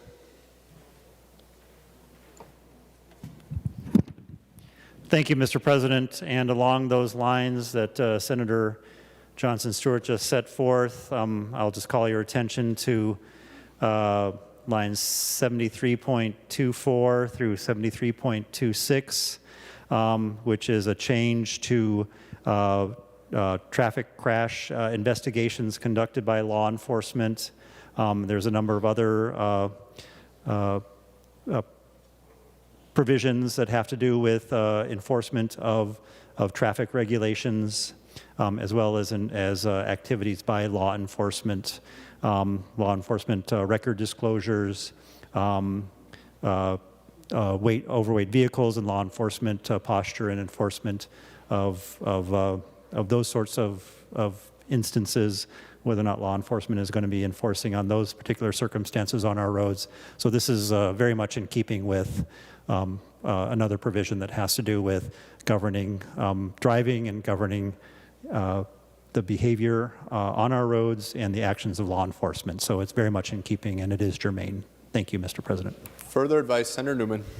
Thank you, Mr. President. Further advice would be, my understanding is that the A31 amendment was introduced today as a bill, and it was in fact referred to the Judiciary Committee. And while we do have equipment that falls within the jurisdiction of the Transportation Committee, this really is a law enforcement issue and properly belongs in the Judiciary Committee. Thank you, Mr. President.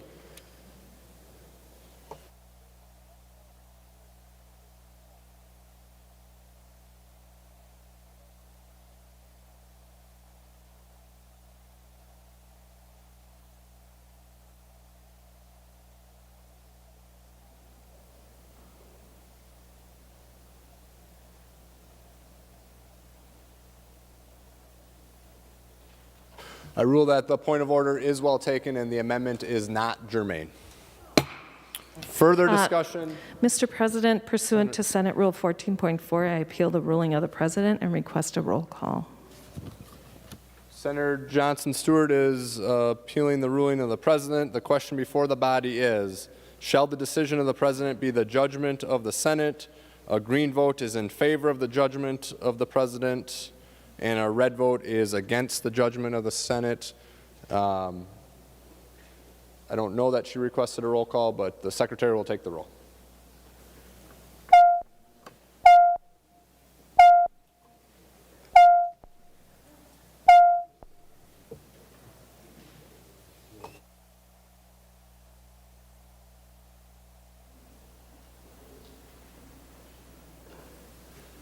Members in the retiring room, room 303 in the President's office, please come to the chamber to vote.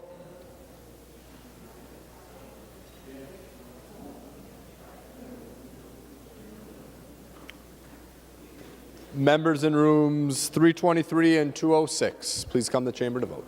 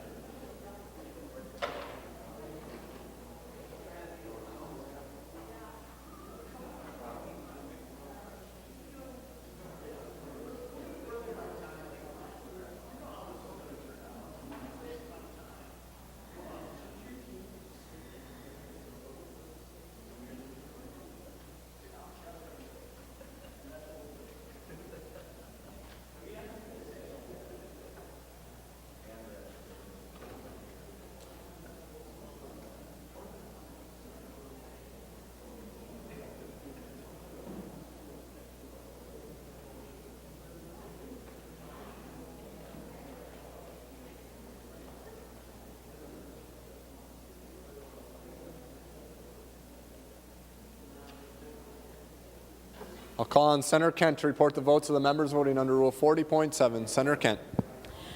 Thank you, Mr. President. I report Senator Dietzick votes no. Dietzick votes no. Senator Kent. Senator Eaton votes no. Eaton votes no. Senator Kent. Senator Eakin votes no. Eakin votes no. Senator Kent. Senator Frentz votes no. Frentz votes no. Senator Kent. Senator Isaacson votes no. Isaacson votes no. Senator Kent. Senator Murphy votes no. Murphy votes no. Senator Kent. Senator Newton votes no. Newton votes no. Senator Kent. Senator Port votes no. Port votes no. Senator Kent. Senator Putnam votes no. Putnam votes no. Senator Kent. Senator Torres Ray votes no. Torres Ray votes no. Senator Senator Wickland votes no. Kent. Wickland votes no. Senator Thomasoni. Mr. President, Senator Bach votes aye. Bach votes aye. Senator Jasinski. Thank you, Mr. President. Senator Anderson votes yes. Anderson votes aye. Senator Jasinski. Senator Coleman votes aye. Coleman votes aye. Senator Jasinski. Senator Duckworth votes aye. Duckworth votes aye. Senator Jasinski. Senator Ingebrigtsen votes aye. Ingebrigtsen votes aye. Senator Jasinski. Senator Eichhorn votes aye. Eichhorn votes aye. Senator Jasinski. Senator Matthews votes aye. Matthews votes aye. Senator Jasinski. Westrums votes aye. Westrom votes aye. Senator Jasinski. Senator Pratt votes aye. Pratt votes aye. Senator Jasinski. Senator Goggin votes aye. Goggin votes aye. Senator Jasinski. Senator Draheim votes aye. Draheim votes aye. Senator Jasinski. Senator Senjum votes aye. Senjum votes aye. Senator Jasinski. Senator Abler votes aye. Abler votes aye. Senator Jasinski. And thank you, Mr. President. Senator Rude votes aye. Rude votes aye. Senator Kent. Thank you, Mr. President. Senator Champion votes aye. Champion votes Aye. I'm Aye. sorry, no. Champion votes no. Thank you. Senator Kent. Thank you, Mr. President. Senator Herr votes no. Herr votes no. All members having voted who have the desire to vote, the Secretary will close the roll. There being 37 ayes and 28 nays, the ruling of the President is sustained. Further discussion? Seeing none, the Senator Franzen. Thank you, Mr. President. So this bill is the transportation funding bill for our state for the next biennium, and I've served on the Transportation Committee for 8 of my 9 years in the Senate. So I've learned a lot about these transportation bills, and usually it comes to the same conclusion. We never have enough funding for our roads and bridges and never invest in the infrastructure as we should as a state, not only to create jobs, but also to be able to grow into the future, have good infrastructure for safety, for pedestrians, for our vehicles, trains, and et cetera, and our commerce, obviously. And we continue to fall short in that regard. But my comments, I'm going to direct more about what's really missing this year in this budget, and it's accountability reform. And I know that we have in the bill right now, and Senator Newman, you have funding for body cams, $6.3 million for fiscal year, $7.2 million from the trunk highway fund, $844,000 from the general fund, and $40,000 from the highway user transportation fund. So a total of $8 million for body cameras. And that goes for our state troopers, state patrol, and that's definitely something that's welcome because we want more accountability. But just money with technology is not enough. We need training, we need support. And as you all have witnessed in the last few weeks, and especially this last week with the killing of Dante Wright, we are still lacking in the reforms that the public and our communities want to stay safe. So members, one of the things that the Posse Caucus has proposed that I think is relevant for this particular budget is not just the money for body cameras, but when you use them, then you have some accountability. And one of the ideas is to ban the alteration, erasure, or destruction of body-worn camera recordings and withholding footage. That ties into any action of the State Patrol and our troopers who do really good work to keep us safe, but who are also put in really, really difficult positions.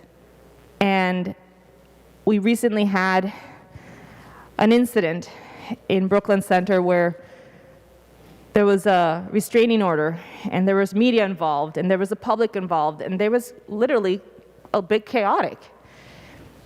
And I know the State Patrol put a statement out about how they're addressing that and how they're remedying the situation when they're doing their law enforcement. Our media has fundamental rights to cover incidents like what happened in Brooklyn Center and all the protests that were happening there to ensure safety. But they also have to have some guardrails. And I think if you look at their statement online, it talks about things that they won't do, things how they will handle it, but this was all done at the administrative level. It's our job in the Senate to push for the real reforms that are going to be our laws, that are going to be abided by, and it's our job to provide those resources. So, Mr. President, I'd like to introduce the A29 amendment. Senator Franzen offers the A29 amendment. The Secretary will report the amendment. Senator Franzen moves to amend Senate House File number 1684 as amended pursuant to Rule 45 as follows. Page 2, line 15, insert. This is the A29 amendment. To the amendment, Senator Franzen. Thank you, Mr. President. This amendment is something we've been asking for, I think, every day after session is over. But now it's a formal ask to really look at how we're going to do this before session is over, how we're going to really deal with law enforcement accountability reform before the end of the 92nd legislative session and the 2021 regular session. So, Mr. President, many of us believe that we should stop our processes until we really deal with the accountability and the reform that our country is talking about and expects action. Mr. President and Senator Newman, I introduced this amendment so we can actually put some teeth into what we've heard over and over again, that there's going to be some hearings next week and then the following week. But we have no concrete date. We have no concrete idea what the agenda will be, and the public has no idea. Well, the public should hear that at least part of our legislature in the Senate wants that to be formalized. So I will encourage members to think about the message we're sending when we ignore the action that is needed and we just do business as usual. Yes, the funding for body cameras is acceptable, maybe needed. I know many police departments across our districts want this funding because they can't do it alone. But what is this funding without the training and supports that they need to do a better job to keep public safety and to keep all of our communities safe? It's certainly germane because it's the jurisdiction of this committee and this area of law to deal with the State Patrol. So, members, the amendment talks about no appropriation provided in this act, in this bill that would pass today, is available before each house of the legislature and the governor have certified the satisfactory law enforcement accountability reform legislation has been enacted by this legislature. Members, I hope you consider this debate seriously because it hasn't been done formally in a hearing, and here we are formally in the Senate floor, on the Senate floor to talk about the budget of our state. And this is something that's truly lacking and that we need to talk about. So, members, I encourage a green vote, and I encourage others to talk about this subject that needs to be addressed in this legislature this year. Thank you, Mr. President. Discussion on the A29 amendment. Senator Gazelka. Thank you, Mr. President. Will Senator Franzen yield? Senator Franzen will yield. Senator Gazelka. I was taking a look at the language, Mr. President, Senator Franzen, I was taking a look at the language, and it looks like you're willing to shut down government for this. I just want to make sure that we're clear on that before we take a roll call if it's not been requested. Senator Franzen. Thank you, Mr. President. Thank you, Senator Gazelka, for your question. As you will know, we, the Democrats, are in the minority, so we have no power to shut down the government. We do have the power of our voice and our vote, and what we're demanding is that we have legislative hearings on law enforcement accountability reform this session. Further discussion on the A29 amendment. Senator Osmond. Thank you, Mr. President. Request a roll call vote, please. Roll call has been requested. Roll call granted. Further discussion on the A29 amendment. Senator Dibble, followed by Senator Newman. Senator Dibble. Thank you, Mr. President. Mr. President, in response to Senator Gazelka's question, we have the power in this chamber to act. We already know of a bunch of proposals that have come over from the House in their judiciary bill that was recently passed. We had the opportunity just a few minutes ago to pass a significant change offered by Senator Johnson Stewart. To answer your question, no one wants to shut down government. The basic functions of government are extremely important. Providing for education and providing for health care and providing for all the things that state government does. And so the question, Mr. President, is Senator Gazelka and the majority party willing to shut down government? That's the real question. We have a moment, a crisis, and our community is crying out for change, for justice, for fairness, for equality, to be safe, to feel secure, particularly by those who are there to serve us and to keep us safe. So the real question is, do we have the courage to act? Today is the day that Daunte Wright is being laid to rest. We just got through a very, very emotional trial of Officer Chauvin. There's been tremendous upheaval, and it comes in the aftermath of hundreds of years of history. It doesn't come in a vacuum. And so we don't control this chamber, you do. So the question is put to you, are you willing to act to respond to what Minnesotans are asking us to do? Further discussion on the amendment. Senator Newman. Mr. President, just so folks understand what the A29 is proposing to do is literally, as Senator Gazelka alluded to, a willingness to shut down the government unless this accountability and reform is adopted. And I just want you to note that the language says that the legislature and the governor have certified that satisfactory reform has been enacted. I will tell you that I really don't know how you would define what is satisfactory and what is not. It really is a very loosely drafted amendment, at least from my standpoint. If the Posse caucus wishes to proceed with this amendment, that's fine. Let's vote on it and be done. Thank you, Mr. President. Final discussion on the amendment. Senator Kent. Thank you, Mr. President. I think I just heard Senator Newman say that if the Posse caucus wants to proceed with this, I find that problematic. Senator Franzen has offered an amendment. We all get the chance to vote on it. People are hurting. Mr. President. Senator Benson, for what reason do you rise? Point of information, I believe Senator Franzen referred to this as an amendment as work done by the Posse caucus.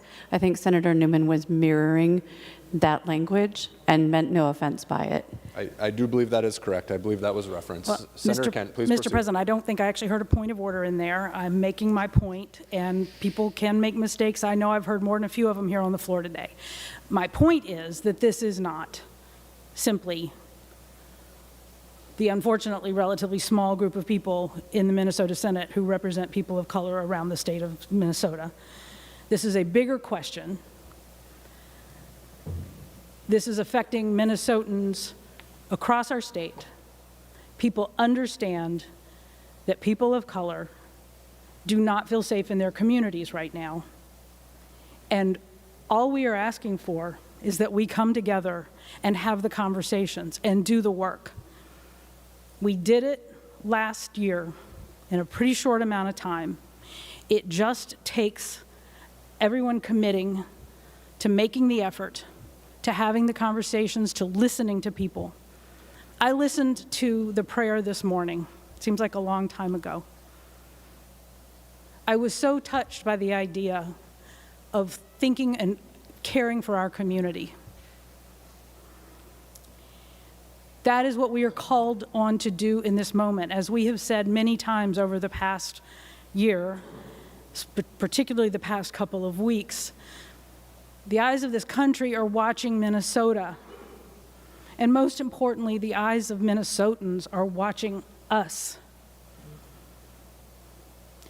All we are saying is, please hear them.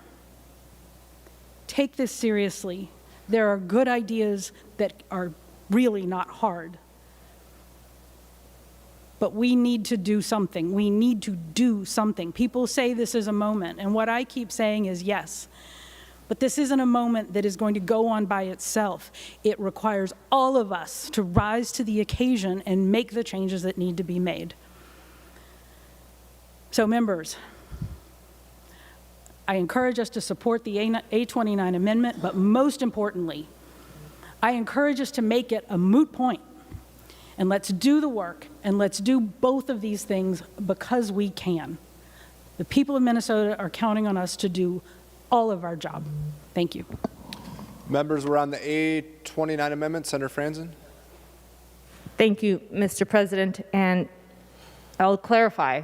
I read one of many other ideas that the Posse Caucus from the Senate and the House actually have put forward in public in press releases. So I read one of them that deals with this particular bill, which is why I reference body cameras, because it's specific to that. I will say the language to Senator Newman's concern about using the word satisfactory, we can use reasonable all the time in law. So it's meant to create some flexibility in what we decide is satisfactory, or we can change it to reasonable if that so suits him. I want to point members to the letter that has been referenced a few days already in session from the Minnesota Business Partnership. They've actually put out a letter to all of us, having 8 reforms, sensible reforms, 8 of them listed, plus an additional 3, one of them which is providing funding for body cameras. So in this bill today, we have one good step.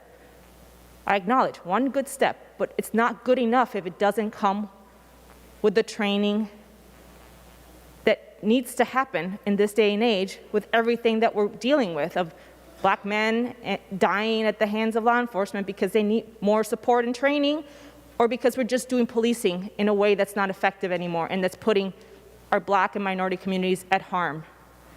We have to recognize that. The data shows it. That is why the U.S. Attorney is coming to Minnesota to investigate us. That's not a badge of honor. That's a badge of action. You should wear it. You should take action, and we have that opportunity. And our caucus refuses to say, well, we'll do that next week. Push it down the road like we do with infrastructure all the time. But in this case, we're not talking about infrastructure. We're talking about lives. Black and brown lives, and everything in between.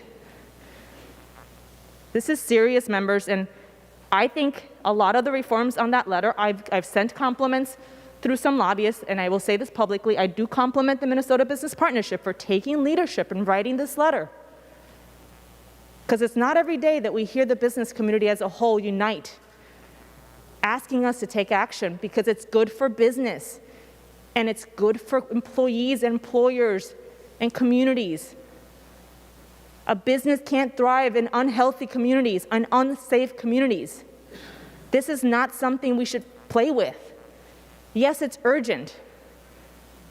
And we can do meaningful reform. It doesn't have to be pie in the sky. It just needs, we can start with just the list that they've sent to us, and we can make some progress.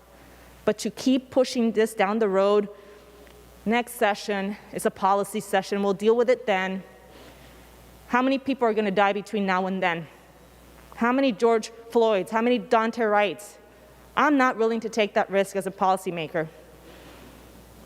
I'm willing to do the job.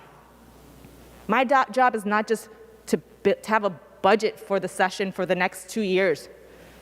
My job is to protect Minnesotans, all of them, by laws that would actually work. And this investigation coming from the federal government is going to unveil some things, and maybe we should do more progress then. But we can't just wait for the outcomes of that. We already know what we know. So members, I encourage you to really think deep of what this moment requires of us and really shine as a body that comes together in this critical moment in our state's history. So members, I encourage a green vote. Members, we're on the A29 amendment. The Secretary, Senator Dibble. Thank you, Mr. President. So I asked a rhetorical question earlier, but I will ask a specific question if Senator Gazelka would yield. Senator Gazelka will yield. Senator Dibble. Members and Mr. President, Senator Gazelka, we're bringing this because reform in the criminal justice and policing system is a priority of the minority. You have it in your power as the majority leader, as the individual who controls all the legislation, who controls this chamber, to make things happen or to stop things from happening. What is the plan, Senator Gazelka, to make this happen, to make sure that we consider real reform proposals, legislation, and have votes and change some things in Minnesota? What is the plan to do that before we adjourn this year? Senator Gazelka. Mr. President, Senator Dibble, I'll make more extensive comments as we close out the session today, but the House passed 354 pages that include many reforms. The Senate has 79 pages in their judiciary bill. We weren't dealing with reforms, we were dealing with the budget, but that is the most likely place for anything. If you're actually talking about something becoming legislation, it would be in that spot. Senator Kunish. Thank you, Mr. President. I rise in approval of this amendment. As it was mentioned, today there was a funeral for a young man, a 20-year-old man, who should not be holding a funeral today. This young man was buried 5 miles from the school that I taught at for 25 years. And my first thought when I heard it and I found out where it was, I thought, oh my God, is this one of my students? And my heart stopped and my stomach sunk. And I looked it up and found that no, he is not, but he actually went to the middle school in my district. And many of our students, many of our community members knew this young man. It was a senseless death, as was George Floyd's, as was Philando Castile, and so many others. We do not have any more time to sit and twiddle our thumbs and pass this off because we've got other things to do. You, as the majority, have the power, have the ability to stop everything right now and address the important issues that we need to get done. Yesterday, the House was able to do that. You've got a list of sensible, doable, public safety and reform that you can work from right there. I understand you need time to think about it. How many times have I heard that this is the deliberative body? But you don't need to sit and deliberate while there's chances of yet another young black colored person whose life is in danger. I can't tell you how many times I would come back from a weekend and ask the kids, what did you do this weekend? Did you get outside? Oh my God, it was a beautiful weekend. Did you get down to the park? The little girls would say, yeah, we could go out and jump rope, but my brothers couldn't go out. And when I asked them why, they said it was because it's too dangerous for them. You imagine living like that. You imagine your children having to live like that. What's it like for your son to leave, your black son to leave the house knowing that you may never see him again? And you feel like you need to sit and deliberate this? That is nonsense. That is absolute nonsense. All last summer, I worked with the Posse Caucus, you worked with the Posse Caucus, you know exactly what needs to be done. We do not need to deliberate this.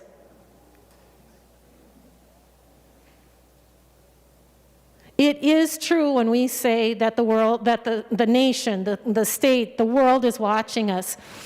Yesterday morning, I opened up my email and I had 3 emails, one from France, one from Germany, and one from England. And they had all been watching this. So don't think that this is just a unique little situation and this is something that we can just keep tucking away and tucking away and tucking away. People are dying. And we cannot sit here and deliberate again and again without taking immediate action. And so I call upon you to make that deliberate, immediate action and allow we in the minority, the Posse Caucus and other members who take this very, very seriously, to participate in this.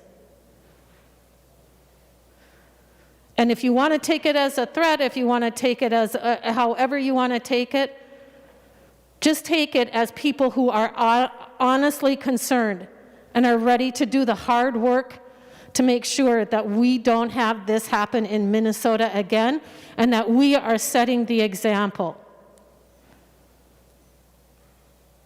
I am really tired of hearing about Minnesota nice and this is not Minnesotan or this is not how we do it in Minnesota. In Minnesota, black boys get shot. Black men get kneeled on till they die. That's what happens in Minnesota. That is not Minnesota nice. And that's not the kind of Minnesota that I want our children, our grandchildren to have to live in and worry about ever again. So I adamantly request that everybody vote green on this amendment. Members, we're on the A29 amendment. The secretary will take the roll.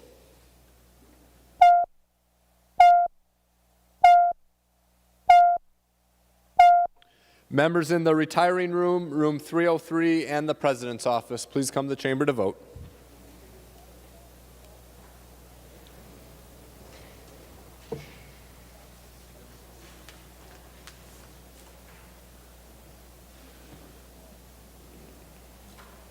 Members in rooms 323 and 206, please come to the chamber to vote.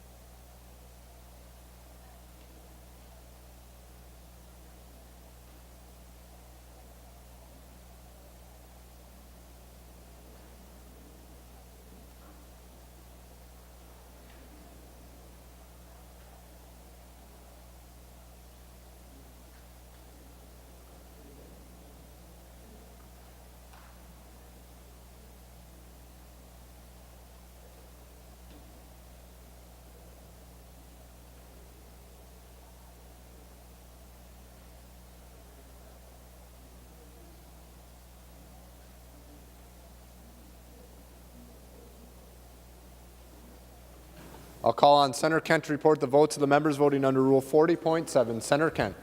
Thank you, Mr. President.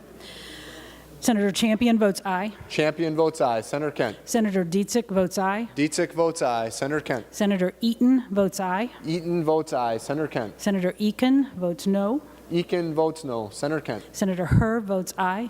Herr votes aye. Senator Kent. Senator Isaacson votes aye. Isaacson votes aye. Senator Kent. Senator Latz votes aye. Latz votes aye. Senator Kent. Senator Murphy votes aye. Murphy votes aye. Senator Kent. Senator Newton votes aye. Newton votes aye. Senator Kent. Senator Port votes aye. Port votes aye. Senator Kent. Senator Putnam votes aye. Putnam votes aye. Senator Kent. Senator Torres Ray votes aye. Torres Ray votes aye. Senator Kent. Senator Wickland votes aye. Wickland votes aye.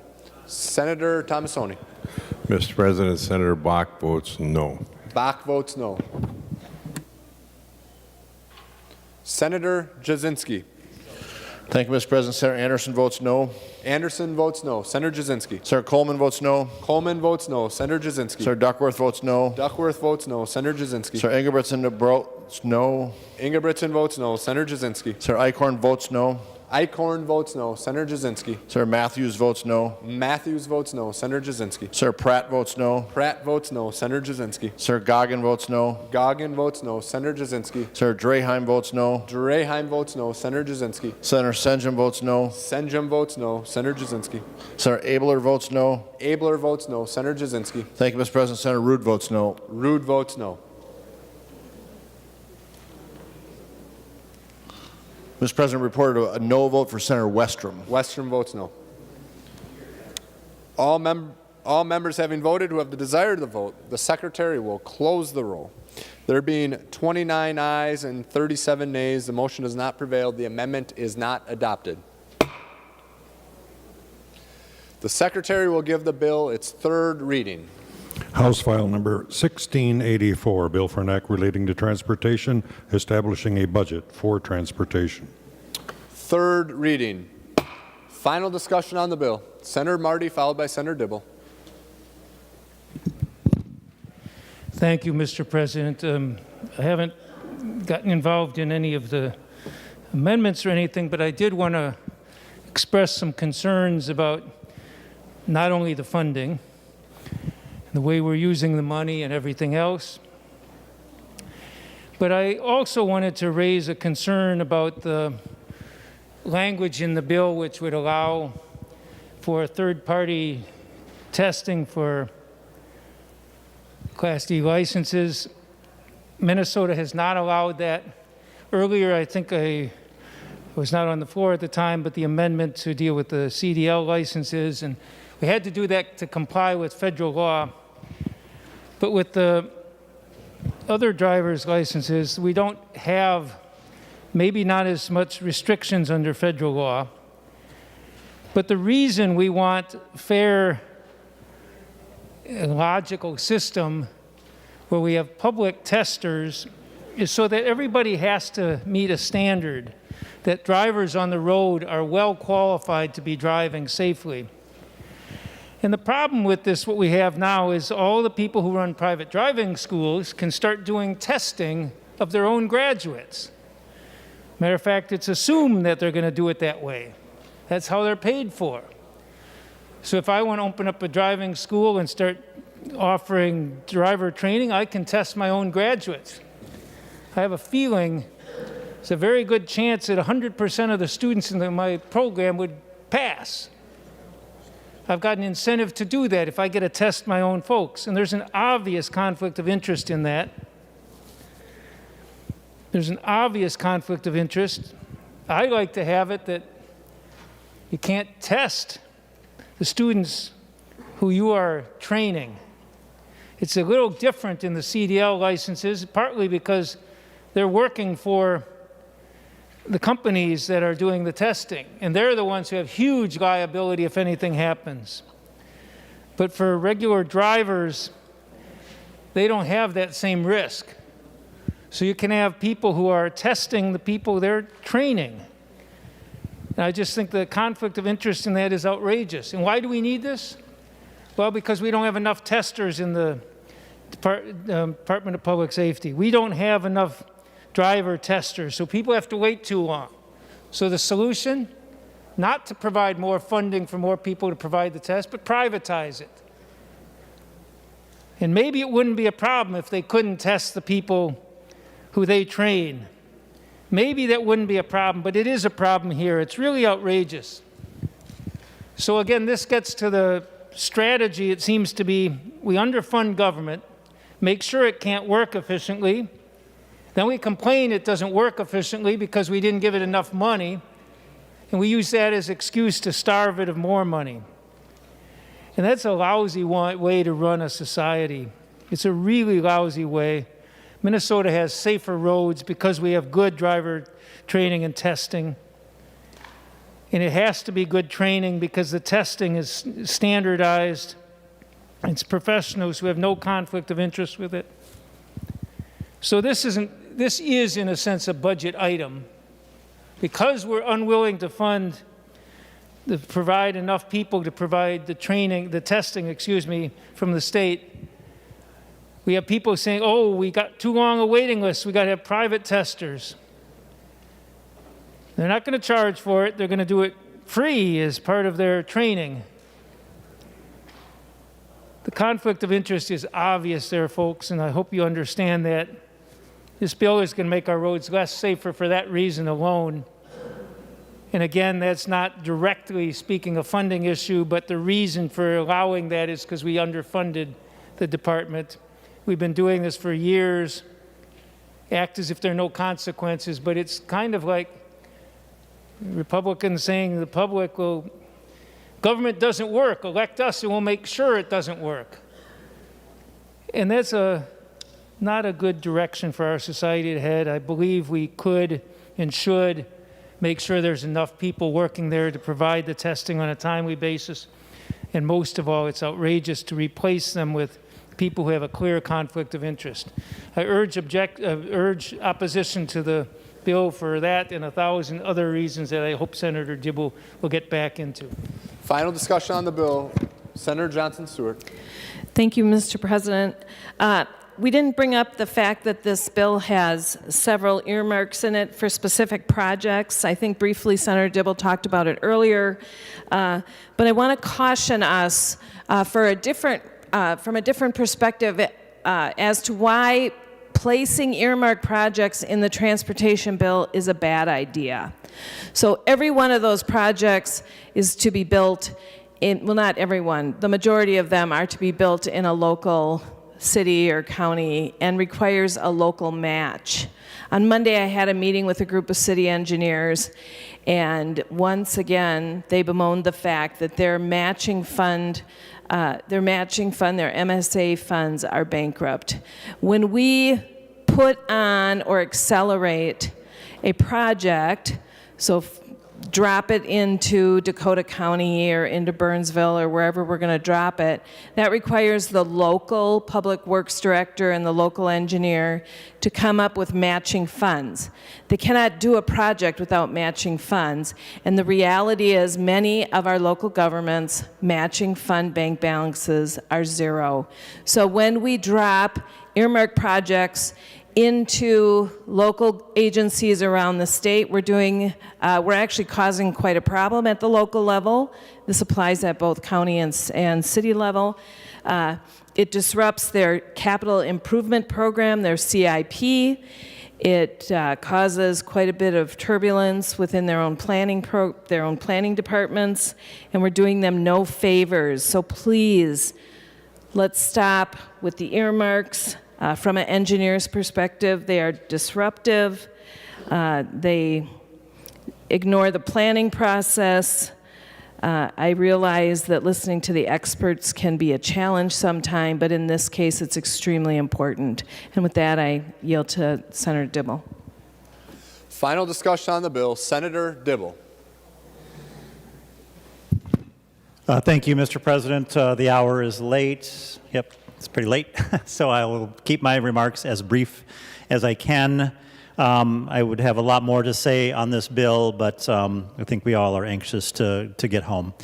And I doubt that everyone is hanging on every word anyways.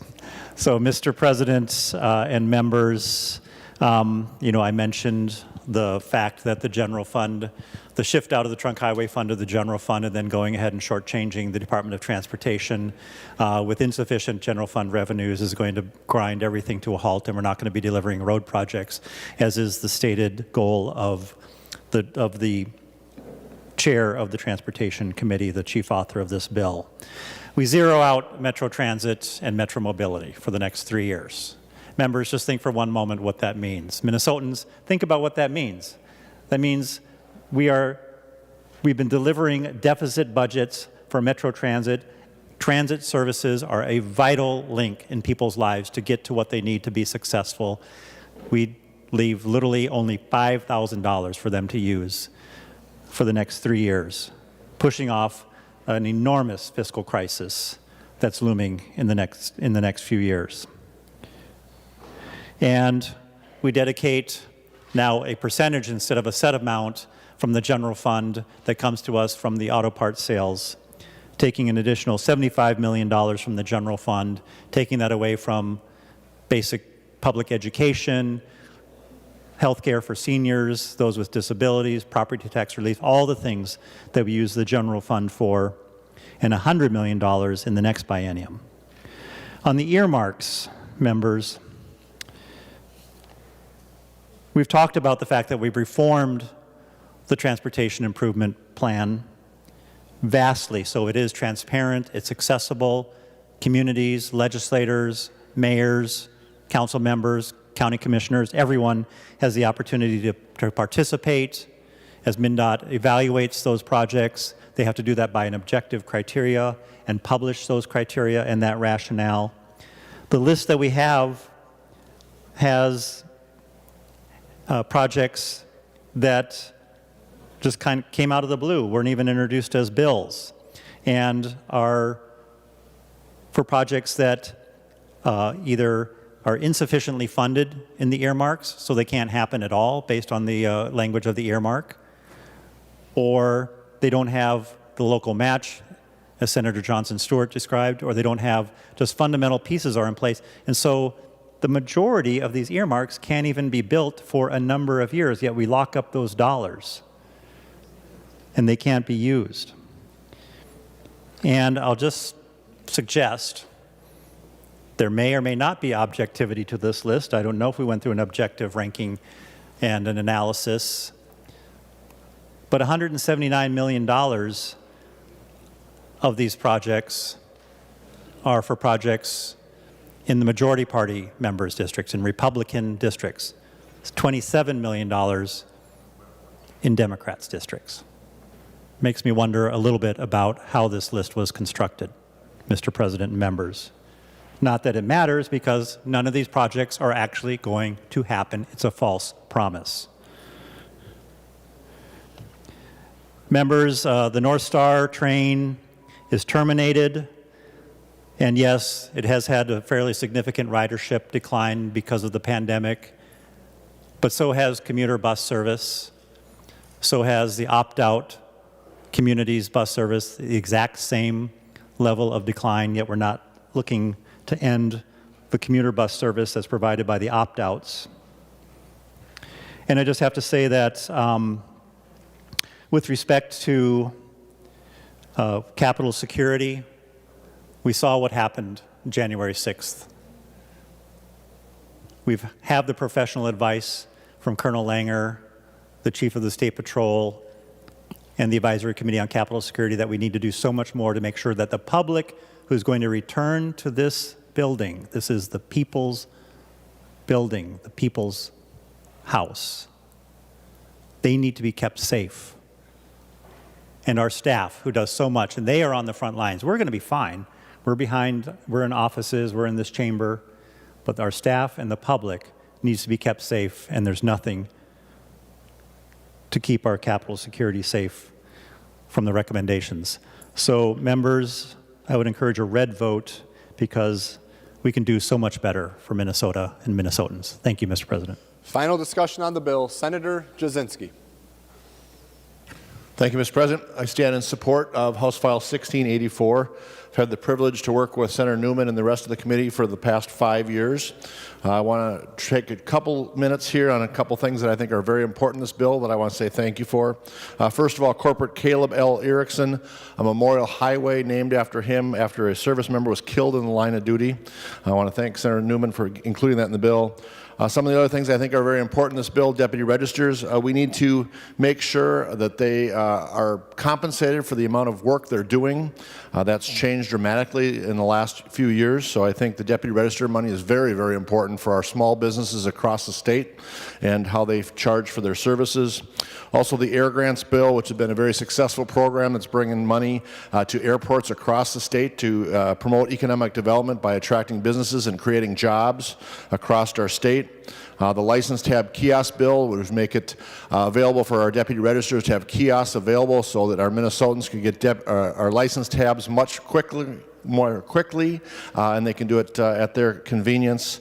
We also have the freight optimization bill that was recommended by the Minnesota Chamber of Commerce that's included. The corridors of commerce money, not even above the money is the language that makes sure that we rate these projects with project readiness so that we know they're ready and they get ranked on that method. Also increasing the auto parts sales tax to 60%, bringing more money to our roads and bridges, and dedicating 3% of that money to township roads, which are desperately needing money to keep their roads maintained, and then also 3% amount for their small cities. So thanks Senator Howe for that bill and allowing my amendment on that. Online driver's education, I think, is something that's very important. We've learned over this pandemic that we can teach on the internet. We can do that. It makes it much easier for parents, and this is the online portion only. They still have to go through the same process to do behind the wheel and testing. The auto salvage title bill, an important transparency bill that protects consumers across the state of Minnesota. And then I also want to thank on what you referred to as an earmarked project, which is the County Road 9 I-35 interchange study, which the city of Faribault has been waiting for 20 years and has the full support of all our local engineers and elected officials. Thank you, Mr. President. I just want to thank also all our committee members. It's been a pleasure working with them across this year on that, and our staff who are so vitally important to put this bill together. Thank you, Mr. President, and thank you, Senator Newman. And I encourage a green vote on House File 1684. Final discussion on the bill, Senator Johnson. Thank you, Mr. President. I'd also like to commend the committee and Senator Newman for the work that was done in this bill. There were some very important pieces put into this omnibus bill that I'm very proud of, two of which are memorial highways dedicated to our servicemen and women who were working and killed in the line of duty, and just a way to remember those individuals, Officer Magnuson and Lobdell. So I appreciate that very much. That's a very meaningful part to me. The other piece that I am especially proud of is funding for the Carlstadt Airport, one of those economic drivers, one of the infrastructure pieces that is so critical to this bill. And I commend Senator Newman for really focusing on what should we be doing with this bill, and that's infrastructure that benefits folks across the state. So I'd just like to thank him for that, and there's several other policy pieces in here that I'm extremely proud of and looking forward to being implemented. So I just asked for a yes vote, as I'm going to be supporting it as well. Final discussion on the bill, Senator Newman.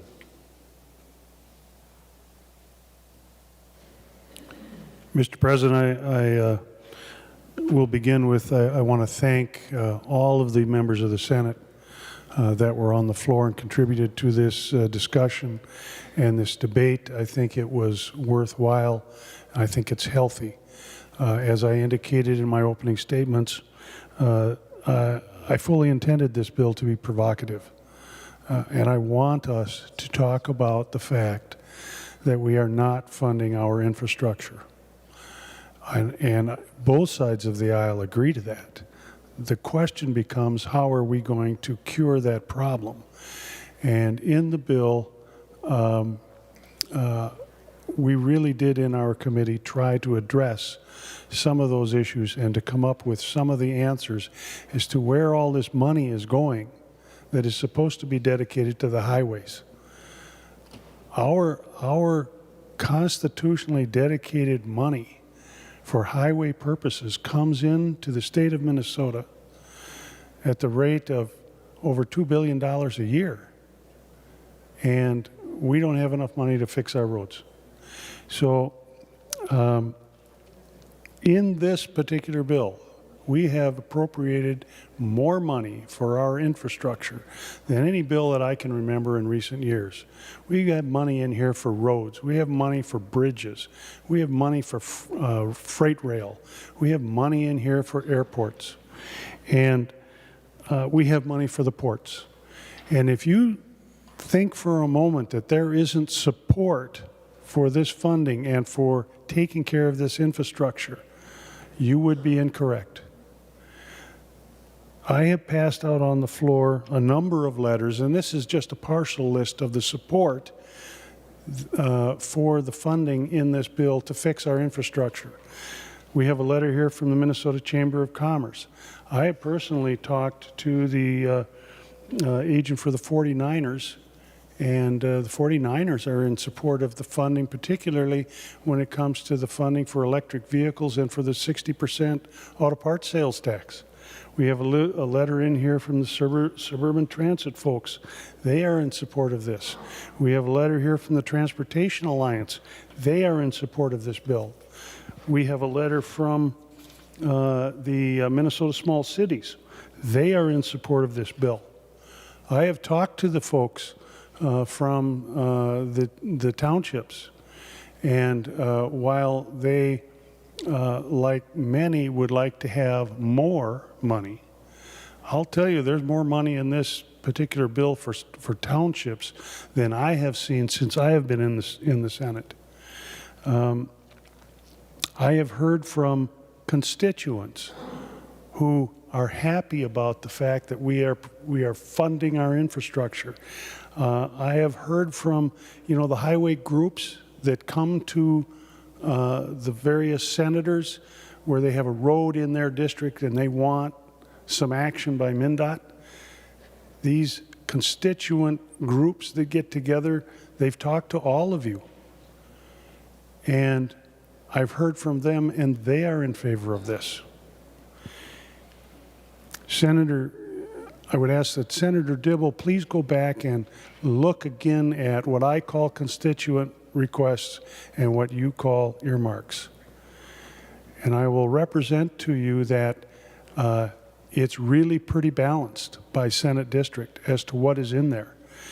And it's pretty well balanced because these are the bills that the senators came forward with asking for roads and projects in their districts to be addressed. And I really think that MnDOT should be listening to all of these constituents and to all of these groups that are asking for this infrastructure. And Mr. President, I don't represent MnDOT. I don't represent state agencies. I represent people. And people are asking us to fix these projects. And for years now, I've been having the same groups come forward year after year after year with respect to their particular highway project in their corner of Minnesota, and they want their roads fixed. And as near as I can tell, I do not believe there is any meaningful input by our constituents in influencing MnDOT to fix their roads. MnDOT is infallibly polite and courteous every time I've ever talked to them. But do they truly listen? I have begun to really question that. And I really don't consider myself a conspiracy theorist in any manner. But I really have begun to question whether or not this very large, wealthy state agency is listening to the people. And that, in large measure, is why you are looking at the bill that you are looking at. Transit. I agree with Senator Dibble. Transit is vitally important to the state of Minnesota. It is vitally important. But I have been watching the state of Minnesota and the counties and the taxpayers waste enormous sums of money on transit. Just on the overrun on that wall that they're putting in the Southwest Light Rail, just on the overcost, we could build a few roads, let alone the cost of the wall itself, let alone the cost of that particular rail. That one time they were talking Southwest Light Rail, it's going to cost $1 billion. Then it went to $2 billion. I don't know where they're at now. How many buses could we put on the road for the amount of money that's spent on Southwest Light Rail, and they won't quit? That's why you are looking at the guideways language in this bill. I oppose the guideways. It's dedicated roads or rail line or right-of-way for buses and light rail, and I oppose it. I think it's a tremendous waste of money. But I am in favor of busways, where we can have, at any given time, you can run as many buses on there as you wish. But just like the min-pass lanes, there are times when they're empty. And I think these guideways that they are proposing to build are going to have a lot of empty time on them, and they are prohibitively expensive. I agree that we need to have transit. It's just that, in my view, we are wasting enormous sums of money, and we simply cannot afford it. As to the policy that's in the bill, in particular, the policy regarding Department of Vehicle and Licensing Services, DPS, I really think there's some good ideas in there. And I know that the agency isn't necessarily in favor of some of these ideas. But that doesn't mean that we shouldn't be talking about it. It doesn't mean that we shouldn't be pushing. And I think that DVS should work with us and move us into the 21st century. We just got done, finally. We took on that MnLARS project and we fixed it. And MnDrive now is not perfect, but we now have a system where we are dealing with driver's licenses and license tab fees in the same program. Eventually, I think it's not only going to save us a lot of money, but I think it's going to be much more efficient and provide the people in the state of Minnesota with better services. And I think we can do the same thing with the kiosks that Senator Jasinski was talking about, and the third-party testing, and the third-party testing for Class D and commercial driver's licenses, online driver's education. There's a lot of education goes on in the state of Minnesota when it comes to a wide variety of subjects. Why can't we do online driver's education? Why do we have to have a state employee test people as to whether or not they can safely operate an automobile? I don't understand why. I don't think government employees have got a lock on that certification or ability to do it. So I like the reforms that are in this bill, and I think we should adopt them. And I think that by doing so, we'll move our driver's licenses and our license tabs into the 21st century and out of the 20th. It's been a long day, and I'm going to conclude, members. This took a little longer than I anticipated it was going to be, but again, I really did enjoy and respect the discussion that we had today. I look forward with working with you in the future on it, and I would ask that you join with me in passing this bill off the floor. Thank you, Mr. President. Members, we are on final passage of House File 1684. Seeing no further discussion, the Secretary will take the roll.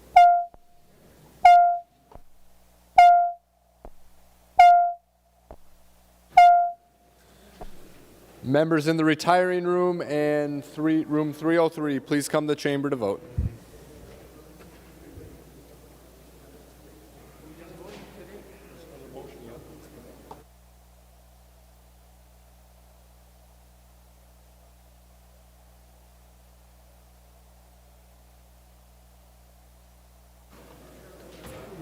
Members in the President's office, room 206 and 323, please come to the chamber to vote.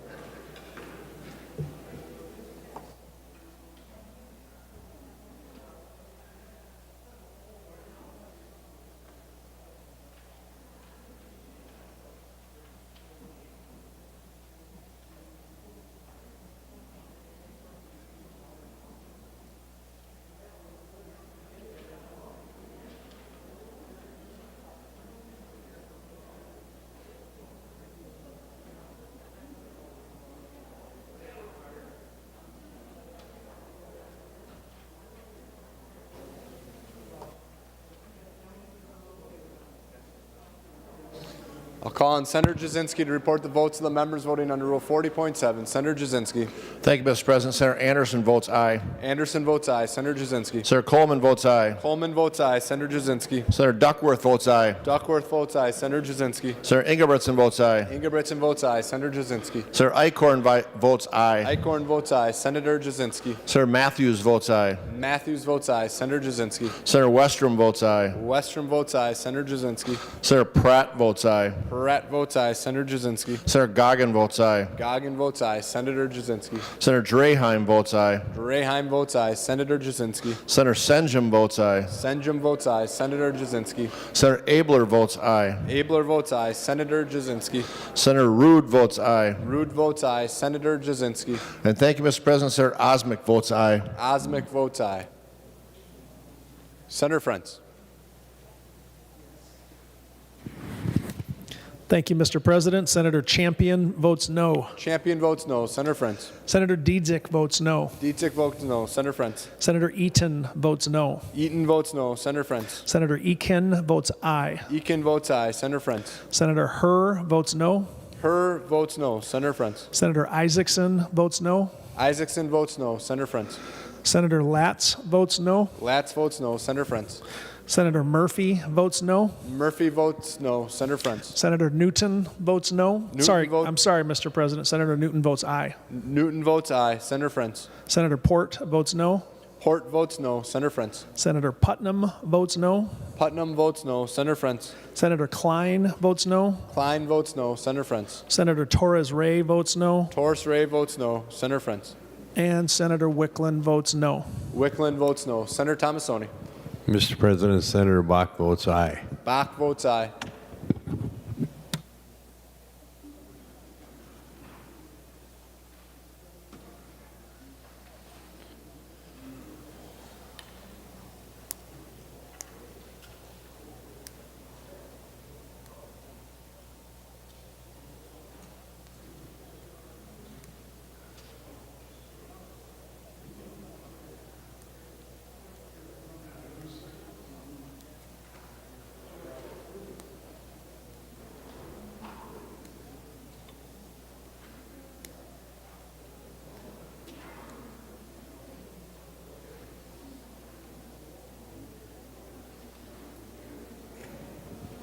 Senator Jasinski. Thank you, Mr. President. Senator Rosen votes aye. Rosen votes aye. Senator Jasinski.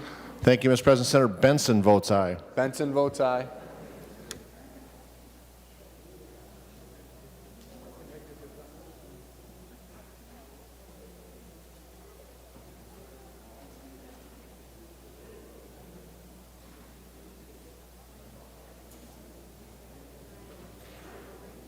Senator Jasinski. Thank you, Mr. President. Senator Nelson votes aye. Nelson votes aye. All members having voted who have the desire to vote, the Secretary will close the roll. There being 40 ayes and 26 nays, the bill is passed and its title agreed to. Remaining under motions and resolutions, we will revert to messages from the House. The Secretary will read the message. Mr. President, I have the honor to announce the passage by the House of the following Senate file as amended in the House, in which the amendments to concurrence of the Senate is respectfully requested. Senate file number 958, a bill for an act relating to state government. Senate file number 958 is herewith returned to the Senate. Patrick D. Murphy, Chief Clerk, House of Representatives. Senator Gazelka. Thank you, Mr. President. On behalf of Senator Westrom, I move that the Senate do not concur in the amendments by the House of Senate File Number 958, and that a conference committee of 5 members be appointed by the Subcommittee on Conference Committees on the part of the Senate to act with like conference committee appointed on the part of the House. Discussion on that motion. Seeing none, all those in favor say aye. Opposed say no. Motion prevails. Senator Gazelka. Mr. President, I move for a brief recess for the appointment of conferees. Senator Gazelka moves that the Senate recess. All those in favor say aye. Opposed say no. Motion prevails. The Senate's in recess.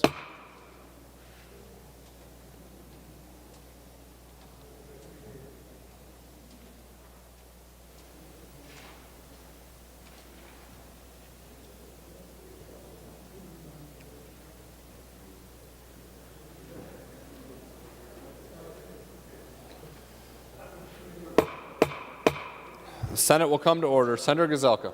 Mr. President, is there a privileged report at the desk? There is. The Secretary will read the report. Senator Gazelka from the Subcommittee on Conference Committees recommends that the following senators be and they hereby are appointed as a conference committee on Senate File Number 958. Senators Westrom, Dornick, Goggin, Anderson, and Murphy. Senator Gazelka moves that the foregoing appointments be approved. On the Gazelka motion read by the Secretary, all those in favor say aye. Opposed say no. Motion prevails. Next we'll move to the 13th order of business, announcements of Senate interest without objection. The following senators will be excused from today's session. Senator Fateh all day.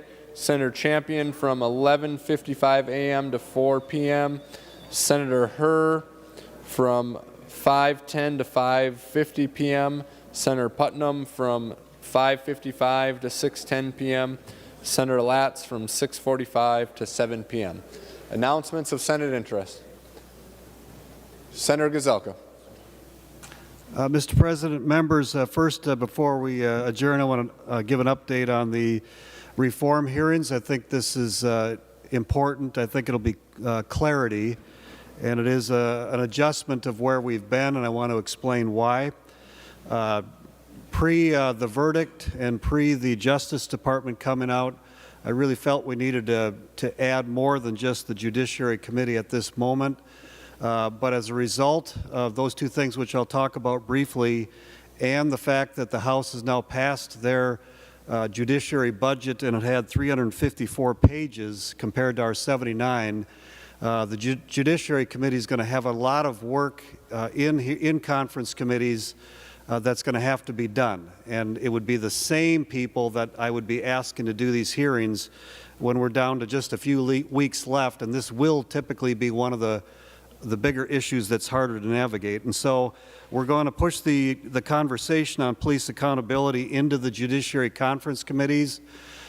We haven't worked out the full agreement with the House about how those are going to work, but it will be regular meetings where the gavel switches back and forth between the chairs. And so in particular, the House is going to be able to have conversations with the two together about all those many hundreds of extra pages that they have. And so I just wanted to say that's the reason why.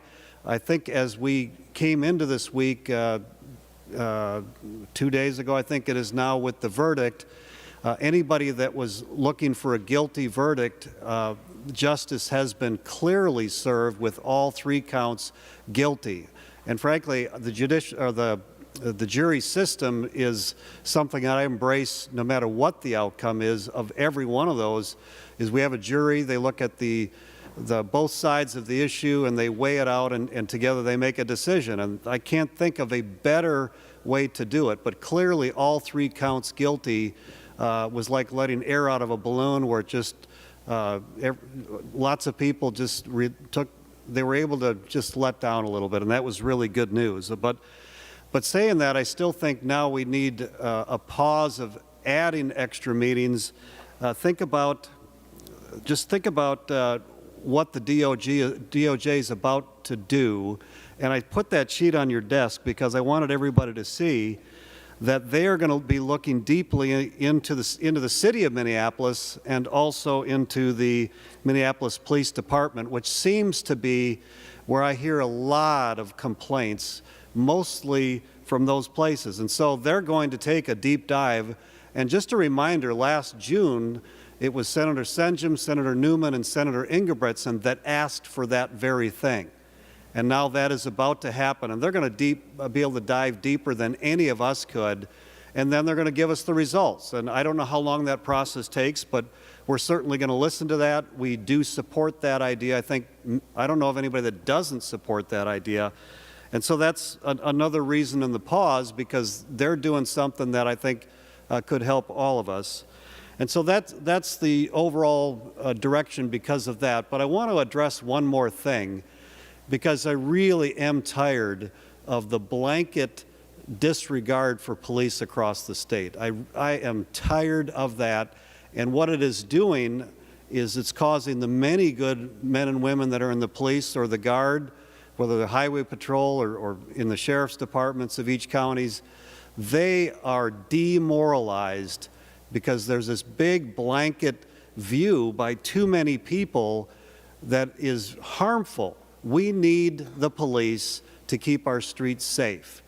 And again, I point particularly to Minneapolis. First, it was the Minneapolis City Council that wanted to entirely defund the police. Not one of them didn't say we should defund the police. And then after that, Union Hall with the National Guard, they jeered at them and kicked them out. And I greatly appreciate that some of the blue-collar unions like the 49ers, Carpenters Union, pipe fitter, electrical contractors, Teamsters all said, that's not us. But where was the outrage from the many people standing up for the many good police officers and National Guard that are doing their job? And now, again, today, we have the Highway Patrol that have done a great job through this whole thing, and they have their lunch break at a Minneapolis Park headquarters, just trying to get a place to find some rest and have a break. And the Minneapolis Park Board's votes to kick them out. I mean, what kind of an attitude is that? And so as we're trying to figure out police accountability, and I'm going to point to all that we've already accomplished and looking forward to whatever the Department of Justice finds, can we as a body start thanking the many police officers around the whole state and the National Guard and all of the men and women that are standing in harm's way for us? And they're not thanked enough. And so I personally thank them, and all of you should too. Further announcements of Senate interest. Senator Bigham. Thank you, Mr. President. Would Majority Leader Gazelka yield? Senator Gazelka will yield. Senator Bigham. Thank you, Mr. President. Senator Gazelka, thank you for that clarification for scheduling purposes. I'm a member of the Judiciary Committee, and along with Senator Latz and Senator Pappas, we asked a lot about when we were going to hear bills. So it's great that we have clarity on that, and that I really am just trying to fine-tune what I think I heard you say. Conference committee can actually pass reforms because we will have to act on that conference committee report. So, Senator Gazelka, my question is it your intent that there will be reforms coming out of that conference committee that then we will all have the opportunity here to deliberate on the Senate and hold the conferees accountable for what is in that conference committee report related to reforms? Senator Gazelka. Mr. President, Senator Bigham and members, I've always put the trust in the chairs and their conferees to stand up for the Senate and to work towards a compromise with the House. I prefer not to have many things come to my desk, and so I'm going to let that process work. I can tell you that personally, we went through a lot of reform issues last summer. We picked up a dozen or so. The ones from last summer, if there's not any material changes from last summer and didn't make it through last summer, those likely wouldn't make it through now. But I know there's quite a few additional things that the House has taken a look at. But I'm going to let the process work. I put a lot of trust in the chairs in the Senate to do their job, and as a result, I think in the end we get pretty good policy. Senator Bigham. Thank you, Mr. President. Would Senator Gazelka yield for another question? Senator Gazelka will yield. Senator Bigham. Thank you. Senator Gazelka, I actually spent some time studying the House bill and the Senate bill because I wanted to make sure that I knew what was in both. And I think when we're going to mark up a bill, that's important, and I actually encourage senators to do that when they're marking up bills. There are provisions in the House bill that are agreed upon by law enforcement, by both sides of the aisle in the House, the other body, and also members of the community that had input. And I guess what I'm hoping, along with the news today, that the Post Board has acted on 2 provisions that are in the other body's bill that we still actually have to not codify, but do our part per the statute. I'm hoping that we can get a commitment from Majority Leader Gazelka that we will at least commit the Senate to where there's agreement on these provisions, advocate that they be included in the conference committee report. Would you agree to that, Majority Leader Gazelka? Senator Gazelka. Mr. President, Senator Bingham, I'm committed to letting the committee process work. That is the process that we've always had. Obviously, if there's that kind of agreement that you're talking about, it increased dramatically the odds that it would be completed, but that's the work of the committee. Senator Gazelka.